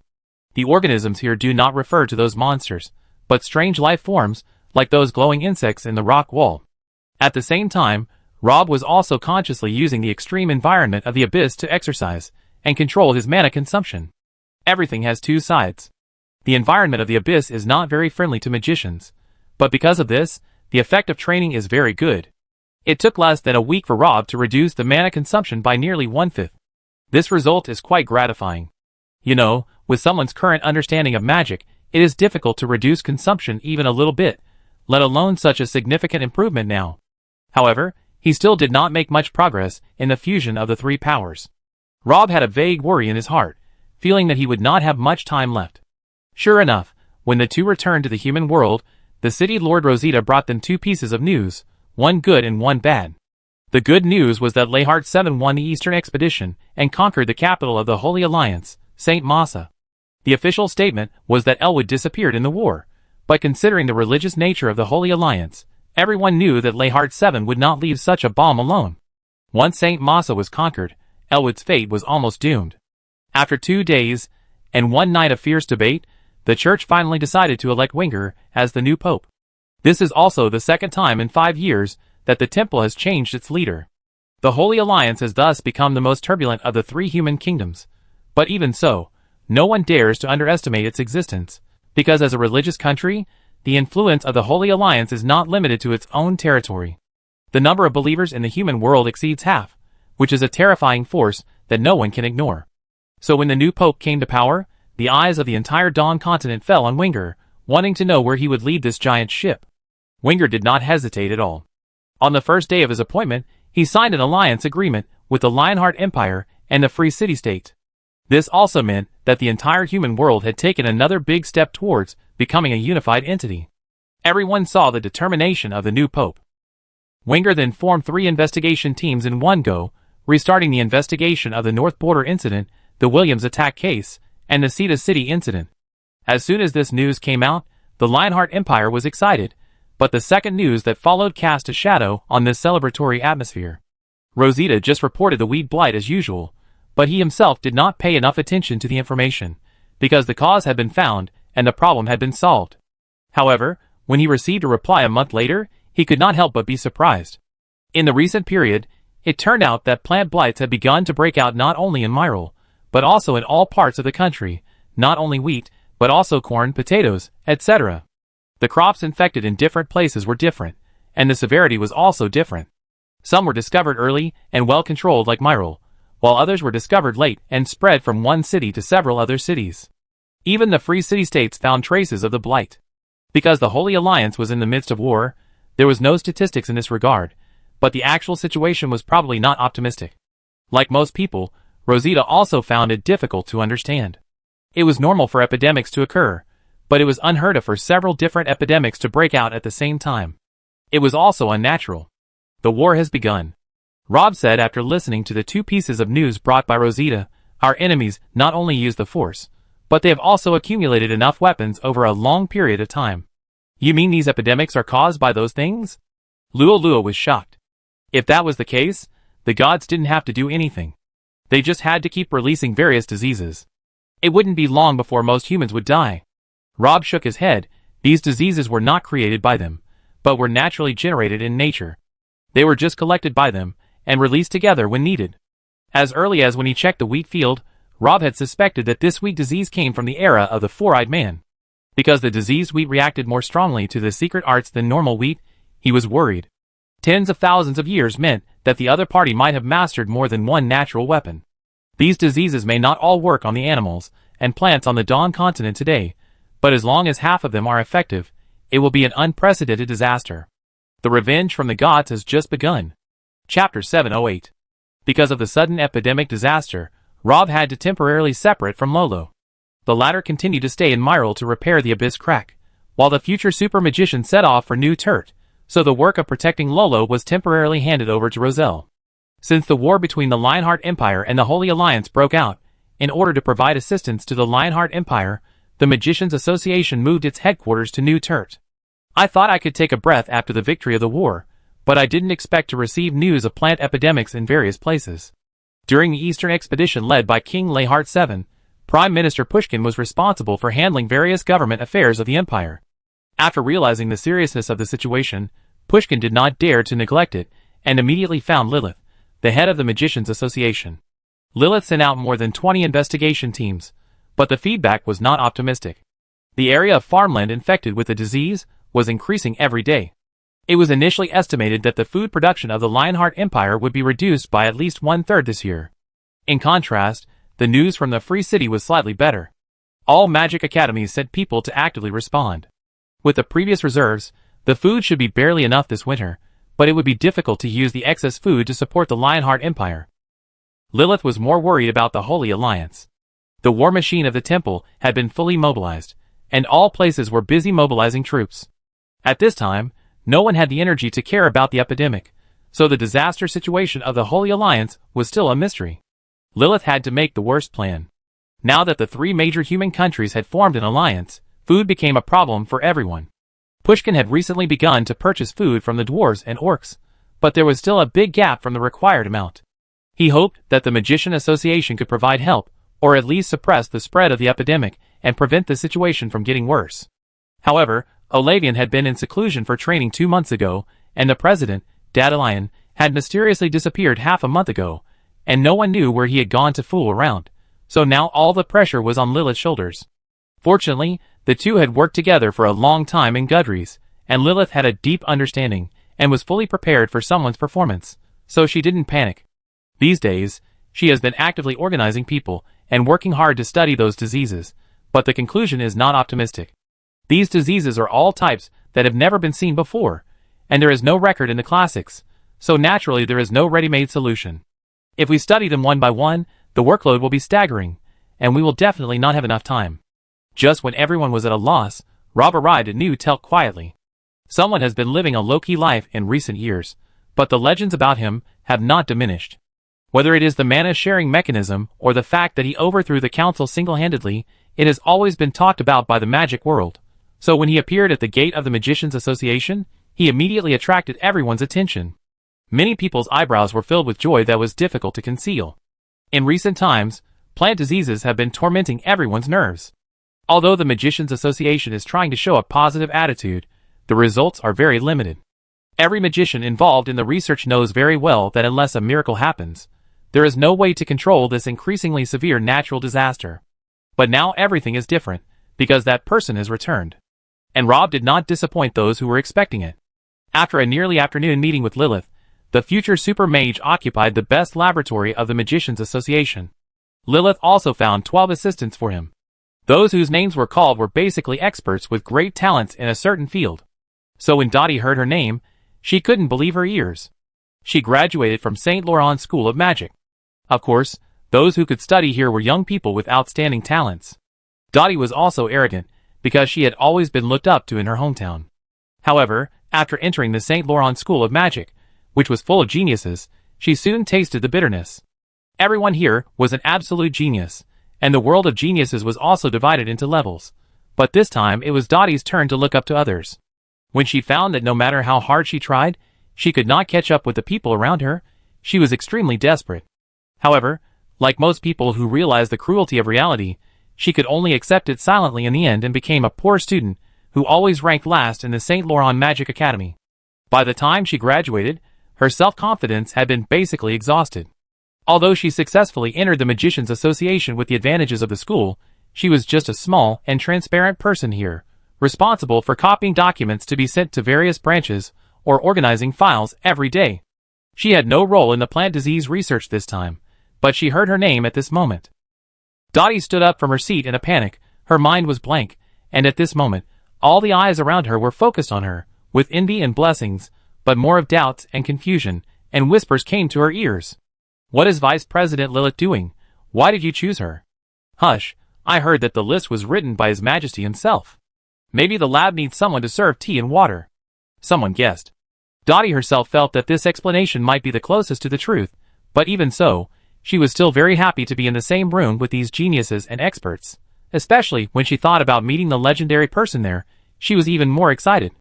Dottie was the last one to be called. When she arrived at the lab, it was already busy. No one welcomed her.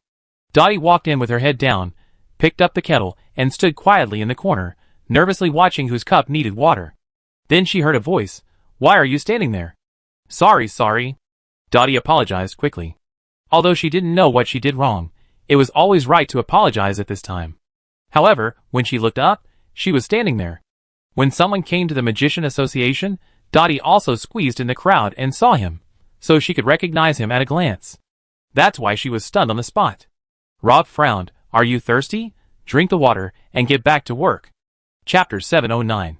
Dottie suspected that there was something wrong with her ears, and subconsciously asked, "Work? What work?"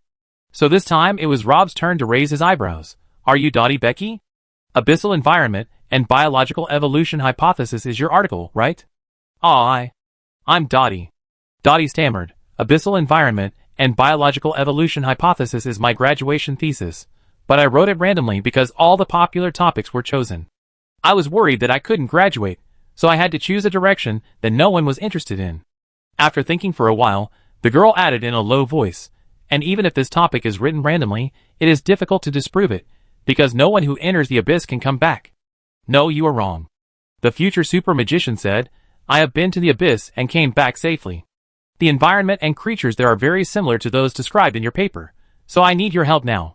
I wonder if you are willing to be my chief assistant." You need my help?" Dottie felt her brain was lacking oxygen, and she felt dizzy. She hadn't been asked for help for a long time since she suffered a great blow at St. Laurent School of Magic, not to mention that it was from someone else, which made Dottie feel that this moment was unprecedentedly unreal, but she was more worried in her heart. "But I haven't done research for a long time." "Then I give you half a day to get familiar with the equipment and operation, Orwell." Rob called a tall and thin magician to the side. Dottie knew the latter. He was well known in the magic world, and was a master in making and debugging experimental instruments. In the past, Dottie looked up to him, but Orwell would never notice a little transparent person like her. But now the future super mage asked Orwell to help her get familiar with the laboratory equipment. For the first time, Dottie felt that reality was so absurd. However, the timidity and fear that had been engraved in her bones for so many years once again dominated her brain. She was more afraid of disappointing others' expectations of her than being despised. Dottie opened her mouth and wanted to persuade Rob to reconsider the issue of the candidate. However, when she looked up again, the person in front of her had changed to Orwell. Although the latter was also a member of the Magician Association, he obviously had no impression of a small character like Dottie. He pushed his glasses and said softly, "Miss Dottie also lives in New Telt. Why haven't I seen you before? Come, let me introduce you to the principle and use of my latest two-stage separation and extraction machine. Compared with other extraction machines on the market, my machine can increase the efficiency by 80%. Dottie interrupted Orwell's eloquent speech, blushing and a little embarrassed. Can you start with the most basic instruments?" I don't know if it was because of someone's encouragement, Dottie showed an amazing learning speed afterwards, which surprised Orwell. From a novice who knew nothing to a skilled operator, she only took less than 2 magic hours. Afterwards, Dottie was able to devote herself to work and began to help Rob deal with the materials at hand. As the experiment progressed, Dottie gradually figured out someone's idea. The environment in the abyss is extremely harsh. In order to fight against the harsh natural environment, the creatures living there must be strong enough.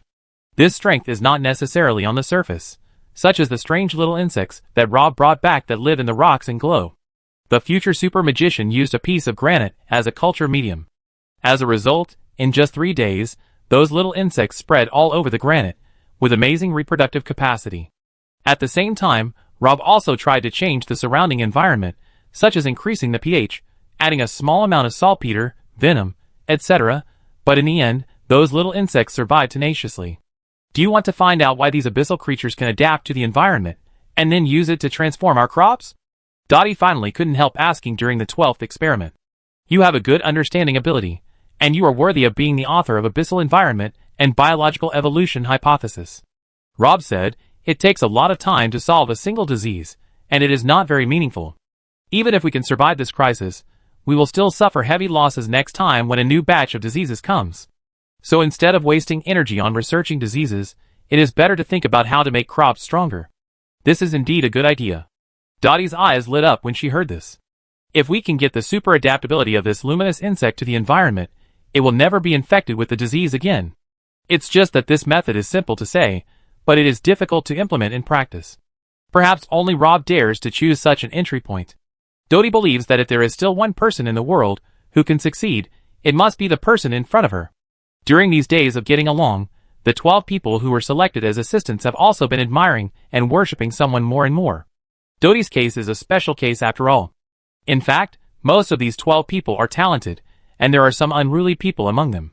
However, after these days of getting along, everyone's admiration for Rob is from the bottom of their hearts. The process of the experiment is also a process of learning, and everyone has benefited a lot from it. Especially Dottie, she seemed to have become a different person. Her previous timidity and self-doubt had all disappeared, and she regained the confidence she had before entering the St. Laurent School of Magic. If the epidemic was not still raging outside, Dottie even hoped that this research could continue. However, on the 15th day, their experiment finally made important progress. Everyone in the laboratory looked very excited, which meant that there was no problem with the previous direction, and soon this great disaster that plagued the human world would be overcome by them. At the same time, the situation of the Holy Alliance was becoming increasingly stable. Mildefort had already evacuated with his troops half a month ago. Lehard VII also fulfilled his promise before the war, and led his troops to withdraw from St. Massa, returning the ancient city to the hands of the Church. The day before leaving, the old Lion King invited the new Pope of the Church to go hunting together. Lehard VII took off his heavy armor and changed into casual clothes that were convenient for riding and shooting. He was majestic. The attendant brought 2 longbows. Lehard indicated that the guests should choose first. Wenger shook his head. I don't know how to hunt, just watch from the side. I've heard that Bishop Wenger is kind-hearted and his words are consistent with his deeds. Now I see that he is indeed worthy of his reputation. Lehard VII did not hesitate to pick up a lion head bow and tried the feel. He seemed quite satisfied, but then he put the bow and arrow down again. Since Bishop Wenger is not interested in hunting, let's get straight to the point. Chapter 7:10. Dolores brought Dandelion to the study with an expressionless face, closed the door, and locked everyone including the servants and guards on the other side of the door. In the end, even Princess Promia could not come in. However, the Elf King did not stay here. Dandelion saw Dolores walk to the bookshelf and move a poetry collection called Light and Praise on it. The next moment, the stone bricks in the center of the study slowly sank, and a deep and dark passage was revealed after a while. Dolores said nothing and gestured for him to come in. Dardarian raised his eyebrows. Although his prediction came true not long ago, and Lehard VII conquered St. Massa as promised, which also eased his crisis to a certain extent, it did not mean that he was completely safe. Dolores never expressed her attitude from beginning to end. Dardarian's trip to the elf world to meet the Elf King was a top secret in the Magician Association. No one was notified before leaving, so even Lilith didn't know where he was now. In other words, if Dolores sealed the entrance and exit of the tunnel after he entered it, he would die alone underground, and perhaps no one would find him for decades until his body turned into bones. But the president of the Magician Association did not hesitate.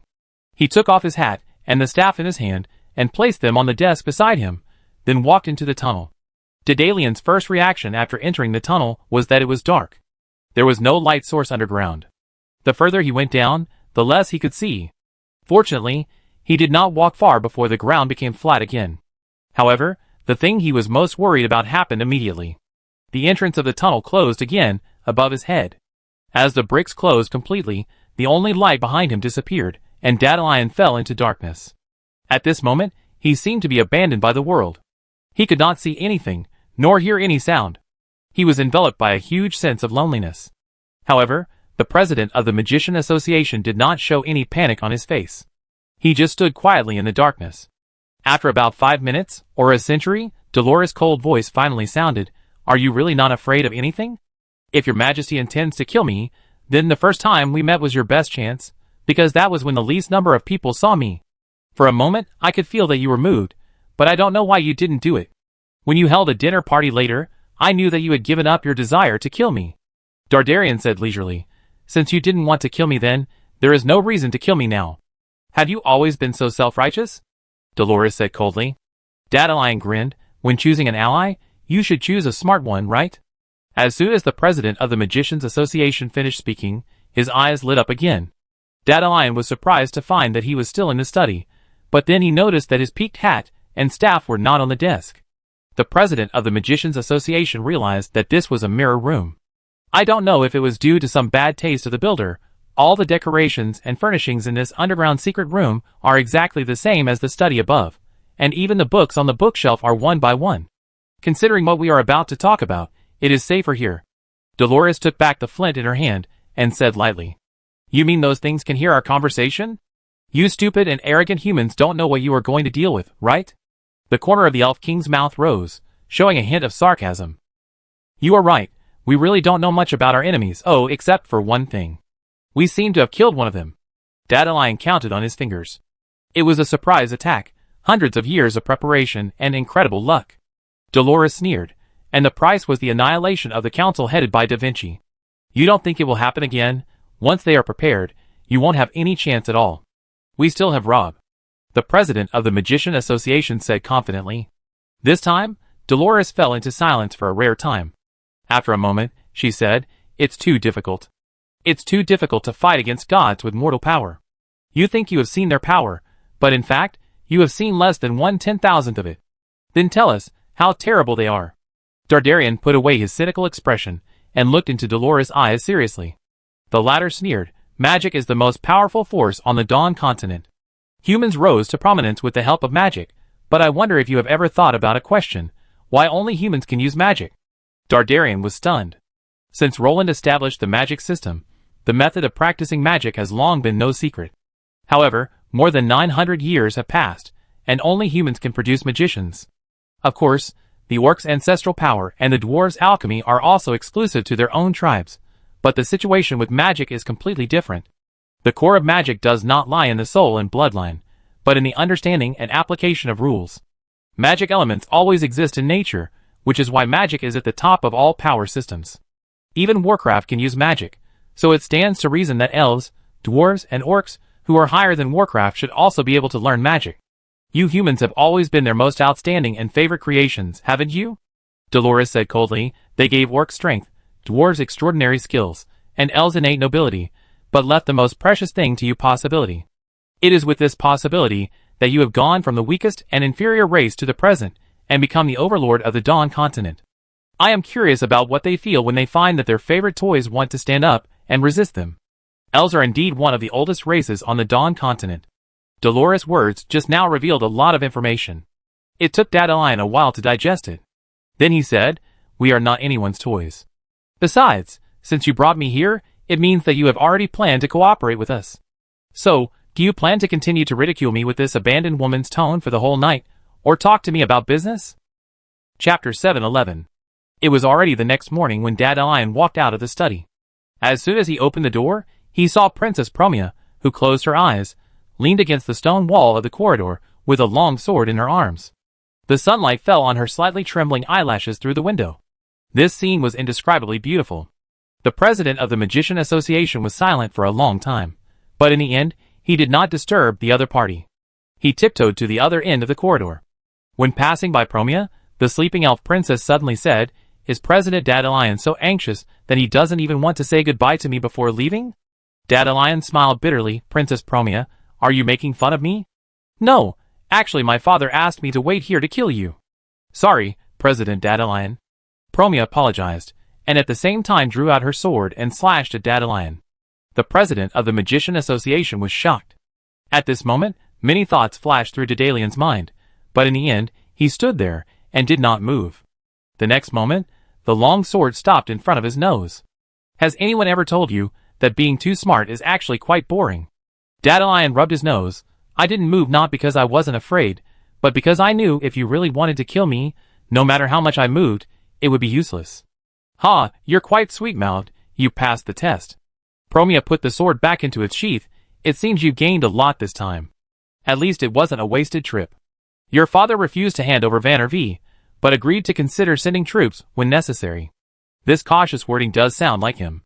The elf princess paused and said, "It's a rare trip for you to Silvermoon City. Do you need me to take you on a tour?" "No, I don't have much time left. The elf world is just the first stop. Next I have to go to the dwarves and orcs." Promia raised her eyebrows. "So the next time we meet, we may be comrades fighting side by side. I just hope that day will never come." Dardarian smiled bitterly. Rob and his research team only took 20 days to complete the improvement of wheat. The new variety of wheat has greatly improved its adaptability to the environment and can recover even if it is infected with the disease. Once this news came out, the entire human world was greatly encouraged. However, the Imperial Prime Minister Pushkin was a little reluctant to smile. He had been very worried in recent times. The disaster situation of the Holy Alliance was still being counted, but the intelligence that had been collected undoubtedly confirmed his worst guess. Due to the war, epidemics in various places could not be controlled in time, and no one expected that multiple epidemics would break out at the same time.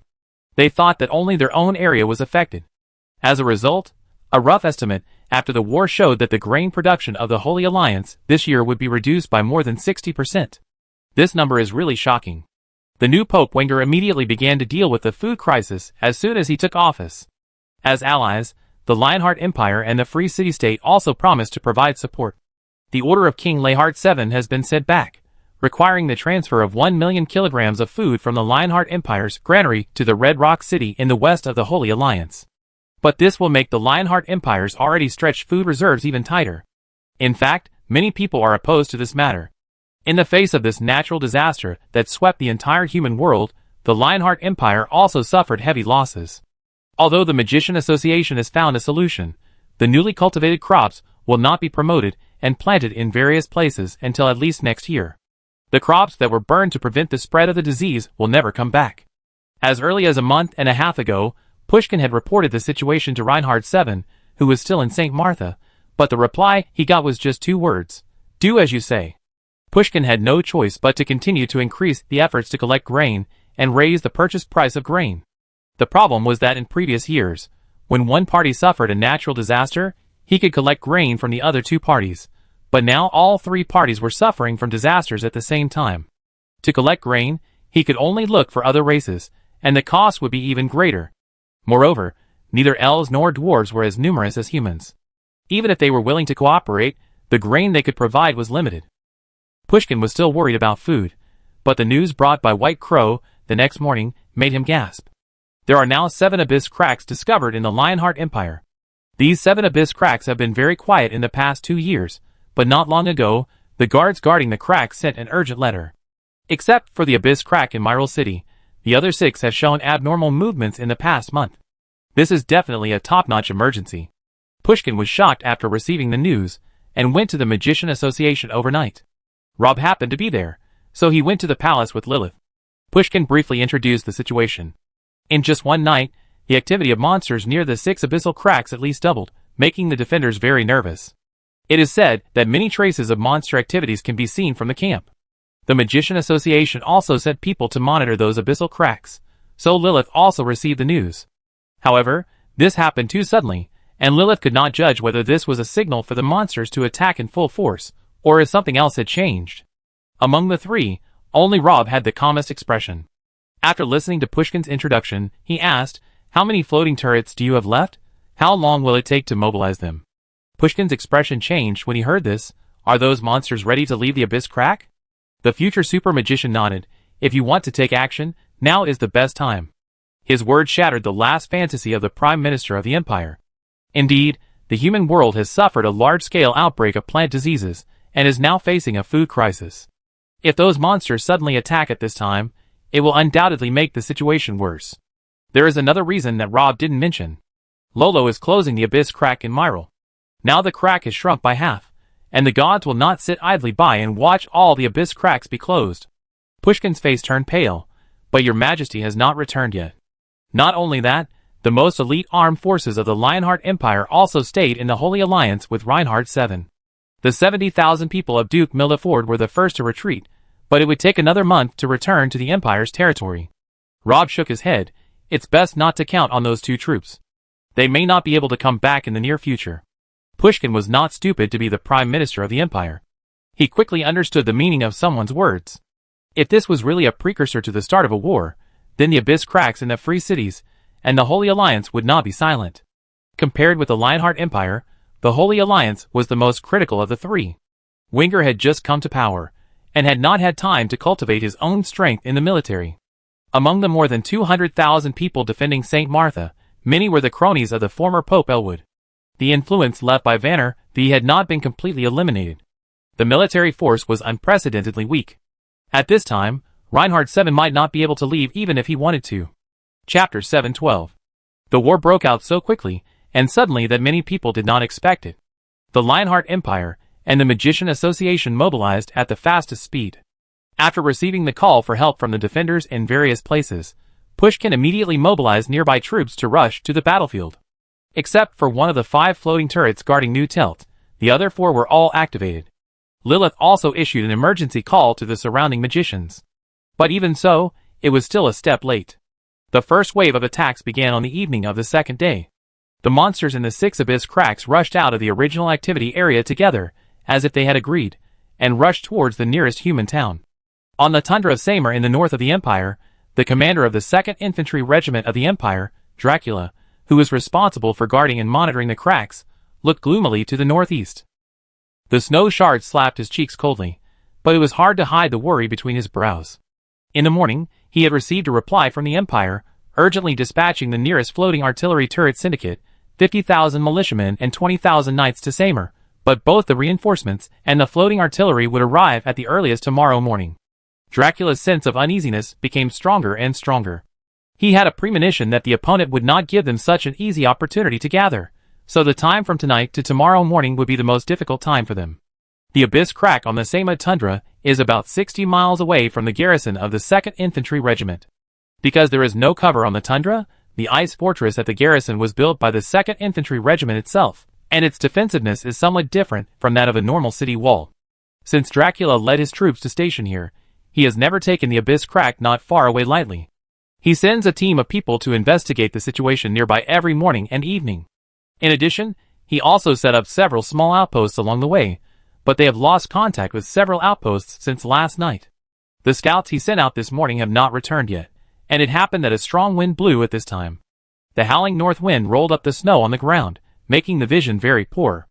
Almost all the unfavorable factors gathered together. If nothing happened tonight, it would be strange for Dracula.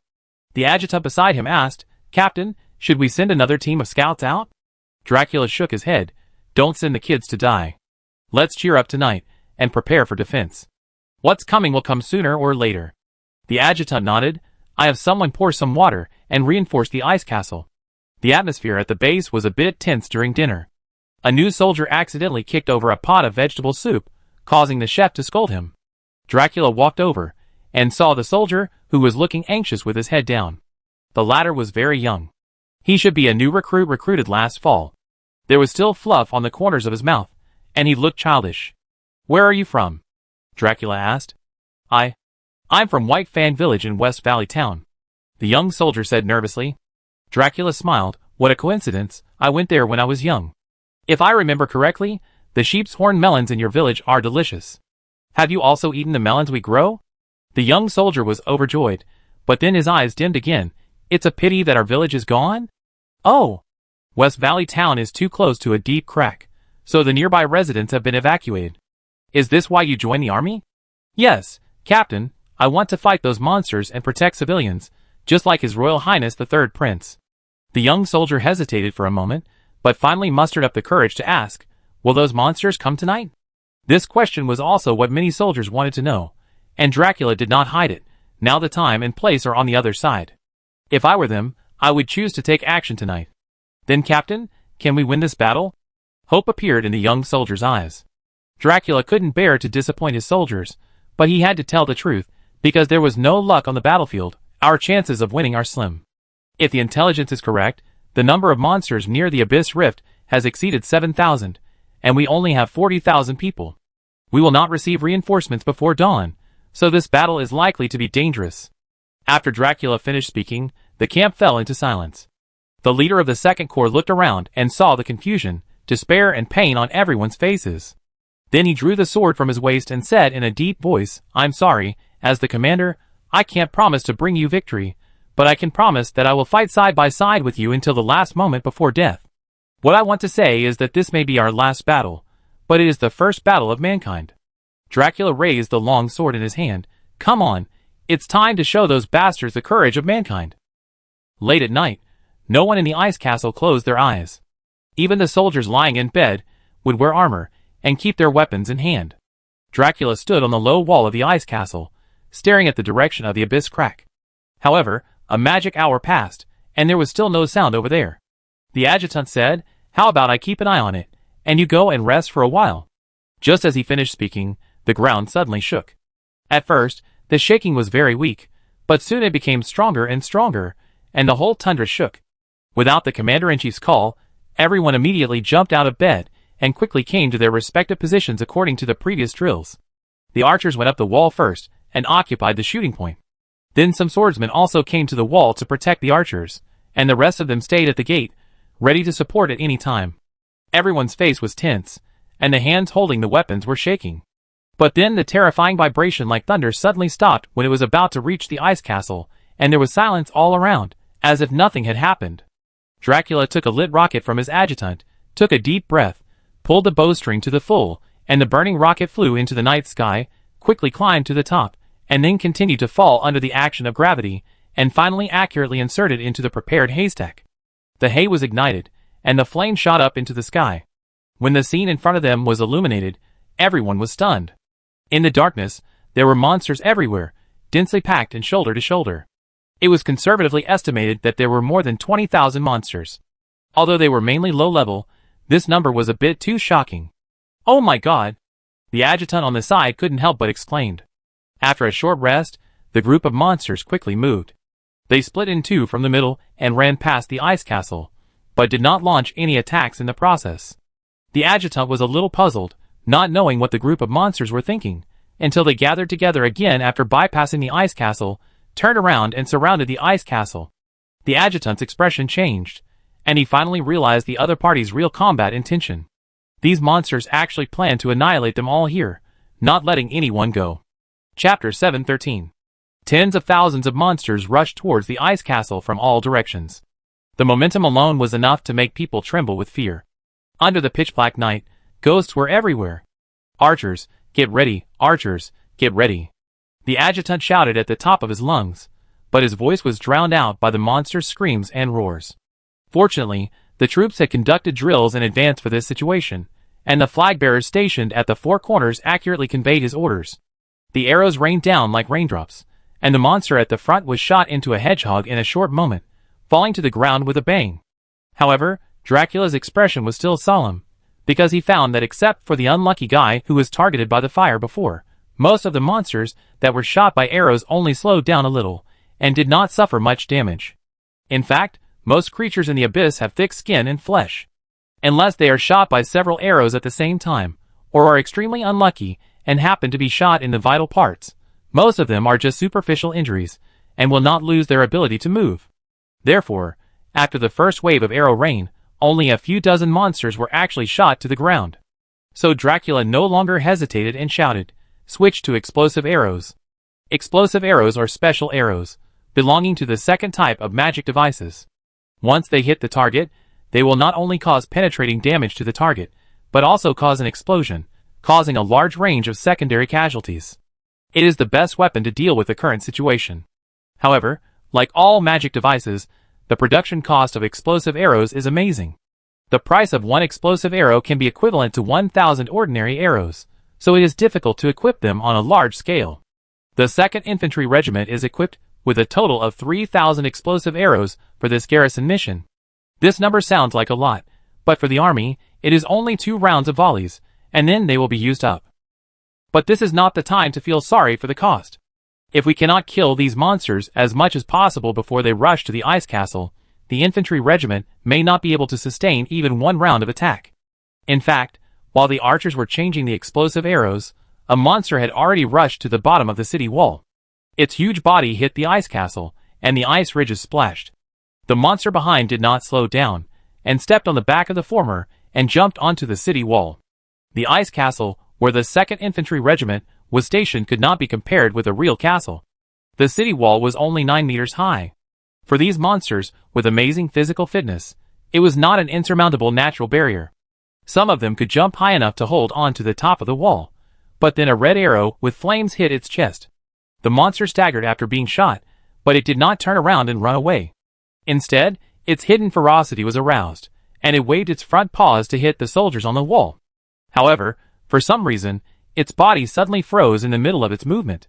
The next moment, the place where it was shot by the arrow suddenly exploded, and a ferocious fire snake gushed out from the wound, swallowing the monster in one gulp. Even several soldiers nearby were ignited and screamed. The adjutant was very anxious. Shoot at the bottom of the wall. The monsters that have already climbed up will be dealt with by the swordsmen. The archers who received the order calmed their panicked minds, and then aimed their explosive arrows at the sea of monsters in the distance. Thousands of explosive arrows were shot out at the same time, as if to light up the entire sky. This time, the roar of magic finally overwhelmed the heart-pounding vibration. The monster army rushing towards the ice castle suffered an unprecedented painful blow.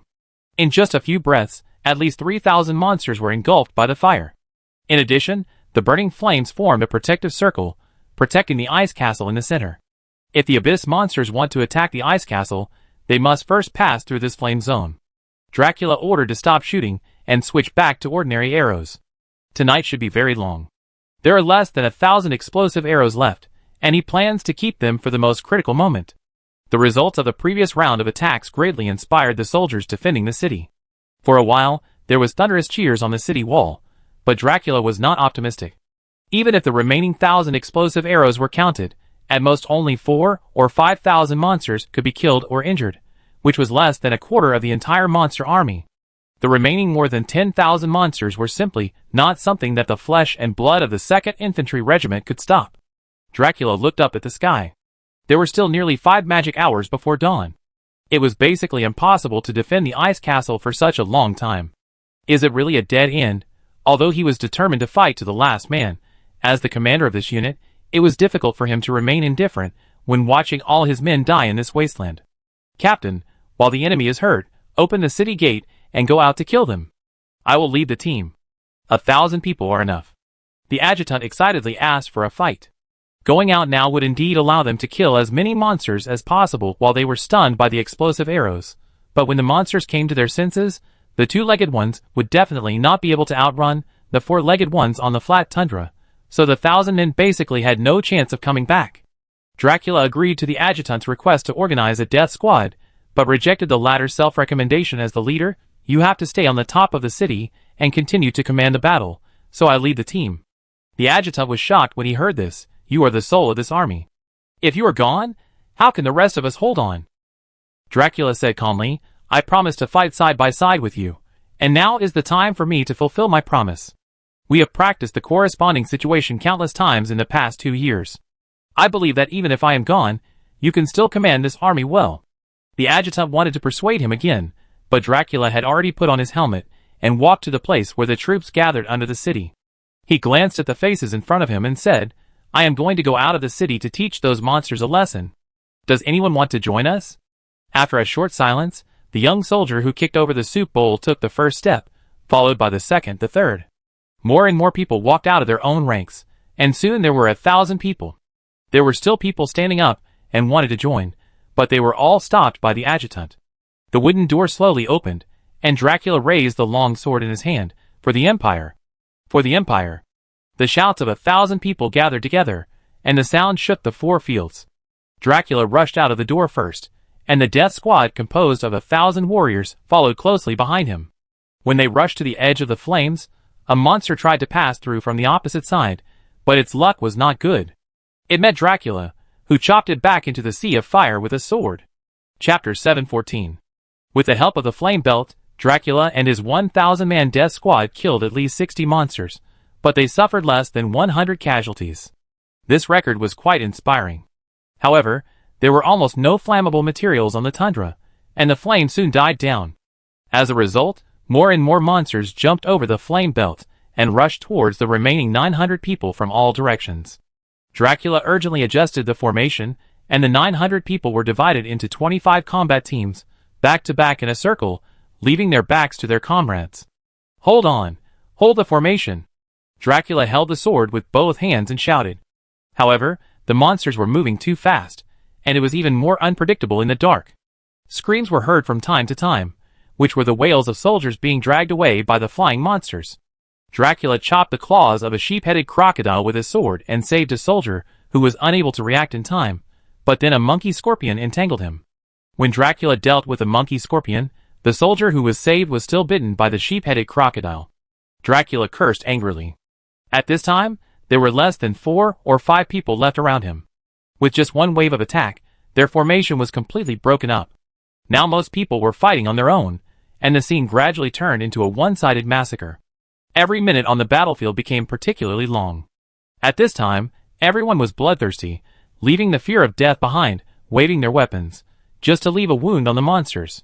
Dracula was fighting in the monster group while trying to gather the remaining soldiers, but as time went by, there were fewer and fewer people around him, until after a charge, Dracula looked back and there was no one behind him.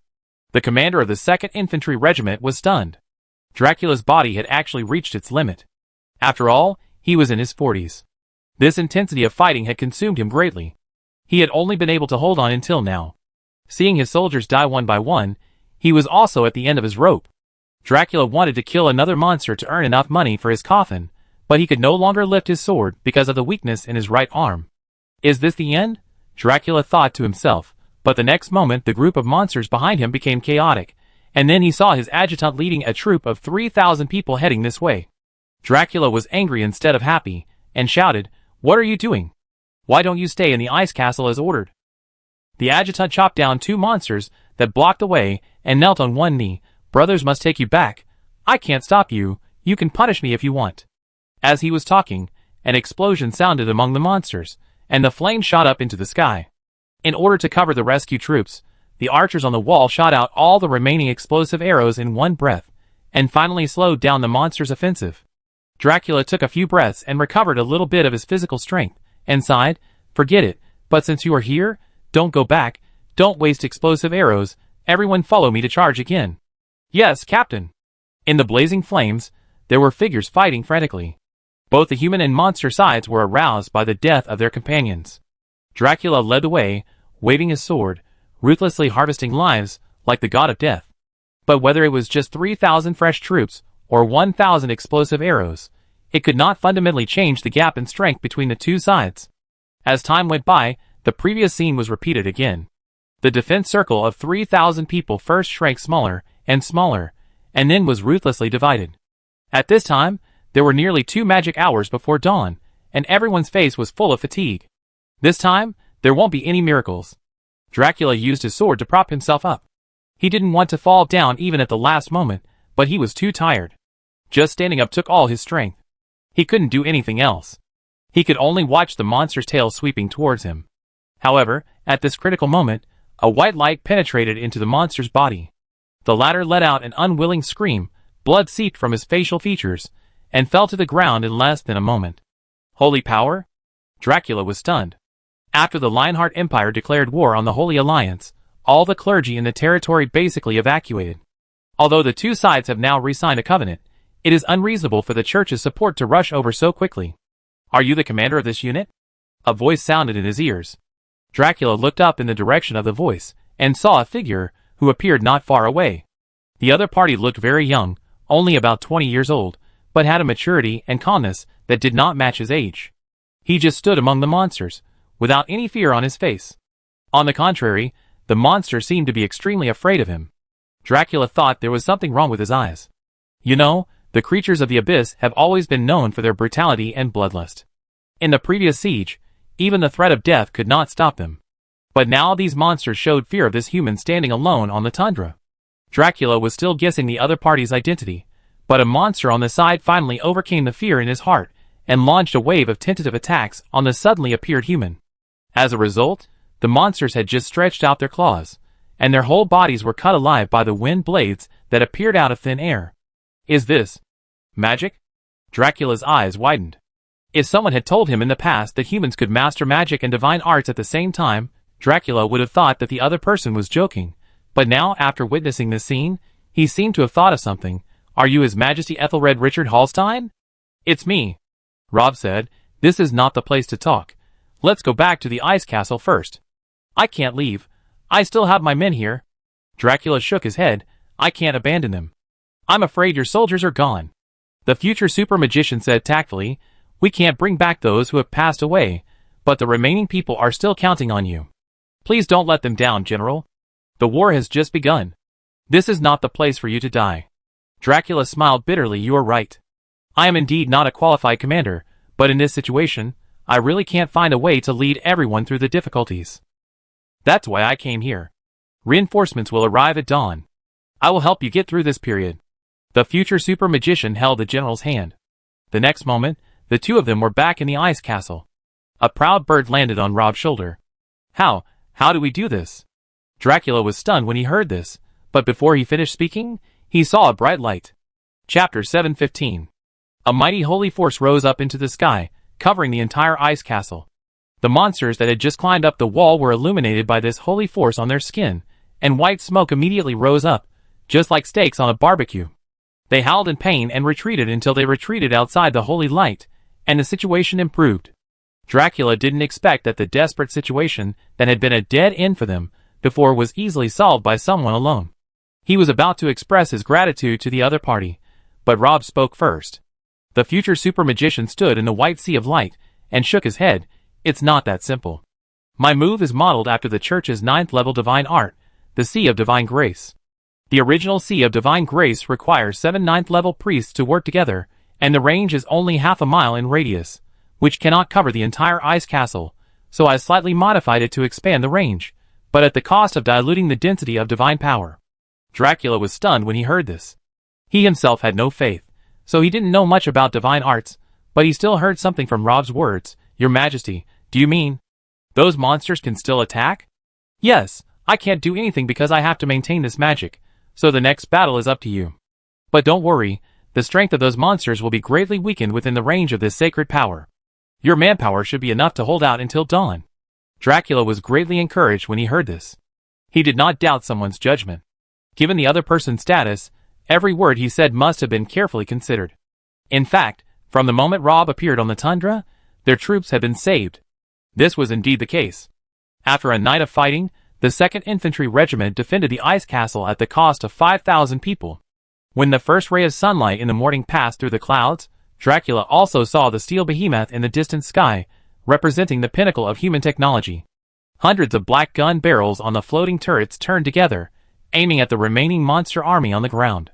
As the magic cannons began to spit out flames, the ferocious and violent monsters on the ground also turned from hunters to prey. In just a quarter of an hour, at least more than half of the monsters died under the high-density magic bombardment, and the remaining half no longer had the courage to resist and began to flee.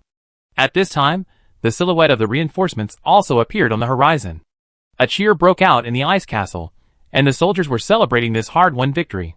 In the past, when encountering similar situations, those soldiers with faith would shout the name of God, but now those great beings that once gave shelter to mankind have become the enemy of mankind, so no one chanted the name of God anymore.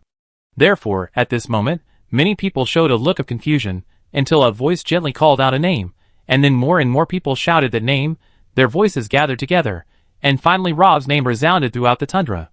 However, Rob himself was not too excited. When the reinforcements appeared, his figure had disappeared from the ice castle. Dracula didn't even have time to thank him in person. The future super magician had quietly boarded the Syndicate floating turret. The control room inside the turret was in a busy state at this time. Number 2, Number 9, Number 74 gun barrels are overheated and cannot be started in a short time. Repeat, Number 2, Number 9, Number 74 gun barrels are overheated and cannot be started in a short time. Barrel number 16 is stuck, and a repair golem has been sent. Barrel number 99 is out of order, suspected to have exploded, requesting a replacement for the spare barrel. Insufficient magic shells, estimated to be only 2 more salvos.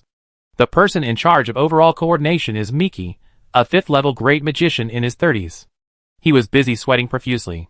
He was startled when he found someone beside him, and then he quickly saluted after seeing the other person's appearance. "Your Majesty." "You're welcome. I want to know the situation in other places." Although this battle can be regarded as a complete victory so far, Rob's expression is not relaxed. In addition to the Samur Tundra and Feldok Canyon, the other 5 abyss cracks also rioted at the same time. However, Rob was the only one. He could only choose the Samur Tundra, which was in the most critical situation, to rescue the 40,000 people trapped there, and the Magician Association would send other masters to other places. Mickey nodded. "I just received news that the monster army in the Korodi grassland and Lake Ogia has been defeated, and the battle is still going on in Port Herbert. There is no news from Riga and Burke Island. Let the ground troops handle this. Let's go to Riga. Can we fly there? There is no problem with the magic crystal reserves, but the magic shells are running out. Don't worry about the shells for now. Let's go to Riga to see the situation." Riga city is not too far from the Samur Tundra. It is only less than 1,200 miles away. It is only a day and a night for the floating artillery. Rob's worries are not unreasonable. As early as 3 years ago, the Abyss Crack was discovered in Riga, and the residents there were evacuated. The 2 ace armies of the Lionheart Empire, the 6th Knights and the 1st Infantry Regiment, were responsible for garrisoning. However, the 6th Knights were taken away by Reinhard VII 3 months ago to fight the Holy Alliance. Now there is only the 1st Infantry Regiment left. Fortunately, the 1st Infantry Regiment is also an elite, with 60,000 veterans, better equipment than the 2nd Infantry Regiment, and more complete fortifications and experienced commanders. This is also the reason why Rob finally chose to come to the Mozart Tundra to save Dracula and the 40,000 people he led, but the future super mage was always worried about Riga City, and the 1st Infantry Regiment left there. Rob used the day's travel time to recover his magic power. At noon the next day, the floating turret arrived above Riga, but there was no one below. Mickey controlled the floating turret to cruise over the city, and confirmed that there was no living person here. The entire city was reduced to ruins. The base of the 1st Infantry Regiment outside the city was razed to the ground. There were scattered weapons and armor everywhere, suggesting that there had been a war here. After arranging the people in charge of the alert, Mickey also walked down from the floating turret. After walking around for a while, he was a little confused. Why is there not even a body left here? Because they are facing hundreds of thousands of extremely hungry monsters. The future super mage sighed, his expression rarely showing a trace of solemnity. Hundreds of thousands? Mickey was shocked. How can there be so many monsters? I have always overlooked one thing. These abyss cracks are not only bridges connecting the abyss and the Dawn continent, but also interconnected with each other. I clearly discovered that these cracks have teleportation functions, but I didn't expect them to be used in this way. I shouldn't have appeared in Samur so early and let the other cracks teleport the monsters here. Chapter 716. 7 abyss cracks in the Lionheart Empire launched riots on the same day, 6 of which were suppressed. Only the abyss crack in Riga suddenly gushed out a monster army of more than 100,000, breaking through the defense line of the local garrison. All 63,216 people of the 1st Infantry Regiment were killed, and even the messenger could not escape. After dealing with the 1st Infantry Regiment, hundreds of thousands of monsters immediately dispersed and ran in different directions. In this way, they lost the ability to fight in groups, and could no longer capture those large towns with thick walls and high fortresses, but they also no longer faced the risk of being wiped out. However, those small towns and villages scattered around were not so lucky. Overnight, several small towns near Gary all suffered a fatal blow. Those monsters changed their fearless fighting style, and made full use of their mobility. When they saw the large-scale human reinforcements, they immediately fled. Their purpose was to kill and destroy. Wherever they passed, blood flowed like a river, spreading panic everywhere. Soon, a new wave of migration was set off in the Lionheart Empire. The nearby residents received the news and packed their bags, either fleeing to big towns or going to distant places to seek refuge with relatives. Along the way, whole villages of people were often seen seeking refuge. Pushkin sent a large number of troops to ensure the safety of the refugees along the way, but the Prime Minister's face became worse and worse. Pushkin rushed here via the teleportation array at noon the next day after the incident. He saw large tracts of abandoned fields everywhere. Pushkin was heartbroken because the food problem had become more and more serious due to the epidemic, and this time with the large-scale population migration, the food problem would inevitably become more acute. Adventurer guilds in various places have issued unlimited tasks to hunt abyss monsters. All adventurers, whether new or old, can accept them. Different amounts of bonuses can be exchanged according to the strength of the monsters hunted, but few respond. After all, no matter how generous the bonus is, you have to be alive to earn it. The power of the abyss monsters has long been seen by all. Even some ignorant guys have given up their luck after seeing what happened to nearby towns and villages. No one knows where the monsters will go, and how many there are. Once you encounter a group of them, no matter how good your skills are, you will only die, so the clearing work can only be completed by the army. But the army is also a headache. To deal with small groups of targets, the large army is too bloated, and with fewer people, it is easy to be defeated one by one. The floating artillery, that was so powerful before, has now lost its function. The expensive operation and maintenance costs make it impossible to use it to attack a single target. Although Dandelion was still missing, the Magicians Association, under the urging of Lilith, issued a level 1 mobilization order, requiring not only magicians from all regions to enter a state of war readiness, but also all colleges to be informed, requiring teachers and students to be prepared. When the situation deteriorates to a certain extent, it is possible that they will also go to the battlefield. This is the first time since the first Magic War that the Magicians Association has mobilized all magicians for war, which also means that after more than 900 years, mankind has once again reached a critical juncture of life and death. At this critical moment, no one expected that the Holy Alliance would have another surprising change.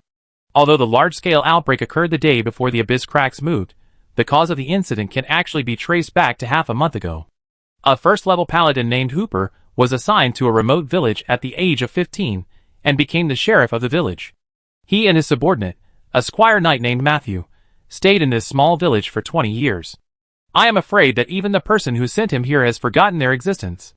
But Hooper had no complaints. He was a devout believer with a firm faith. He believed that everything he had experienced was a test given to him by the gods. Because the location of the small village was too remote, he did not even hear the news that Lehard VII led his army to attack the Holy Alliance. Hooper still lived the same life every day. He got up early to practice martial arts, and after breakfast, he rode a donkey to patrol along the edge of the village. He came back at noon to see if there was anything that needed to be adjusted in the village. In the afternoon, he studied the scriptures in his room. But this morning, when he woke up, he found that the sacred power in his body had disappeared. This incident shocked him greatly. He knew very well what losing the divine power meant. From ancient times to the present, only the clergy who betrayed the temple and chose to fall would have their divine power taken back. As a devout believer, Hooper's first reaction was panic. He spent the whole morning carefully reviewing everything he had done in the past month, but he still couldn't find out where the problem was, which made him more and more panicked. Matthew didn't see Hooper during morning exercises, so he came to the latter's room and saw this man who always had a sunny face, as if no difficulty could knock him down, was holding his head and hitting the wall in pain. Matthew was shocked and hurriedly walked up to stop Hooper. After asking the reason, he was also scared to death. Both of them came from the church, so they naturally knew how strict the temple was towards fallen clergy. But Matthew was not as pious as Hooper. After the incident, the first thing he thought of was how to save their lives, so he strongly opposed Hooper's action of turning himself into the town. In their current situation, as long as they didn't say anything, it would be difficult for anyone to discover Hooper's secret, but Hooper couldn't get over it, and he still had a glimmer of hope in his heart, hoping that all this was just a misunderstanding, and he could clarify the misunderstanding with the church and regain his lost divine power. So a fierce quarrel broke out between the two. At that time, no one realized that this insignificant incident in a remote village would ferment and evolve into a disaster that swept the entire church after 15 days. This day is destined to be remembered by all clergy. Millions of priests and paladins became fallen on this day. Even the craziest people would never dare to imagine such a scene. Clergy below the 3rd level lost all their divine power, and clergy above the 3rd level also experienced varying degrees of demotion. Pope Wenger was demoted from level 7 to level 3, and the worst was Cardinal Markwell, who was directly demoted from level 9 to level 1. The latter's face was livid, shocked, and angry. This incident also marked the complete break between the gods and humans, and the war officially kicked off. And in an atmosphere of uneasiness and panic, the Holy Alliance was attacked by a wave of monsters. When Elwood was still in power, in order to deal with Reinhardt VII and his 2 cavalry armies, the troops originally stationed in the Abyss Rift were transferred back to St. Massa. The consequence of this was that when the monsters rushed out from inside, they did not even encounter any decent resistance nearby, and just drove straight into the heart of the Holy Alliance. Chapter 717. What a magnificent sight! Merlin said leisurely, holding a wine glass and looking in the direction of the Holy Alliance. Lois had just put on his leather armor, picked up his longbow, and was checking the magic arrows in the quiver. He looked up and said, "What magnificent sight! Have you ever seen a mountain turn into a valley? Have you ever seen the ocean evaporate under the scorching sun? Have you ever seen tens of thousands of birds with their wings broken?" Merlin hummed. This is a popular long poem, which almost every bard on the Dawn continent can sing, but it sounds a bit strange when someone sings it in a brisk tone. But Lois was no longer concerned with these small details, and said unhappily, "It's already this time, and you still have the mood to play such a riddle with me. I ask you again, are you going to Longya Town?" The fox-masked man took a sip of the red wine in his hand. "Why would I go to Longya Town?" Roy was amused by his question. The Magician Association has received news that those monsters are likely to attack Longya Town tomorrow morning.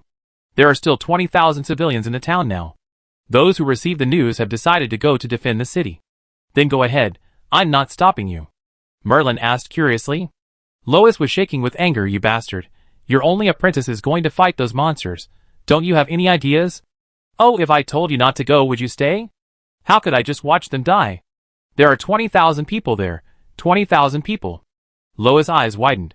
"Do you want me to watch them get killed by those monsters? That would be the end." The fox-masked man shrugged. "You go ahead."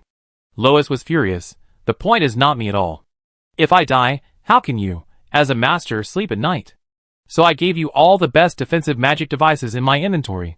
Someone pointed at the leather armor on the female archer. "Didn't you sweep away all the magic arrows?" Merlin had an innocent expression, as if to say, "What else do you want from me?" Lois's patience was finally exhausted by this guy, and he said directly, "What about you?" "Me? What do you want me to do?" The fox-masked man was confused. "Have you ever thought about doing your part to protect Longya Town?" Merlin was about to say shamelessly, "Didn't I send you there?" But when he looked up and saw his apprentice's face, he wisely swallowed the words back and changed his words halfway, looking serious. "I can't do it. I don't have the fighting power. If I go, I will only hold you back. So if I stay here honestly, it will be the biggest help to you." Lois doubted the truth of someone's words. Considering this guy's unfathomable plans, the terrifying wealth behind him, and the inexplicable foresight, it was hard to believe that his strength was so weak. Not to mention anything else, even the Magician Association could use money to create a painter, not to mention Merlin, who gave the Philosopher's Stone as a gift. But in the past few years of getting along with someone, Lois did not see him take action, not once. The closest time was when he was provoked by a drunken strong man while shopping. As a result, Merlin admitted his weakness on the spot, but then secretly ran back to pour horse urine into the drunkard's quilt. The whole process was just like a childish ghost.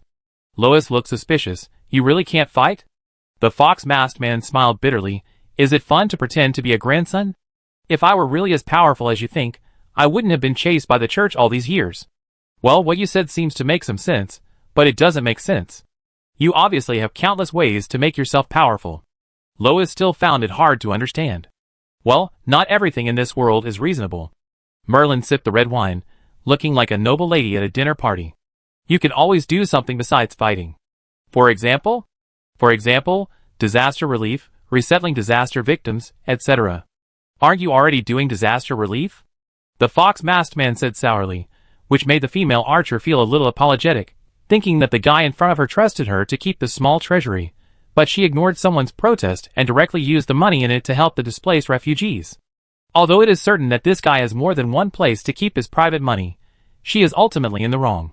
However, when she thinks of the huge crisis that humanity is facing, Lois can't help but get angry.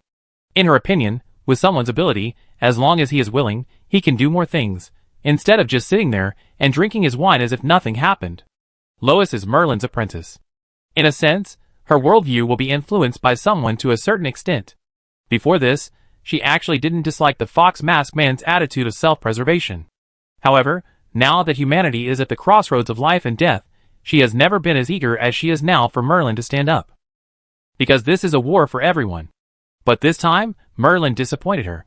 The fox-masked man showed his cold and ruthless side, as if he didn't care whether humans still had a tomorrow. The casualties, the attacked towns, and the dead civilians were just a string of cold numbers in his eyes. Merlin seemed to know what his apprentice was thinking, and sighed, "I told you a long time ago, don't have too high expectations of me, otherwise one day I will disappoint you. You don't understand me at all. I have never been a hero, because I don't care about this world at all. I only care about myself from beginning to end. But if this world is gone, how will you survive?" Many people have their own answers to this question. Vandervee firmly believes that finding Algert is the key to solving all problems. Elwood is as foolish as he thinks that as long as he shows loyalty, he can be forgiven by the gods. Of course, there are people who hold the same idea as you, such as Da Vinci, the former president of the Magicians Association. To be honest, I admire him and the people in the council, but I don't plan to follow their old path. I believe that as smart as I am, I will definitely find my own answer. Merlin's face flickered in the night, but the words he spoke made Lois feel unprecedentedly cold. The chill ran from her heels all the way to her head. After an unknown amount of time, the female archer finally squeezed out a sentence from between her teeth. "Is this your choice, teacher?" "I think I've made it clear enough," the fox-masked man said lightly. "If you want to guard Longia town, you should set off now." Chapter 7:18. Lois had left. After a magic hour, Merlin finished the half bottle of red wine, stood up shakily, picked up his coat, and walked out of the yard. The cold night wind blew on his face, blowing away some of his drunkenness. Compared to usual, Gudrie's was still brightly lit, but there were fewer people on the street, and many adventurers could be seen hurrying with weapons. In order to support the Dragon-Tooth Town Magician Association, they also spent a lot of money, and professionals above level 3 could be teleported there for free. Merlin was not interested in such things.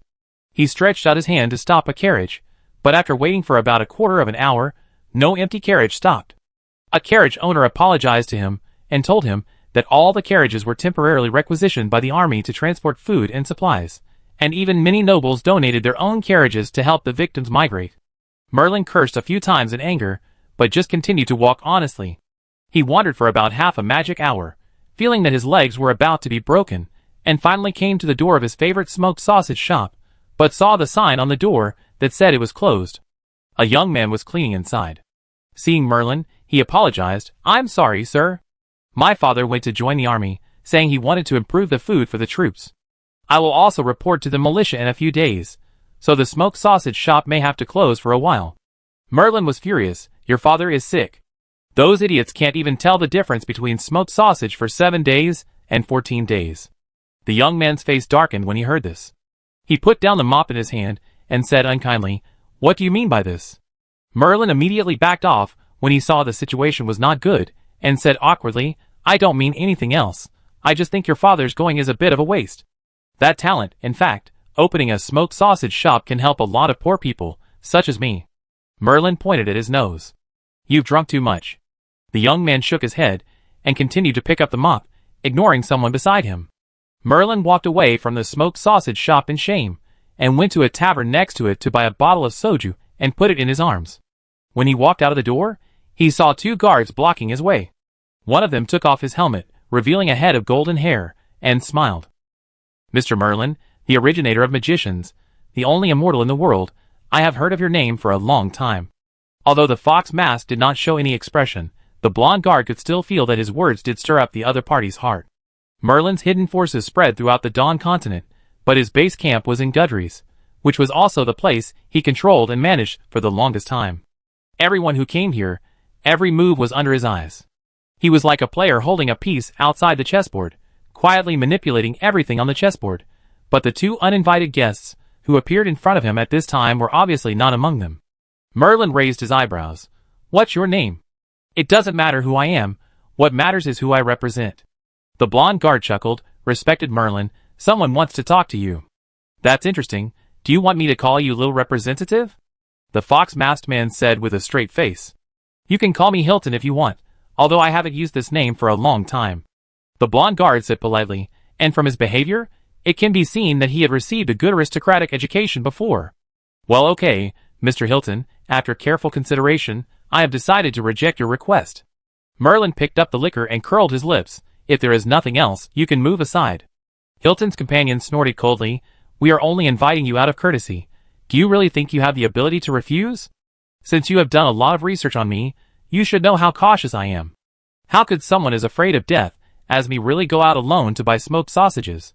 After Merlin said this, the drunken look on his face disappeared completely, and the corners of his mouth turned up, revealing a sarcastic smile. I heard that there are some little mice from nowhere in Gudry's Little Water recently. As the host, I always have to come out to welcome them. Hilton's expression changed drastically. He found that a team of archers suddenly appeared on the roofs around him, and the arrows on the longbows were pointed at the two people. Merlin walked up and helped Hilton adjust his collar. Look, this story tells us that we should never underestimate our opponents, especially when you are still in the opponent's territory. Hilton's neck was covered in cold sweat, but he still managed to stay calm. Please forgive our rudeness, but please believe that we really have no ill towards you. As I said before, we just want you to have a face-to-face chat with our master. It will only benefit you. Merlin shook his head. I am just an insignificant outsider. Why are you all staring at me? Aren't you more worried about the guy named Rob in the north than the master behind you? He is growing so fast that even I can't believe it. Or the group of traitors in the Holy Alliance. At worst, you can go and see Vanner V. I heard that he is about to find the long-lost artifact of the elves, or Gad. Hilton forced a smile. But my master thinks that the only variable for humans is you. You think too highly of me. Merlin said lazily, waving his hand, and the team of archers on the roof crouched down again and disappeared into the night. Go back and tell your master, no matter what he plans, stay away from Gudry's. Next time I see you, I won't be so polite. After saying that, Merlin left without caring about the reactions of the two, leaving Hilton and his companion standing there in shock. The latter said anxiously, What should we do? We failed to complete the tasks assigned by the master. Should we find a way to catch up with him, and find another opportunity to contact him? Hilton shook his head. We have made a mistake. We underestimated him once. Don't underestimate him a second time. Gudry's is his territory. If he doesn't want to see us, we have no chance at all. After speaking, the blonde guard paused and said in a slower tone, But we have gained something. Since he knew we were here, he didn't kill us directly, but came to see us. This in itself can explain a lot of things. So we still have to continue to fight for him. Emo, remember, people like Merlin can't be won. We can only provide him with options, and try to make him feel satisfied. In the end, it is always up to him to decide what to choose. Chapter 7:19. It has been a month since Lolo and Roselle walked out of the abyss crack.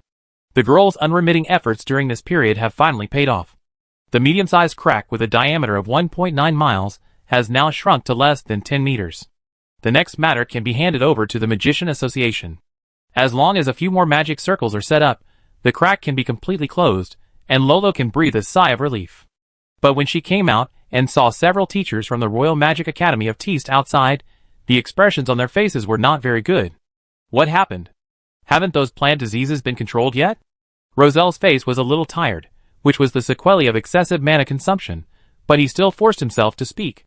The two of them naturally couldn't receive any news on the other side of the crack, so they knew nothing about what happened outside in the past month. Several teachers looked at each other, and one of them said with a wry smile, With your Majesty's help, there is no problem with the disease for the time being, but we have had new troubles recently. Principal, you are planning to return to Myrtle, right? The special envoy of the association has arrived, and is waiting for you in the carriage. After Steins and Demand died, the post of principal of the Royal School of Magic of Dist fell to Roselle. The teachers of the school changed their titles a few months ago, but Roselle was still a little uncomfortable. Of the 3 giants of the Royal School of Magic of Dist, he was the only one left now. When he sat in the empty magic tower, he always felt unreal. It was all like a big dream. When he woke up the next day, those who had left would come back. He pushed open the door, and could still see Steins sitting at the desk correcting documents. This address aroused Roselle's thoughts until he heard these 2 words again. But this time, the person who called him was the neatly dressed girl with a ponytail opposite the carriage. Roselle's eyes fell on the other person, and he saw the school badge on the boy's chest and raised his eyebrows. St. Laurent School of Magic. Senior, you have good eyesight. The ponytail girl smiled. You haven't graduated yet. Roselle frowned.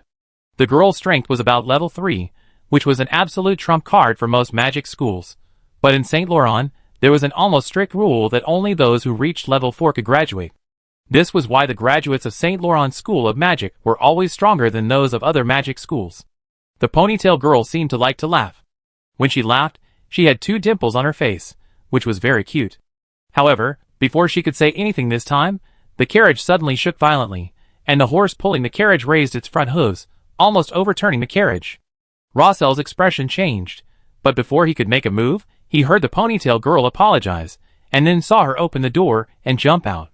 There was a magical explosion outside the car. 3 minutes later, the ponytail girl returned to the car, and the carriage began to move forward. Luo saw a large earth pit from the car window, and a monkey scorpion corpse in the pit. She knew that the ponytail girl must have been fighting with this monster. She admired the latter. Such a childish girl had just experienced a fight, and could sit in the car with an unchanged expression. Except for a little shortness of breath, it was as if nothing had happened. Has the situation outside been so bad?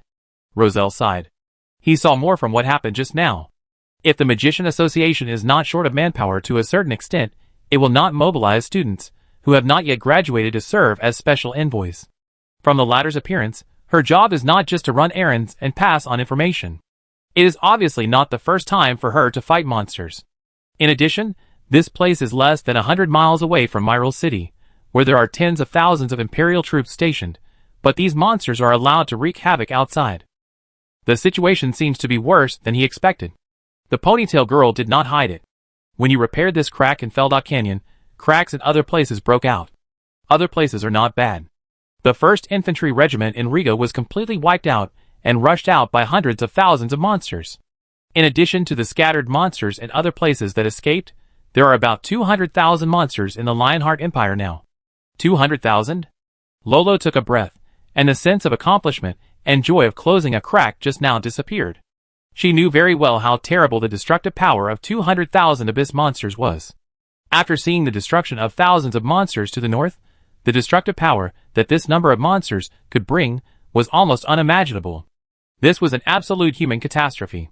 The ponytail girl's expression also became solemn.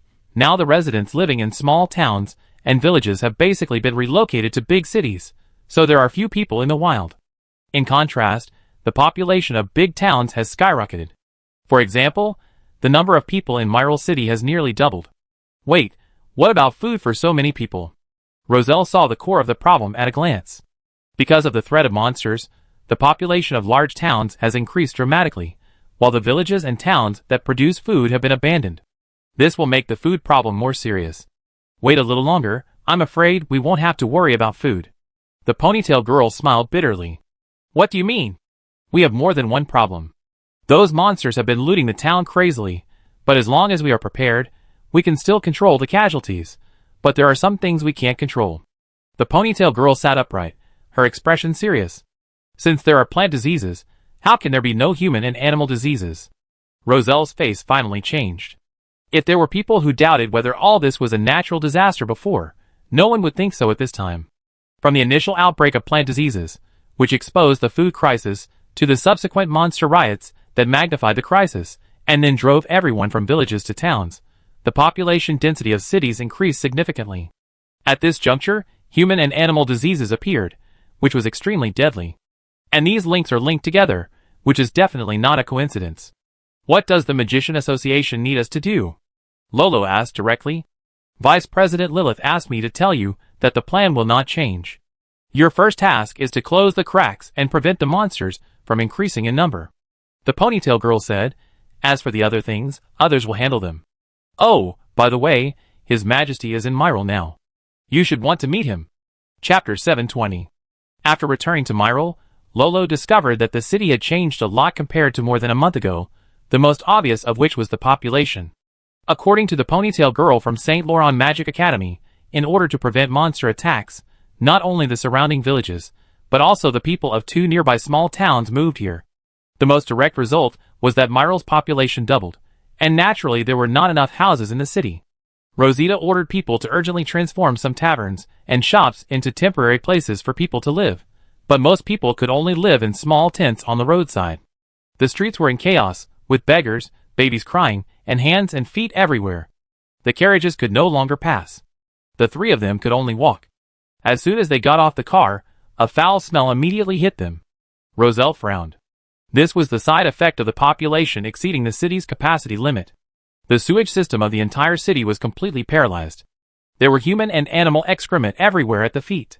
The air was polluted. If it was not handled properly, it would accelerate the spread of the epidemic. But Luo noticed that there were several different figures among this group of haggard refugees. Those people were dressed like missionaries, but the badges on their chests were not the emblems of the temple. In fact, the pattern on the badges was something the girl had never seen before. A man covered with thorns, and a woman being eaten by vultures. Who are they? The Church of Patience. The ponytail girl said. After spending some time in Myrtle, she was obviously familiar with this group of people. The Church of Patience? Lolo searched his mind and confirmed that he had never heard of this name, so he asked, is it a new sect that has appeared recently? No, the association has also checked the background of this group of people. The Church of Patience was founded more than 120 years ago. The founder is unknown. However, like other small sects, it has been suppressed by the temple until these things happened recently. It has really become active. Oh! This has something to do with their doctrine. They have been preaching the coming of the end of the world. Everyone will face judgment, but those who join the sect and donate money can be exempted. The ponytail girl shrugged. Now you know why this sect has suddenly become popular. Rosita doesn't care? Lolo was surprised. Throughout human history, whenever the human world is in turmoil, religious activities are most frequent. It is inevitable that there are some people with ulterior motives. Especially this time, the temple has suffered a major change and is unable to take care of itself, so it has given the stage to other sects that once hid in the shadows. The Church of Patience is not a cult, at least it has not done anything out of line for now. It not only helps with disaster relief, but also makes a significant contribution to calming the victims. City Lord Rosita probably turns a blind eye to their recruitment of believers because of this. After all, their constructiveness is greater than their destructiveness at present. The current Church of Patience is probably different from the Church of Patience 120 years ago. A voice spoke. Lolo's eyes lit up when he heard this, and he saw the familiar figure in the crowd. It was only a month since they last saw each other, but it felt like a century. Although there were other people around them, they hugged each other tightly, as if they hadn't seen each other at all. After a while, Lolo let go of her hand and blushed and asked embarrassedly, "What are you doing in Myrtle?" A human and animal plague was discovered here, but fortunately, City Lord Rosita isolated it in time, and it didn't spread. I came to see the situation on the spot. Rob said, then nodded to Roselle and the ponytail girl. You just said that the Church of Patience is different from the one 120 years ago? Lolo recalled someone's words, and was surprised. Well, I just got the news from the temple. The real Church of Patience was targeted by the Inquisition not long after it was founded. The founder was arrested, and several backbones of the sect were killed or injured. It was equivalent to being destroyed. There was no record of their activities in the next 100 years. The current Church of Patience appeared 4 years ago. The North was attacked? The girl thought. Yes, it was about that time. Who is now wearing the guise of the Church of Patience, and what is their purpose? Luo said, why don't you catch a few people and ask them? It's not clear what their purpose is yet, but it's definitely not as simple as using the doomsday to cheat money. Those who come out to preach are basically low-level people. Even if they are caught, they can't get anything out of them. The association is already keeping an eye on them. Just be patient and wait. The girl noticed a flash of worry in someone's eyes. Roselle on the side was very tactful. It's been a long time since we last met, so we won't bother you. After saying that, he turned to look at the ponytail girl. This is my first time in Myrtle. Can you take me to the branch? The latter nodded. I'm happy to serve you. After the two left, Rob and Lolo returned to the wall where they had seen the scenery last time. Only here could they temporarily escape the oppressive atmosphere in the city, take a breath, and look at the canyon in the distance.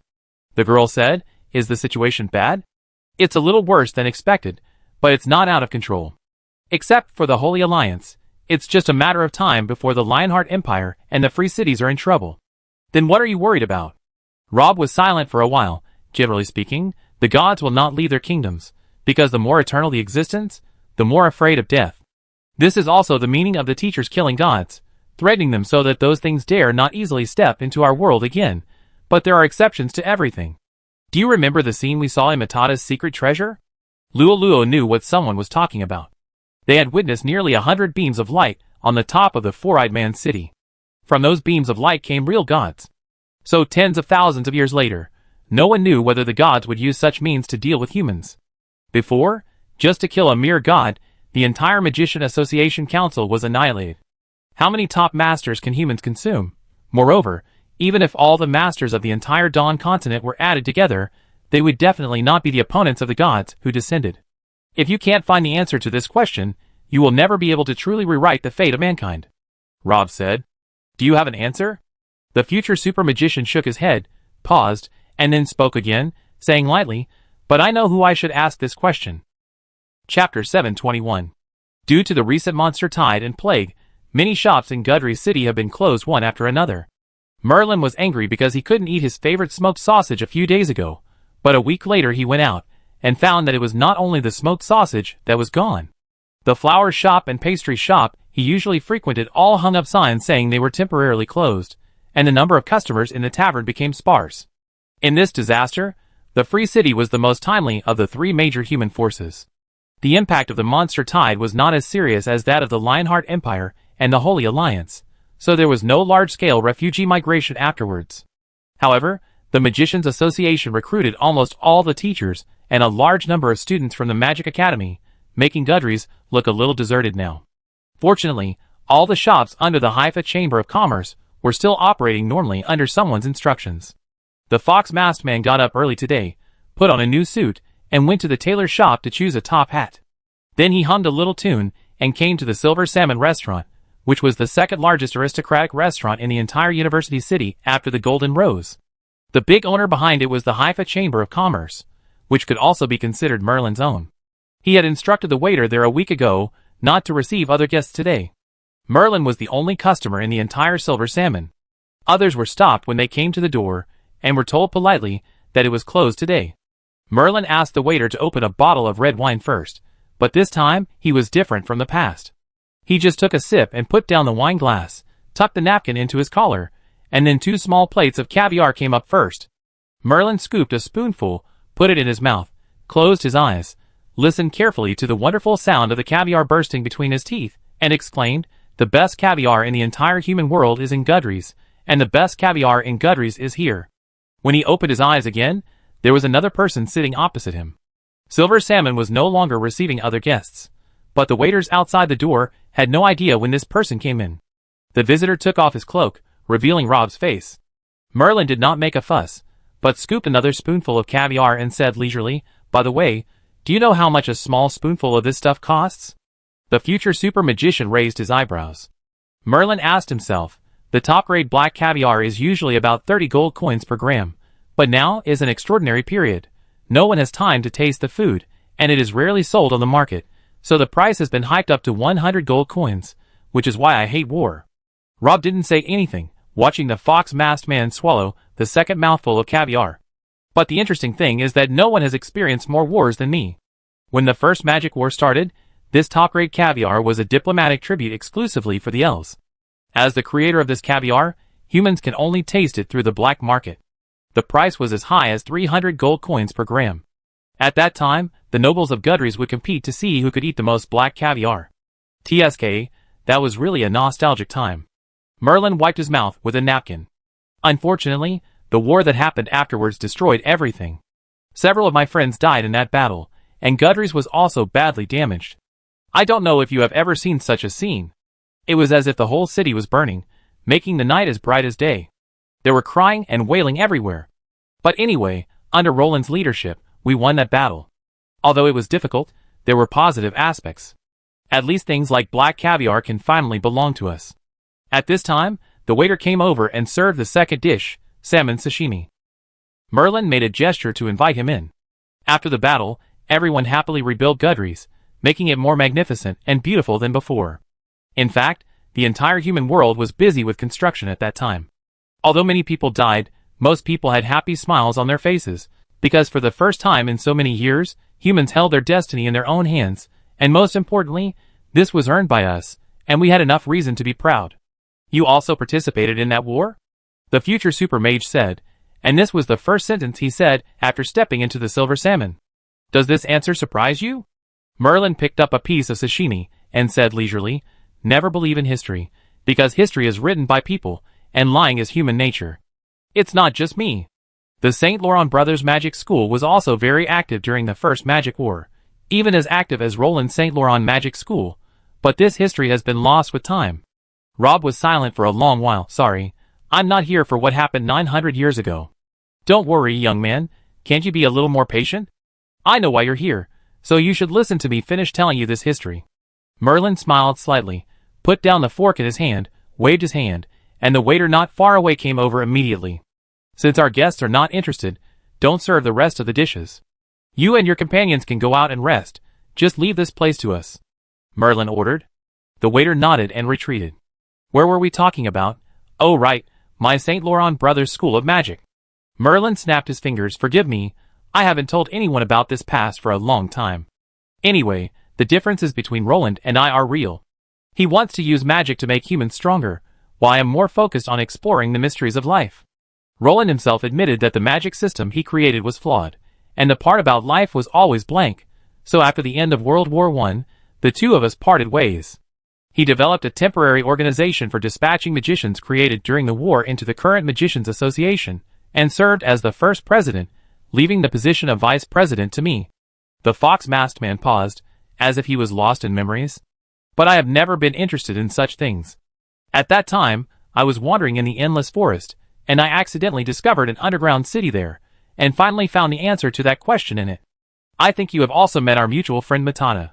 You knew all the truth 900 years ago, but never warned humans? Rob frowned. No, on the contrary, the first person I told after getting the news was Roland. Merlin shrugged. He convinced me to keep this matter secret, because humans were too weak at that time.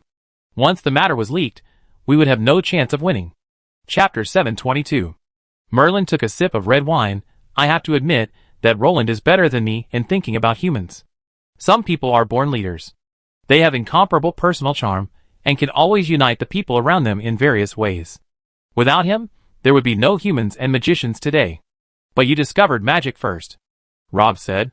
The fox-masked man waved his hand. That's right, but at that time I actually just regarded magic as an interesting toy, well, the kind of thing you would play secretly behind adults. In my eyes, there is not much difference between magic and building blocks. After mastering a few magics, I mainly used them to play pranks and tease those I didn't like to see their surprised expressions. It was not until Roland joined that the situation changed. It was he who turned magic from a toy into a weapon. He was young, smart, energetic, and ambitious at that time. Merlin paused. I have heard your teacher's evaluation of you. Stein said you are the second Roland. I was also very curious at one time, thinking that I would see his shadow in you. After all, he has been dead for hundreds of years. To be honest, I sometimes miss him a little, but it was not until I met you that I realized that you are different. Throughout the history of magic, no one can surpass Senior Roland, Rob said calmly. No, you misunderstood me. Merlin shook his head. I'm not talking about talent. Roland may be the most talented magician I've ever seen, but I still have to say that your talent is not worse than his. In Roland's original conception, the magic network should be something that will appear in 500 years. At that time, he only had a vague guess, but you turned it into reality. You both have an insight that transcends the times. In a sense, this can indeed be regarded as a common point, but the most interesting thing is that you are two completely different people. Oh! Roland is a natural leader, as if he was born with great ambitions. He dedicated his life to the great cause of human rise, and has countless followers. Your teacher and the guys on the council probably used him as a template to train you, but now it seems that they did not get what they wanted. The fox-masked man smiled. You have never thought of becoming someone like Roland, right? If it weren't for the incident in Cedar City, you would not even want to return to the public eye. Why, you were designated as the future guardian of the human race since childhood, and you obviously have talent and status comparable to Roland, but you are willing to give up all this? Do you really just want to spend your life quietly with that girl from the Breton family in a small corner of the world? Merlin seemed particularly interested in this question. He even put down the wine glass in his hand and pricked up his ears. After a moment of silence, Rob said, everyone's desired life is different. Compared to becoming a totem admired by others, I want to be an ordinary person with flesh and blood, and grow old with the person I like. Even if no one cares about us, it doesn't matter, because with her, I already have the whole world. Is this your answer? The fox-masked man was amazed. If someone else said this, I might not believe it. Whether it is the Magician Association or those nobles, They have been looking for my whereabouts for many years, because they want to get the secret of eternal life from me, but when we first met, I promised to do something for you. At that time, since you already knew my identity, you could ask me for the secret, but you finally used this request to help the girl exchange for the whereabouts of Mother Teresa. This is the first time I have seen someone who can resist the temptation of eternal life. A friend and elder whom I respect very much told me that it is because of the existence of death that we can understand the meaning of life, strive to live every day, cherish every minute, do our best to love each other, and grow old. If one day the god of death takes her away, I don't want to be left alone in this empty world. Merlin took off the fox mask on his face, revealing a young face. His skin and facial features looked only about 26 or 27 years old, but his eyes were as vicissitudes as an old man. Many people think that eternal life is a blessing, but in fact it is also a curse. You will watch your lover grow old and your children turn from black hair to white hair, but you can only stay at the other side of time forever, and can do nothing. This is the cruelest thing in the world, a cage called loneliness. Rob was rarely surprised now, but he was stunned for a moment when he saw Merlin's face under the mask. Because this face was so familiar, every magician, no, it should be said that every person in the human world can recognize this face. It is printed on the cover of every magic textbook, and his statues are everywhere in every magic school. Who are you? No, I said. I'm not him. In fact, this face has always bothered me, so I have to wear a mask all the time. You are the first person besides Claire to see my true face. But there is no way, who made the guy so famous, and he is my younger brother. Rob was stunned. He never thought that Merlin and Roland, the two people who had the greatest influence on human magic history, were actually brothers. He only realized now that the name of the St. Roland Brothers School of Magic was what it literally meant. Since you answered my question, I will also answer the question you want to know most in return. Merlin grinned. If I'm not mistaken, you now have magic, secret arts, and divine power. Let's not talk about realms. The growth of mana can be achieved through the accumulation of time. But have you been confused recently? Why does your understanding of the rules seem to have reached a bottleneck? It's hard to improve. Rob nodded. This is indeed the biggest dilemma he has faced recently. It's as if his super talent suddenly failed. He feels like he has reached the end of the road of understanding the rules. This has never happened before. His progress has slowed down. In addition to mana endurance, he has almost no gains in the past 2 months, not to mention the fusion of the 3 forces. Don't doubt yourself. This has nothing to do with you. Merlin added another half glass of red wine to his glass. Have you ever thought about a question? Why is the strongest professional in the world only level 9? Chapter 723. No matter what power system, race, or genius, the ultimate limit is the same. Merlin picked up the wine glass and shook it gently. In a sense, this is fair. Rob thought of a possibility and frowned. Do you mean that the gods have tampered with the upper limit of power? Those things are powerful, but not to this extent. The upper limit is set by this continent itself. The original intention.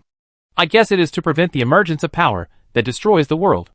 It is a self-defense mechanism of the world. Merlin shrugged. The existence of the kingdom of God is to accommodate more powerful forces.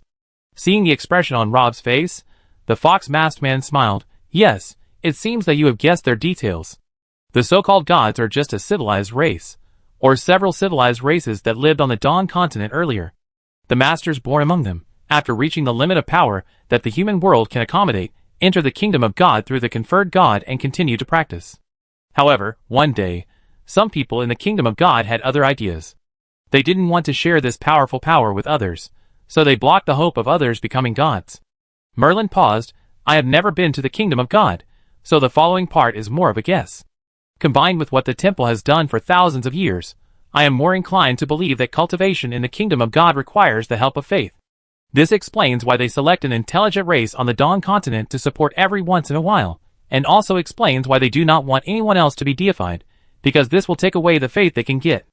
If the fox-masked man had said this before, it would have been absolutely treasonous, and it would have caused an uproar if it were spread out.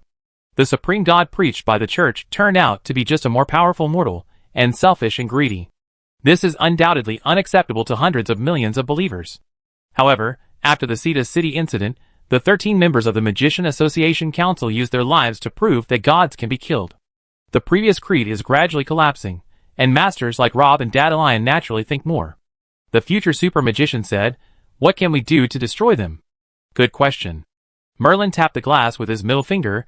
You need to understand one thing first. Only gods can fight against gods. So there is only one way to win this battle, and that is to create a god of mankind. But didn't you say before that the hope of becoming a god has been blocked by those things? In theory, this is true, but there are exceptions to everything. Merlin grinned. Your teacher killed a god, but unfortunately the guy's body was teleported back to the kingdom of God at the last minute. Fortunately, tens of thousands of years ago, our mutual friend Matana, the civilization behind him, also successfully killed a god, and that time the body of the unlucky god fell into the endless sea of trees. You have been to that underground city. I wonder if you have reached the last floor? Rob shook his head. If you go there, you will be amazed at the greatness of those guys. Their research on the god's corpse has entered the final stage, and they even reversed the method of deification from the god's corpse. Unfortunately, they have no time, but even so they still left the method of deification. As I said, sometimes you care too much about the girl of the Breton family. You have the opportunity to enter the world of the secret treasure, but miss the biggest treasure in it. Since you have obtained the method of deification, why don't you become a god? How do you know I'm not a god now? The fox-masked man blinked. This is actually a question that Rob has always found difficult to understand. Merlin is a contemporary of Roland. He has lived for more than 900 years. His figure runs through the entire history of magic. Until today, he still looks young. Immortality happens to be the biggest feature of gods. From this level, he is indeed no longer a human being. However, according to what he said before, after becoming a god, he will enter the kingdom of God, but he still stays in the human world. What puzzled Rob the most was the strength of the fox-masked man. The future super magician had fought with the incarnation of the god on the top of Anarip, and he was also present when the council led by Da Vinci successfully killed the god in Cetus City, so perhaps no one in the world knew the true strength of those things better than him. But Rob did not feel a similar sense of oppression from Merlin. Of course, it could also be because Merlin had a way to hide his aura, but if that was the case, it would not explain why Merlin had been chased by the temple and had to hide from place to place over the years. Although he had built an empire in the dark over the past few hundred years, all this was obviously not as free as walking in the sun. My situation is rather special. Strictly speaking, I can only be considered a demigod. Merlin had no intention of hiding anything, and said straightforwardly, I became like this because of an accident. Accident? Yes, you didn't get the method to become a god, so you don't know how harsh the conditions are for becoming a god. In fact, even if I make this method public, no one in the human world can successfully become a god now. Merlin said, the god-making ceremony requires the assistance of 120 kinds of materials, more than 40 of which are not even in the inventory of the Magician Association. Even if you are extremely lucky and really get the first 39 kinds of materials, there is still one thing you can never find. What is it? Soul flower. The fox-masked man said calmly, this small flower is the most important material for the conferred god ceremony. Although there were not many on the continent originally, you can find it if you look carefully. But now all the soul flowers have been taken to the god realm by those things, and not a single one is left. Merlin stretched out his hand, and half of a small white flower appeared in his hand.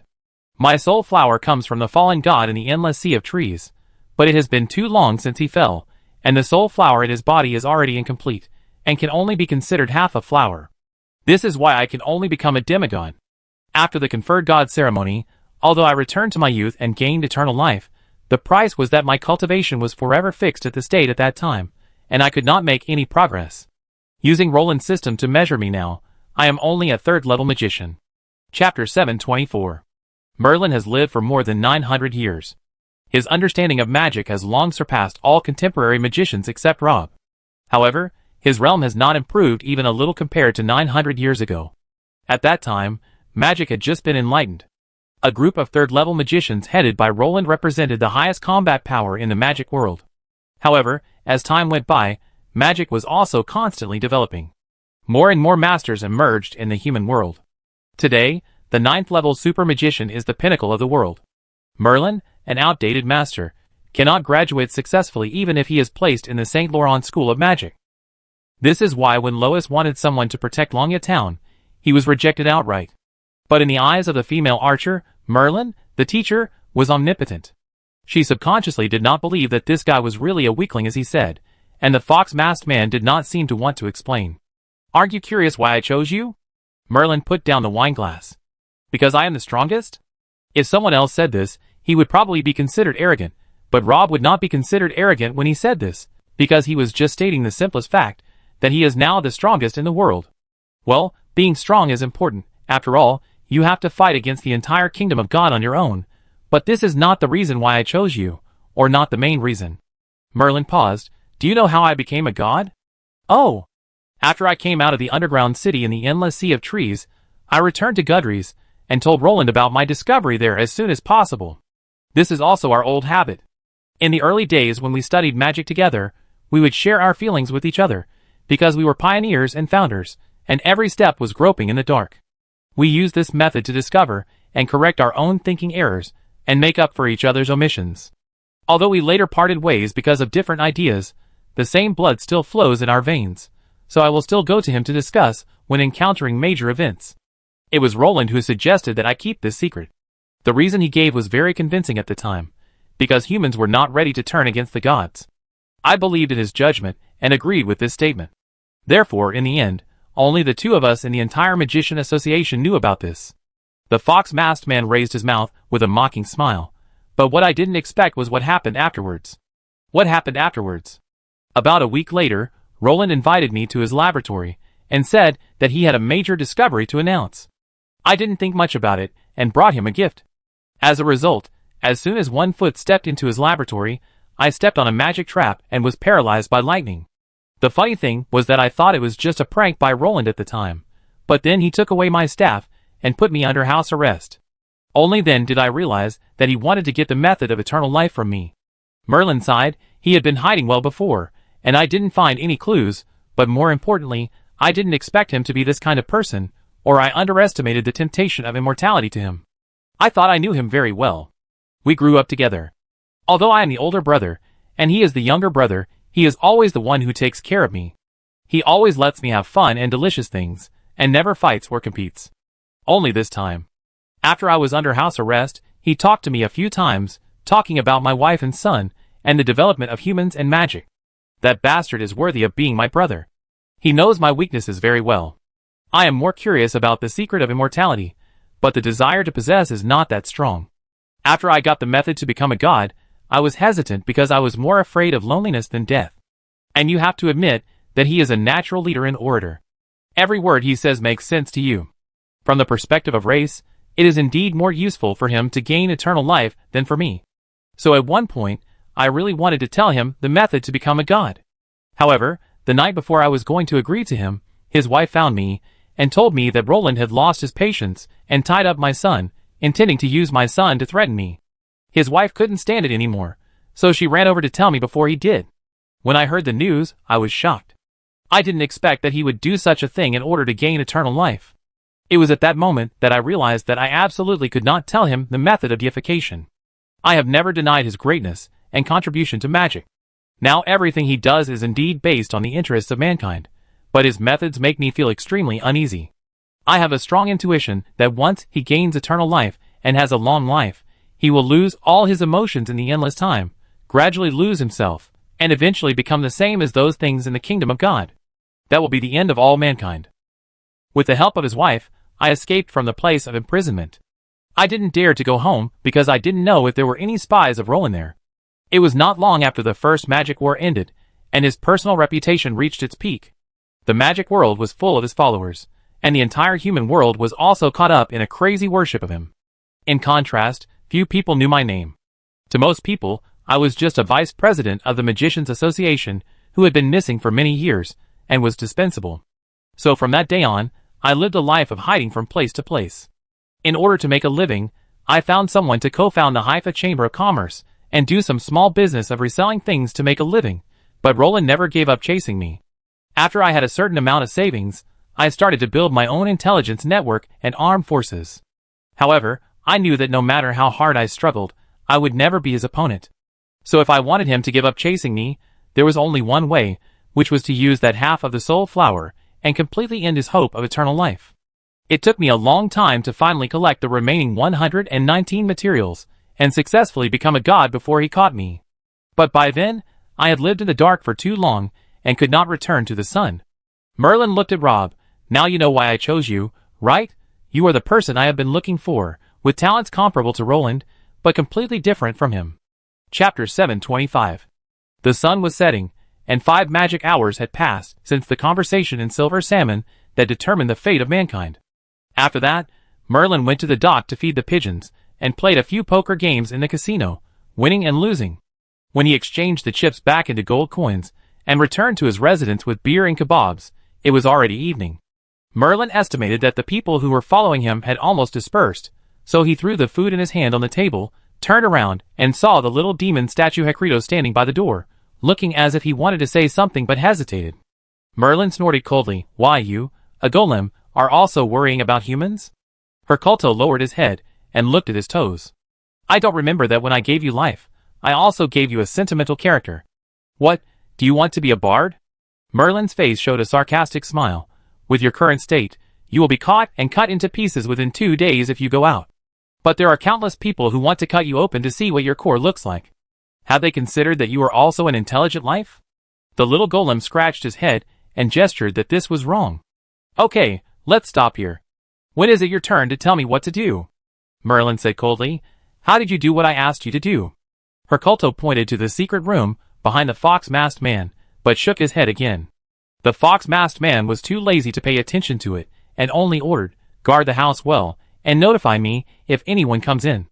After that, he opened the door of the secret room.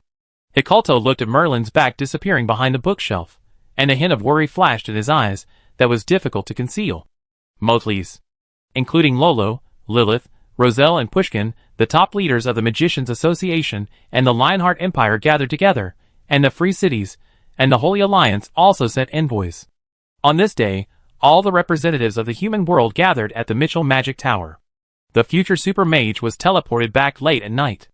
Lilith originally wanted to postpone the meeting to the next morning, but no one was sleepy, so Rob simply washed up and pushed open the door of the Parliament Hall. Everyone stood up and showed respect to him. First, the representatives of the 3 forces introduced the current situation in their respective territories. The overall situation was the best in the Free City State, followed by the Lionheart Empire, and the most serious in the Holy Alliance.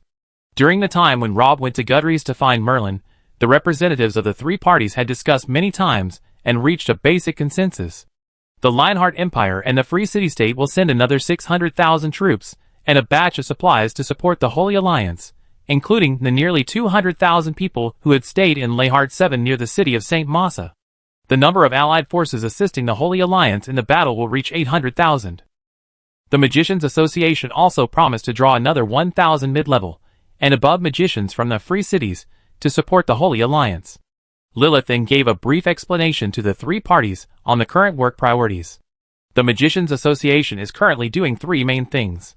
The first is to continue building the magic network, which is also a headache for the Magicians Association. Once successful, it will completely change the way magicians fight. Albus repeatedly reminded Didarian before his death, so the masters of the Magicians Association are basically devoted to it. The second thing is to deal with the abyss cracks in various places. Although Lolo can use the force to close the abyss cracks, she needs time. During this period, Lilith does not intend to wait.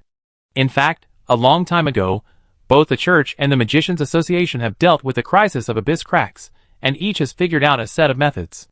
Although not as efficient as Lolo, they have no problem dealing with some small cracks that have not yet grown. Now monsters are rioting everywhere, but on the other hand it is also an opportunity.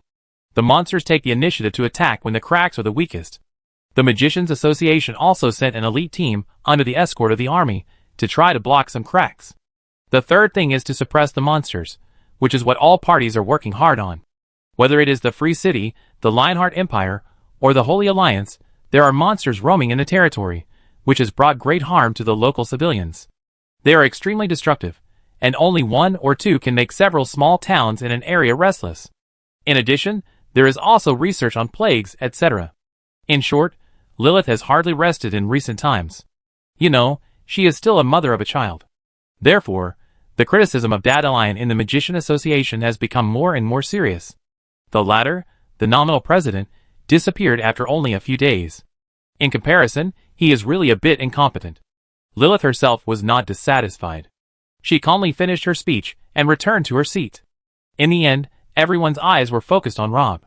Everyone in the conference hall knew very well that although they had been doing their best to block wave after wave of attacks, they still could not make up for the huge gap between the gods and humans. So far, the human side was only passively defending, and casualties were increasing every day. If this continued, destruction was only a matter of time. Four-eyed man. Most people have heard the story of civilization.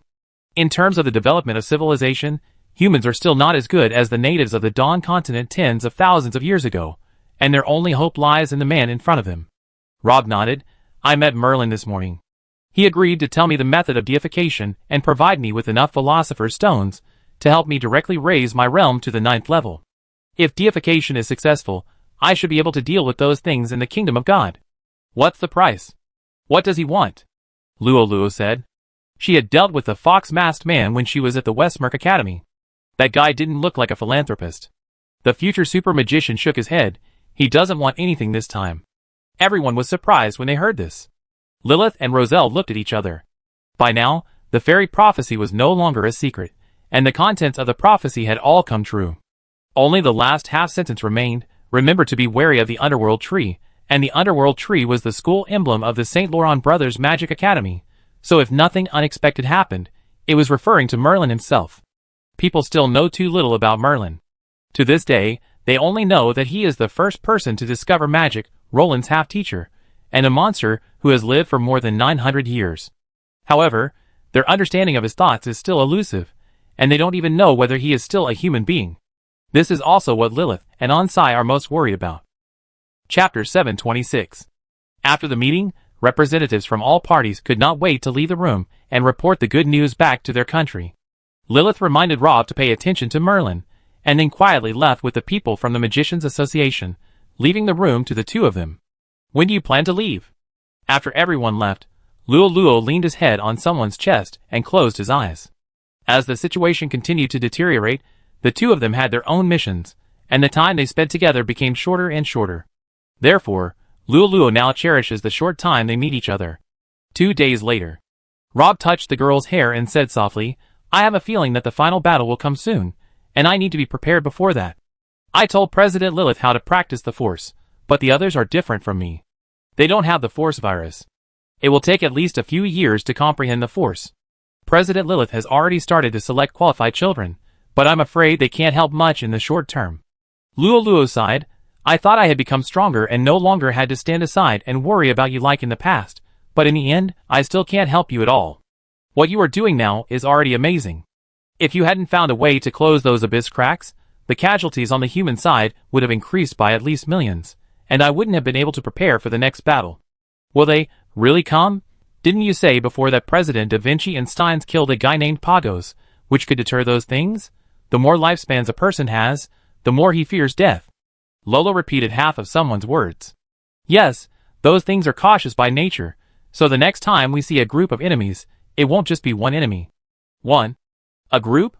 Lolo thought of the hundreds of light beams in the secret treasure world, and her scalp tingled.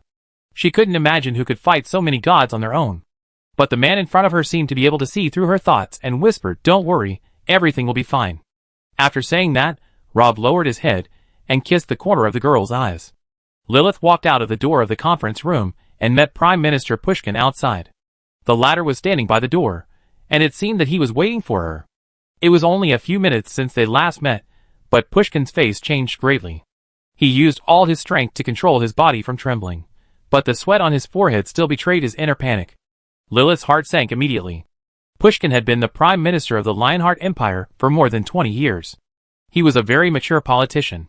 It stands to reason that being calm in the face of chaos should be his basic cultivation. In other words, his current appearance also means that he has encountered a very difficult problem. Lilith closed the door behind her. Don't disturb your majesty. Let's go to the other side to talk.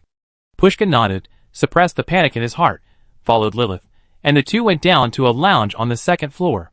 Pushkin said as soon as he entered the door, I just received a bad news that Cayenne City was captured by those monsters. What? Lilith was shocked. Cayenne City was the most powerful city in the north. It was once the capital of the Black Dragon dynasty. It was known as the Unbreakable Fortress. The city wall was stronger than that of New Telt. In addition, there were 40,000 garrisons in the city. In addition to the 2 troops patrolling nearby to sweep monsters, it could quickly raise an armed force of more than 150,000 people in half a day. This level of protection should not have been lost no matter how you look at it, but Pushkin didn't look like he was joking. Because I was worried about the safety of food, I started to mobilize 2 months ago. Only 1 month's rations were left in the northern towns, and the rest of the food was sent to Cayenne City, including a batch of supplies prepared to support the Holy Alliance, which have now been burned to ashes. Pushkin smiled bitterly. What? Lilith lost her voice. She finally understood why Pushkin was so confused. Pushkin chose Cayenne City as a granary because it was strong and safe enough. Unexpectedly, the place where nothing could go wrong was the first to go wrong. Cayenne City was attacked, and the atmosphere of conspiracy was revealed from head to toe. The monster style of behavior has always been to abandon large towns and harass small towns and villages, killing humans as much as possible and disrupting production. However, this time they were out of character. No one expected that they would target Cayenne City. How did they know that the grain and grass in the north were concentrated in Cayenne City? This is the question that Lilith couldn't figure out the most. The Church of Patience. Pushkin almost squeezed out these 4 words from his teeth. This attack has a lot to do with them. Those monsters that had been scattered suddenly gathered in Cayenne City, and took down the south gate in less than a quarter of an hour. They are behind this. Lilith sighed. The situation she was most worried about still happened.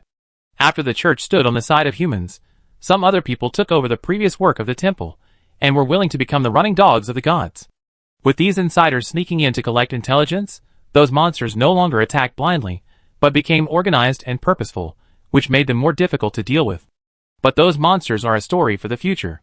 There is a more serious problem facing the 2 of them. The northern towns only have 1 month's worth of food left, and famine has begun to spread in the Holy Alliance. Large numbers of victims have fallen. Their hope of survival depends on the next batch of relief supplies, but just now, these things were also burned up. I dispatched 2 floating artillery turrets to rush over. It only takes 1 day to recapture the city. It's useless. Even if we can recapture it, it will only be an empty city. Lilith tried to calm herself down, but she didn't have any good solutions for the current situation. The food problem was a commonplace. Everyone knew what those things wanted to do, but they were still powerless. This was also the most helpless part. The food problem was getting more and more serious. In the past, they had time to think about the response plan, but this time it was really time to run out of ammunition and food. No wonder even the old Prime Minister Pushkin was a little out of control. Didn't you collect food from the elves and dwarves before? What was the result? Pushkin shook his head. I raised the price to nearly 3 times the market price, but they don't seem to want to get involved in our war with the gods. The royal family has issued a ban on sales. We can only buy grain from the public through smuggling channels, but the quantity is limited. If it really comes to the point of no choice, we may have to give up part of the population. Chapter 727. Abandoning a part of the population is undoubtedly the simplest and crudest way to solve the food crisis. However, both Pushkin and Lilith had intentionally or unintentionally ignored this method in their previous discussions. Since the war began, more than 3 million human casualties have occurred.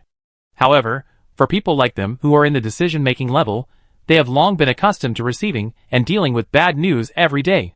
In their eyes, death is just a string of cold data.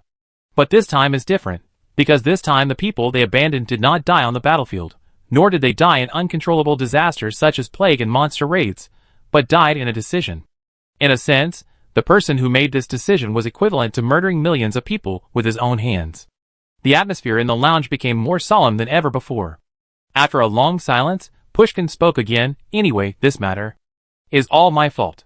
The temple has clearly reminded me about the matter of the Church of Patience, but I didn't pay enough attention to it. Therefore, the consequences of this matter are borne by me alone, and the decision to stop the food supply will also be announced by me. The old Prime Minister's words meant that he was ready to bear the name of executioner. In addition to the guilt for the fall of Cayenne Castle, the best outcome for him was dismissal, and in order to quell the public anger that followed, he might even be imprisoned and executed. Pushkin stroked the brooch on his chest that represented the position of Prime Minister and sighed. I have been thinking about how to be an upright and strict person all my life, but in the end, I can't keep my integrity. I don't know what kind of infamy I will leave in history. The old Prime Minister shook his head. Anyway, let's discuss a plan to stop the grain supply first. The so-called food suspension does not mean to ignore everything and randomly pick a few cities and transfer all the food in them. Now everything Pushkin and Lilith do is for the survival of the race, and the same is true for the food suspension. First of all, the food supply of the army must be guaranteed, Otherwise, the monsters roaming around will destroy mankind without the gods taking action. Secondly, the young and strong should also be protected as much as possible, because they are the reserve soldiers, many of whom have received militia training. As long as they are organized a little, they can guard the city walls even if they cannot encircle and suppress the monsters. The importance of children is slightly weaker. Although they are a symbol of hope, that will happen in a few years or even more than 10 years. If you can't get through this hurdle, there will be no future. As for the elderly and disabled, they are the first group of people Pushkin intends to give up.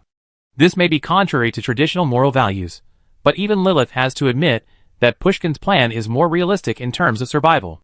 But have you ever thought about how to accurately separate the crowd according to your requirements?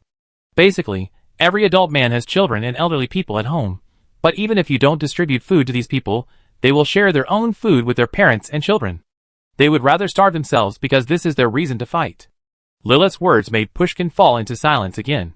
After a moment, the old prime minister said bitterly, "Are we at a dead end this time?" "Yes, so you better think about how to thank me afterwards." A voice came from behind the old prime minister. The door was pushed open at some point, and Dandelion leaned against the door and said leisurely. Lilith stood up. "You're back?" Although her tone was as calm as ever, a hint of joy could still be seen in her eyes. During this period, Lilith was the hardest working person. Dandelion, the real president, suddenly quit and disappeared, so all the pressure was on Lilith's shoulders. She had to deal with the affairs of the Magician Association while taking care of her young son. Many people felt sorry for her, but Lilith never complained from beginning to end. She didn't think that Dandelion was just fooling around. In a sense, this man was indeed quite willful and childish, with many shortcomings, but he never let people down at critical moments.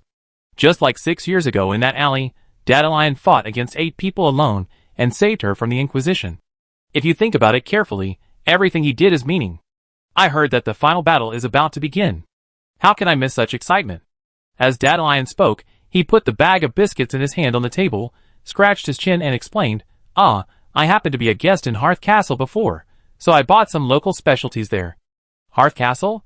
Have you been in the dwarf world during this period?" Pushkin was surprised. "Well, to be exact, I went to the dwarves, orcs, elves, and a few smaller races.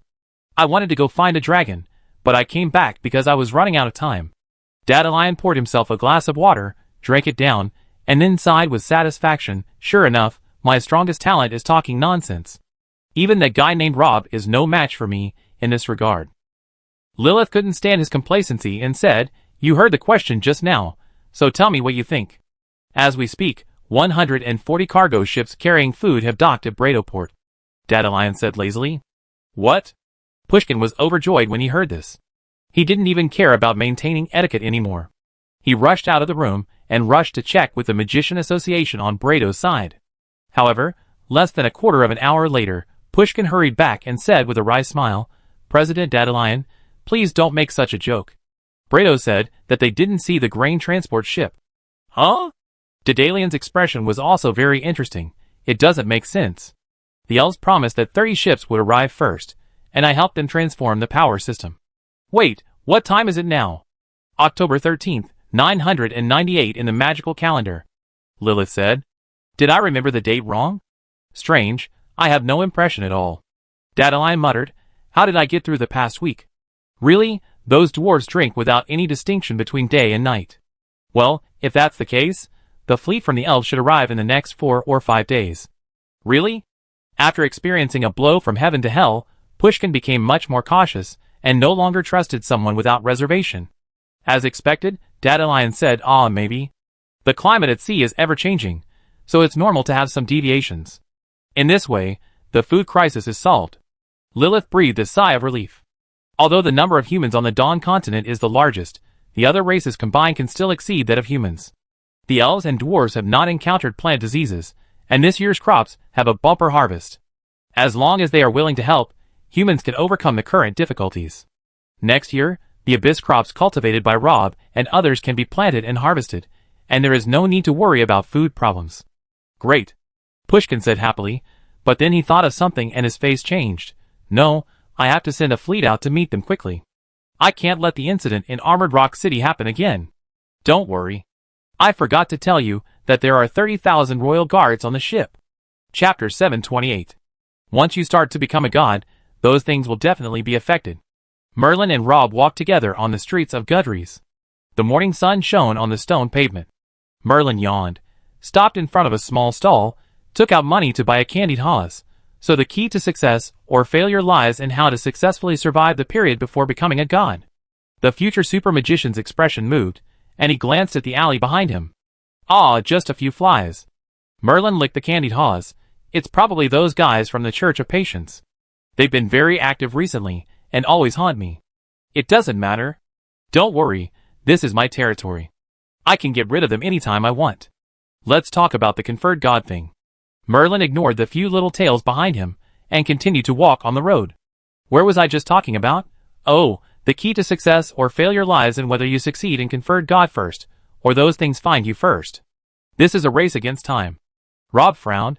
It shouldn't be a problem to hide for a while, right? No one can be a match for the gods in a direct confrontation, but hiding is not a difficult thing to do. Luo has confirmed this. She became the target of the gods, because of the force virus in her body. She hid for a year before meeting Rob. The gods had no better way to catch them except through the temple. Later, they joined the Magicians' Association to issue a comprehensive wanted order, but they couldn't do anything to the two. Now that the Church and the Magicians' Association are no longer on the side of the gods, the means they can use are even more limited. It's not that simple. Merlin shook his head. The gods were unwilling to descend in person before because of many reasons. On the one hand, they were afraid of death, and they were unwilling to take even a 1 in 10,000 risk. On the other hand, they needed Arkansas to descend successfully. But I have been collecting Arkansas for 900 years, which has resulted in a very scarce number of Arkansas in the world. Now, part of the Arkansas in the hands of the Church of Patience comes from the Church's collection, and the other part is their hard work over the years. But the number is still far from enough. It is only enough for 100 gods to descend once, and the time for one descent is about 2 magic hours. 2 magic hours? Well, that may not sound like much time, but once they come, the situation will be completely different. Merlin's expression also became serious. The council killed the god of war Pagos in Cetus City, but strictly speaking, that was only because Pagos was careless first, and they were lucky enough. The real gods, even the weakest ones, have many means that you can't imagine. Once their real bodies come to the world, they can locate your location in the shortest time. Merlin walked to the door of a jewelry store, which was also owned by the Haifa Chamber of Commerce. However, due to the war, the store was particularly deserted. The fox-masked man pushed the door open and entered. There was only one dozing female clerk in the huge store, who acted as if she didn't see them. So you need a space that is independent of the world and absolutely safe. Merlin snapped his fingers. The other world? Oh, you mean the small space that the guy named Dandelion built privately. I have to admit that his secret base of the dead otaku is pretty good, but it's just a small fight. Both I and the little guy Albus actually know the existence of the other world. We just don't bother to care about it. Even the masters of the mortal world cannot hide the secrets of that place, let alone the gods, so... Merlin walked to the front of the lounge, opened the door, and said proudly, "Next, I will introduce you to Wumi's rabbit hole." Rob looked at the dark hole in the wall, and was a little surprised, because he had observed the geographical location of the jewelry store before entering it. According to the location, the wall behind the lounge should be the tailor shop next door, and it is obviously impossible for there to be such a bottomless hole. Space magic? Strictly speaking, it can't be considered as such. Wumi's rabbit hole is a lost world I discovered. That world is very small, but I don't quite understand the rules inside. Well, I studied it for more than 400 years before I barely mastered the way to enter and exit it. Its entrance is not fixed. It changes every half a day. It can basically be opened anywhere and disguised in any way. As the master of the world, this is the only thing I can control. So in short, it is difficult for others to find its entrance except me. Merlin said, as he stepped into the big hole. Rob followed him. There was a cave on the other side of the big hole. The future super mage remembered this place. It was here that he and Luo first met Merlin. There was a small waterfall at the end of the cave. Rob was quite surprised when he saw this small cave before, because this was not a space made of magic, and he had never seen the plants and animals growing here. Merlin obviously did not lie. This cave was indeed an independent small world, but the name of Wumi's rabbit hole was too random. Merlin walked to the waterfall, where 3 sacks were placed by the pool under the waterfall. Rob opened the first sack, which contained food and some daily necessities. Then, he opened the second sack, and was stunned when he saw the contents. It was estimated that there would be no madman in the world who would think of using sacks to hold a philosopher's stone except Merlin. It was estimated that there were more than 40 philosopher's stones in this bag. Merlin picked up the third sack, which contained more than 100 materials. The entire ceremony of deification will last for 2 weeks. Well, as the object of deification, you are very free. You don't have to do anything. You just have to stay here. So you can use the philosopher's stone to improve your cultivation to the 9th level during this period. Anyway, this is not a difficult thing for you. The fox-masked man paused here and continued. The soul flower will not be used until the last step of the conferred god ceremony. Don't worry, I have found a solution. This flower originally came from the Dawn continent, so it should be able to grow on the Dawn continent. Over the years, I have been trying to find a way to cultivate it myself. Now the first flower has grown out, and it will mature in the next few days. There will definitely be no problem with the time. Chapter 729. This is all the information we have about the Church of Patience. Lilith placed a thick stack of documents in front of Dandelion. The latter did not even move his finger and shook his head. There are too many words. You know I am always lazy. Wife, just tell me the result directly. Pushkin and I noticed the Church of Patience when they first started to operate, but they were relatively quiet at that time, and we didn't know who their leader was, so we took a wait-and-see attitude. We must admit that we were a little careless in this regard, but it was not without gain. Lilith pulled out a portrait from the document. Viscount Major Son, we suspect he is the first sponsor of the Church of Patience. Dardarian took the portrait and saw the dignified middle-aged man on it, and raised his eyebrows. The Church of Patience has a good reputation among the people in recent years, and has distributed food and disaster relief everywhere. This is also the reason why the major forces have been able to tolerate them until today, but this also means that they have a huge expenditure. As far as we know, the Church of Patience has no industry or business, so there is only one possibility to maintain its operation. Do you mean to say that the Matthews family is using their accumulated wealth to support the Church of Patience? Although Major Son is not a direct descendant of the Matthews family, his performance is obvious to all. He has reached his current position with almost no family support in the early stage. Therefore, the voices in the family for him to take over as the next head of the family are getting louder and louder. Major Son is backed by the young and strong generation of the Matthews family, so his behavior can also represent the Matthews family to a certain extent. Have you investigated him? Dardarian asked. I submitted a joint investigation application to the Lionheart Empire 2 weeks ago, but Pushkin has not responded until now. I can understand his caution. The Matthews family is the largest noble family in the empire, and their fiefdom is an important grain-producing area. Pushkin now needs their help, and is worried that such an investigation will anger the Matthews family. Well, Pushkin has the ability, but unfortunately lacks a bit of courage. If Reinhard VII were still alive, he would definitely not have dragged it out for so long. Forget it, I go there. Dardarian picked up his hat. Lilith shook her head. This is against the rules. After all, Major Son is an important figure in the Lionheart Empire. If we take him away without saying hello. Who said we're going to take him away? I just want him to treat us to afternoon tea. The president of the Magician Association put his hat on his head and whistled. Dardarian is probably the only one who can make it so reasonable to ask others to treat him. But Mejson was born in an old noble family. He showed the courtesy of aristocrats to the sudden visit of Dandelion and his wife. After hearing the purpose of Dandelian's visit, he actually asked someone to move the dining table into the backyard. The president of the Magician Association looked at the green trees and flower beds around him, waited for the waiter to pour the black tea into the teacup, drank a sip and praised, "This tea is good. It would be nice if you could have some baked cookies." President Dandelion, do you want to eat cookies? This is easy. I asked the chef to bake a batch for you. Ma Sun smiled at the other end of the long table. Dardarian was delighted. Simple? Then add 4 more baked snails. Unfortunately, Lilith covered his mouth before he finished speaking. Sorry, I made you laugh. The female magician apologized. No, President Dardarian is such an interesting person, who can always bring joy to the people around him. The 3 heroes of DIST are really not simple. Viscount Ma Sun, your ability to flatter is not simple either. Why should people be stingy with praise? Just a simple sentence can make both parties happy. There is nothing more cost-effective in the world. Facing someone's ridicule, Major Son still behaved in a gentle manner. Dardarian found that he had underestimated this guy a little bit, and nodded. It seems that rumors cannot be trusted. I heard many people say that you, Viscount, are a serious and ruthless person. I didn't expect you to be so easy to talk to.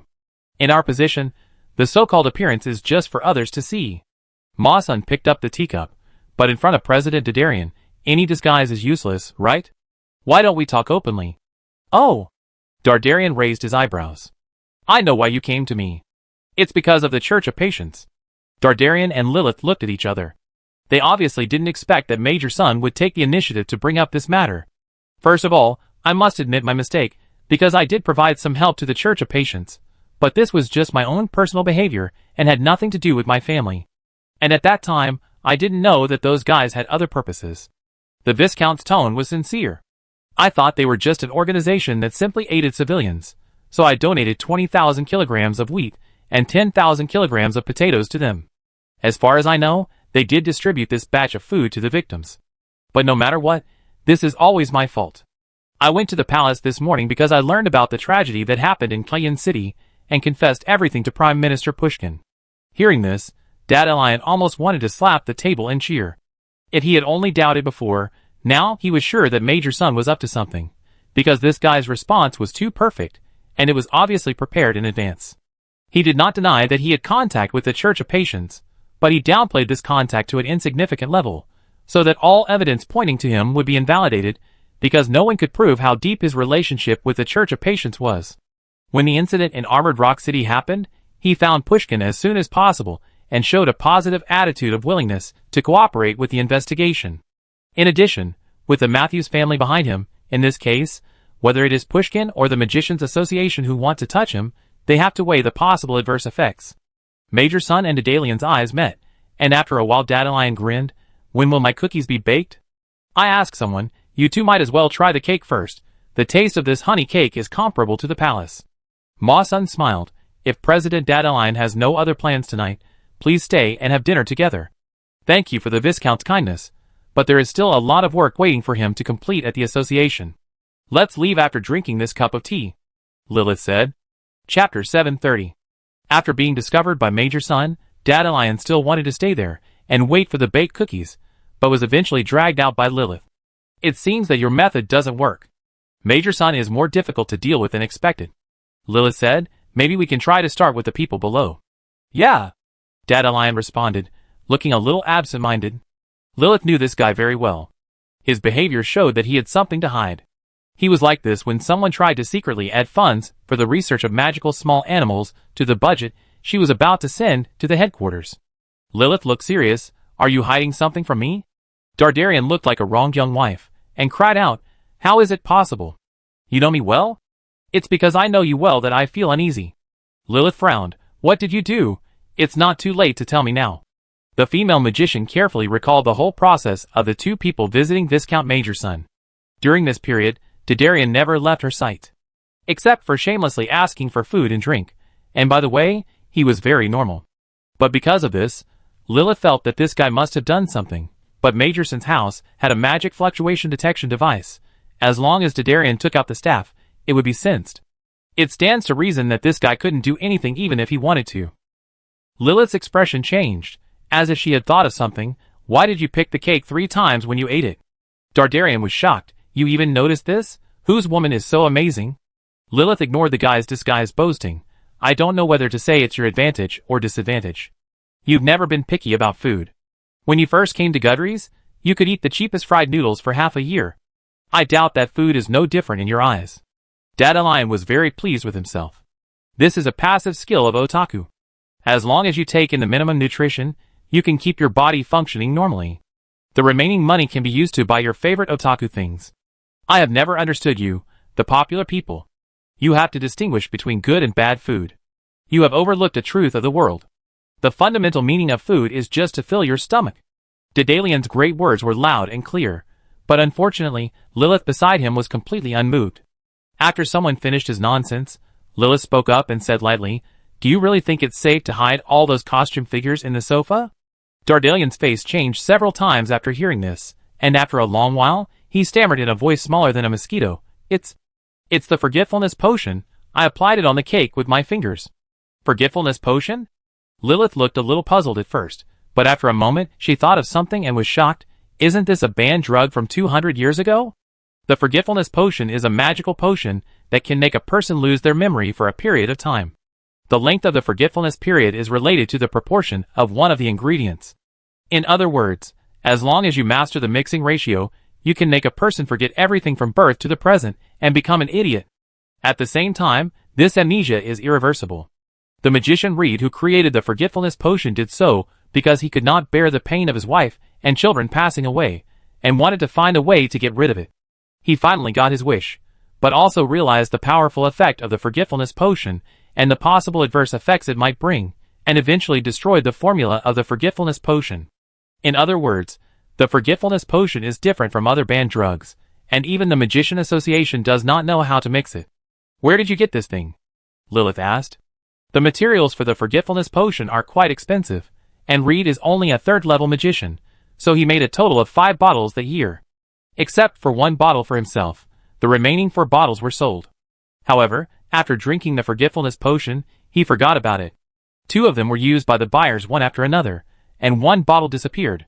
The remaining bottle was collected in the treasure house of the Dwarf King after several circulations. "The Dwarf King gave it to me as a gift," Dandelion said. "In addition, there is a table of ingredients and time, and the forgetfulness time can be adjusted according to the table." "How long did you set the forgetfulness time?" 2 days. "The Armored Rock City fell 2 days ago, so after eating the cake mixed with the forgetfulness potion, Major Sun would think that he was in the day when Armored Rock City fell." So far, Lilith has almost guessed someone's plan. After the fall of Armored Rock City, Viscount Major Sun prepared perfect countermeasures. In other words, he must have received the news in advance, which means that there is some kind of communication channel between him and the top leaders of the Church of Patience. And tonight, the Church of Patience launched an action in Kian City, and Major Sun would definitely want to know the success or failure of the action to decide his next move. So if nothing unexpected happens, he will make unusual moves tonight. If the Church of Patience does not contact him, then he will try to contact the Church of Patience. The only problem here is that if someone from the Church of Patience is around Major Sun, then after noticing his abnormality, they will definitely remind him, and then someone's plan will not work. Dandelion seemed to know what Lilith was thinking, and shook his head. "No, we just had contact with Major Sun, and we can be sure that he is a very cautious person. He will do everything possible to eliminate risks, so at this most sensitive time, he will definitely not let the people of the Church of Patience leave a handle around him, even if we don't know who that person is." The female magician had to admit that what this guy said made sense. Many people were attracted by Dandalion's willful and mischievous style of behavior, and subconsciously looked down on him. Even a cunning Major Sun couldn't avoid this, but ignored the things hidden behind that nonsense. He could see all the interests in such a short time, and could quickly use the things at hand to make a plan and implement it. This talent is really amazing. No wonder Da Vinci would choose this guy as the president against all odds before leaving the world, but even if you are the president, you need to report before using banned drugs, and the target is still an old and wealthy family like the Matthews family. Once the banned drug problem is discovered, have you ever thought that we will be boycotted by all nobles? Lilith said. "I'm sorry, the situation was urgent, and I didn't have time to discuss it with you. I promise that this kind of thing will not happen again." Dardarian admitted his mistake with a good attitude, but Lilith knew that someone didn't take it to heart at all. This guy has always been a loyal believer in the belief that doing bad things is not considered bad things as long as you are not caught, and it is estimated that it will be difficult to change his values in a short time. Chapter 731. Dardarian and Lilith called a carriage and pretended to return to the Magician Association, but after half a magic hour, they sneaked back. Dardarian used his power as the president to requisition a private house, which was opposite the back door of the magician's mansion. Through the window, he could clearly see the street across. It was late at night. In the past 6 magic hours, Dardarian had worked hard for about 3 minutes. Then he changed from squatting to sitting. Now he simply lay on the bed, eating popcorn from the drawer, and at the same time, he encouraged the original owner of the bed, a little girl under 8 years old, to go to the kitchen to steal the unfinished apple pie for him. Lilith seemed to have not seen the farce in front of her, standing quietly in front of the window, staring at the movement on the other side of the street. Anyone who has seen Lilith and Dandelion will first think that the two are not compatible at all. If you use a class as an analogy, Lilith is probably the model student in the class, who is both good in character and academics, and the teacher and parents are full of praise, while Dandelion is a problem teenager who is always sneaky and sly. The two don't seem to be people who can get together, but 5 years have passed, and their relationship has been very stable, which has surprised many people. Dandelion repeated the boring game of throwing popcorn and catching it with his mouth, but his success rate was less than half each time. Suddenly Lilith, who was not far away, spoke and whispered, "Here it comes." The next moment, Dandelion jumped up from the bed quickly and came to the window. As expected, he saw a carriage of the Matthews family quietly driving out of the back door. Lilith released a magic mark, and the two waited for a while. Seeing that no one else came out of that door, it was basically certain that Major Sun was in the carriage just now. His vigilance is lower than I thought. That's normal, actually. The forgetfulness potion takes effect about 1 magic hour ago. If everything goes well, he will think that today is still 2 days ago. There is no news from Armor Rock City at this time, so even if you suspect that he has contact with the Church of Patience, you won't keep a close eye on him. Dardarian said, "Next, we should go and see what kind of fish we caught." In the carriage, Major Sun had a gloomy face, no longer relaxed and comfortable as during the day. Tonight was the day to take action. According to the agreement, whether it was successful or not, the Church of Patience would give him news as soon as possible, but until now, there was still no news, and Major Sun found that the person who had been following him and was responsible for delivering messages was gone, so he finally couldn't sit still. In his opinion, something had obviously happened to the Church of Patience. At this time, he had to find out what had happened as soon as possible, so after much hesitation, Major Sun finally used the emergency communication channel and took a carriage to Flea Alley. The Viscount covered his face with his cloak and pushed open the door of a blacksmith shop. Lilith saw the name on the sign in the moonlight, Red Devil Weapons and Equipment Shop. Here? Lilith was a little surprised. Why do you know this place? Well, it's a famous century-old store in New Telt City. The quality of the weapons they sell is no worse than those of the royal family. Lilith looked a little strange, and paused, and it is said that the owner behind the Red Devil is the Augustine family. Augustine family? Dandelion also raised his eyebrows. Augustine is also a famous big family in the Lionheart Empire. Although its history is not as good as Matthew's, its strength is also not to be underestimated. More importantly, their family also produced a prime minister. Yes, the current prime minister of the empire, Pushkin, is the head of the Augustine family. Things seem to be getting more and more interesting. The president of the Magician Association rubbed his nose, and a barely perceptible light flashed in his eyes. What should we do now? Should we close the net? Lilith asked. Someone's plan is actually quite risky. Once Major Sun meets someone from the Church of Patience, or someone accidentally reminds him along the way, he will soon realize that he has fallen into a trap, and will most likely return home immediately, or even go a step further and deliberately release some smoke bombs to confuse the view. However, if he closes the net too early, he is not sure whether he can catch the person from the Church of Patience who is responsible for contacting him. Lilith suggested that if they acted now, they would bet that the target was in the Red Devil Weapons and Equipment store, but Dandelion did not respond immediately. He seemed to be still thinking. After a while, he raised his head again and said, "No, let's wait a little longer." Lilith did not ask anything and nodded. The two hid behind a small tree on the roadside and waited for about a quarter of an hour. Major Sun walked out of the Red Devil again. He looked hurried and did not even pay attention to the surroundings as usual.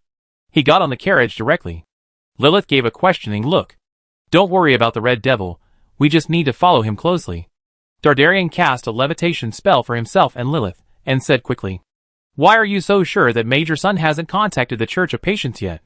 "No, he should have contacted the contact arranged by the Church of Patience, but I think the whole contact process is divided into 2 parts. Major Sun first met the middleman, who didn't know the identities of the 2 people. Only in this way can the safety of both parties be guaranteed to the greatest extent. So now Major Sun has only completed the first step, conveying the signal of meeting, the other party responds, and chooses the meeting place. Only by following him can we meet the top leaders of the Church of Patience. Major Sun, or the Matthews family, is very important to the Church of Patience. Therefore, they will definitely send someone with enough weight to respond to Major Sun's questions. Are these all your guesses?" "Not all. I just sense magic fluctuations, twice in total very weak. If it is a teleportation array, it can probably only teleport small items, not a living person. That's why I came up with the idea of a middleman." Dardarian said, of course, now that Major Sun has come into contact with the people of the Church of Patience, he realizes that the risk of being tricked is much greater, but I still insist that from a safety perspective Major Sun should not have too much communication with the middleman. I personally prefer that he has not yet found himself in 2 days later. This is your plan, so you make the decision. Lilith had no objection. The two of them used levitation to hang behind the carriage. At the same time, because of the existence of magic marks, they did not need to get too close to the carriage. After wandering aimlessly for half a magic hour, even Dandelion began to doubt whether his judgment was wrong. A figure covered in a black robe boarded the carriage. Chapter 732. The man in black robe boarded the carriage and sat opposite Viscount Major's son. He said in a hoarse voice, "You contacted me at such a sensitive time. It had better be something important enough." Sensitive? Maj's son was stunned when he heard this, but he immediately became annoyed. "Since you know that it is sensitive now, why don't you tell me about the situation in Cayenne City as agreed? Don't forget who is paying to keep your church running now." The last half of the Viscount's sentence revealed a hint of threat. The black-robed man frowned. "Armored Rock City? I've told you everything I can tell you. What else do you want to know? Details of the city's capture? The insider we planted in the garrison? What's the point of knowing this?" Majorson's face showed surprise. "Details of the city's capture? Armored Rock City has been captured? Why didn't you tell me?" The black-robed man's patience was almost exhausted, and his face sank. "My Lord Viscount, did you call me out in the middle of the night just to make fun of me? We had already told you in advance when Cayenne City fell 2 days ago, as agreed. You didn't think about how to deal with the Magician Association and that old guy Pushkin, and you came out in the middle of the night to make fun of me." "Wait, you said Cayenne City fell 2 days ago?" Majorson looked unbelievable. "Did you start it in advance?" The black-robed man also realized that something was wrong. Majorson didn't look like he was joking, but because of this, he felt uneasy. The black-robed man quickly said, "Do you know what day it is today?" "October 13th, 998 in the magic calendar." The black-robed man's heart sank completely. He slapped the carriage with his palm and said anxiously, "Stop, stop, let me get off." The coachman immediately pulled over to the side of the carriage. The black-robed man jumped off the carriage in a hurry without explaining to the confused Major's son. However, he returned to the carriage in just a few breaths. Major's son was about to ask when he saw another figure get into the carriage. "Hi, Mr. Viscount, we meet again." Dandelion greeted him enthusiastically, and when he saw the blank expression on his face, he slapped his forehead. "Hey, I almost forgot that you have lost your memory of the past 2 days. What a pity. It will be difficult to get back the batch of cookies you owe me." Majorson was not stupid to begin with. He had realized that he had fallen into the trap of the other party. He didn't care about the life or death of the black-robed man, but was more concerned about his own physical condition. He asked nervously, "What did you do to me?" "Don't worry, I just deleted some insignificant memories for you. Of course, if you don't plan to cooperate with me next, I don't mind clearing all your memories before the age of 20, so that you can feel what it's like to have a young soul living in an old body." Majorson opened his mouth and seemed to want to say something, but was interrupted rudely by someone. Dandelion shook his finger. "You better not threaten me with your family, or some bullshit god. I can guarantee that in the next magic hour, there is nothing in this carriage that can stop me from doing whatever I want." After a magic hour, Lilith stopped the carriage on the side of the road. Dandelion got off the carriage with the black-robed man and grinned at the female magician. "We are lucky this time. We caught a big fish." "Oh, this guy is one of the 4 giants of the Church of Patience. He is in charge of the list of all active personnel of the Church of Patience in the Lionheart Empire. With his cooperation, we can catch this group of people in one fell swoop." "What about that guy? What are you going to do?" Lilith pointed to Viscount Major's son, who was sitting in the carriage. "Well, kill him." Dardarian pondered for a moment and said lightly, "This guy is quite cunning. I always feel that keeping him is a disaster." Majson's expression changed, and he said hurriedly, "Don't kill me. I know who is the mastermind behind the Church of Patience." This time even the man in black robes was a little surprised and shook his head. "It's impossible. He is very cautious and never shows up in front of people. Even the elders, like us, have never seen his true face. You, an outsider, have no chance. In the entire church, the only senior official you have seen is me. Theoretically, that's true, but I do know who he is, and I discovered his identity by accident."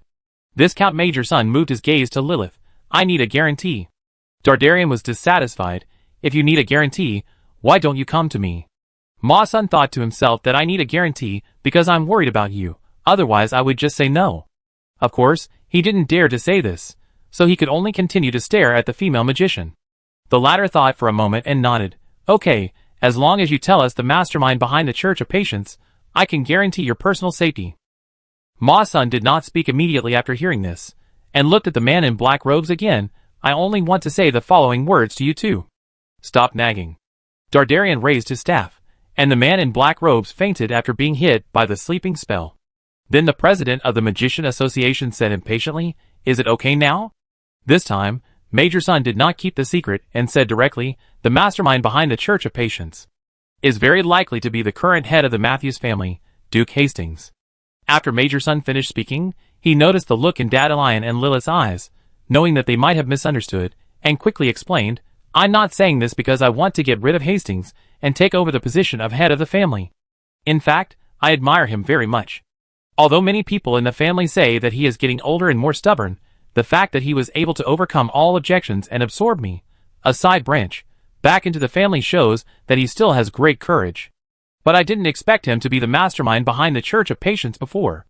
Major Sun paused. "You may not know that 6 years ago, Hastings was already semi-retired due to health reasons. He divided his work into several parts and assigned them to several people he favored, including me. In fact, he was using this method to examine and select the next head of the Matthews family. To be honest, the task I was assigned really scared me at the time. Hastings wanted me to deal with the future patron saint of the human race, the most talented person in the magic world, and the future 9th-level super magician, His Majesty Rob." "What? Hastings also wanted to take advantage of Rob?" Dardarian heard this news for the first time. Ma Sun nodded. "In order to find the existence of His Majesty, I sent people to the underground city of the Endless Sea of Trees to find a magic device, and then sent people to Gudries to repair it. Unfortunately, the people sent to Gudries died inexplicably. I still don't know what happened that night." Chapter 733. Even if Hastings had his eyes on Rob, it doesn't prove that he is the mastermind behind the Church of Patience. Lilith said, "Besides, the Church of Patience had not started its activities 6 years ago." "You are right. So what really made me suspicious of Hastings was another thing. No one in this world has ever seen the mastermind of the Church of Patience, and I am no exception. But in order to invite me to join his cause, he had exchanged several letters with me. Afterwards, I carefully checked those letters. He was very cautious. No matter the handwriting or the letter paper, I could not get any useful information. However, I made an unexpected discovery on the ink. Have you heard of black velvet flowers? What is that? A deodorant. Adding it to ink can reduce some of the odor. The effect is similar to several other deodorants on the market. However, few people use black velvet flowers as deodorants to make ink. As far as I know, there are only black velvet flower fields on Kalman Island, and Kalman Island is my fiefdom." Dardarian raised his eyebrows. "Yes." Ma Sun nodded. "The ink used by the Matthews family for writing was provided by me, but few people knew that there was black velvet flowers in it. The detection of black velvet flowers in the reply letter means that the guy is a member of the family. In order to confirm my suspicion, I found the craftsman who made the ink and asked him to find a way to add different ingredients to each new bottle of ink. 3 months later, I wrote another letter. After receiving the reply, I immediately started to test the ink and finally confirmed that the bottle of ink was sent to Hastings' study. This result was beyond my expectations, but I must admit that Hastings may be the only one in the Matthews family who is qualified to be the main messenger. I don't know much about him. He is one of the few people in the whole family that I can't see through." Major Sun confessed. "Why would the head of the Matthews family risk becoming an enemy of all mankind to deal with Rob?" Dardarian said with interest. "Hastings told me that this was in the interests of all mankind." Ma Sun paused. "I do believe what he said, because he and His Majesty have never met, and there is no grudge between them. If it were not for this reason, with his caution and carefulness, there would be no reason for him to take the initiative to provoke the other party, and put the Matthews family in danger. Of course, the people in the Church of Patience have always been mysterious, so their words cannot be fully believed. These are all the clues I can give you. I stopped investigating after I learned that Hastings might be the mastermind behind the Church of Patience, so I don't know what happened next." "Why aren't you curious?" Lilith asked. "I am curious, but you haven't met Hastings. He is the most unfathomable person I have ever met. I don't want to be his enemy. I have discovered some of his secrets. Emotionally, I do want to further verify my guess, but rationally, I know that I should withdraw. In fact, whether Hastings is the mastermind behind the Church of Patience or a transvestite, it has nothing to do with me." Major Sun said, "I don't want to get into trouble because of curiosity. But now, this matter is probably beyond your control." Dardarian said slowly, "If you are willing to be a witness to identify Hastings, then I can also forgive your series of acts of treason and betrayal of humanity on behalf of the Church of Magicians. But our previous agreement..." Your previous agreement only guarantees that you can survive, and I, Dardarian pointed at his nose, will decide where you can survive, whether it is a prison or your lovely little garden. It seems I have no choice. Madgeson's expression was relatively calm. Perhaps he had guessed this result long ago. He quickly accepted his current situation and said, Hastings left the capital after semi-retiring. He did not return to the territory of the Matthews family, but lived in Azure Bay, where he has a private sanatorium.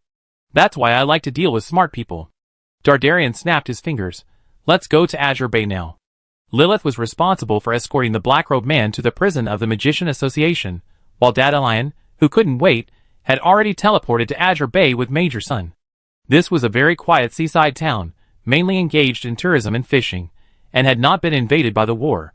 Before dawn, fishermen were already packing up their fishing gear and checking fishing boats on the dock, preparing for going out to sea.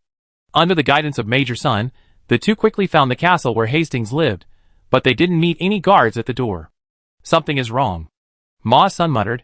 With Hastings' caution, he would not withdraw his guards even if the security in Azure Bay was good. Dardarian squatted down and touched the mark left by the wheel on the roadside. A carriage just left here half a magic hour ago. It seems that he got the news in advance and ran away. How is this possible? Ma Sun looked surprised. Tonight's events are not only about the four of us. Wait. The Viscount's expression changed. Is it the kid from the Red Devil?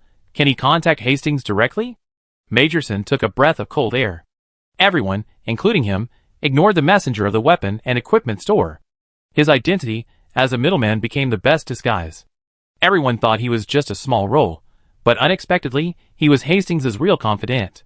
Major Sun thought of something else and his face turned a little ugly. If that guy is not an ordinary middleman, then he should know a lot of things. As a result, he saw his abnormal behavior at night, but did not remind him at all. He let him and the black-robed man be caught by Dandelion. From this point of view, he can indeed be called cold and ruthless. Major Sun gritted his teeth and suggested, since he just left not long ago, we should be able to follow the wheel tracks. No. Dardarian refused. I don't want to race with 2 legs against 4 legs. Ma Sun was speechless. Now was not the time to be willful. It had come to this point. The mastermind behind the Church of Patience was about to be caught. A normal person would have to make an effort. However, Dardarian's next sentence made him calm down quickly. The president of the Magician Association said lazily, Go ahead if you want to chase him. He can change carriages at any time on the way. Even if you catch up with that carriage, you can't catch him. If you lose, you have to admit defeat. This time we were half a step behind. Although it was a pity that we couldn't catch him, but since we already know his true identity, he can't hide for long.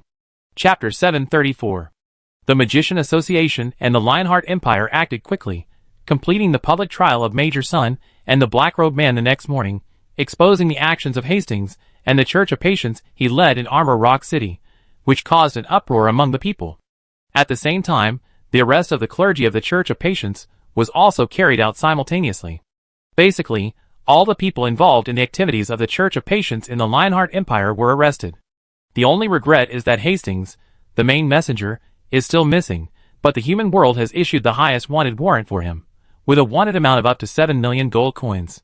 Even some retired bounty hunters are beginning to get excited about this price, so it may only be a matter of time before Hastings is found. In fact, on the 3rd night, the middleman who was responsible for delivering messages from the Red Devil weapons and equipment store, a black-haired boy with freckles on his face, was found hanged in an abandoned cellar on the outskirts of the city. He also escaped after delivering messages for Major Sun and the man in black robes, hiding in the cellar and planning to wait for the storm to pass before leaving New Tilt. However, as time went by, he found that more and more people were looking for him outside, and he could hardly move after leaving the cellar. In order to prevent others from getting news about Hastings from him, he finally chose to end his life. Although the poor child tried hard to prove his loyalty, his body stimulated more people to invest in the search for Hastings. This time was obviously different from the previous time when Rob and Lolo did it. The Magician Association did not slack off, and the magician branches in various places were mobilized. Hastings now is like a huge cheese with fragrance, attracting everyone's attention. Merlin came to Azure Bay in the early morning of the 10th day. The beautiful seaside manor of Hastings had been torn into pieces, and even the flower garden was turned upside down.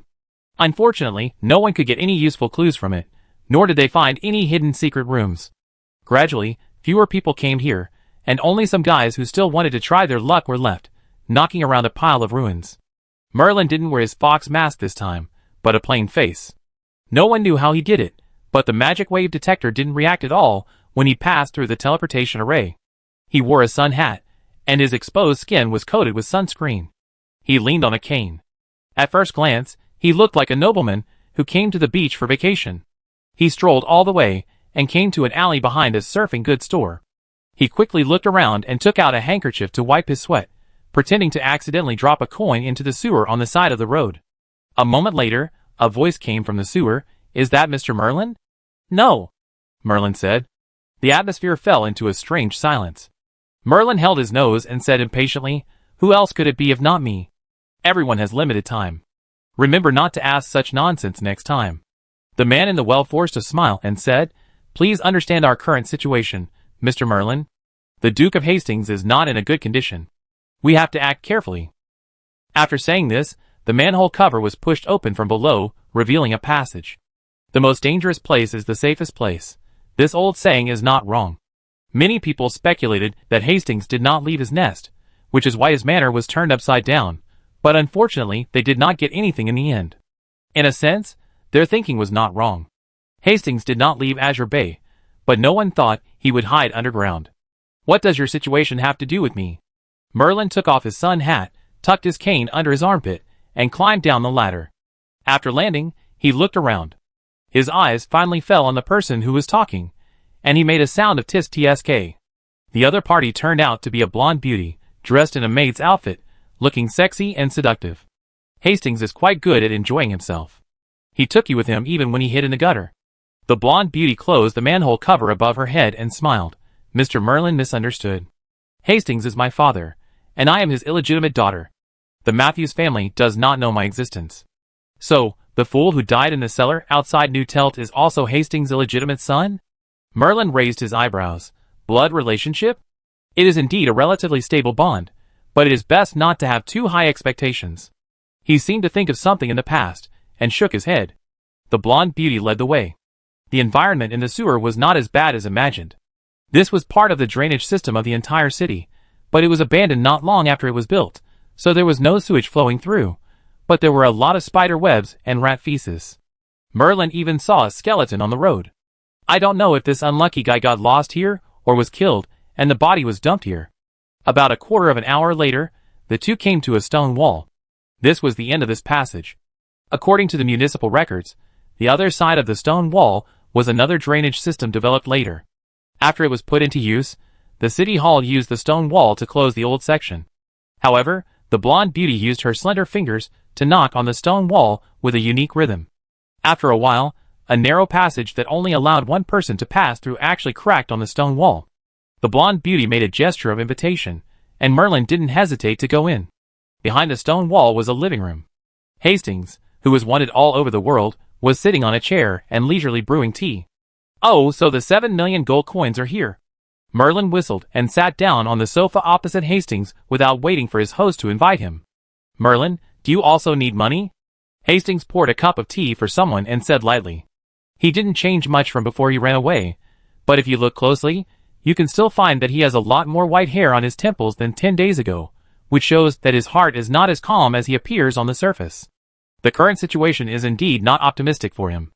Even if no one can find this place for a while, he can't live underground for a lifetime. In fact, the long-term lack of sunlight has made his face a little pale.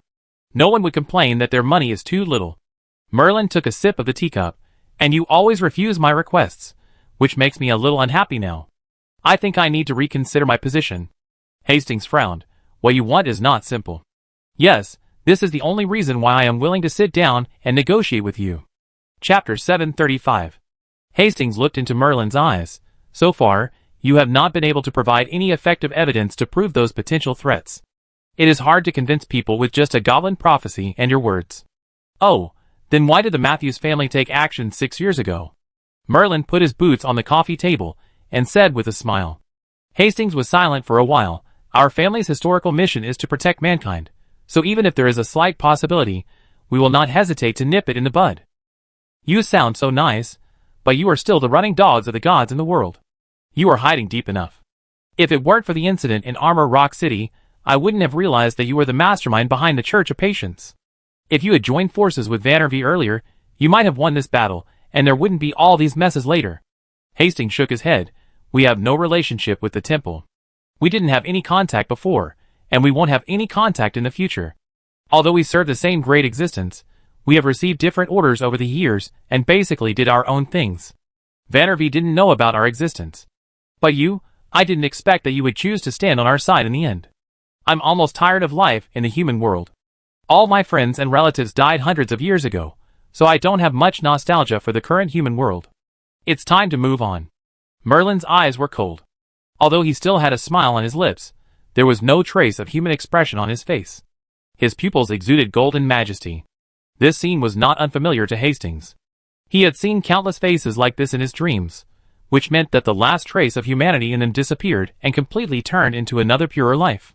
Hastings also admired Merlin, who succeeded in becoming a god more than 900 years ago, but relied on the innocence and cruelty of a child to survive the long time. Until this day came, he made his own choice. I believe in your sincerity, but the final decision is still in the hands of those great beings. Hastings bowed, facing the pair of golden pupils. His tone unconsciously carried a bit of respect. I don't care, Merlin said calmly. I'm not the one who's anxious, but I still want to remind you that he can complete the ceremony of deification in 2 days. Without the Flower of Soul, the ceremony of deification cannot be completed. Okay, then let's take a gamble. Hastings smiled bitterly. I respect you very much, Mr. Merlin, but if you don't tell me how to deify the Flower of Soul, I'm afraid it will be difficult for them to agree to your request. This is the only bargaining chip in my hand. Do you think I will take the initiative to reveal my trump card to you? Merlin sneered. The church is finished, and your Matthews family is not far from being finished, but I don't believe that those things are only arranged in this way in the world. As long as I tell you the method, you will have a way to destroy the ceremony of deification. Hastings was silent. The other party was indeed an old monster, who had lived for more than 900 years. He saw through his intentions at a glance.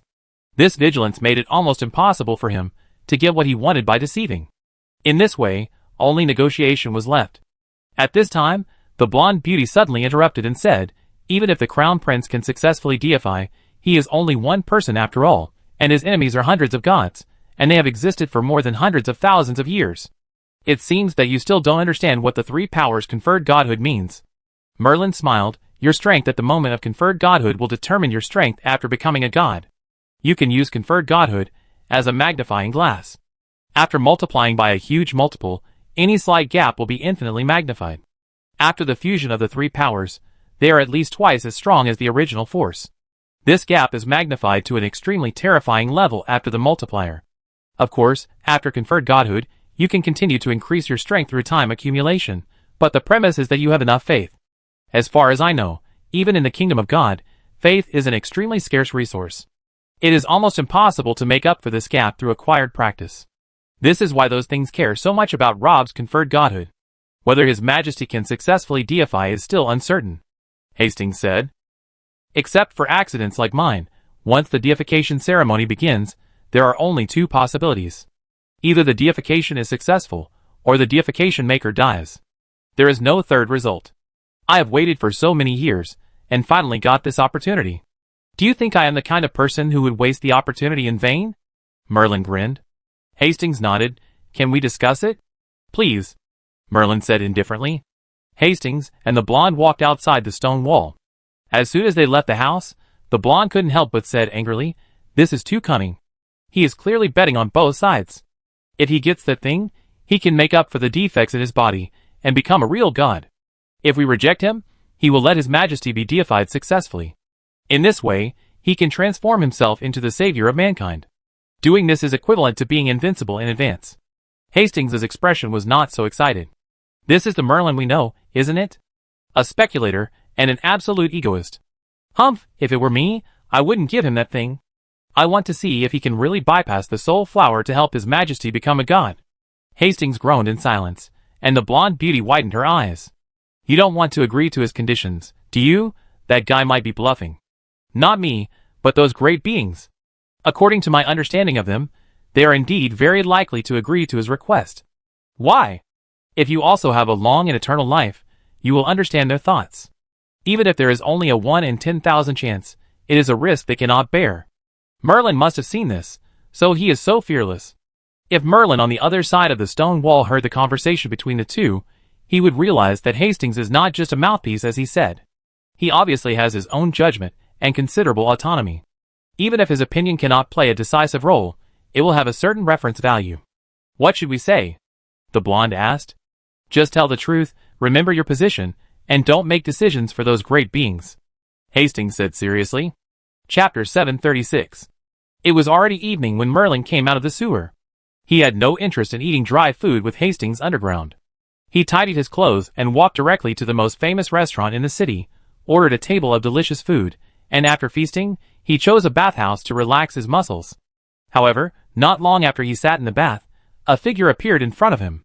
Merlin seemed a little surprised to see the person coming. You are much faster than I thought. Dandelion took off his dusty wizard robe and boots, and walked into the bath naked. The hot water stimulated his skin, and made him moan comfortably. You are the target of our key surveillance. We have to keep a close eye on you, Dandelion said, as he sat down opposite Merlin. Now there was only a layer of mist between the two of them, and Dandelian's voice came from the other side of the mist. I tried not to think too much, but you left Gudrie's quietly without saying a word at this critical moment, and you had to come to Azure Bay when you could go anywhere else. What would you think if you were me? If I remember correctly, we seem to be allies now. Merlin sighed, but President Dandelion, this doesn't seem like an attitude towards allies. Given your wonderful and legendary past, it's probably difficult for normal people to completely trust you. Dandelion leaned forward slightly and looked directly into Merlin's eyes. I don't know what kind of agreement Rob and you have.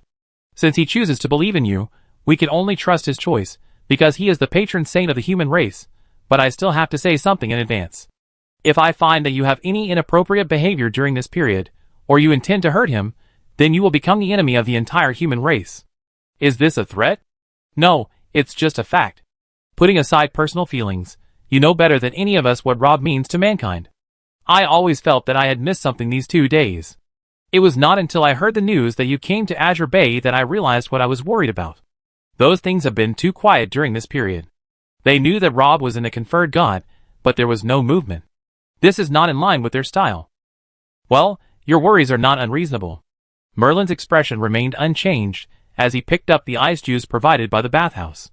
Those things are definitely not only placed in the temple and the Matthews family in the human world, but you can rest assured that Gudrie's is my territory. No one can enter my rabbit hole without my permission. As long as Rob succeeds in becoming a god in 2 days, the crisis facing mankind will naturally be solved. I hope so. Dandelion gave up the idea of seeing any clues from Merlin's face. The latter is an old monster who has lived for more than 900 years. It is impossible for others to see through his thoughts so easily. Since you're here, I give you some news I just got. Merlin took a sip of juice and said slowly, a group of monsters will attack Azure Bay tonight. Dardarian frowned. Impossible, we have increased our surveillance of those monsters after the fall of Armor Rock City, and I will get the information as soon as they show signs of gathering. Merlin shook his head. Not those. This time they are a group of new monsters. Who told you that abyss cracks only appear on land? Dandelion was shocked when he heard this. When was the attack? Merlin put down the cup and said slowly, well, if it's fast, it will be half a magic hour. If it's slow, it will be 1 magic hour later. If it wasn't because this guy was naked now, Dandelion would definitely pull this guy's collar, pull him out of the pool and hang him on the city gate. Such an important thing. Why didn't you tell us earlier? Dandelion didn't doubt the accuracy of the news. Although Merlin usually liked to play pranks, he wouldn't joke about such things. You didn't tell me how you found me, did you? We're even, Merlin said lazily while soaking in the pool. Seeing that Dandelion was about to go berserk, he said, okay, don't think too highly of me. I'm not omniscient. How could I have guessed what happened tonight? In fact, I only got the exact news before entering the bathhouse. Strange, there are only 40,000 civilians in Azure Bay. What is the goal of those monsters launching a sudden attack? Dandelion muttered to himself. Merlin lowered his head and looked at his toy duck. Are they coming for you? Dandelion obviously thought of something and said in a bad tone. Rob is at the most important moment of the conferred god ceremony, only 1 step away. If they can't find him, they will naturally turn their attention to me, because there is a simpler way. As long as they kill me, the conferred god ceremony can't go on, Merlin explained patiently. But you don't seem worried at all. Because I left a clue for you in Gudrie's. If you are smart enough, you will rush to Azure Bay tonight. It turns out that I was right. Merlin's words made someone hate him. Are you going to use me as a free guard? Dandelion said unhappily. As I said, we are allies. From your point of view, President Dandelion, you certainly don't want to see me die in Azure Bay, so strictly speaking, you are not helping me now, but just fulfilling your own duties and doing what you have to do. Merlin blinked his eyes. You see, it's not so hard to accept if you think about it this way, right? Dardarian was so angry that he was too lazy to refute him. He stood up from the pool and walked to Merlin with a stern face. Then he used a medullary slash. Dardarian wanted to knock this guy out and mail him back to Gudry's, but he overestimated his close combat ability as a magician and otaku. Fortunately, his opponent was also a master who lacked training. The two fought evenly. When the people below arrived one after another, they saw Dardarian and Merlin picking noses and poking eyes, fighting fiercely. A group of people quickly separated the two. Dandelion covered his bleeding nose and said in a muffled voice, "Take this guy away, and use the association's teleportation array to return to Gudry's. What about you, President? The rest of you stay with me and prepare for battle." Dandelion was glad that he brought a lot of people to Azure Bay this time. He originally planned to cause trouble for Merlin, but he didn't expect to help this guy clean up his mess. However, as the president of the Magician Association, he also has the responsibility to protect civilians. He just doesn't know how many monsters will come tonight. Chapter 737. Dardarian stood on the dock, with 2 pieces of cloth stuffed in his nose, looking out of the harbor with a serious look. There was no wind tonight, but the sea was not calm. It was as if it was boiling, and bubbles kept coming out from the bottom of the sea. "Good boy, it seems that we have quite a few guests tonight," Dardarian said with a sigh. Because monster tides were erupting everywhere and the military force was tight, there were no other troops stationed in the Azure Bay, which had not been harassed before, except for a small security patrol team. The time interval between receiving the news and the meeting of the two sides was too short, and it was too late to mobilize troops from nearby. Fortunately, Dandelion brought more than 40 people to Azure Bay this time. Almost all of them were high-level magicians. Although there were no super masters of level 8 or 9, these people together were a force that could not be underestimated. In addition, the arrangement of the Magician Association here originally enabled Dandelion to gather a group of more than 100 magicians in just half a magic hour. In addition, the president of the Magician Association also sent people to the town to capture able-bodied men. Because of the incident in Hastings, a large number of adventurers and bounty hunters poured into Azure Bay. The organization and discipline of this group of people were not good, but their individual combat capabilities were still quite strong, and they could achieve good results if used well. The biggest problem now is that they don't know how many monsters there are in the sea. Has the message been sent? Dardarian asked a female magician with glasses and a scholarly air beside him. The latter is the teacher in charge of the Magic Communication course at the Royal Magic Academy of Tis. After the war began, she also accepted the call of the Magicians Association and rushed to the front line. She has been in charge of the wartime communication of the association. The female magician nodded and said, "We are lucky. The little beaver is charging in Irene City, and is expected to arrive in 2 magic hours. However, Azure Bay is full of residential houses, and it is difficult to deploy the floating artillery." Dandelion drew out the legendary staff moon chant, which was also the weapon of the former president Da Vinci. The old man gave it to his successor in his will. This is also the tradition of the magic world.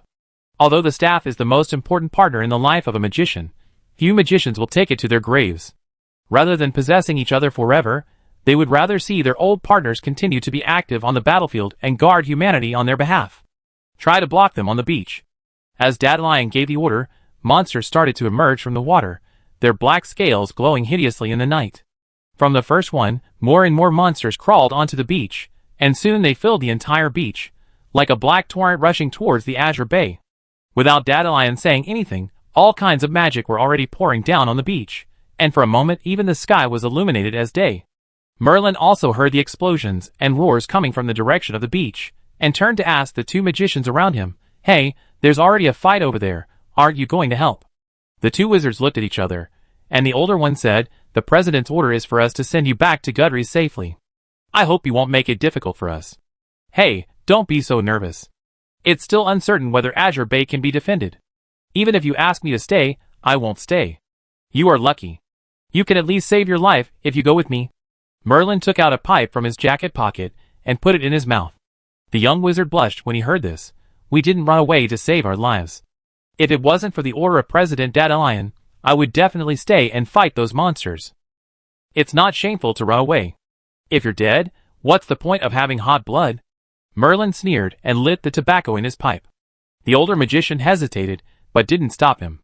Merlin's staff had been taken away by Dandelion. He was now completely unarmed and couldn't make any waves. And as he said, it was very dangerous to stay in Azure Bay at this time. Those monsters were coming for him.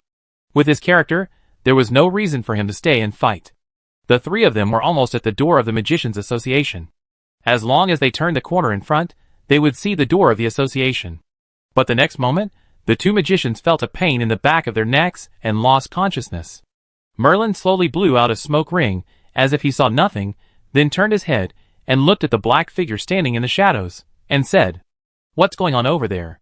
Hastings and his daughter have left the underground.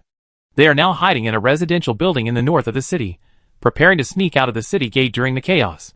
The shadow answered. His tone was calm, and when he didn't speak, he blended into the shadows on the ground, making it almost impossible to feel his presence. Only the top assassins have such ability. Neither Hastings nor Dardarian expected that Merlin, who came to Azure Bay alone, would have accomplices here to support him. And this is Merlin's real killer. You are quite brave. You took action right after the negotiation with me. Did you calculate that I would not turn hostile even if you failed? Merlin sneered. Indeed, those guys are the only ones who have what I want, but that doesn't mean I will let them go. He was right. After all, they are just two small characters who are responsible for passing messages. Even if I kill them, there will be others who will come to trade with me. The Black Shadow listened quietly, without expressing any opinions. Hurry up. The people of the Magician Association can't hold on for long. The number of monsters coming this time is not what they can imagine. Merlin said, this is not an attack, but an invasion. The abyss cracks on the Dawn continent are just minor incidents. The real crisis is in the narrow sea. In the deepest part of the trench that no one can reach, there is a giant crack that is more than 10 miles wide. That crack has existed for hundreds of years. That is the largest entrance of the abyss connecting to our world. Merlin paused. We only have half a magic hour to act. We must leave Azure Bay within half a magic hour. The shadow finally spoke. I haven't seen you for 2 years, and you become even more annoying. It doesn't take half a magic. As long as we work together, a quarter of an hour will be enough. Merlin nodded. Okay, what do you want me to do? Stay still. The shadow disappeared after saying that. Merlin was stunned for a moment before he reacted, and he couldn't help but get angry. Did this bastard mean that he only had side effects? Chapter 738. When Hastings and the blonde came out of the sewer, the outside was in chaos. The news of the monster's attack spread among the civilians. Many people woke up from their sleep and hurriedly packed up their things to escape. Hastings and the blonde came to an empty house prepared in advance in the north of the city, waiting for the opportunity to leave the city. The blonde leaned against the window, staring at the street outside, with a little nervousness in her expression. Hastings was very calm, and took out a fairy tale book from the bookshelf, and comforted the former. Don't worry, they will definitely open the door. Dandelion is not such a person. They will not let the whole city be buried with me to capture me. The blonde smiled bitterly. But the problem is that the Magician Association doesn't know how many monsters will land in Azure Bay tonight. Should we send them some information? Hastings smiled. Don't underestimate Dandelion. He will consider all possibilities. The blonde finally calmed down after hearing this. Father, why didn't you tell me about tonight in advance? I had more time to prepare. Maybe I could do better. Her words were more tactful. In fact, the blonde felt that tonight's action was very hasty, and many details were not handled well. If it could be planned in advance, it would greatly reduce the possibility of Merlin's escape. Hastings shook his head. Don't think too much. I never doubted your loyalty. It's just that if I told you in advance, Merlin would definitely notice it with his cunningness. Hastings paused, and then said, tonight's action was planned 3 years ago, but so many things have happened that the goal of killing Merlin has been temporarily added. It would be best to kill him once and for all, and all the troubles will be solved. But it doesn't matter if you can't kill him. Let's continue the discussion. Let's continue the discussion. The blonde was surprised. She thought that choosing to kill Merlin meant that the negotiations would completely fall apart. It was hard to imagine that two people who were fighting each other the moment before would be able to sit at the negotiation table the next moment. Are you surprised? Hastings smiled. For people like us, reason will always exceed our own feelings and likes and dislikes. Only he can give us what we want, and he can only take what he wants from us. So even if he knows we want to kill him, he can only accept it." The shadow on the roof shook his head. The head of the Matthews family didn't understand Merlin's character at all. That guy's mind was smaller than a pinhole. If you trick him, he will definitely trick you 10 times. The shadow didn't intend to listen to the following content anymore and jumped into the house. The blonde was shocked. "Who is it?" She usually follows Hastings, not only serving him, but also protecting his safety, so her skills are actually quite good. However, Hastings' vision is more ruthless. He can see at a glance that the shadow's strength is better than the blonde's. Seeing that the two are about to fight, he hurriedly asked, "Who is your excellency?" The shadow said calmly, "Merlin asked me to bring his regards." Hastings was relieved when he heard this. If it was someone from the Magicians Association, it would be the worst case scenario. If it was a powerful bounty hunter, he could try to bribe him with money. It would be safest to fall into Merlin's hands. The two sides would still have to negotiate next. Hastings said to the blonde, "Drop your weapons, we surrender." The blonde hesitated for a moment, and the shadow stood there without taking the next step, looking at the two coldly. The blonde finally gritted her teeth and obeyed Hastings' order to throw away the long sword in her hand. After she disarmed, the shadow seemed to relax. Hastings said, "We can go with you." However, he was only halfway through his words when the shadow suddenly moved. The blonde beauty only had time to show a horrified expression on her face, and the next moment, there was a blood line on her neck. The shadow retracted the dagger. "This is a greeting from Merlin." Hastings was shocked and angry. He never thought that the other party would not show any signs before taking action. The shadow explained, "Merlin told me that only one person is enough for the negotiation." Hastings wanted to say something, but the shadow didn't give him another chance. He knocked him out and took him back to the place where he and Merlin had agreed. The latter was counting ants by the wall out of boredom. "Oh, we cooperated well. It took us less than a quarter of an hour." Merlin looked up and saw the shadow and Hastings in his hand. He couldn't help but say sourly. The shadow threw Hastings at someone's feet without saying a word. Merlin's expression changed. "What do you mean? Do you want me to carry him? No way. When did you become so stingy? It seems that you will have a lot of trouble tonight." The shadow said, pulling out the dagger, "I will not accompany you on the road behind. Take care of yourself." After saying that, his eyes moved to the other end of the long street, from which an old wizard walked. His hat was old, his clothes were old, his staff was also old, and the wrinkles on his face were all clustered together. He was swaying and looked like he might fall at any time, but the shadow was as if he was facing a great enemy, and he was no longer as relaxed as when facing Hastings and the blonde beauty. 9-franc magician? Merlin's face also showed a hint of surprise. TSK, the Magician Association does have a backup plan. The city is not safe now. President Dandelion asked me to send you off. The old magician spoke, and the wrinkles on his face relaxed. "Is Hastings also in your hands?" "That's great. I can take him back to the association." The black shadow snorted coldly. "If you want to catch someone, you have to get past me first." Just as they were talking, monsters had already rushed into the city. These monsters bypassed the defense line built by the Magician Association on the beach and directly invaded the city's drainage system. They drilled out from under the manhole covers and caused a large-scale riot in the city. One of them was only 100 meters away from Merlin, opened its bloody mouth, and pounced on him without hesitation. Although the black shadow used a dagger to dig open his chest, it also scared him and the old magician. The time left for them was getting shorter and shorter. "Hurry up and go," the black shadow urged. Merlin didn't hesitate to carry Hastings on his back and ran away. Of course, this guy was not so kind. He had already made up his mind that if he encountered a monster blocking the road, he would throw the meat on his back as bait to escape. The old magician wanted to stop him, but his instinctive reaction to danger made him stop chanting the binding spell and release a set of elemental armor for himself. "Focus, your opponent is here."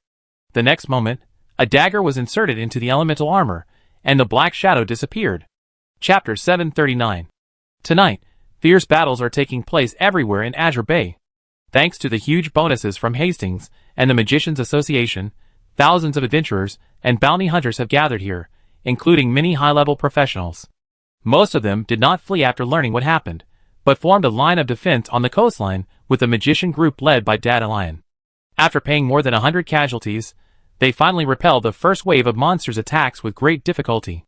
But the crisis has just begun. Although more than 300 monsters have been killed, the number of monsters in the sea has not decreased at all. and more monsters are emerging. Many people are disappointed when they see this scene. The battle has just started half a magic. If it continues like this, they will never be able to hold out until the little beaver arrives. The adventurers and bounty hunters are fine. The magicians here did not hold back in order to deal with the previous crisis. More than half of their mana has been consumed. Once the mana support is lost, the casualties of melee professionals will inevitably increase exponentially. How many residents have been evacuated? Is there any news from Super Mage Weisenhair? Dardarian asked the female magician in charge of communications. The city gate has just been opened. Only 1,000 or 2,000 people have left the city so far. Super Mage Weisenhair lost contact with us 10 minutes ago. The female magician hesitated. Why? Dardarian raised his eyebrows. President, even if we can hold out until all civilians escape the city, they can't outrun those monsters on flat ground. I know. Don't worry. I won't lead everyone to make meaningless sacrifices. I left 2 people to guard the association's teleportation array. If the situation really deteriorates to a certain extent, we will leave Azure Bay from there. But first, we have to contact Super Mage Weisenhair. Merlin's safety is of vital importance. We have to send the guy out even if we all die here, Dandelion said calmly. I understand. I will send 2 more people to contact Super Mage Weisenhair. The monsters in the sea obviously didn't want to give the people on the beach a chance to catch their breath. After a brief rest, they immediately launched another charge. Dandelion also chanted a 7th level range magic without hesitation, burning all creatures within a radius of dozens of meters into fireballs. However, more monsters rushed up from behind, filling the vacuum zone in almost the blink of an eye. The originally peaceful and beautiful beach has now turned into a meat grinder, with blood and magic taking off, madly devouring the lives on both sides. President, the left wing was attacked, and 12 magicians were killed. President, more than half of the adventurers and bounty hunters were killed or wounded, and they are almost unable to hold on. President, traces of monsters were found in the rear. It seems that monsters have already infiltrated the city. More and more bad news came, and the situation was rapidly deteriorating. Dandelion knew that he could not wait any longer. Notify the adventurers in front, let them maintain their formation and gradually retreat. Send 2 small teams of magicians to cover them. Once they meet, they will immediately go to the branch and prepare to leave Azure Bay. After giving the order, Dandelion grabbed the female magician in charge of communication and asked, what happened to Merlin? Did he leave? I'm still trying to contact him, but there has been no news from Super Mage Weisenhair. The 2 people I sent out also lost contact soon. Now the city is full of monsters. I'm afraid they are in danger. Dandelion thought for a while and said, well, I go there myself. You will take over my position. You will bring everyone to the branch. I will find Super Mage Weisenhair and Merlin, and then leave with you. By the way, where was he when you last contacted him? Number 15, Barrack Street. He told me that he seemed to have found the target, the female magician said. On Barrack Street, the fierce battle between Weisenhair and Black Shadow had lasted for more than a quarter of an hour. Although Weisenhair was a research magician, he was still a 9th level magician. After several fights, Weisenhair also tested Black Shadow's rank. This guy who came out of nowhere should be a special branch of the Shadow Stalker profession, and his strength is about 8th level. The 2 sides were 1 level apart, and magicians naturally suppressed the power of the same profession. This should have been an easy and simple battle, but the actual situation was not the case. The Black Shadow made up for the difference in power between the 2 with incredibly superb fighting skills. He kept wandering in the darkness, like a venomous snake, waiting for an opportunity to strike a fatal blow. Weisenhair had to use all his energy. He didn't even have time to respond to the vibration of the communication magic device on his waist. However, as time went on, there were more and more troublemakers, the number of monsters in the city was growing wildly, and the balance of victory and defeat was quietly changing. The Shadow hid in the dark, with a unique breath-hiding technique. After stepping into the street, the monsters could not sense his presence at all, so they focused on attacking Weisenhair. These monsters were not strong, and they might be nightmares for ordinary people and low-level professionals, but they did not pose any threat to the 9th level super magician. However, once the number increased, it was still a bit annoying, not to mention that there was a terrifying enemy lurking in the darkness, ready to attack at any time. Weisenhair felt a headache. It had been quite a while since Merlin ran away. Even if he got rid of the Black Shadow now, he might not be able to find the guy. Thinking of this, Weisenhair vaguely felt that he had grasped something, but he couldn't figure it out for a while. Until another monster came out of the sewer and attacked him, Weisenhair suddenly realized that it had been 2 minutes since the last time the Black Shadow attacked him, and the guy didn't move again. The opponent's previous attack was so fierce that he even had an illusion that the two of them would fight to the death here tonight. But in fact the Shadow was just trying to delay time for Merlin to leave, and now that time has almost been delayed, he should consider how to get out. Oops. Weisenhair took off the communication magic device on his waist, and quickly passed the news to the female magician on the other side. At this time, Dandelion was on his way to Barrack Street. After learning about the situation, he slightly adjusted his plan and asked Weisenhair to keep an eye on the city gate, while he changed his route and ran towards the Magician Association. Merlin had only 2 ways to leave Azure Bay. Either he could leave the city through the city gate, or use the teleportation array of the Magicians Association. Of course, he might have his own teleportation array, but this was unlikely. He probably only knew that Hastings was hiding in Azure Bay not long ago, so he didn't have enough time. From his arrangement this time, it can be seen that although he still had a backup plan, the process was very dangerous. Several times, the development of the situation was beyond his control. Chapter 740. When Dandelion arrived at the door of the Magicians Association, he knew that his bet was right. The 2 people who protected the teleportation array he left behind, and the people who escorted Merlin before were now lying on the ground, and it was unknown whether they were dead or alive. Merlin poked his head out of the room on the 2nd floor, where the teleportation array was placed, glanced at him, and said, "Stop him for 5 minutes, and I can handle it here." "Really? You always leave troublesome things to me." The Black Shadow muttered, a little unhappy. After getting rid of Weisenhair, he quickly found Merlin. The 2 met again and decided to take the risk and use the teleportation array of the Magicians Association to leave Azure Bay. However, in order to prevent being caught, the teleportation location needs to be modified, which will take about 7 or 8 minutes. This time is naturally fought for by Black Shadow. Black Shadow took out the dagger and looked at Dandelion provocatively, but the latter looked calm. Dandelion had no intention of showing off and fighting alone. He directly took out the communication magic device and prepared to notify Weisenhair at the city gate. But then he found that the magic device in his hand could not be used normally. "Speaking of which, I have to thank you. Your branch has a lot of inventory. I found a suppressor in it that can block the magic fluctuations of a nearby block, so no one will disturb our fight next." The Shadow played with the dagger in his hand, trying to see panic on someone's face. But he was disappointed. Dandelion just held the Huiyong in his hand and said lightly, "Very good, in that case, I will get rid of you first." The Shadow chuckled, "It's good to be confident, but the 9th level super magician can't do anything to me. What can you do, President Dandelion?" After speaking, his figure disappeared into the darkness. After fighting with the opponent for a few rounds, Dandelion immediately realized why Weisenhair had never been able to take this guy down before. The opponent's concealment technology was very good, and those anti-stealth magics had no effect on him at all. An elusive opponent can bring a threat far beyond his own strength. As for Dandelion, he had just experienced the battle of defending the beach, and his mana was consumed a lot. He rushed here without stopping, and he had no time to rest or replenish his mana. Such a battle was unfair from the beginning. The Black Shadow licked his lips. "President of the Magician Association? I have killed many heavyweights in my life, but it seems that no one can compare with you." On the other side, Dandelion took a deep breath. "If this is all you have, then tonight is your death." "Haha, everyone can talk nonsense." The Shadow shone. "It's a pity that no matter how powerful my mouth is, it can't save your life. If I were you, I wouldn't choose this sentence as my last words." After Dandelion finished speaking, a ball of golden light gushed out from the top of his staff. "Lightning magic?" The Shadow frowned. "No, this is not lightning magic. Wait, this is divine power?" Black Shadow was shocked. The divine power is the natural nemesis of all stealth professions, but now all the clergy of the church have been abandoned by the gods, and can no longer use high-level anti-stealth magic. This is also the biggest capital of Black Shadow's arrogance. In today's world, he may not be the strongest, but with such excellent stealth technology, it is equivalent to having an immortal body. When encountering the top masters, even if he is defeated, he can escape smoothly.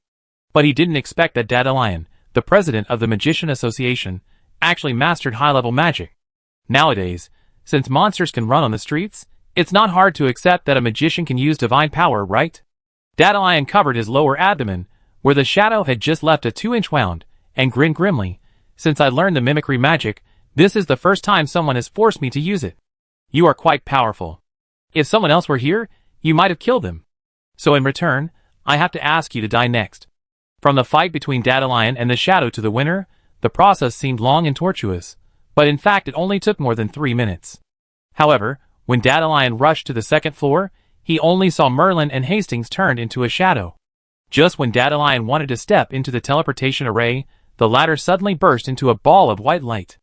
After the light, the teleportation array was blown into powder.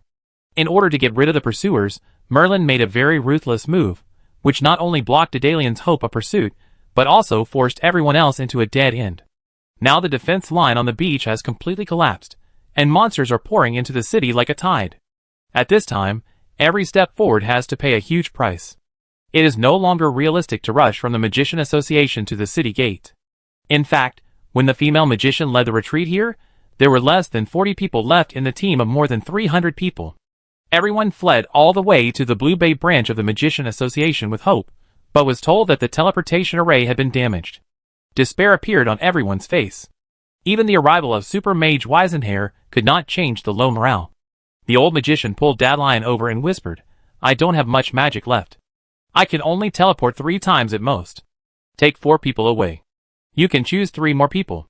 Dandelion shook his head. "I won't leave. I haven't reached the end of my rope yet." The old magician stamped his feet anxiously.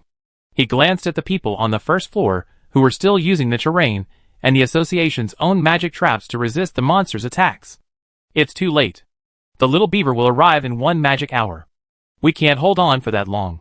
"I'm not waiting for the little beaver," Dandelion said. "What? Apart from the floating turret, is there anything else that can get into Azure Bay at this time?" Weisenhair was puzzled. "Yes." Dandelion took off a small wooden whistle from his neck. "This thing was given to me by that guy before he left. I didn't expect it to come in handy.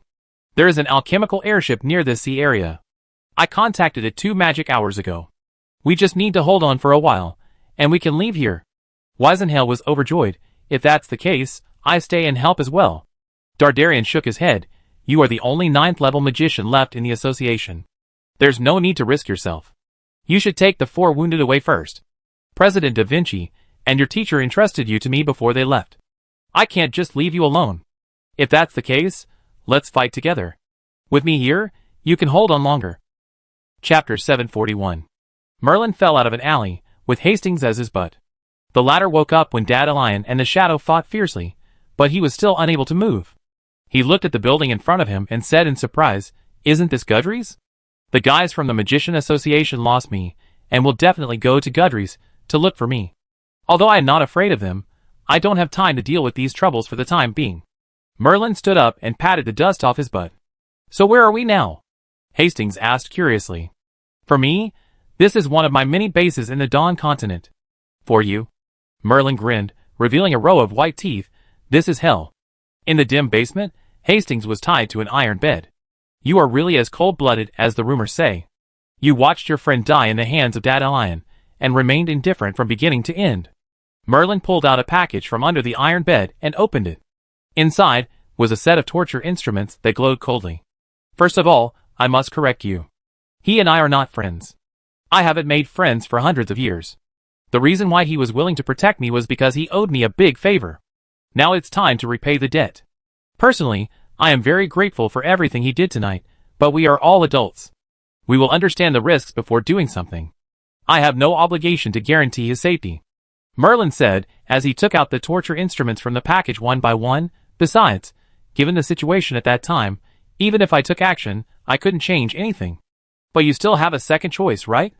You can surrender to the Magician Association. They don't want your life, so both of you can survive." Hastings secretly moved his wrists, and found that it was almost impossible to break free from the restraints on his body without the help of outsiders. "Well, I can indeed choose to surrender." After careful selection, Merlin finally took out a small scalpel, held it in his hand, and felt the sharpness of the blade. "But this way, we can't enjoy the sweet world of 2 people, right?" Hastings finally broke out in cold sweat on his forehead. "If this is because of what happened before, I apologize to you. I respect you very much. Everything that happened before was purely because of our different positions. There is no personal grudge involved. What's more, you have already retaliated against me. Your companion killed my daughter." "Who said this is a personal grudge?" Merlin said slowly. Hastings was stunned. not understanding what the other party meant. I have begun to lose interest in your back-and-forth negotiation games, so I decided to skip this part and get straight to the point. It's my turn to be the banker in the next game. Merlin used a scalpel to elegantly open Hastings's clothes on his chest. By the way, if you want to escape, don't waste your time. The belt I used to tie you up is also a magic device. Hastings finally showed a look of fear on his face. What do you want to do? Have you never been curious about the great beings you worship and respect, and you regard them as life, but in their eyes, how important are you, a pious servant? Merlin put on a blood-stained leather skirt over his clothes, making him look like a butcher now. Hastings could no longer control his emotions and said hysterically, "You devil, you will definitely be punished by the gods."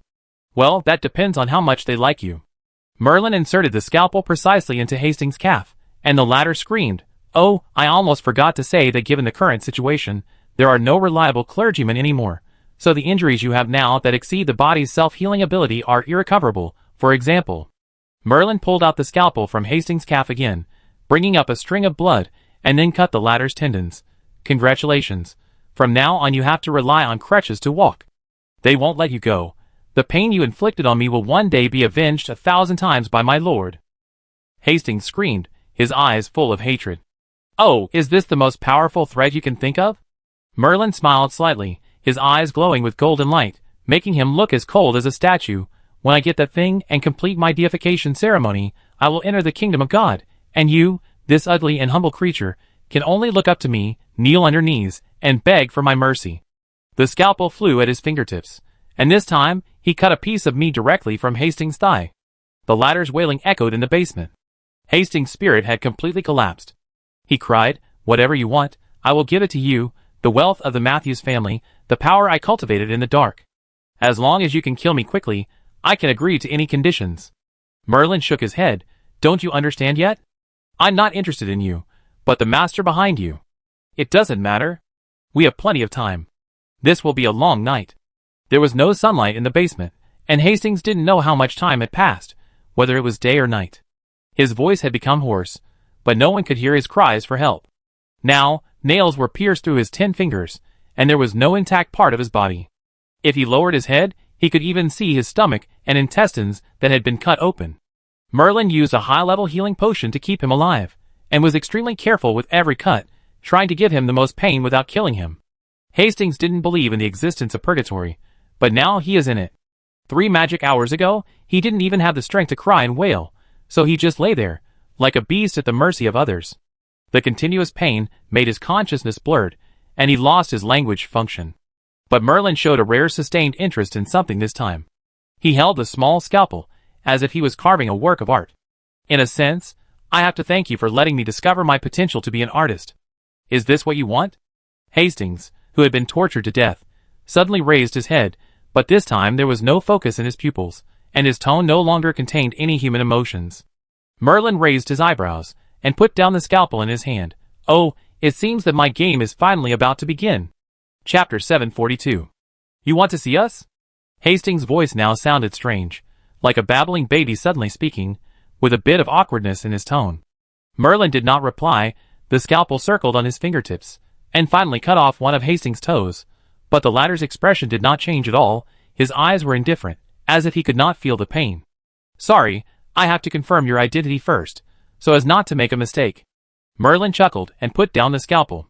"When doing business, we are always used to talking to the boss, not some nameless pawn, right? You are so brave, just a mortal." Merlin interrupted the other party without waiting for him to finish his words. "I am not a mortal. If you don't admit this, I'm afraid it will be difficult for us to proceed." Hastings seemed to fall into silence. Merlin continued to himself. "Since we have reached a consensus now, we can talk about business next. You have always had what I want in your hands. There is no doubt about that, and I also have what you urgently need in my hands. We won't be afraid of a mortal," Hastings said expressionlessly. Merlin chuckled. "You know, what I like most about you is that you are always so arrogant and stubborn." Pagos was still immersed in this kind of self-satisfaction, until the last moment before his death, until the poison corroded his proud body. "By the way, how does it feel to watch your companions die in the hands of ants?" Hastings raised his head, and looked straight ahead. "Are you trying to provoke us?" "No, I'm just stating a fact." Merlin shook his head. "That kid, Rob, is more powerful than you think. You know what kind of power he will have once he succeeds in becoming a god. It's just that your inherent arrogance and sense of superiority that come from nowhere prevent you from paying attention to this hidden danger early. Merlin pointed at Hastings' chest. Even this fool has a keener sense of danger than you do. Now I am providing you with an opportunity to make up for the mistakes you made before and eliminate this potential crisis. But as far as we know, you have a lot to do with this mistake, Hastings said coldly. Merlin shrugged his shoulders. I did push a little bit in the process, but I am a businessman. Everything I did was to facilitate this deal, and now we are all sitting here, actively exploring solutions. Do you really think you can threaten us with such dirty and filthy means? You don't seem to understand one thing. Merlin put away his smile. Now you are begging me, not me begging you. Perhaps I need to remind you that in less than half a day, the child will be successfully deified. The premise is that you do have a way to bypass the soul flower and successfully deify. Well, this way we are back to the starting point. Merlin sneered. If you are not in a hurry, we can start the discussion from the color of my underwear. The other side was silent again. Blood flowed from Hastings' stomach and spilled on the ground along his calves, but he didn't care. At this moment, he was like a puppet, lying there stupidly, and even his eyes stopped blinking. Merlin knew that the other party should have temporarily left this body, and was probably discussing his request. The mortal body could not withstand the arrival of such a high-intensity will. Hastings' soul was already annihilated during the arrival process, and he would probably spend the rest of his life in such a state of dementia. As the head of the Matthews family, it was miserable for the existence that once dominated the Dawn continent to end up like this, but Merlin had no time to care about the spiritual civilization construction of the other side. After about 6 or 7 minutes, Hastings raised his head again and said, "We can accept your request. We will provide you with the remaining half of the soul flower so that you can enter the kingdom of God and become one of us, but in return, you have to interrupt the current ceremony of deification. Sounds fair?" Merlin nodded. As long as I don't tell him the last step, the god-making ceremony will automatically fail, and you don't need to worry about this trouble anymore. We have never worried about it, just to minimize the risk, Hastings said. I understand. Merlin rubbed his nose. After all, I have lived for more than 900 years. Although such a long time makes me a little tired, who doesn't want to continue living? Here's what you want.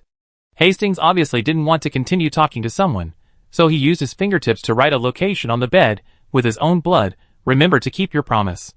Hastings paused and said in an emotionless tone, also, welcome to join us. This is the first time we have new companions in 200,000 years. You just happened to have 2 vacancies recently, right? Merlin smiled, glanced at the address on the bed, and then wiped it off with his hand. We'd be waiting for you, Hastings said, and then lowered his head. Merlin inserted the scalpel into Hastings' throat, helping him end his pain, then stood up and took off the leather skirt he was wearing. He hummed a little tune and seemed to be in a good mood. He had planned for more than 900 years, and was now just one step away from success. He did have reason to celebrate, but unfortunately he searched and couldn't find red wine in the safe base. Merlin summoned a golem to help deal with Hastings' body and the mess in the basement, and he picked up the staff and put on his coat. The address was not far from where he was now, and he had time to buy some drinks before leaving. Merlin remembered the last time he came to this town more than 100 years ago. There seemed to be a good tavern in the west of the city, but he didn't know if it was still there. But it was on the way anyway, so he planned to go there and take a look. It was a pity that he was the only one left in the dark night, and no one could celebrate the upcoming victory with him. Who said that the winner is always lonely? Fortunately, he had been accustomed to this loneliness over a long period of time, and hundreds of years had not left any traces on his body. He was like a big tree, growing lonely between the cliffs, watching the world calmly. Chapter 743. The Magician Association of Azure Bay is not big, only 2 stories high, and with the association's own defensive magic circle, it is relatively easy to defend.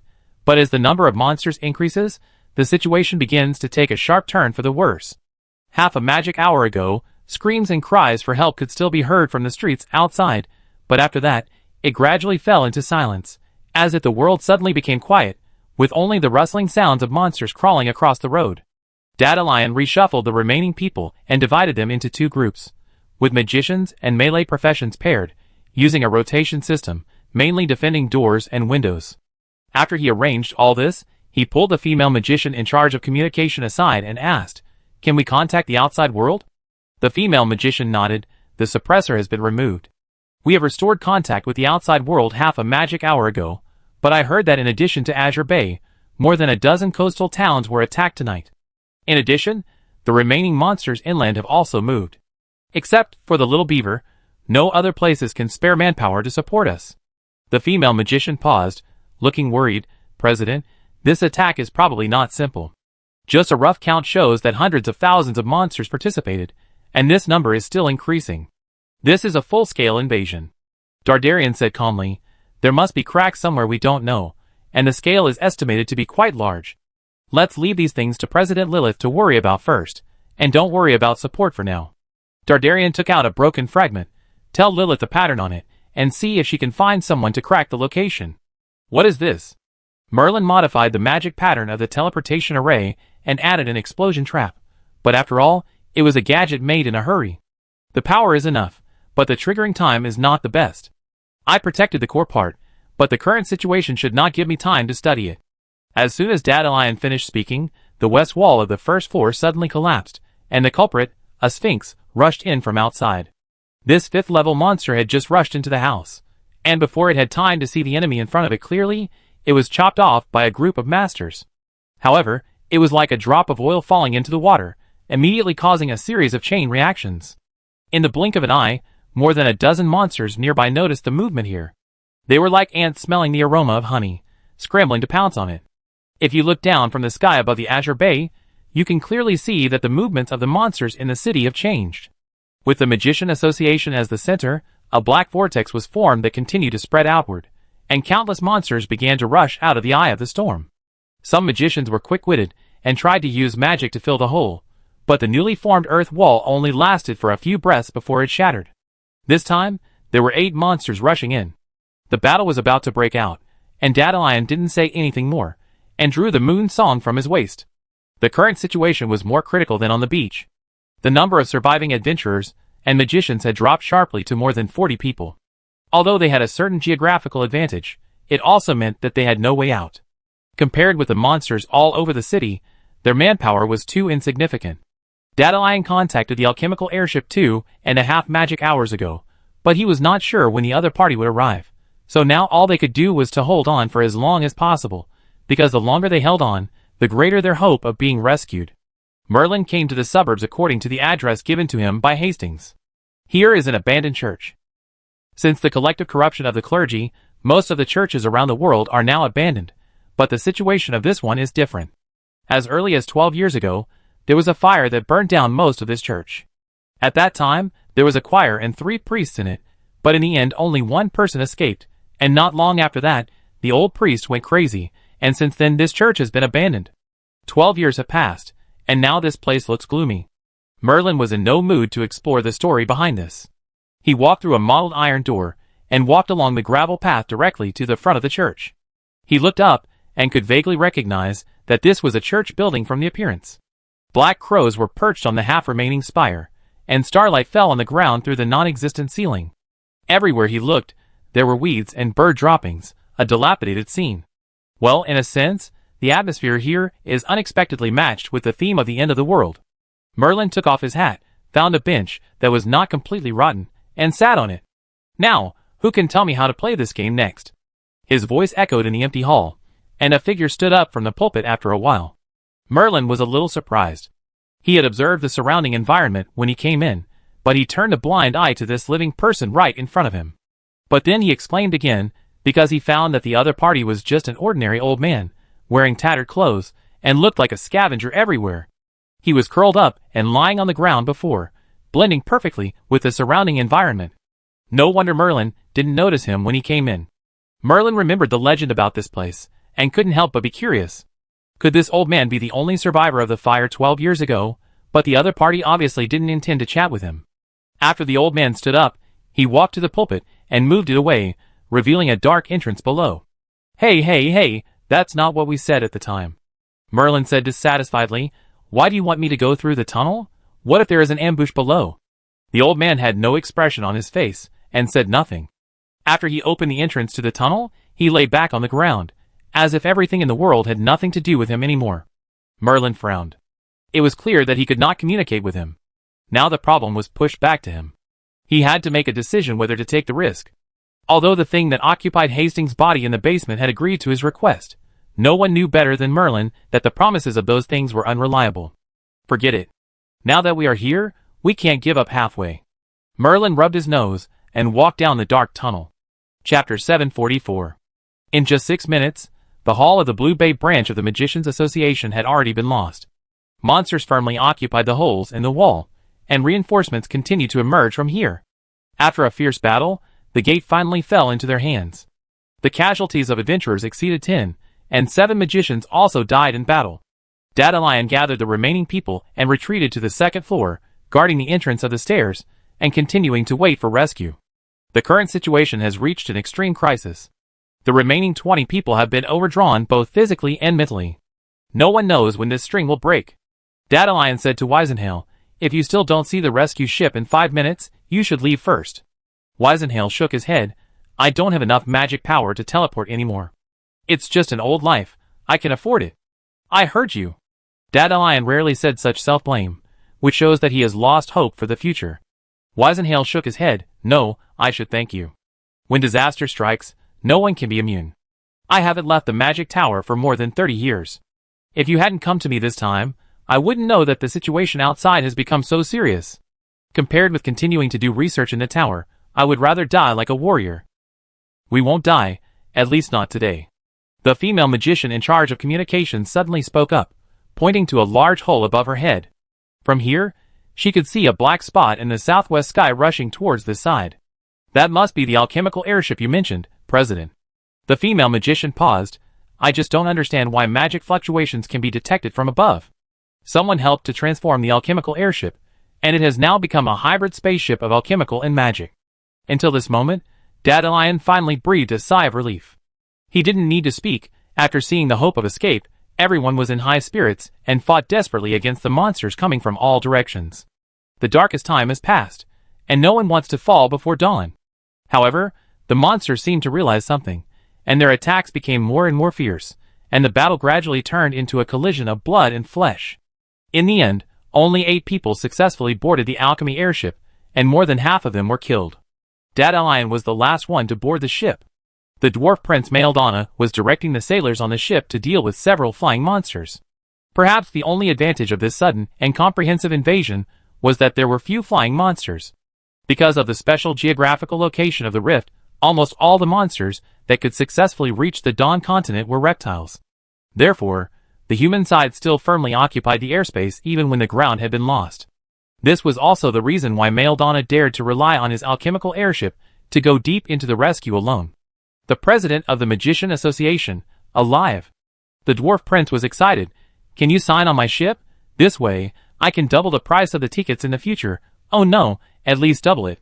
Dardarian nodded, raised his hand, and used the staff to control the fire magic to leave the initials of his name on the side of the ship. "Cool." Maildana rubbed his hands excitedly. Perhaps it was the optimism unique to the dwarves. Even in such a harsh environment, he could still entertain himself. "I take you to the nearest town, or drive a little further. This way you will be safer." The dwarf prince couldn't help but brag. "My alchemical airship is the pinnacle of the human race's patron saint. It can float in the sky for 10 days, or half a month. Those monsters can only follow us and eat dust. It is even more useful when picking up girls.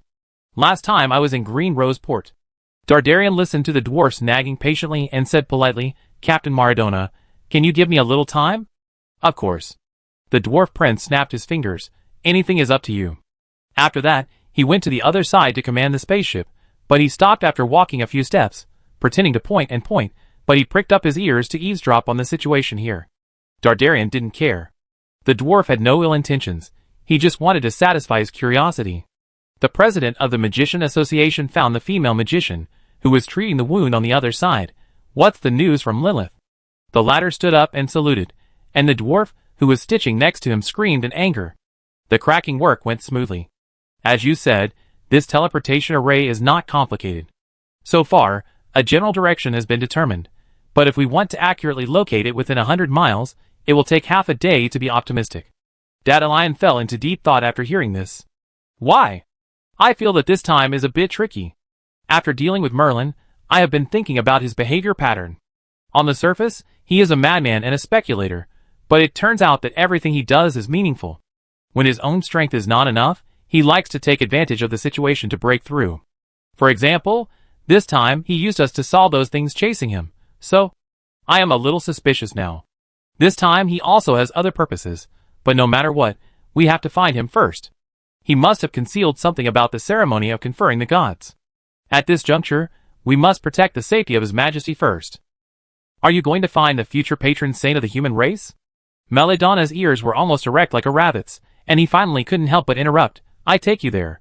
We were friends for life back then. The dwarf patted his chest. It's a pity that he didn't use his real identity last time, and I haven't asked him to sign for me yet. That area is a bit far from here. It will probably take a long time to get there at the speed of the alchemical airship. The female magician suggested, let's find a teleportation array nearby. You are talking about ordinary alchemical airships, not my goddess of luck. Melodonna whistled and said proudly, don't underestimate my lover. She has been modified no less than 20 times. I have not spent much of the money I earned in my life. Almost all of it has been spent on her. Now she is at least twice as fast as her peers. In addition, her consumption is very low. I am planning to drive her around the world recently. In this case, it is not too late. We can also take advantage of this time to recover some mana. Dandelion made a prompt decision. Then I trouble Captain Melodonna. No trouble, no trouble, the latter said with a smile. Who said that the blood of adventurers flows in the veins of dwarves? Although Dandelion repeatedly reiterated the danger of this trip, it seems that Melodonna just ignored it. The dwarf captain asked enthusiastically, am I participating in history now? Does the survival of the world depend on us? Yes, if we can survive this crisis, your name will definitely appear in all the history books. Dardarian affirmed. Wow, this is so cool. I can't wait to start the adventure. Mardona was excited when he heard this, and then the dwarf said to himself, no, I have to change into something more handsome. Chapter 745. Merlin didn't know how long he had been walking in the darkness. He had lost the concept of time. When he turned around, there was nothing behind him. The entrance had long disappeared, so he could only bite the bullet and continue walking. Just when he couldn't help but start to wonder if he was being plotted against, a ray of light finally appeared in front of him. Merlin raised his eyebrows, quickened his pace, and walked towards the light source. In front of him was a strange giant tree, with a huge trunk that required 20 people to hug. Half of it was withered and lifeless, while the other half exuded a strange golden luster. Orgard, the lost world tree of the elves. Merlin said, it's such a coincidence that it's here. Merlin walked under the tree and looked at the giant tree in front of him curiously. This legendary tree is said to have a longer history than any known intelligent creature on the Dawn continent. Even Merlin has never seen it. For a long time, it only existed in the ancient legends of the elves. Today, even many elves doubt its existence. And now, someone can finally get a glimpse of its true appearance. TSK, I considered many possibilities before coming down, but to be honest, I really hadn't thought of this one. Merlin rubbed his nose and said to himself, what's this? A hospitable host inviting a handsome and smart guest to his home. Merlin said this, but his feet did not move. Along the way, he had experienced all kinds of dangerous situations. However, even when he was plotted by Hastings and chased around the city by the Magicians' Association, he still had a nonchalant smile on his lips. This was the first time that smile disappeared from his mouth. After seeing the giant tree that looked like Orgard, his expression became gloomier than ever before. He reached out his hand and stroked the half-withered tree trunk, wondering what he was thinking. After a while, he withdrew his hand and grinned. This game is becoming more and more fun. As soon as Merlin finished speaking, the rotten part of the giant tree began to change, splitting to both sides, and a staircase appeared in the middle. Unlike the legend that the brave had to go through hardships to reach the top of the giant tree, this time, the world tree obviously opened a back door for Merlin, who only needed to follow the paved stairs all the way to the top easily. However, no matter who released the goodwill, they obviously did not expect that after only a quarter of an hour, someone would already be exhausted on the steps.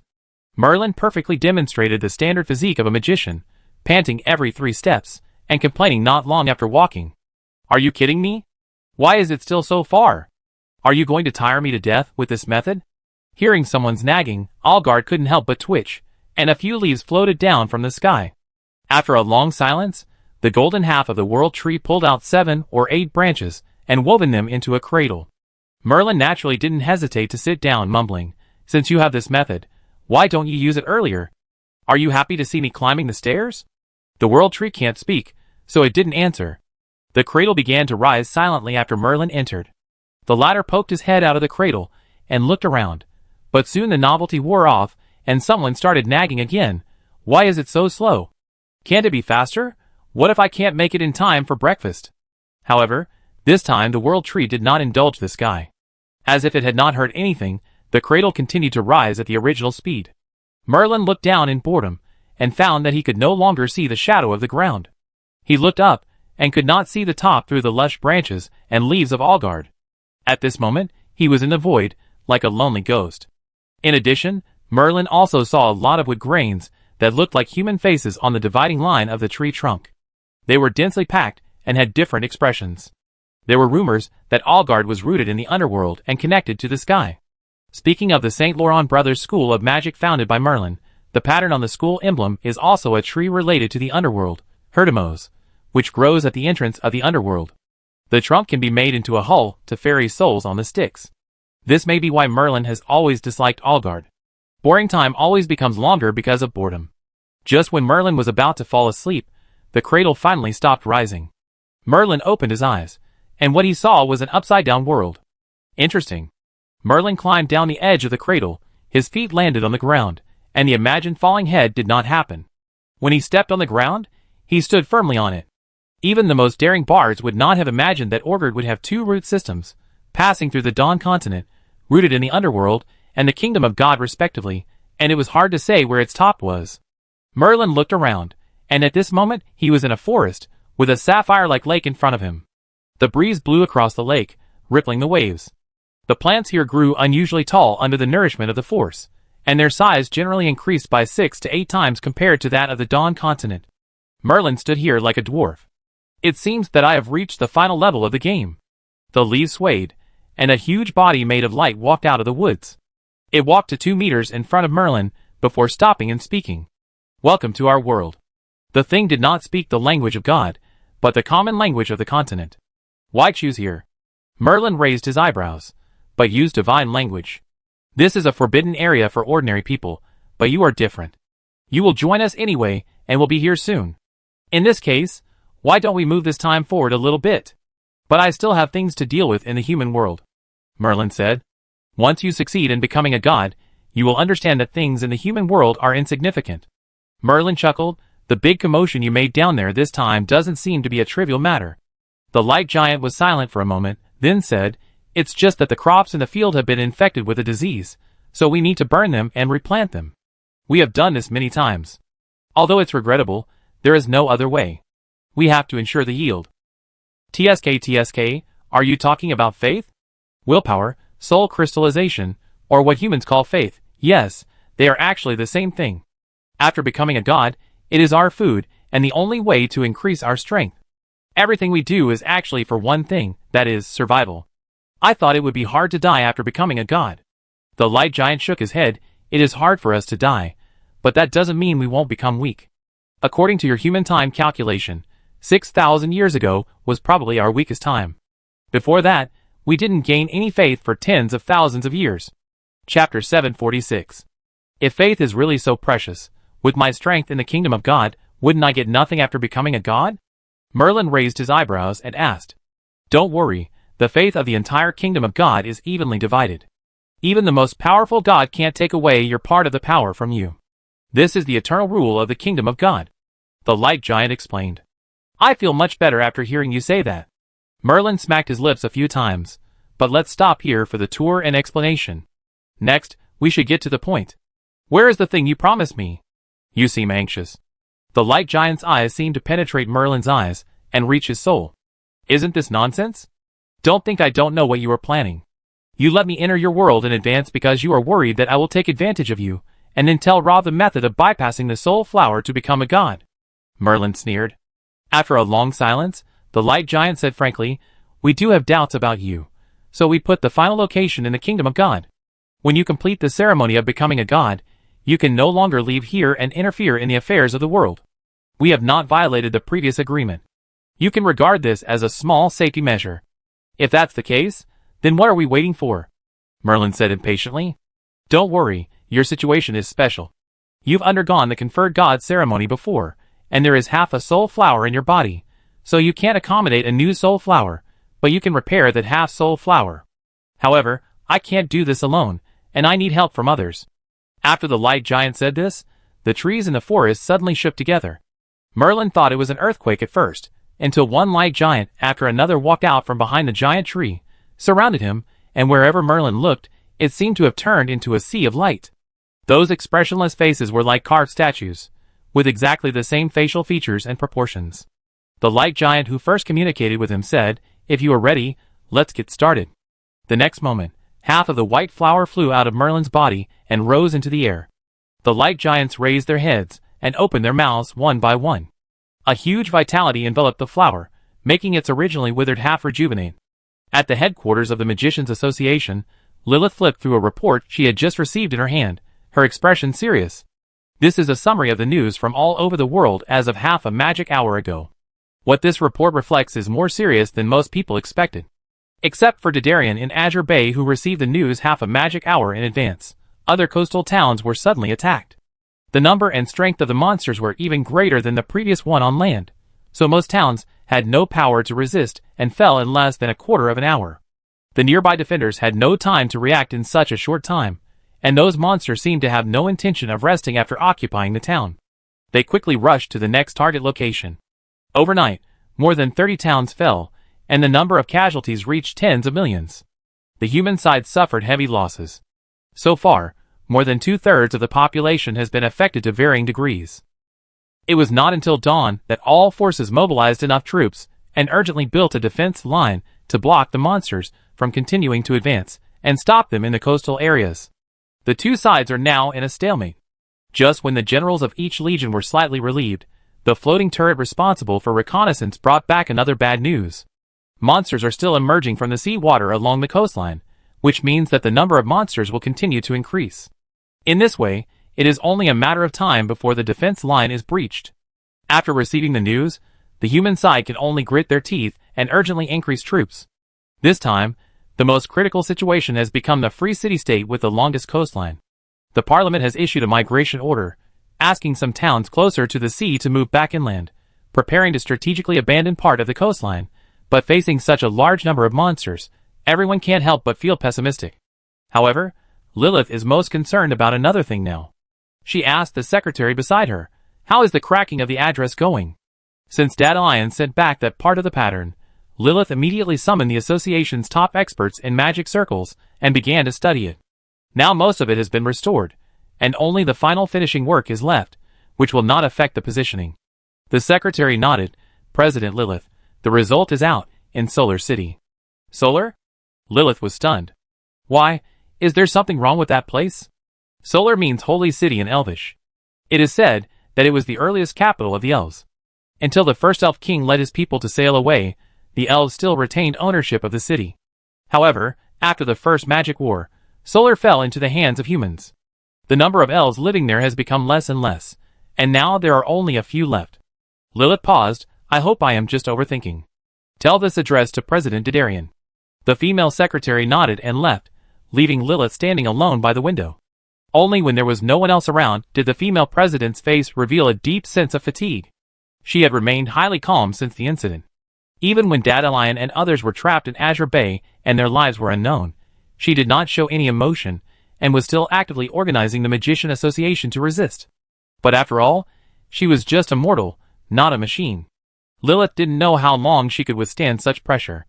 Just when Lilith felt exhausted, her eyes fell on the cradle beside the desk and saw the little figure biting his finger and sleeping soundly. His eyelashes were dyed golden by the morning light. The next moment, Lilith's eyes became strong again. Human history should not stop here, at this moment, because there are still beautiful things waiting tomorrow. The female secretary was sending the newly cracked location information to Dadalion and his group on the alchemy airship in the war room. The door behind her was pushed open, and Lilith strode in. The fatigue on her face disappeared, replaced by endless fighting spirit. "Everyone, the final battle has come. Let us fight for the fate of the world together." Chapter 747. Is this what it feels like to be a god? A complete white flower slowly fell back into Merlin's body. When he opened his eyes again, he felt that everything around him was different, as if he had reacquainted himself with the world. His eyes could capture the flow of elements in the air, and at the same time his body was also changing. The blood that was originally flowing gradually became transparent and turned into beams of light. "Welcome to join us," the light giant said. This time, its voice was no longer hostile or vigilant, because Merlin could be considered their companion in a sense. Although the soul flower had not yet completed the transformation of Merlin, everything that followed was just a matter of time. This power. Merlin stretched out a finger and touched a giant tree beside him. The next moment, the tree was decomposed into the most basic magic elements and absorbed by his body almost instantly. You will not regret your choice today. When you become a god, both your spirit and body will reach another new level, no longer limited by time. You will see farther, and not just in the corner of the world. The light giant smiled. You're right. I never thought that. The nature of the world is like this. Merlin murmured, looking at his hands that were gradually becoming transparent. He was now at least 100 times stronger than before. The powerful force was more intoxicating than endless wealth or love between men and women. It was like a drug addiction. Merlin now understood why these things cared about nothing except faith. In their eyes, the Dawn continent was like their own vegetable garden, and the entire human history of thousands of years was just a short cycle from sowing seeds to harvesting food in their eyes. The sweetest fruits of the old crops were picked, and the rest were burned cleanly, and the ashes could become fertilizer for the next wave of seeds. Of course, there are exceptions, such as Merlin, who changed his fate and became a fruit picker instead of a fruit. Such things are rare, but because of many coincidences and his continuous planning for more than 900 years, the impossible became possible in the end. He is the first human to be deified, and most likely the last. With your joining, our biggest problem has been solved. Now there is only one last bit of finishing work left. When everything is finished, we will host a formal welcome ceremony for you, the light giant said. I am looking forward to it. But unfortunately, I am afraid I can't attend your welcome ceremony. Merlin raised his eyebrows. After he said this, the surroundings suddenly fell into an eerie silence. Even the breeze in his ears disappeared, the leaves stopped shaking, and hundreds of light giants looked at Merlin. What does this mean? One of them said. Thank you for inviting me to visit the kingdom of God, and for helping me repair the soul flower in my body. But as an old friend said, all good things must come to an end.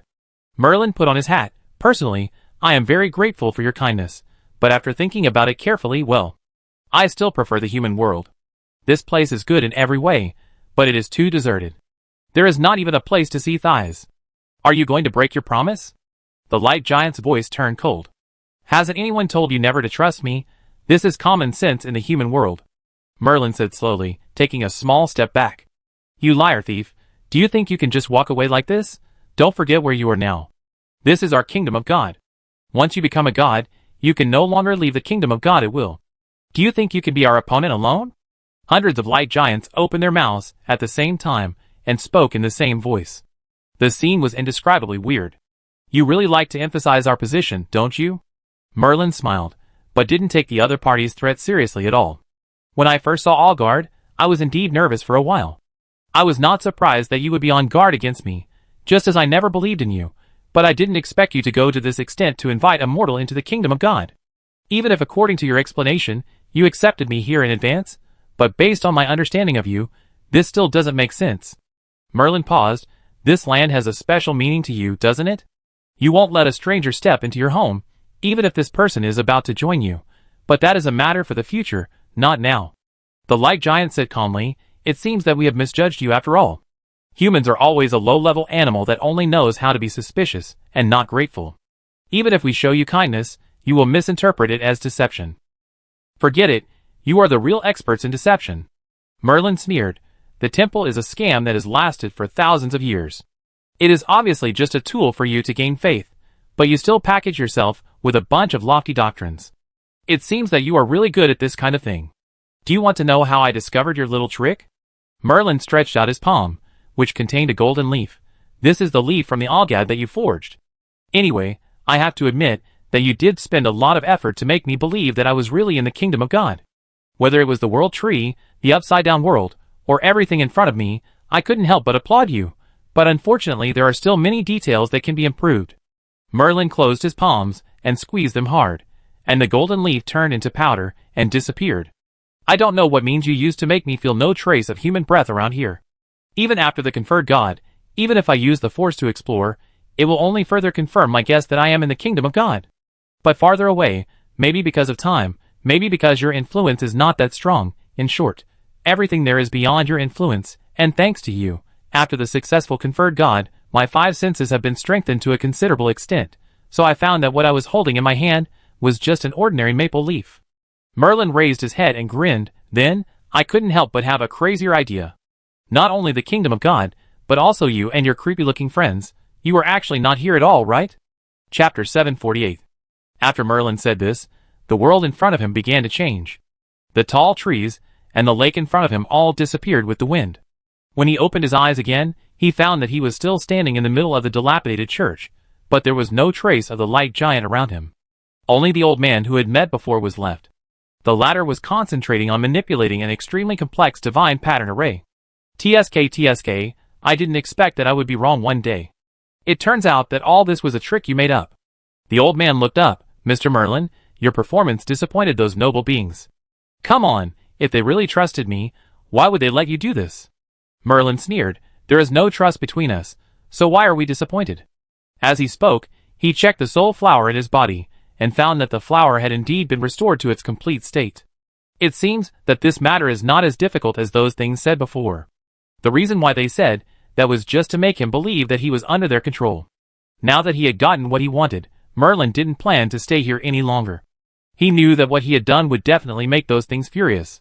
Tonight, the two sides had completely torn their faces apart.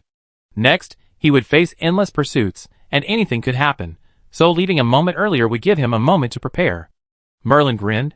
Thank you very much for your hospitality, but it's getting late. If there's nothing else, I leave first.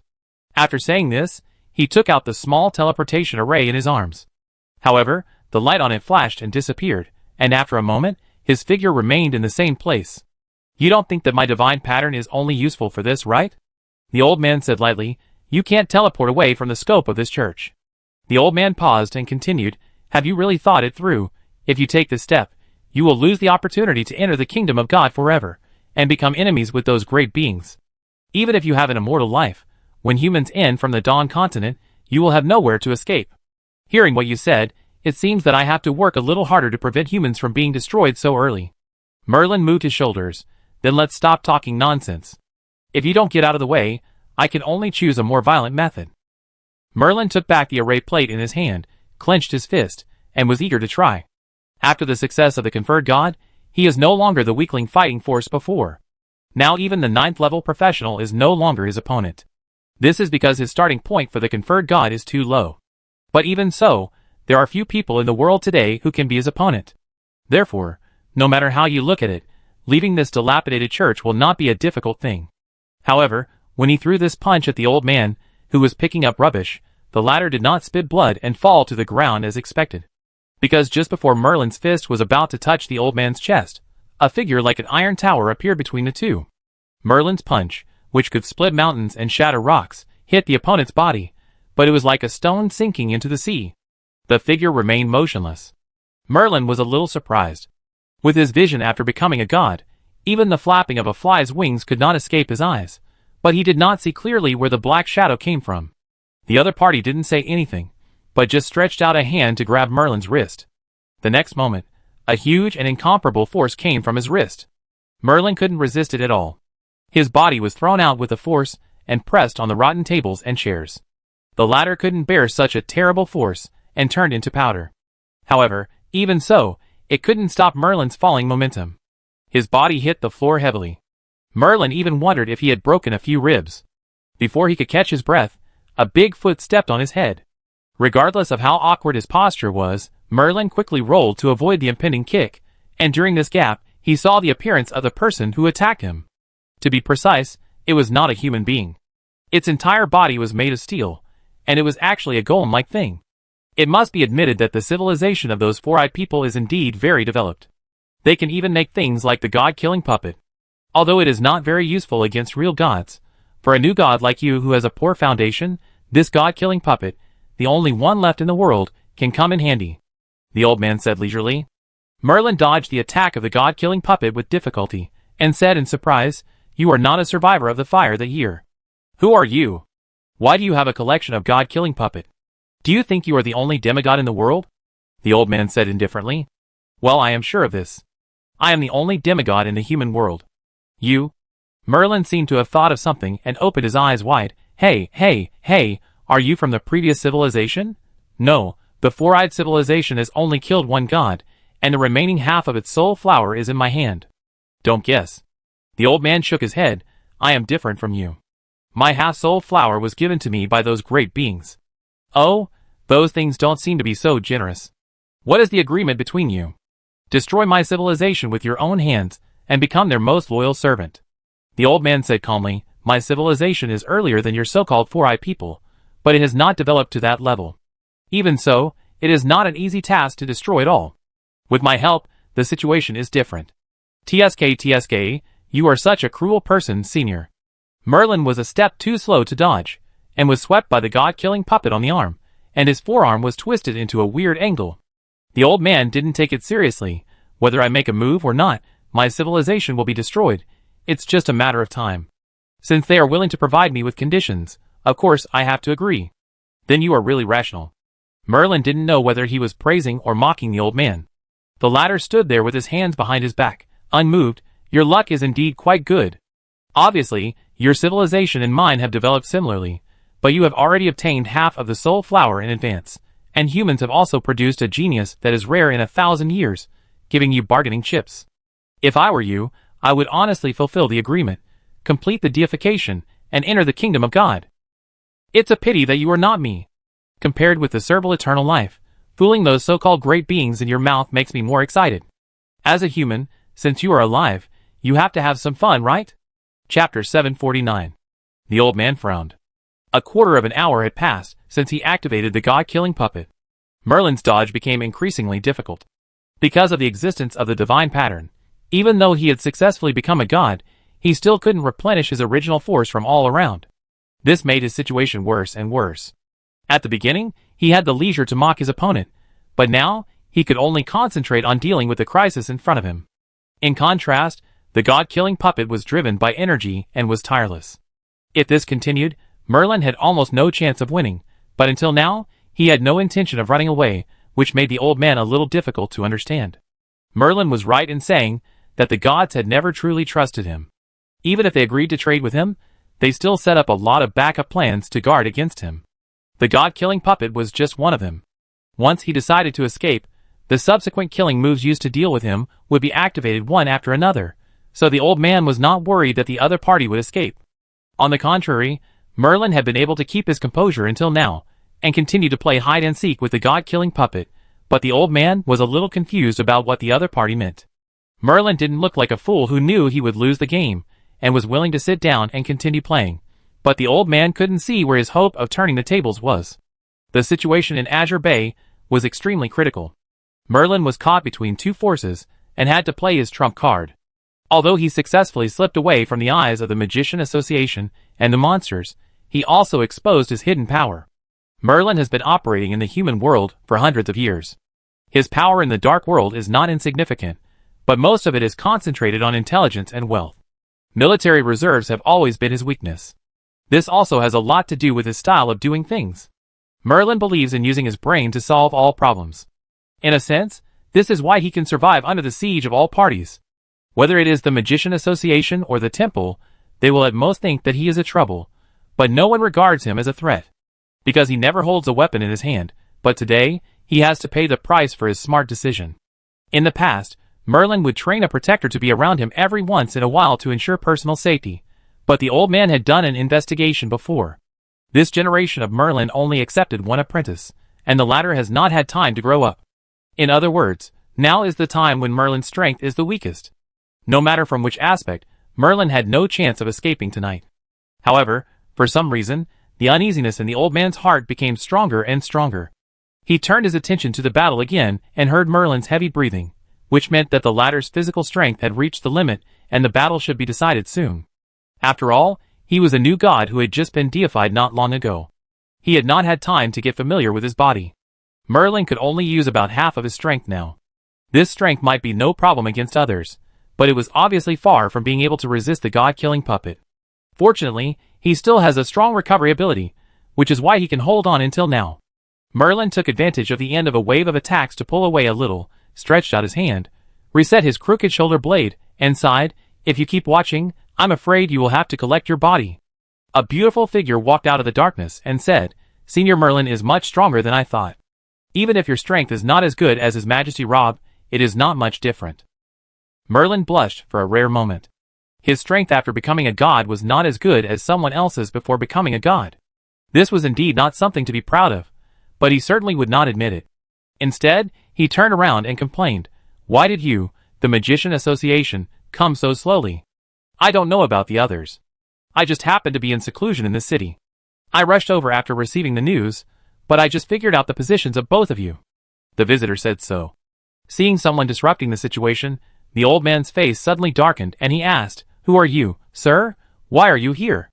"Olavian is here to join the Magicians Association." The female magician smiled. Compared to half a year ago, her temperament has changed dramatically. Olavian is a genius on par with Dandelion. Although their qualifications are not as outrageous as Rob's, they are both rare in a century.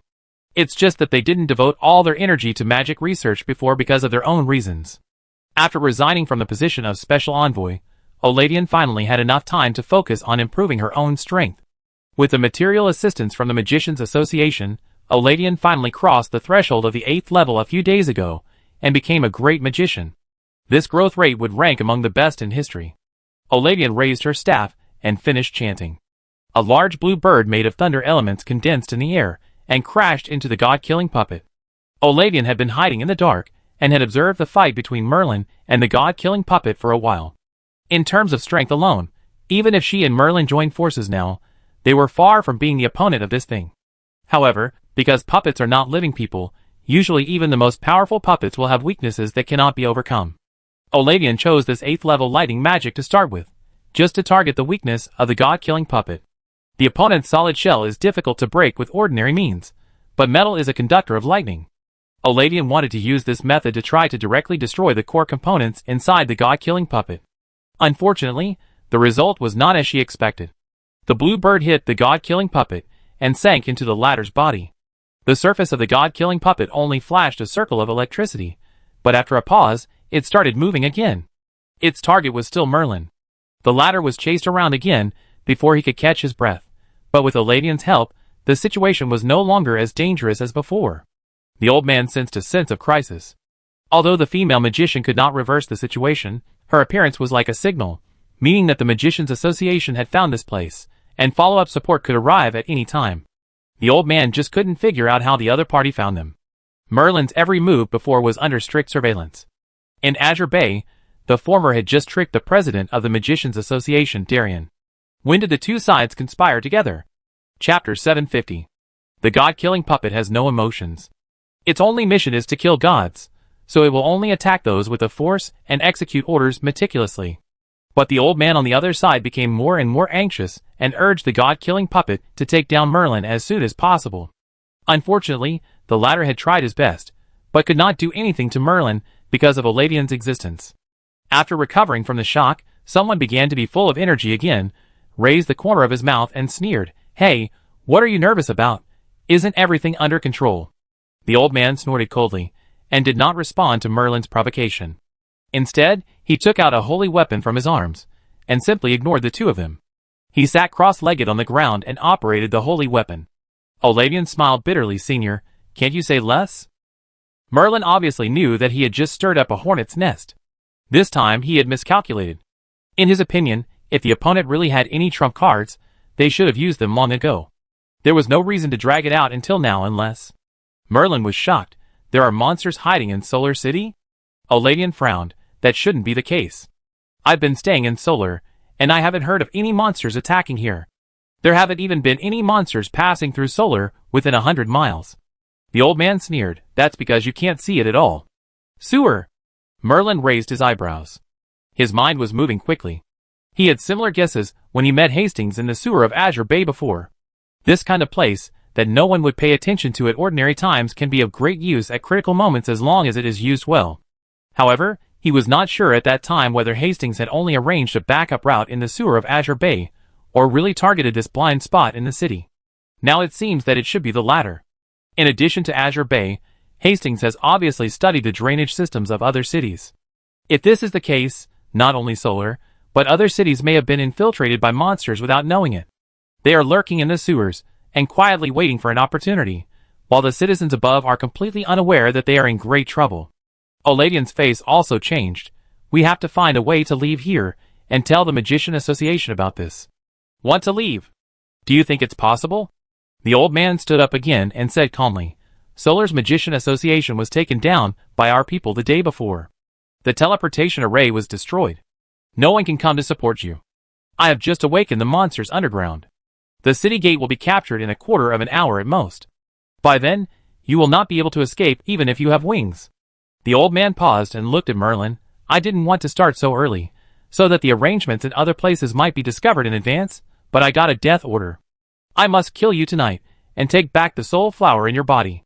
TSK, my life has always been valuable, but no one has been able to take it away until today. Merlin took the punch from the god-killing puppet, and wiped the blood from his mouth. You couldn't do anything to me before I became a god, but after I become a god, I want to see who can stop me. After saying this, Merlin took a deep breath, and there was no more joking on his face, and the golden light in his eyes was bright. This time, he did not evade or dodge, but clenched his fist, and went straight to the god-killing puppet. When the opponent's palm was on his shoulder, Merlin's fist also landed on the chest of the god-killing puppet. As a result, the latter's shell, which even a 9th-level professional could not break, actually had a crack under this punch, but Merlin himself was not feeling well either, as half of his shoulder was completely smashed by the god-killing puppet. The god-killing puppet seemed to sense an opportunity, and its eyes made of red crystal lit up, and its movements were even faster than before. Only living things can burst out their instincts when facing danger, and I have never heard of inanimate objects being able to transcend the limitations of basic attributes. But at least at this moment, the god-killing puppet did it. This creation that condensed the crystallization of the four-eyed human civilization technology seemed to be able to feel the mission and expectations it carried, breaking the limits set by the designer for it, burning itself with all its strength, just to pull those greedy creatures off the throne. Even the stone steps under its feet could not withstand the powerful force, and burst one after another, and the cracks on the chest of the god-killing puppet became deeper. The body that was harder than fine steel actually showed signs of collapse. However, the next moment, its target suddenly disappeared from its original place. The old man was shocked. Just now, his attention was completely attracted by the battle in front of him, but he ignored Arabian beside him. The female magician destroyed the divine pattern he used to trap Merlin at some point, allowing the latter to escape successfully. The only thing to blame is Merlin's cunning. The desperate and life-and-death attitude he showed before successfully deceived everyone, and he even paid the price of an arm for this. No one thought that his ultimate goal was still to escape. The old man glanced at Oladian not far away. From the perspective of his companions, the female magician was obviously also tricked by Merlin. Now she was the only one left, which was the most dangerous time, but the old man finally restrained this tempting thought. His target tonight was Merlin, and only Merlin. He should not waste time on other irrelevant people. Even if it was only a few minutes, Merlin might escape without a trace.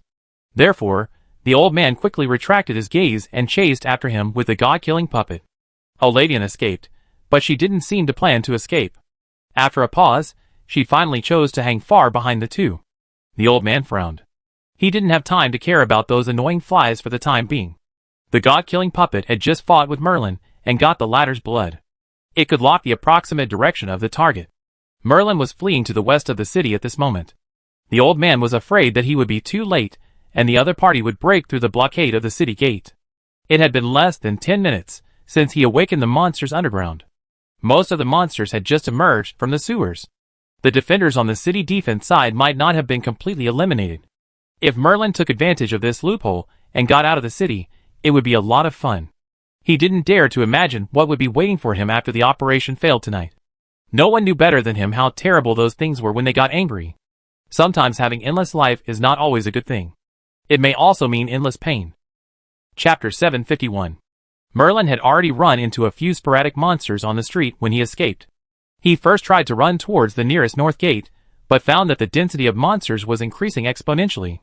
If he had been injured, he could have tried to force a breakthrough, but now this road seemed to be blocked, so Merlin turned around and ran to the west of the city, where there were civilian areas with complex building structures and easy to hide.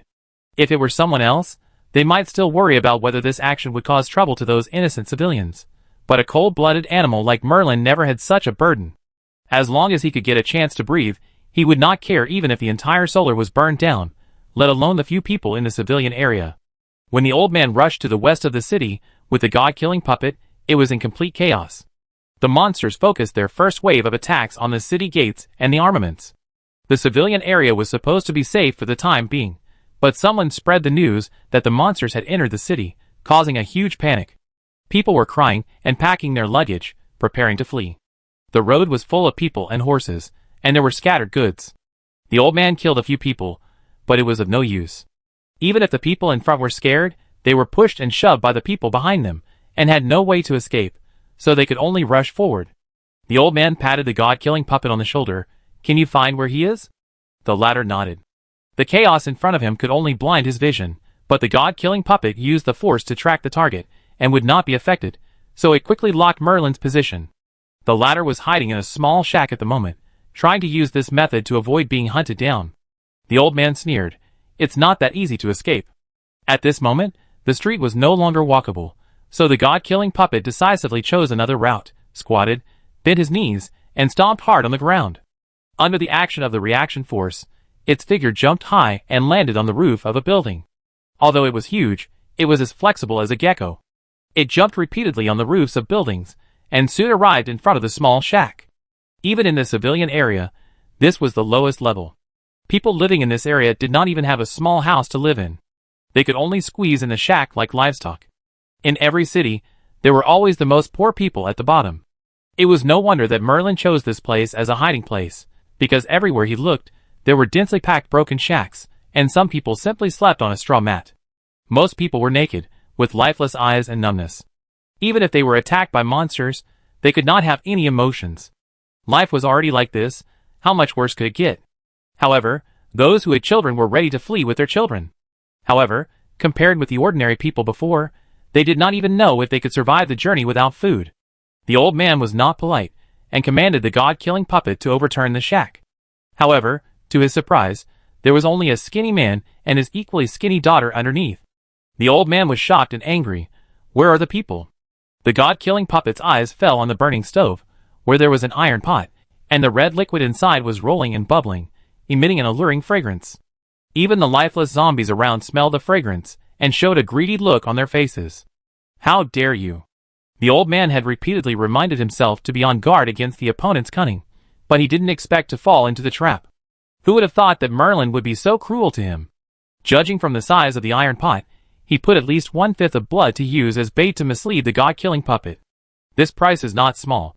No wonder there is a strong force everywhere nearby. The old man was beginning to panic.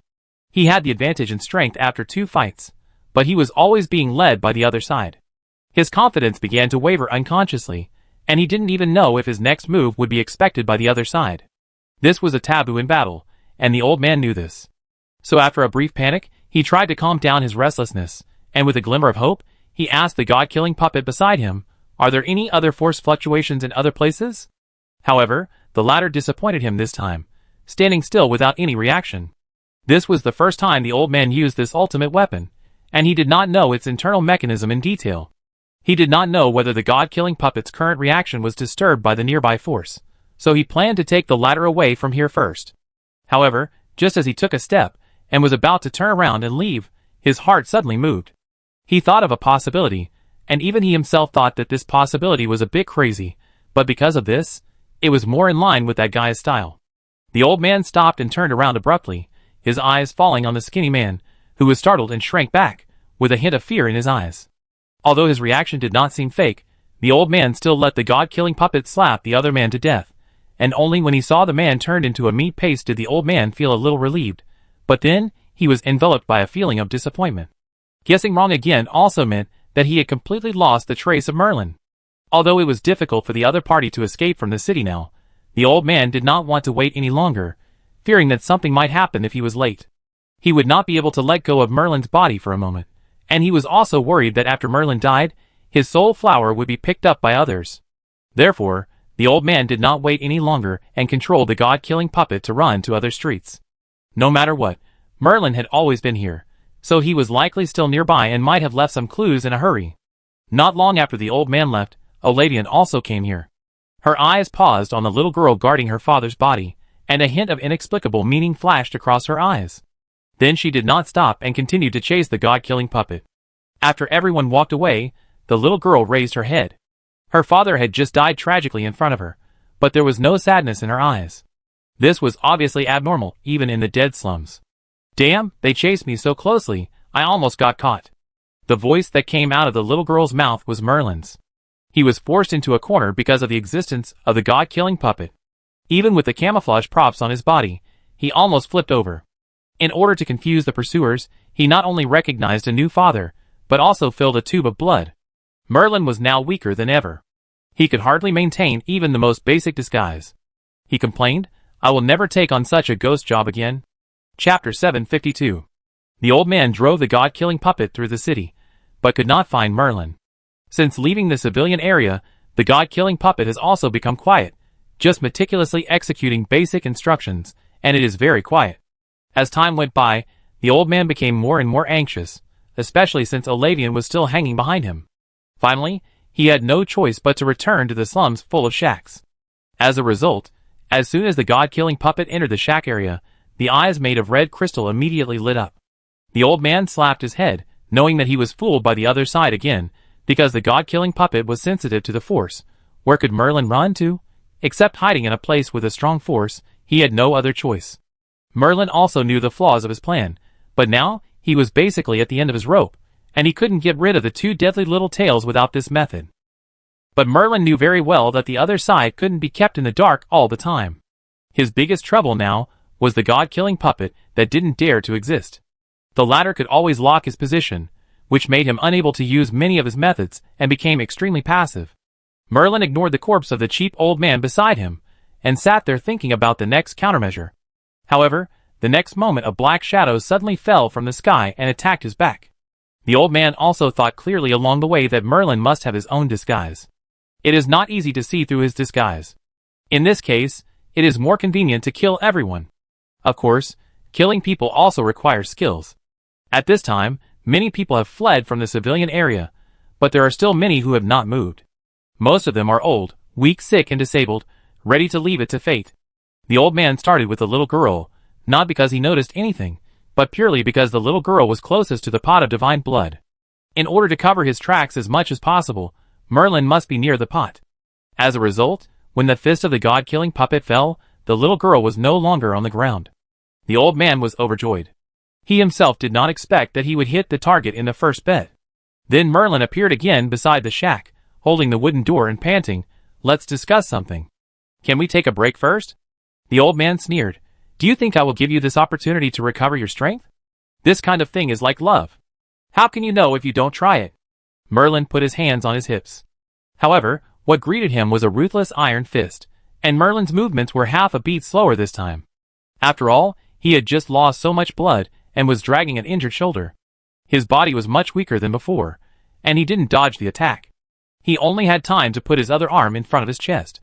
As a result, he heard a poof and the muscles on the arm he used to resist the attack burst and blood splattered. Merlin's current appearance was also very miserable. His whole body was covered with blood and white bone fragments. His two arms were completely disabled. He fell heavily to the ground and couldn't get up by himself. The old man shook his head, his mouth raised, revealing a sarcastic smile. "Why bother? You can be a good god, but you have to be our enemy and end up like this." Merlin was lying in a pool of blood and moved his lips. The old man didn't hear clearly, so he took 2 steps forward and put his ear close to him. As a result, he heard Merlin say with his last bit of strength, "Your hip curve is nice." The old man sneered, but he was not angry. Now he has taken the absolute initiative, so naturally he will not be angry with a dying person. He said to the god-killing puppet beside him, "Do it." The god-killing puppet raised its foot and aimed at someone's head. If it stepped firmly, even the rock would burst. However, a water wall blocked the god-killing puppet and Merlin the next moment. The god-killing puppet didn't care. It kept stepping down at the same frequency as before, as if it didn't see the water wall at all. But then an elemental hand appeared in the void and dragged the injured Merlin to Oladian. "You're looking for death." The old man raised his eyebrows and shouted, "I owe you one.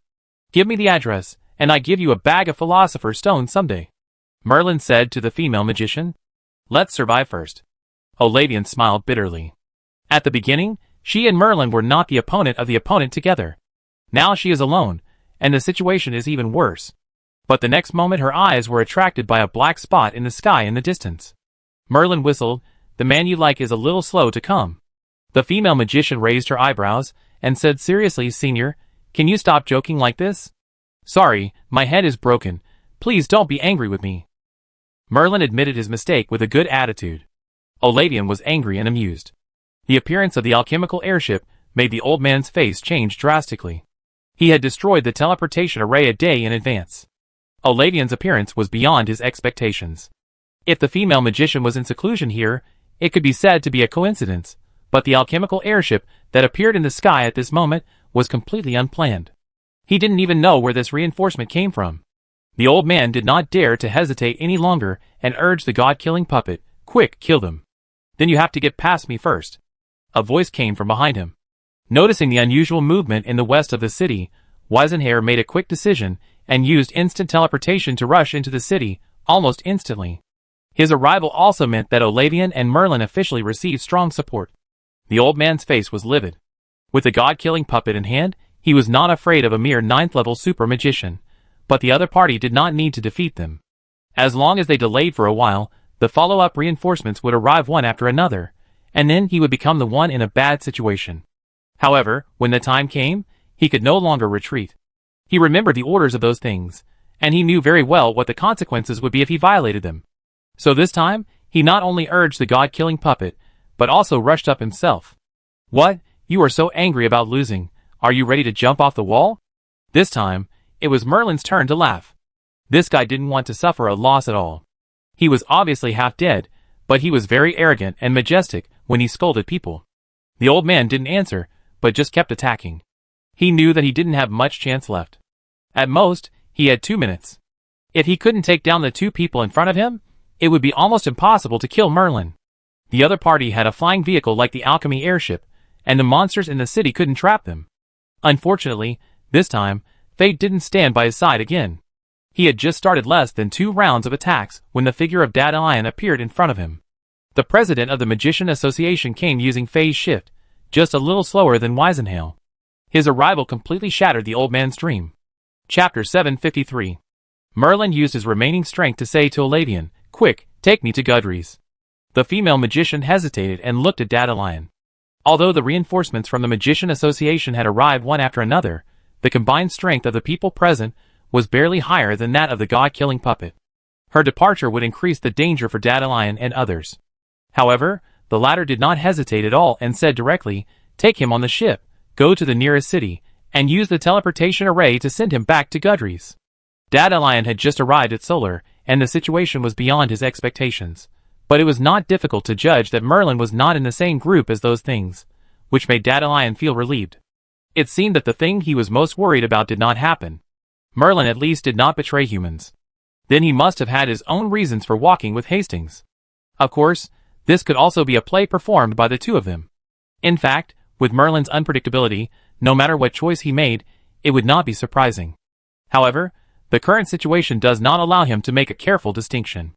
Given Merlin's injuries and selfish character, if it is not an extremely urgent matter, he will not rush back to Gudry's first.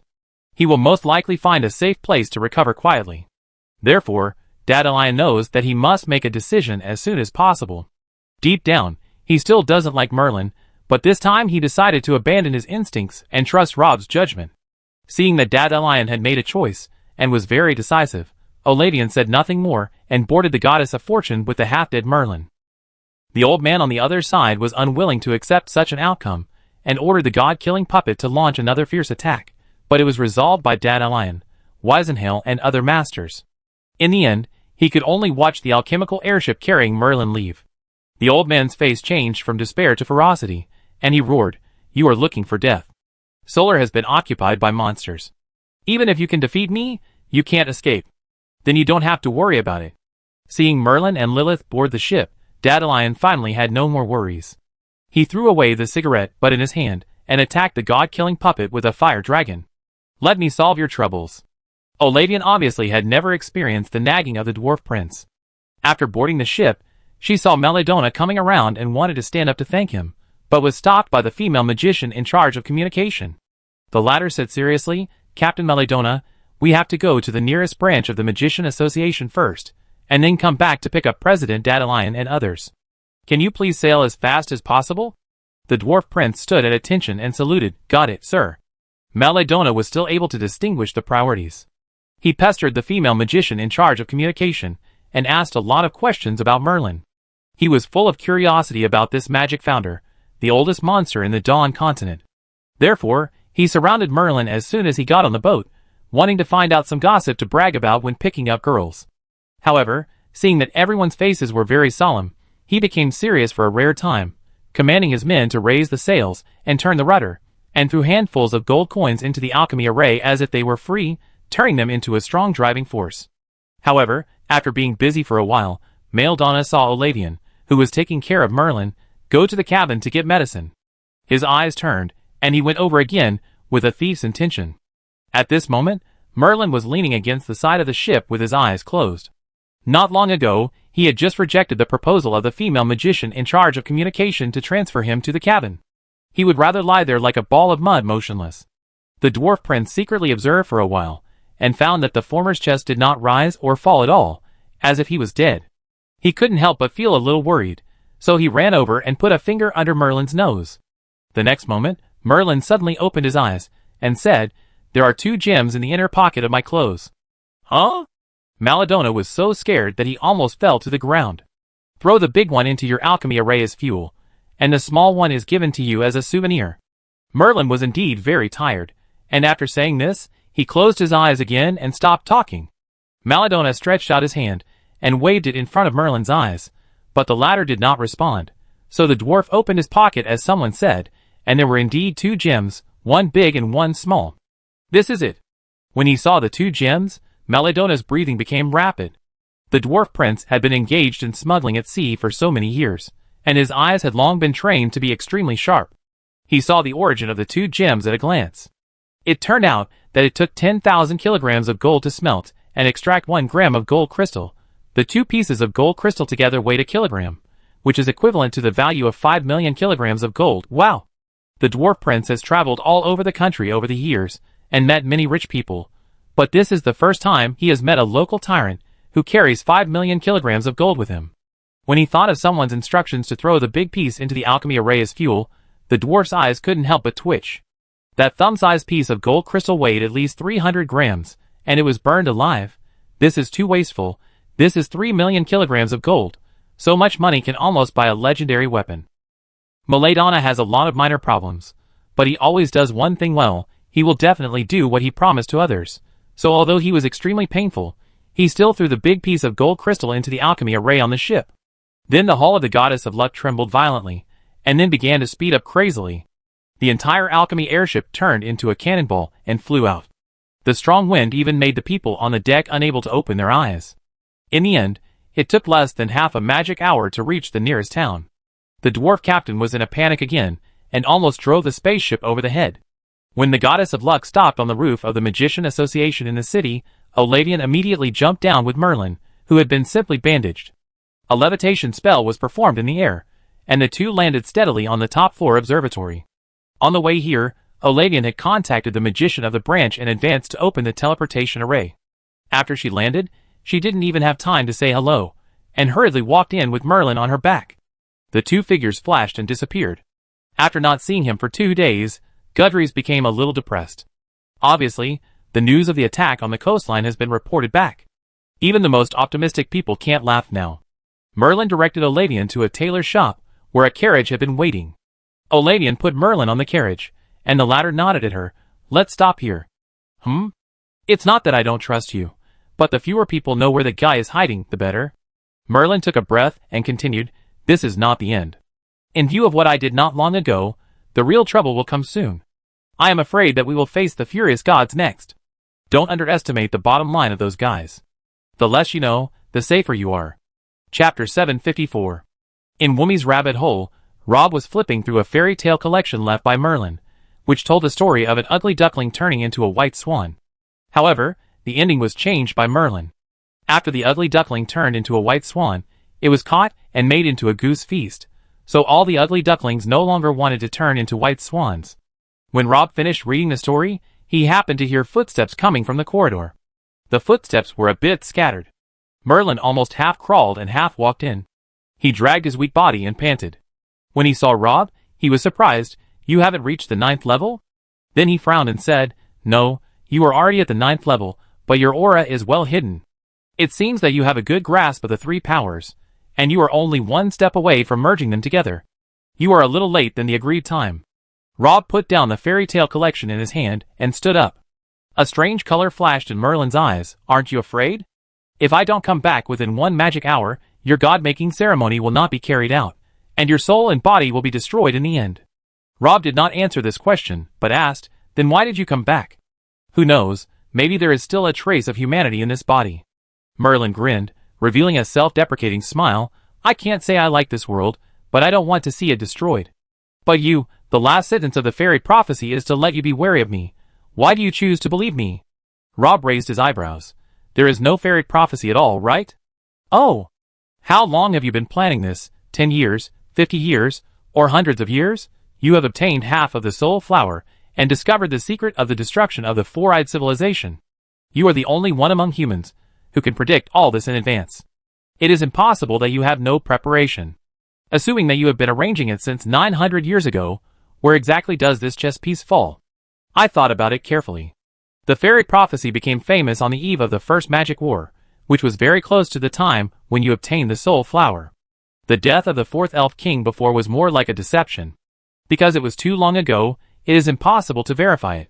The rise of the Lehart family has once again verified the accuracy of the fairy prophecy, and it has completely made the fairy prophecy famous, and began to be passed down as a miracle. Rob paused. "I don't know how you view the concept of fate. I am more accustomed to seeing it as a collection of all possibilities. I don't believe that anyone or any method can predict a person's fate in advance. As far as I know, you have a close relationship with those little fairies. You know, fairies are the most unique race in the entire Dawn continent. The first time I met them was underground. They are fragile, cowardly, and greedy. No one knows how long they have lived there, or even their existence. They are too inconspicuous. Even those bastards above us don't know that there is such a little thing living in the Dawn continent," Merlin said slowly. His thoughts seemed to have gone back to a faraway place. "Although I had eternal life at that time, I had not lost my human emotions. Since I knew what happened to those four-eyed people, I began to think about how to welcome all that was coming. At that time, magic was just starting out. Although Roland had built a system for it, it was just like compacting the soil and sowing seeds. Humans still needed to wait for it to blossom and bear fruit.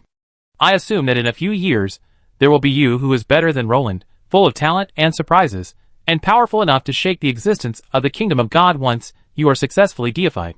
Humans will then have a trump card in the true sense. But this is not enough. Only gods can defeat gods.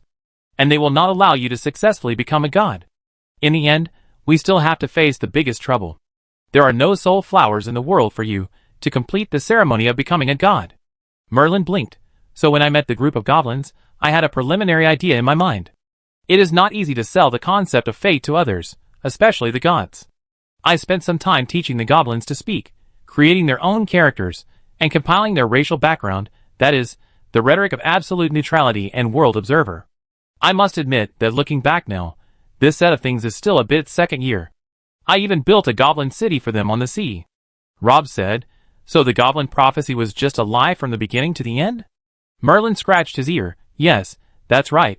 I want everyone to believe the truth of the goblin prophecy, especially those guys above me, but in fact the so-called prophecy is just the most likely scenario that I have deduced through a powerful intelligence network, and I speak through their mouths. Of course, I will intervene in secret when necessary. In short, I want to ensure that things go in the direction of the prophecy. You started planning long ago, so this wasn't our first meeting here?" "Yes," Merlin admitted. "I've been paying attention to you since you were at the Royal School of Magic at Tizit, and I have to admit that you're better than I thought." Rob seemed to have thought of something, and his expression changed. "Then was it your arrangement for Lolo and I to meet in Ryan?" Merlin shook his head. "Whether it's you or me, we're standing here now, trying to deny the existence of fate, but the interesting thing is that sometimes it really exists.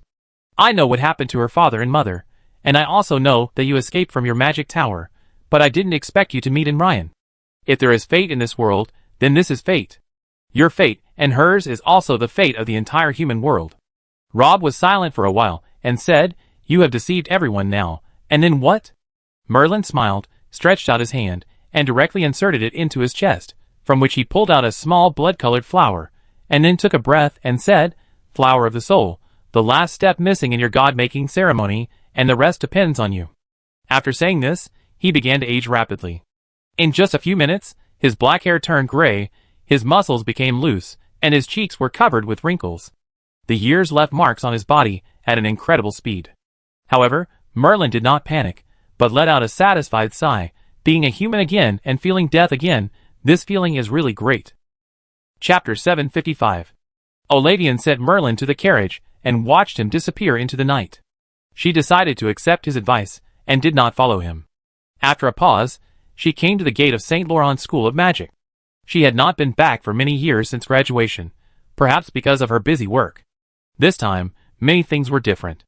The campus, which used to be deserted and few people could be seen, has now become extremely lively. Perhaps many people have forgotten the grand scene when Roland founded this school. The situation at that time was very similar to today. The first magic war broke out, and mankind was in a critical moment of life and death.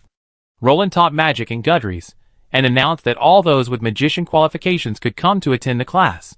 However, after the war, with the increase in magicians, St. Laurent's School of Magic, as the most prestigious school of magicians on the continent, has naturally raised the admission threshold. Today, only those students who are considered geniuses can enter St. Laurent's School of Magic. However, now, with the invasion of abyss monsters, the situation of mankind has deteriorated sharply, and St. Laurent's School of Magic has once again restored its tradition and opened its doors. There is no tuition fee. As long as the qualification is above D level, anyone can receive magic education here and become a magician. The originally deserted St. Laurent's School of Magic suddenly became overcrowded in just a few months. The professors in charge of teaching had to find another place to hold lectures that could accommodate more people, or simply sit on the ground in the campus. Everywhere were young people who were chattering and discussing and practicing magic. However, Olavian also noticed that most of the students on campus were children who had just started to learn magic. Most of them had no rank yet. There were very few first-level apprentice magicians, and almost no second-level or higher magicians. Olavian knew the reason. The human world was in a state of emergency. Troops were needed everywhere to fight monsters. The magicians also called on adult magicians to join the war and mobilized all teachers and students in school to save the nation. As the magic school with the highest average quality of students, St. Laurent's School of Magic was naturally the first to bear the brunt. Most of Olavian's junior brothers and sisters were now active on the battlefield. Students from St. Laurent's School of Magic could be seen on almost every front. They were famous for their strong mental qualities, excellent strategic minds, and powerful magic, and were welcomed by all troops. This also means that compared with students from other colleges, they are more likely to be sent to dangerous places. Olavian did not deliberately look up the relevant statistics, but he could still get a glimpse of it from the battle reports he received before. The students of St. Laurent Magic Academy may have been killed or wounded, and the first batch of teachers and students who went to the front line were almost wiped out, with only 1 in 10 surviving. Today, St. Laurent Magic Academy still stands in the city of Gudries, but the faces of the people there have changed again and again. Olavian found the person in charge of the magic circle, contacted the headquarters, and briefly reported the situation here. As expected, Lilith did not issue any new orders, but asked her to stay in Gudries temporarily, and wait for Rob to be successfully deified. Just when Olavian was free and looking through the list of new students, she heard a commotion outside the corridor. The female magician frowned, pushed the door open, and found that everyone was running out, so she grabbed one of the students and asked, "What happened?" The latter was a little boy. When he saw Olavian, his face turned red before he could speak. He stammered, I don't know either. I just heard that there was something unusual happening along the coastline, and everyone ran to the observatory." Olavian's first reaction was that Gudries was attacked by monsters. The coastal cities in the human world have been under a high level of tension during this period. It is unknown when they will be attacked. Many people sleep with weapons as pillows. As early as half a month ago, Gudries also faced a wave of monsters. However, because there were many magicians in the city and the city defense was strong, the monsters did not have a chance to take advantage of it. Could it be that those things were unwilling to give up and wanted to take this opportunity to come again? Oladian thought about it, and walked towards the observatory tower. However, when she got there, she found that the observatory tower had been sealed. There was a teacher maintaining order under the tower. It was said that the principal and the dean of academic affairs had hurriedly climbed the tower a few minutes ago. Oladian was about to reveal her identity and go up, but the next moment her eyes were attracted by the changes in the northeast direction. Even if she didn't go to the observatory tower, she could clearly see that about 50 nautical miles away, a dense dark cloud covered the sea surface. Unlike the dark clouds she usually saw, the dark clouds in that area were particularly low, almost connected to the sea level, and strangely, they were still slowly rotating in a counterclockwise direction. Such a strange natural landscape attracted everyone's attention, and Oladian was no exception. The students around her were whispering to each other, curiously discussing where the dark cloud came from, and what was behind it. For some reason, Oladian had an ominous premonition in her heart. She thought of someone who might be able to answer her question. Raphael Library. It had been closed 4 magic hours ago. However, after the guests who borrowed books left, the librarians of the library stayed. They were only told that there was something important tonight, but they didn't know what that important thing was. After eating the dinner provided by the library, they were left in the hall and never saw the director again. The latter was standing in the office with his hands behind his back, looking at the dark clouds on the sea in the distance. Next to him was the previous director of the library, Donahue. If Rob and Lola were here, they would find that the old man looked even older than when they met before, hunched over and leaning on a cane. "Are we going to start?" Director Nadal said, with a rare hint of nervousness in his words. Donahue nodded. "This is good news, which means that the guy's plan has been completed for more than half, and humans have touched the most important trump card. Only the last step is left." Nadal took a deep breath and said worriedly, "But it's not easy to take that step." "Of course, but we didn't have any hope in the first place. Now we have a chance to touch a ray of light. What else can we complain about? It is because we have come to this step that I am more nervous. Are all the things ready?" "Yes, now we are just waiting for your order." Donahue smiled. "I think the children downstairs should be waiting anxiously." "Then let's get started. The limelight of this battle cannot be taken away by those magicians." Chapter 756. What is the most powerful force in the world? Some people may say it is the Force, some may say it is magic, and some may say it is the secret art. In a sense, these answers are all correct, but people tend to overlook the oldest and most common force. Knowledge. Knowledge is the foundation of all power. It can be weak or strong, but the construction of all power systems cannot be separated from it. It is the objective law captured from nothingness, and the ladder from disorder to order. The people who can use it best in this world are scholars. Those weak scholars, who wear glasses and live in university towns or libraries, look a bit boring. They use pens to record history, use paper to pass on civilization, and watch over this powerful power, but they are the most inconspicuous group of people. If the corpse of the god in the endless sea of trees is a little secret circulated in the board of directors of the Magician Association, then the research topics of the successive Raphael librarians are the secrets of all scholars. Whether it is Nadal or Donahue before him, they were all famous scholars with many works and noble character, so they were chosen as the director of the Raphael Library. However, after they became directors, they did not publish any research.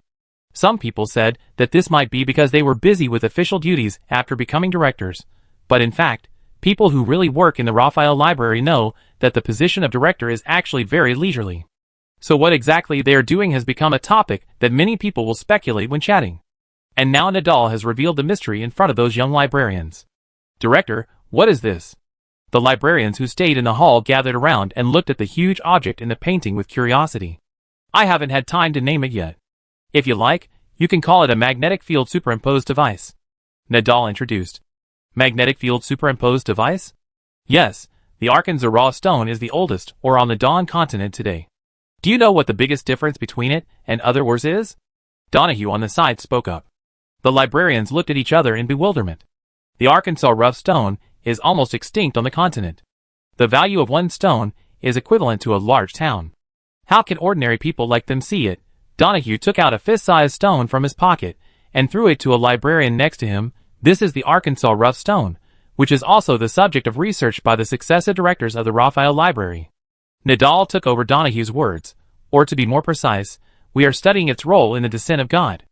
We believe that there is some kind of magical barrier between the kingdom of God and the Dawn continent. Once you leave the Dawn continent and enter the kingdom of God, you can no longer descend to the human world as you please, but Nadal changed the subject. There are many records of the advent of gods in the ancient documents of the church and mankind. In the earlier times, before the Dark Ages, our ancestors were still in ignorance, and those creatures used to walk frequently in the human world, relying on small stones, like the ones in your hands. The hall of the library was silent. Everyone had a premonition that something would happen tonight, but no one expected that the two curators would talk about something related to the gods. The gods knew everything about humans, but humans only had a brief glimpse of those immortal beings in the divine scriptures. For most ordinary people, they didn't even know the existence of Arkansas, let alone their role in the descent of gods. Nadal's eyes swept across everyone's faces, taking in everyone's expressions. After a pause, he continued, previous curators before us have discovered through research that Arkansas are different from other minerals. There is a certain energy inside them. This energy is usually very stable, but once activated by specific means, it will produce a special magnetic field. We have reason to believe that those things rely on this special magnetic field to locate our world. Everyone was shocked when they heard this. Perhaps it was their nature. After hearing this news, these young scholars immediately analyzed the accuracy of this conclusion from an academic perspective. They discussed it all at once. Nadal did not disturb them. After a while, the librarians realized that the two directors were still here and slowly fell silent. Nadal did not care and continued, so we naturally thought that we could prevent those things from coming by blocking the release of the magnetic field. Unfortunately, the research in this direction ultimately failed. Previous researchers found that it was almost impossible to block this magnetic field, so they changed their thinking and created another magnetic field. By superimposing the two magnetic fields together, they could weaken the original magnetic field as much as possible. This method was finally successful. This is the origin of the magnetic field superimposer.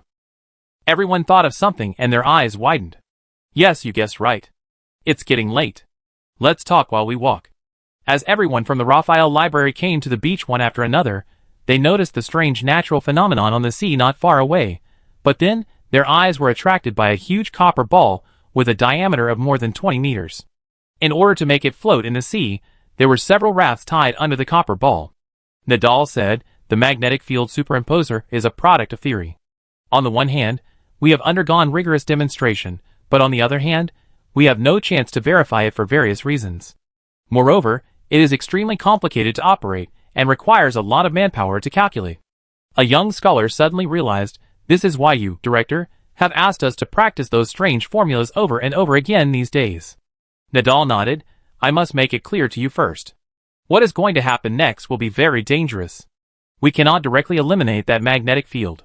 We can only try to buy time. Once we get close to that dark cloud, there is a high probability that we will not be able to come back.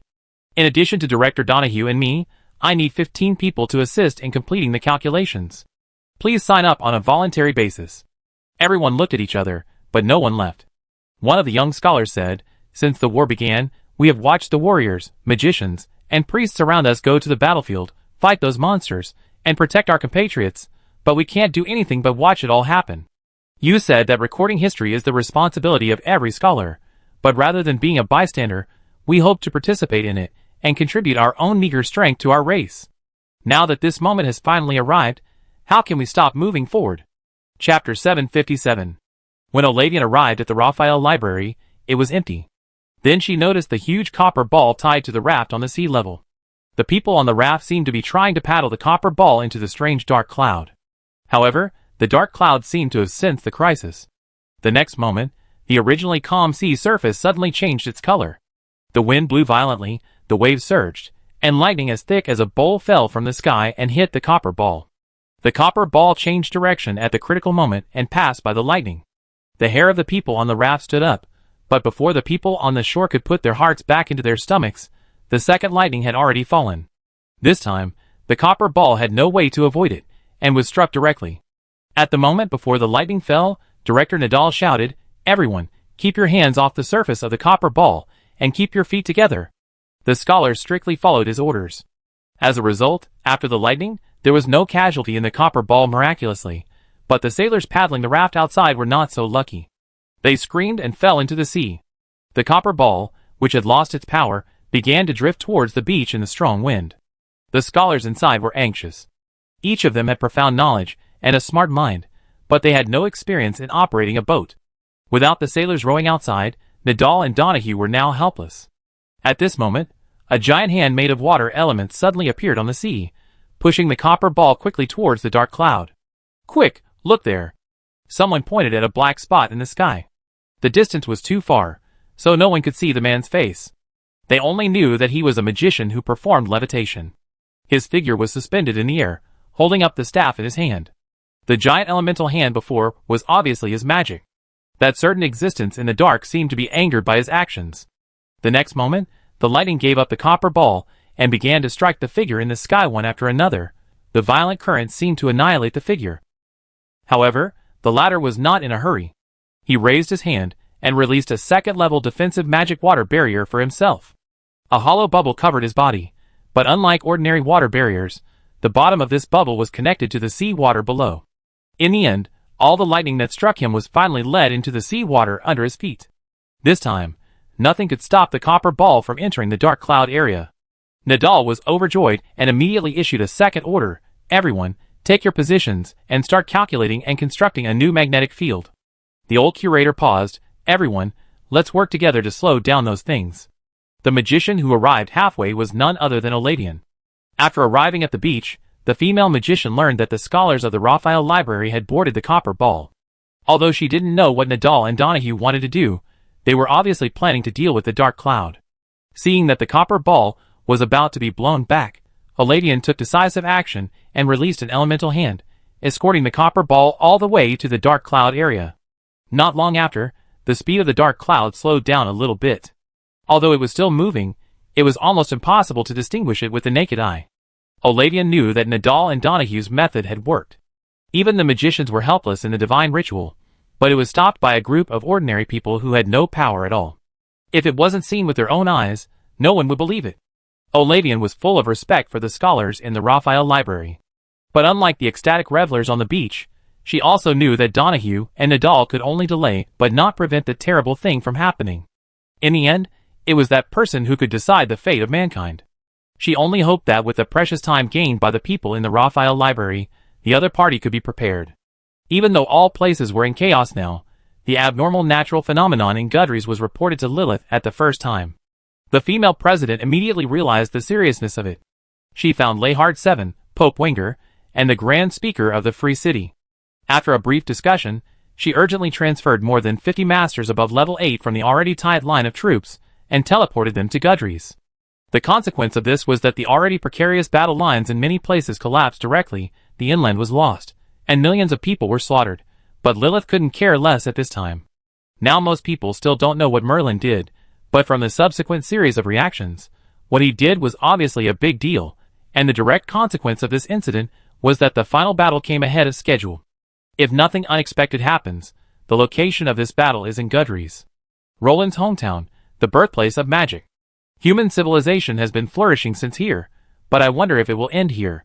Also receiving the message was Dad Alion, who was fighting a fierce battle with the god-killing puppet.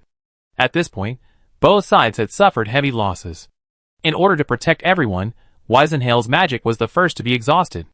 A large cut appeared on the lower abdomen of the 9th-level magician, temporarily losing his combat power. The situation of the god-killing puppet was even worse. Both of its arms were gone, and its chest was sunken. However, as a puppet creature, it could still fight as long as its core was not damaged. Even if most of its body was destroyed, it would not feel any pain. The next moment, the old man seemed to feel something, and suddenly opened his mouth and laughed wildly. "Your civilization is finished. Even if you can win this battle, it still can't change anything. You can blame that smart guy. His shameful theft has completely put you on a dead end."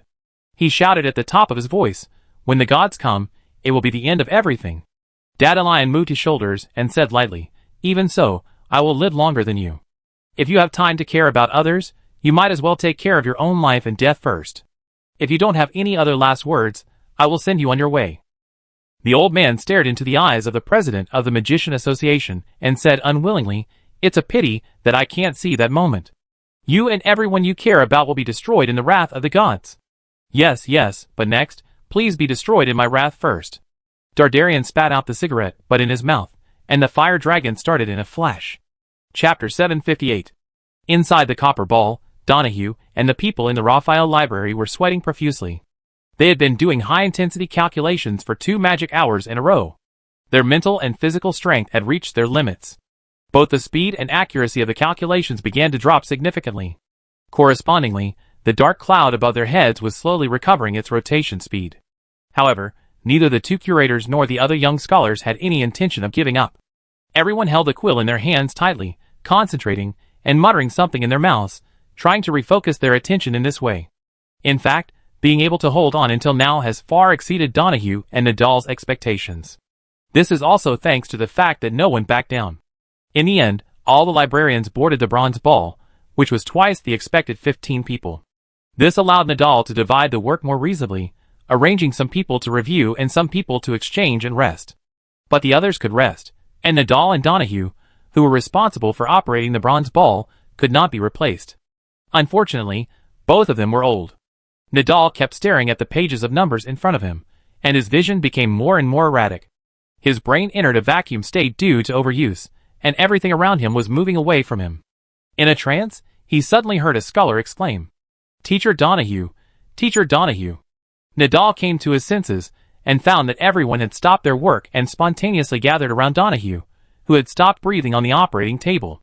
At the last moment of his life, the old man was still holding a quill in his hand, busy balancing the formula. The faces of the scholars showed sadness. Only Nadal's expression remained calm. He frowned and shouted, "What are you doing? Go back to your seats." "But, there is no but. Since you are here, each of you should know your own destiny. It's just a matter of starting early or late. Director, what I want to say is that without Teacher Donahue, what will happen to the part of the work he is responsible for?" "Leave it to me," Nadal said. "I can still hold on." The scholars wanted to say something else, but the old man's eyes were firm, and everyone could only return to their positions in the end. With Nadal taking over Donahue's work, the magnetic field superposition can finally continue, but the speed has obviously slowed down compared to before. After all, Nadal is also a flesh and blood body, and he will get tired. He was already at the end of his strength, and now the workload has suddenly doubled. It is impossible to maintain the original progress. So the dark clouds above also took the opportunity to speed up little by little, and the new magnetic field was full of loopholes. Although everyone was still working hard, the results were getting smaller and smaller. Until finally, nearly 100 beams of light descended from the dark clouds, illuminating the entire sea area like daylight. When the people on the beach saw this miracle, they subconsciously wanted to worship it. This was a heartfelt respect for higher creatures, but most people finally restrained this instinct and bent their knees, but they didn't really kneel down after all. This is a war of life and death. There will be no so-called mercy, and no surrender will be accepted. The lone copper ball is particularly eye-catching in the series of light columns. Although they were mentally prepared, the scholars were still frightened by the scene outside and lost the ability to speak. Being in a group of gods, the strong sense of oppression alone is unbearable. The figures that walked out of the light columns, carrying the ancient breath of millions of years, traveled through time and space, and descended into the world, announcing the destruction of civilization and the coming of death. However, it was the tiny human side that took the lead. 2 floating artillery platforms were anchored above Gudry's, and more than 300 dark magic gun barrels were extended from all directions. It took less than 5 seconds to complete the energy storage, and then launched a shocking attack, opening the prelude to this war. Colorful magic shells poured towards the sea, and for a time even the light pillars were covered by this wave of intensive attacks. The terrifying attack intensity lived up to the name of the strongest weapon of mankind. However, the giants, who walked out of the light column, looked forward indifferently, as if they had seen nothing, letting the shells fall on their bodies. However, if you look closely, you can find that there is a transparent film between the shells and their bodies. In the end, the huge energy generated by the explosion of the magic shells was absorbed by the film, and their bodies were safe and sound. The floating turret was still roaring, and the leading light giant's eyes suddenly moved to a black spot in the sky. Olavian was quietly approaching the group of gods, with the cover of the magic shells. The female magician wanted to rescue the scholars in the copper ball, but the next moment a 50-meter-high wave hit her, tearing her elemental armor apart in an instant, and Olavian was also thrown into the sea, her life or death unknown. The people in the copper ball showed despair, but just when they thought they were dead, the giants directly stepped forward and walked towards Gudry's, without looking down from beginning to end. With the strength of those things, even if they didn't bow their heads, They must know that there were still 30 humans hidden in the copper ball, but perhaps because the people in the Raphael library were too small, so small that they didn't even have the thought of spending some time to crush each other, so they just stepped over them. Nadal and the others were still in shock, while the war had spread to the beach. There, 50 masters representing the top combat power of mankind took action one after another. Without any declaration, the battle began in silence, and the heroes belonging to the human side fell one after another. Each of them had his own legendary story in his hometown, but in the face of absolute power, they could not even resist a single move, like weeds harvested by a sickle. But even so, no one escaped, because everyone knew in their hearts that this was the last battle. If they lose this battle, it will be useless even if they flee to the ends of the earth, because the entire Dawn continent will fall and turn into scorched earth. So not only the masters, but also ordinary people began to rush here. Their eyes were full of fear, but when they thought of their families behind them, their steps became faster. No one thought about what would happen even if they rushed to those things. Ordinary people could not hurt those high gods, so this was not a battle at all, but a suicide. But at this moment, everyone was thinking in their minds that even if they went to die, they could delay the opponent's steps a little bit. Every second they gained, their children, parents, and loved ones could live one more second. We have to do something. Chapter 759. This may be the first time in the past 1,000 years that someone in the world can see with their own eyes the great beings described in the divine scriptures. The bodies made of light are full of indescribable elegance and power, which is more fascinating than what is recorded in words. It is a pity that the first and last encounter between the two sides is on opposite sides. The crowd cried and rushed forward, like a black tide. But the reef and the sea remained unmoved. The light giants walked towards Gudri's city.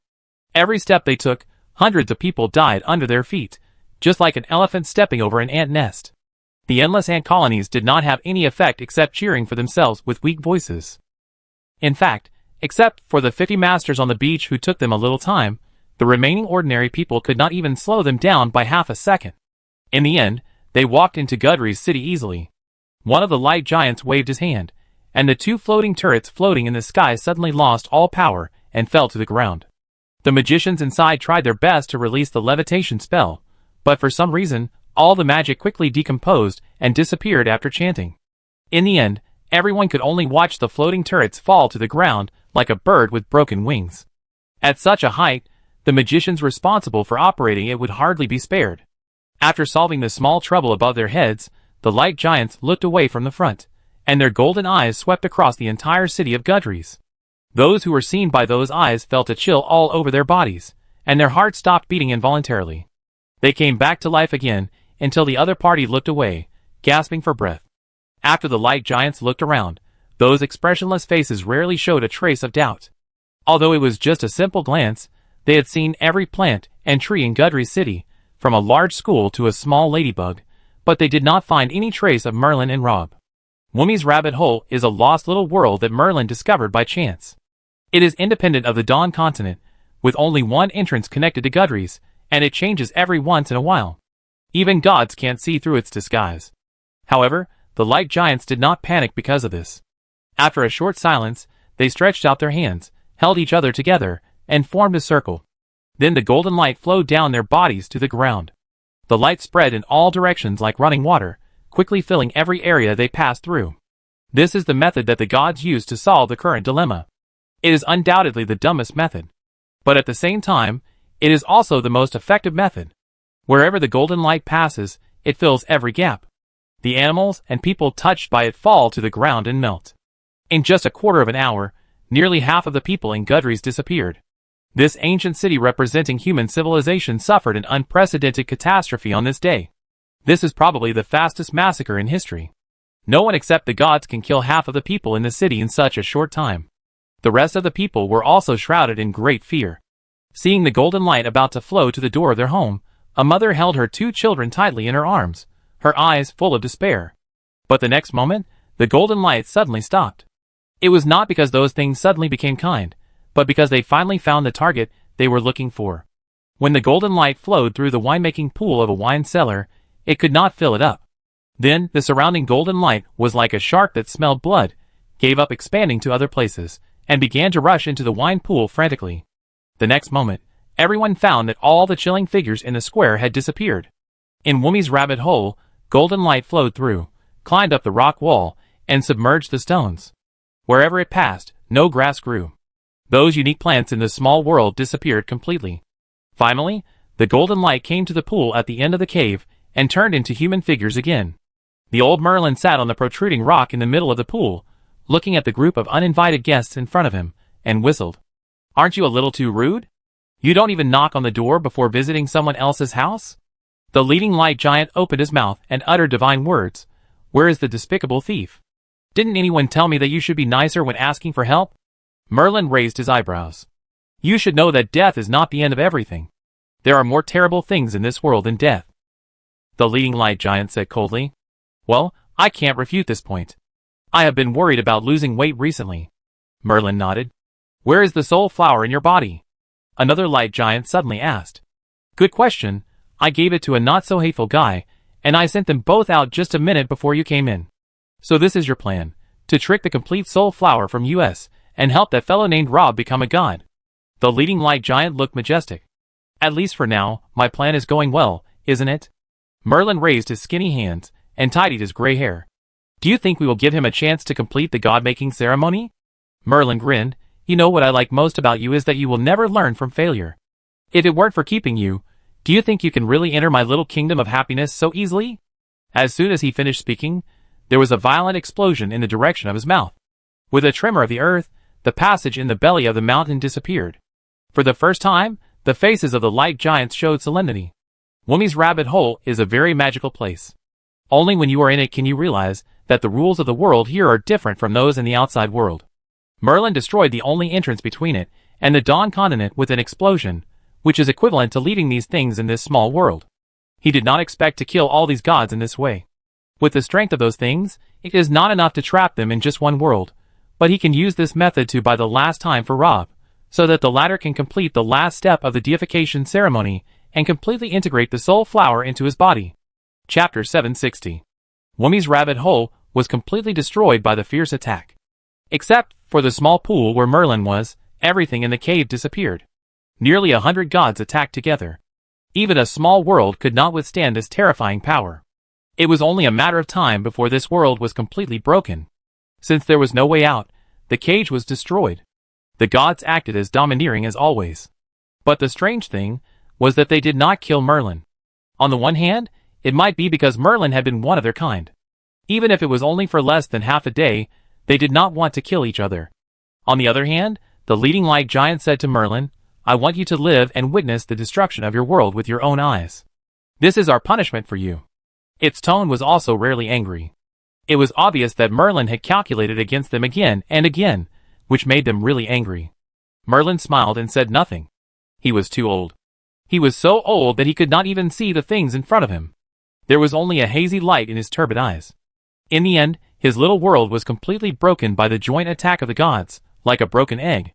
The figures of the gods returned to the square. "Your plan has failed," the leading light giant said coldly to Merlin, who was held in his hand. "Sorry, my eyesight is not good. Can you help me see if the person behind you is the one I am waiting for?" Merlin spoke slowly. The gods turned around after hearing this, and found that a figure had appeared in the square at some point. The person who came was very young, only in his 20s, and looked no different from ordinary people who could be seen everywhere. But when they saw each other for the first time, a strong sense of alarm arose in the hearts of those light giants, because they didn't know when the young man in front of them appeared behind them. Not to mention that more than half of the population of Gudries had died in their hands at this moment. It was hard to believe that someone would dare to come to them and die at this time. "Are you Rob?" After a moment of silence, the leading light giant spoke.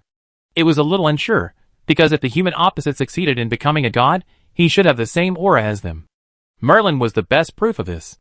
Even though he had lost the flower of soul, there was still a trace of divinity in his soul. In contrast, the human opposite had nothing on him. Rob's current appearance made Merlin a little uneasy. Did the deification ceremony fail, or did the three forces fail to merge successfully? After all his previous ideas were based on speculation. It was not impossible that something went wrong. However, when they had reached the last step, they failed. Those who had sacrificed for this would probably not be able to rest in peace. Just as Merlin's heart was sinking, Rob's voice came to his ears. The human patron saint said, "You are the one who ordered the church to kill Illyria, killed the Scarlet Sword, destroyed the Breton family, and wanted to capture their daughter Heartfilia.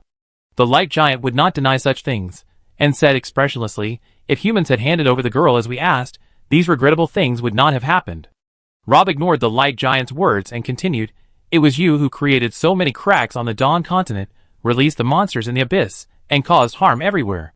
Teacher Steins and President Da Vinci died with one of you in Sita to save us. I must admit that I underestimated you before.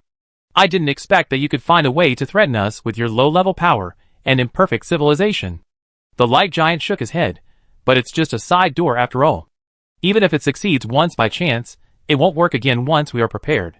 What happened in the north should also be blamed on you, not to mention that you also brought down epidemics and plagues, causing the deaths of millions of people.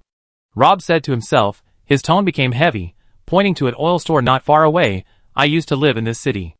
I still remember the owner of that store, a short and fat aunt. She always weighed the weight very accurately. Don't think of taking advantage of buying oil there, but she would also fill her pockets with candy and share it with nearby children with a smile. Her son served in the army and died in a battle with monsters last year, and now she has been killed by you.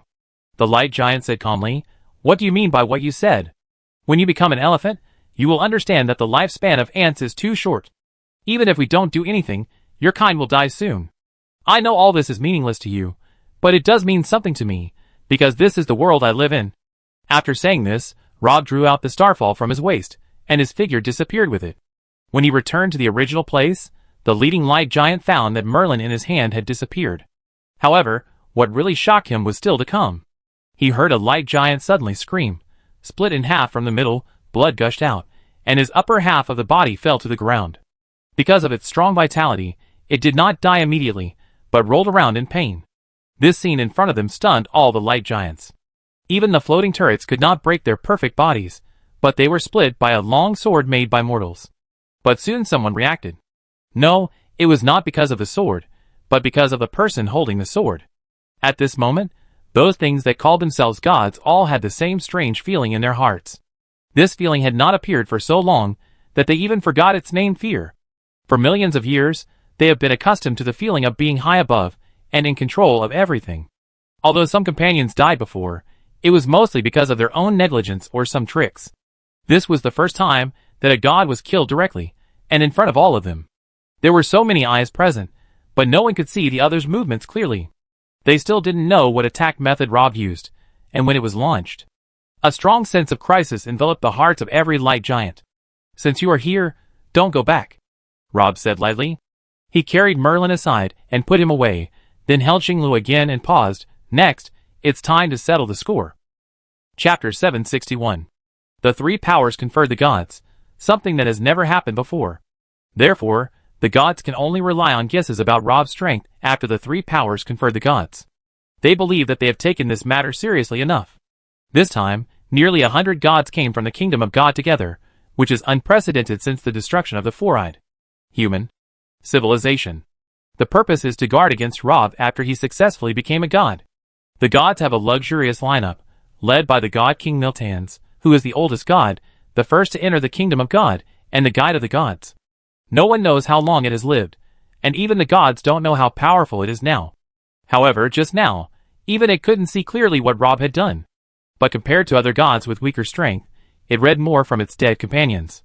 Rob's sword easily broke through the armor on their bodies that was transformed by the Force, not by any tricks, but by suppressing the power level. In other words, the unknown new power that the other party now possesses completely surpasses the original Force in terms of rules. So just like the light giants can make the floating turrets above the city fall with a flick of a finger, Rob can now easily break through the layers of defense on them even if he holds the most ordinary kitchen knife. No one would have believed such a thing before. The original Force is the most powerful and perfect force in the world, which is a consensus formed over tens of thousands of years. Every light giant firmly believed this in their hearts, so even if they realized that Rob might be a three-force god, they were only alert, not panicked. In their view, the three-force might be infinitely close to the original Force, but it would never surpass the original Force. But the scene happening now deeply overturned their inherent cognition. They had practiced the original Force for tens, or even millions of years, but they could not withstand the opponent's simple attack. Obviously, they had an absolute advantage in numbers, but now the situation was completely reversed. The light giants could not lock Rob's figure, and they didn't know where he would appear from, and they could not resist the attack from the opponent. In less than 2 minutes, more than 20 light giants fell. This was undoubtedly a massacre. Not long ago, these things had just slaughtered half of the city with expressionless faces. At that time, they probably didn't expect that the same thing would happen to them so soon.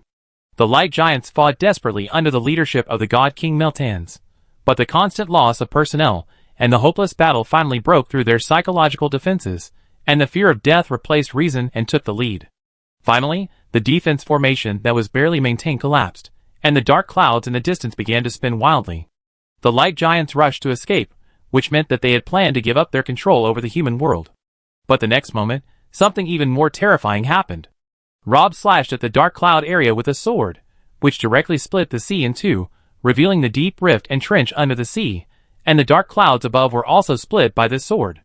The sky above the sea became clear again, but the hearts of each light giant were filled with haze, and the way back was cut off. If they wanted to return to the kingdom of God, they had to wait until the time of Advent naturally ended. This period of time does not seem long in normal times, just 2 magic hours. But now these 2 magic hours have become unprecedentedly desperate and long. Those who claim to be gods can no longer maintain their high and mighty attitude. Some kneel down and cry and beg for their lives, some are willing to offer their loyalty, and some want to teleport away from Gudries. But no matter what they choose, they cannot escape the fate of death. In the end, only the lonely figure of the god King Miltans is left in the square. It looked around blankly, and saw corpses everywhere. At this moment, Gudries had turned into a cemetery for gods. Miltan spoke with a bitter voice. Why? Why? Rob held Xinglua and walked towards the old god king. Why kill them? Won't you be lonely in the kingdom of God from now on?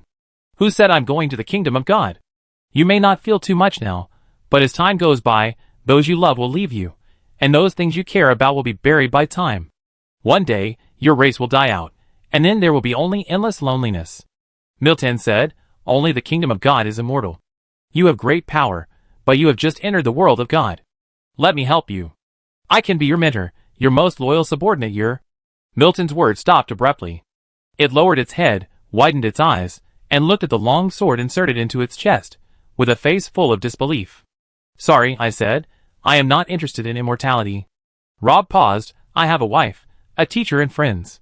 I became a god just to fulfill my promise and protect my race.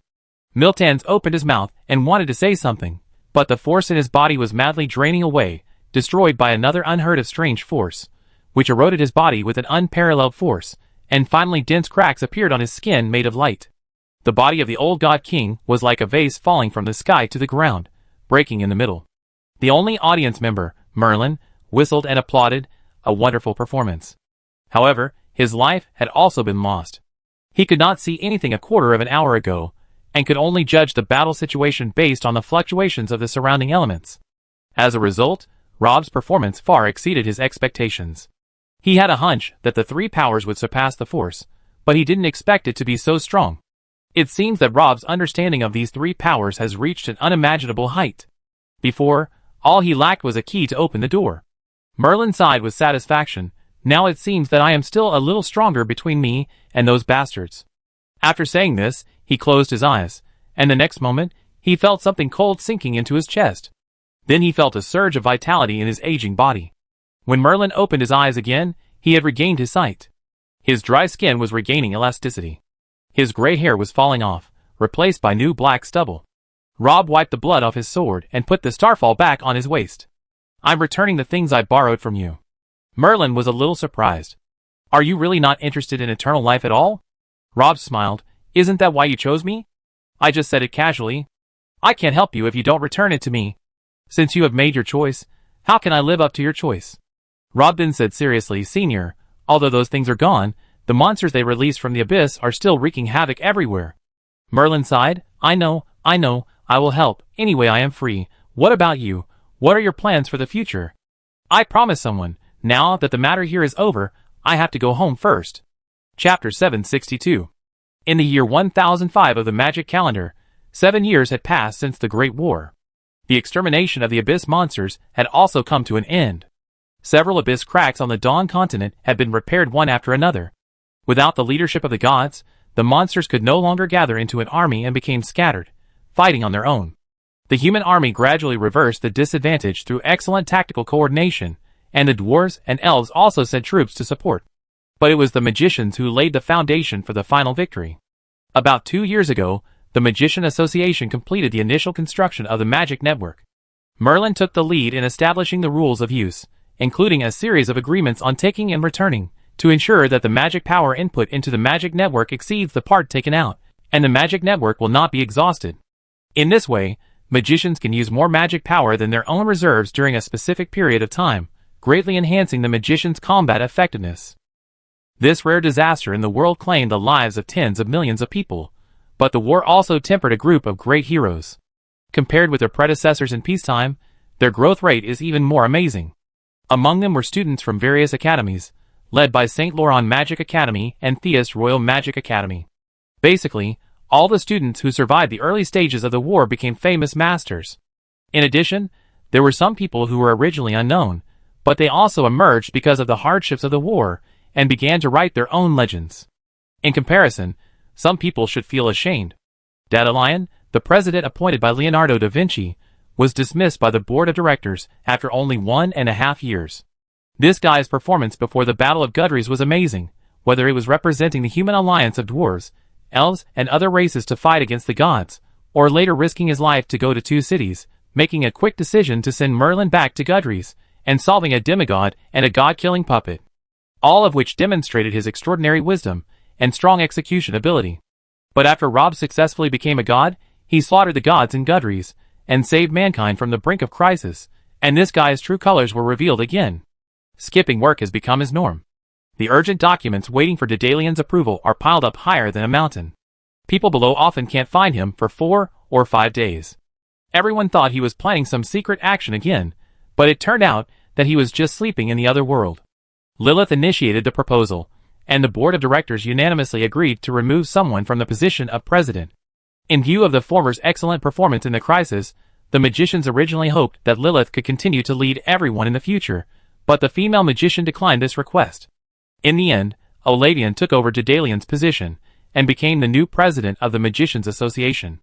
In the Battle of Gudries, she was knocked into the sea by the gods in order to save the scholars of the Raphael Library.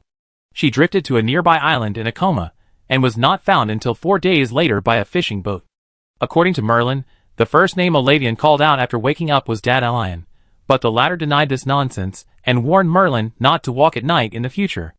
Maladona got what he wanted, and his name was successfully recorded in the history books, becoming a legend passed down by word of mouth by the bards. The story of him performing a turn and drifting over a city full of monsters spread throughout the Dawn continent. The dwarf prince was so happy that he didn't care about smuggling anymore, and now he drove his goddess of luck to exhibit around the continent. But after the war, the person who should be praised and thanked the most disappeared. A merchant ship said that they had seen 2 people on the sea. Together, they closed the giant abyss crack deep in the trench, but then they disappeared again. This time, in order to respect the man's choice, the major forces did not look for him again.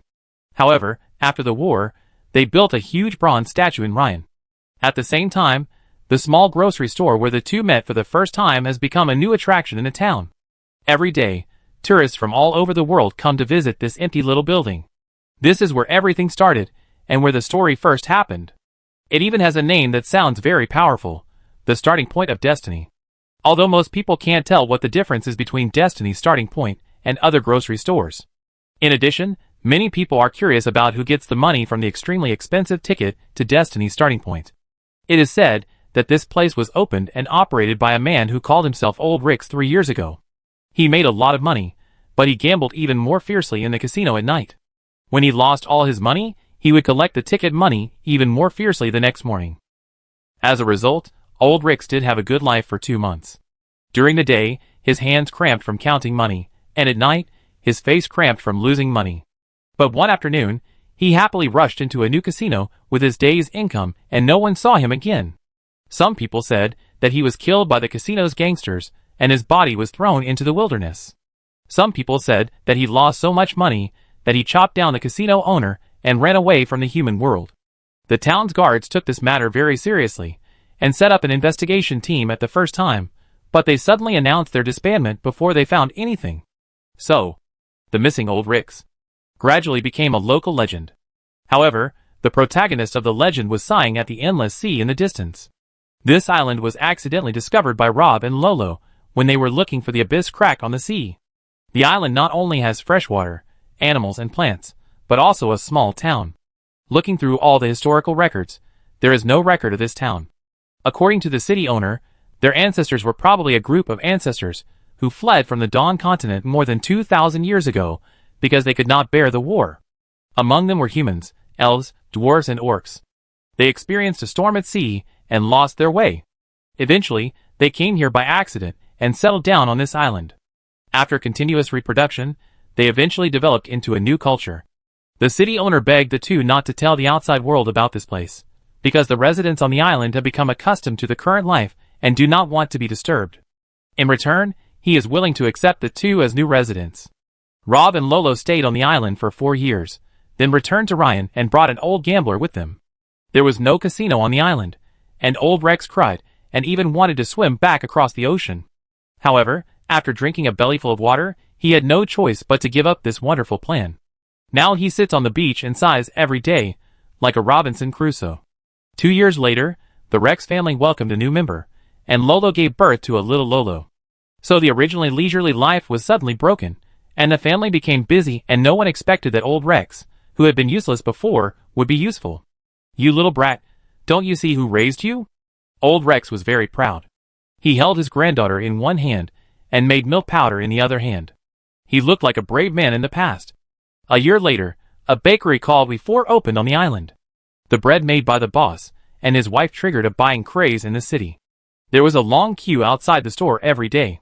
It was said that there was a very beautiful giant parrot in front of their store. The legendary story about the human patron saint and the 9th level super magician Rob Edeld Richard Hallstein Rex is about to end here, but the happy story about Baker Rob and his family has just begun. Lolo looked at the busy figure in the kitchen and remembered what the boy said to her by the campfire a long time ago. "My wish is very simple, that is, to open a bakery, marry someone I like, and then live an ordinary life like an ordinary person." In order to realize this simple and plain wish, this bakery owner, with a friendly smile, overthrew the temple and the Magician Association along the way, and finally destroyed the gods of the Kingdom of God by himself, and saved the entire continent. And all this was just to protect his beloved girl. So, I think this should be a love story.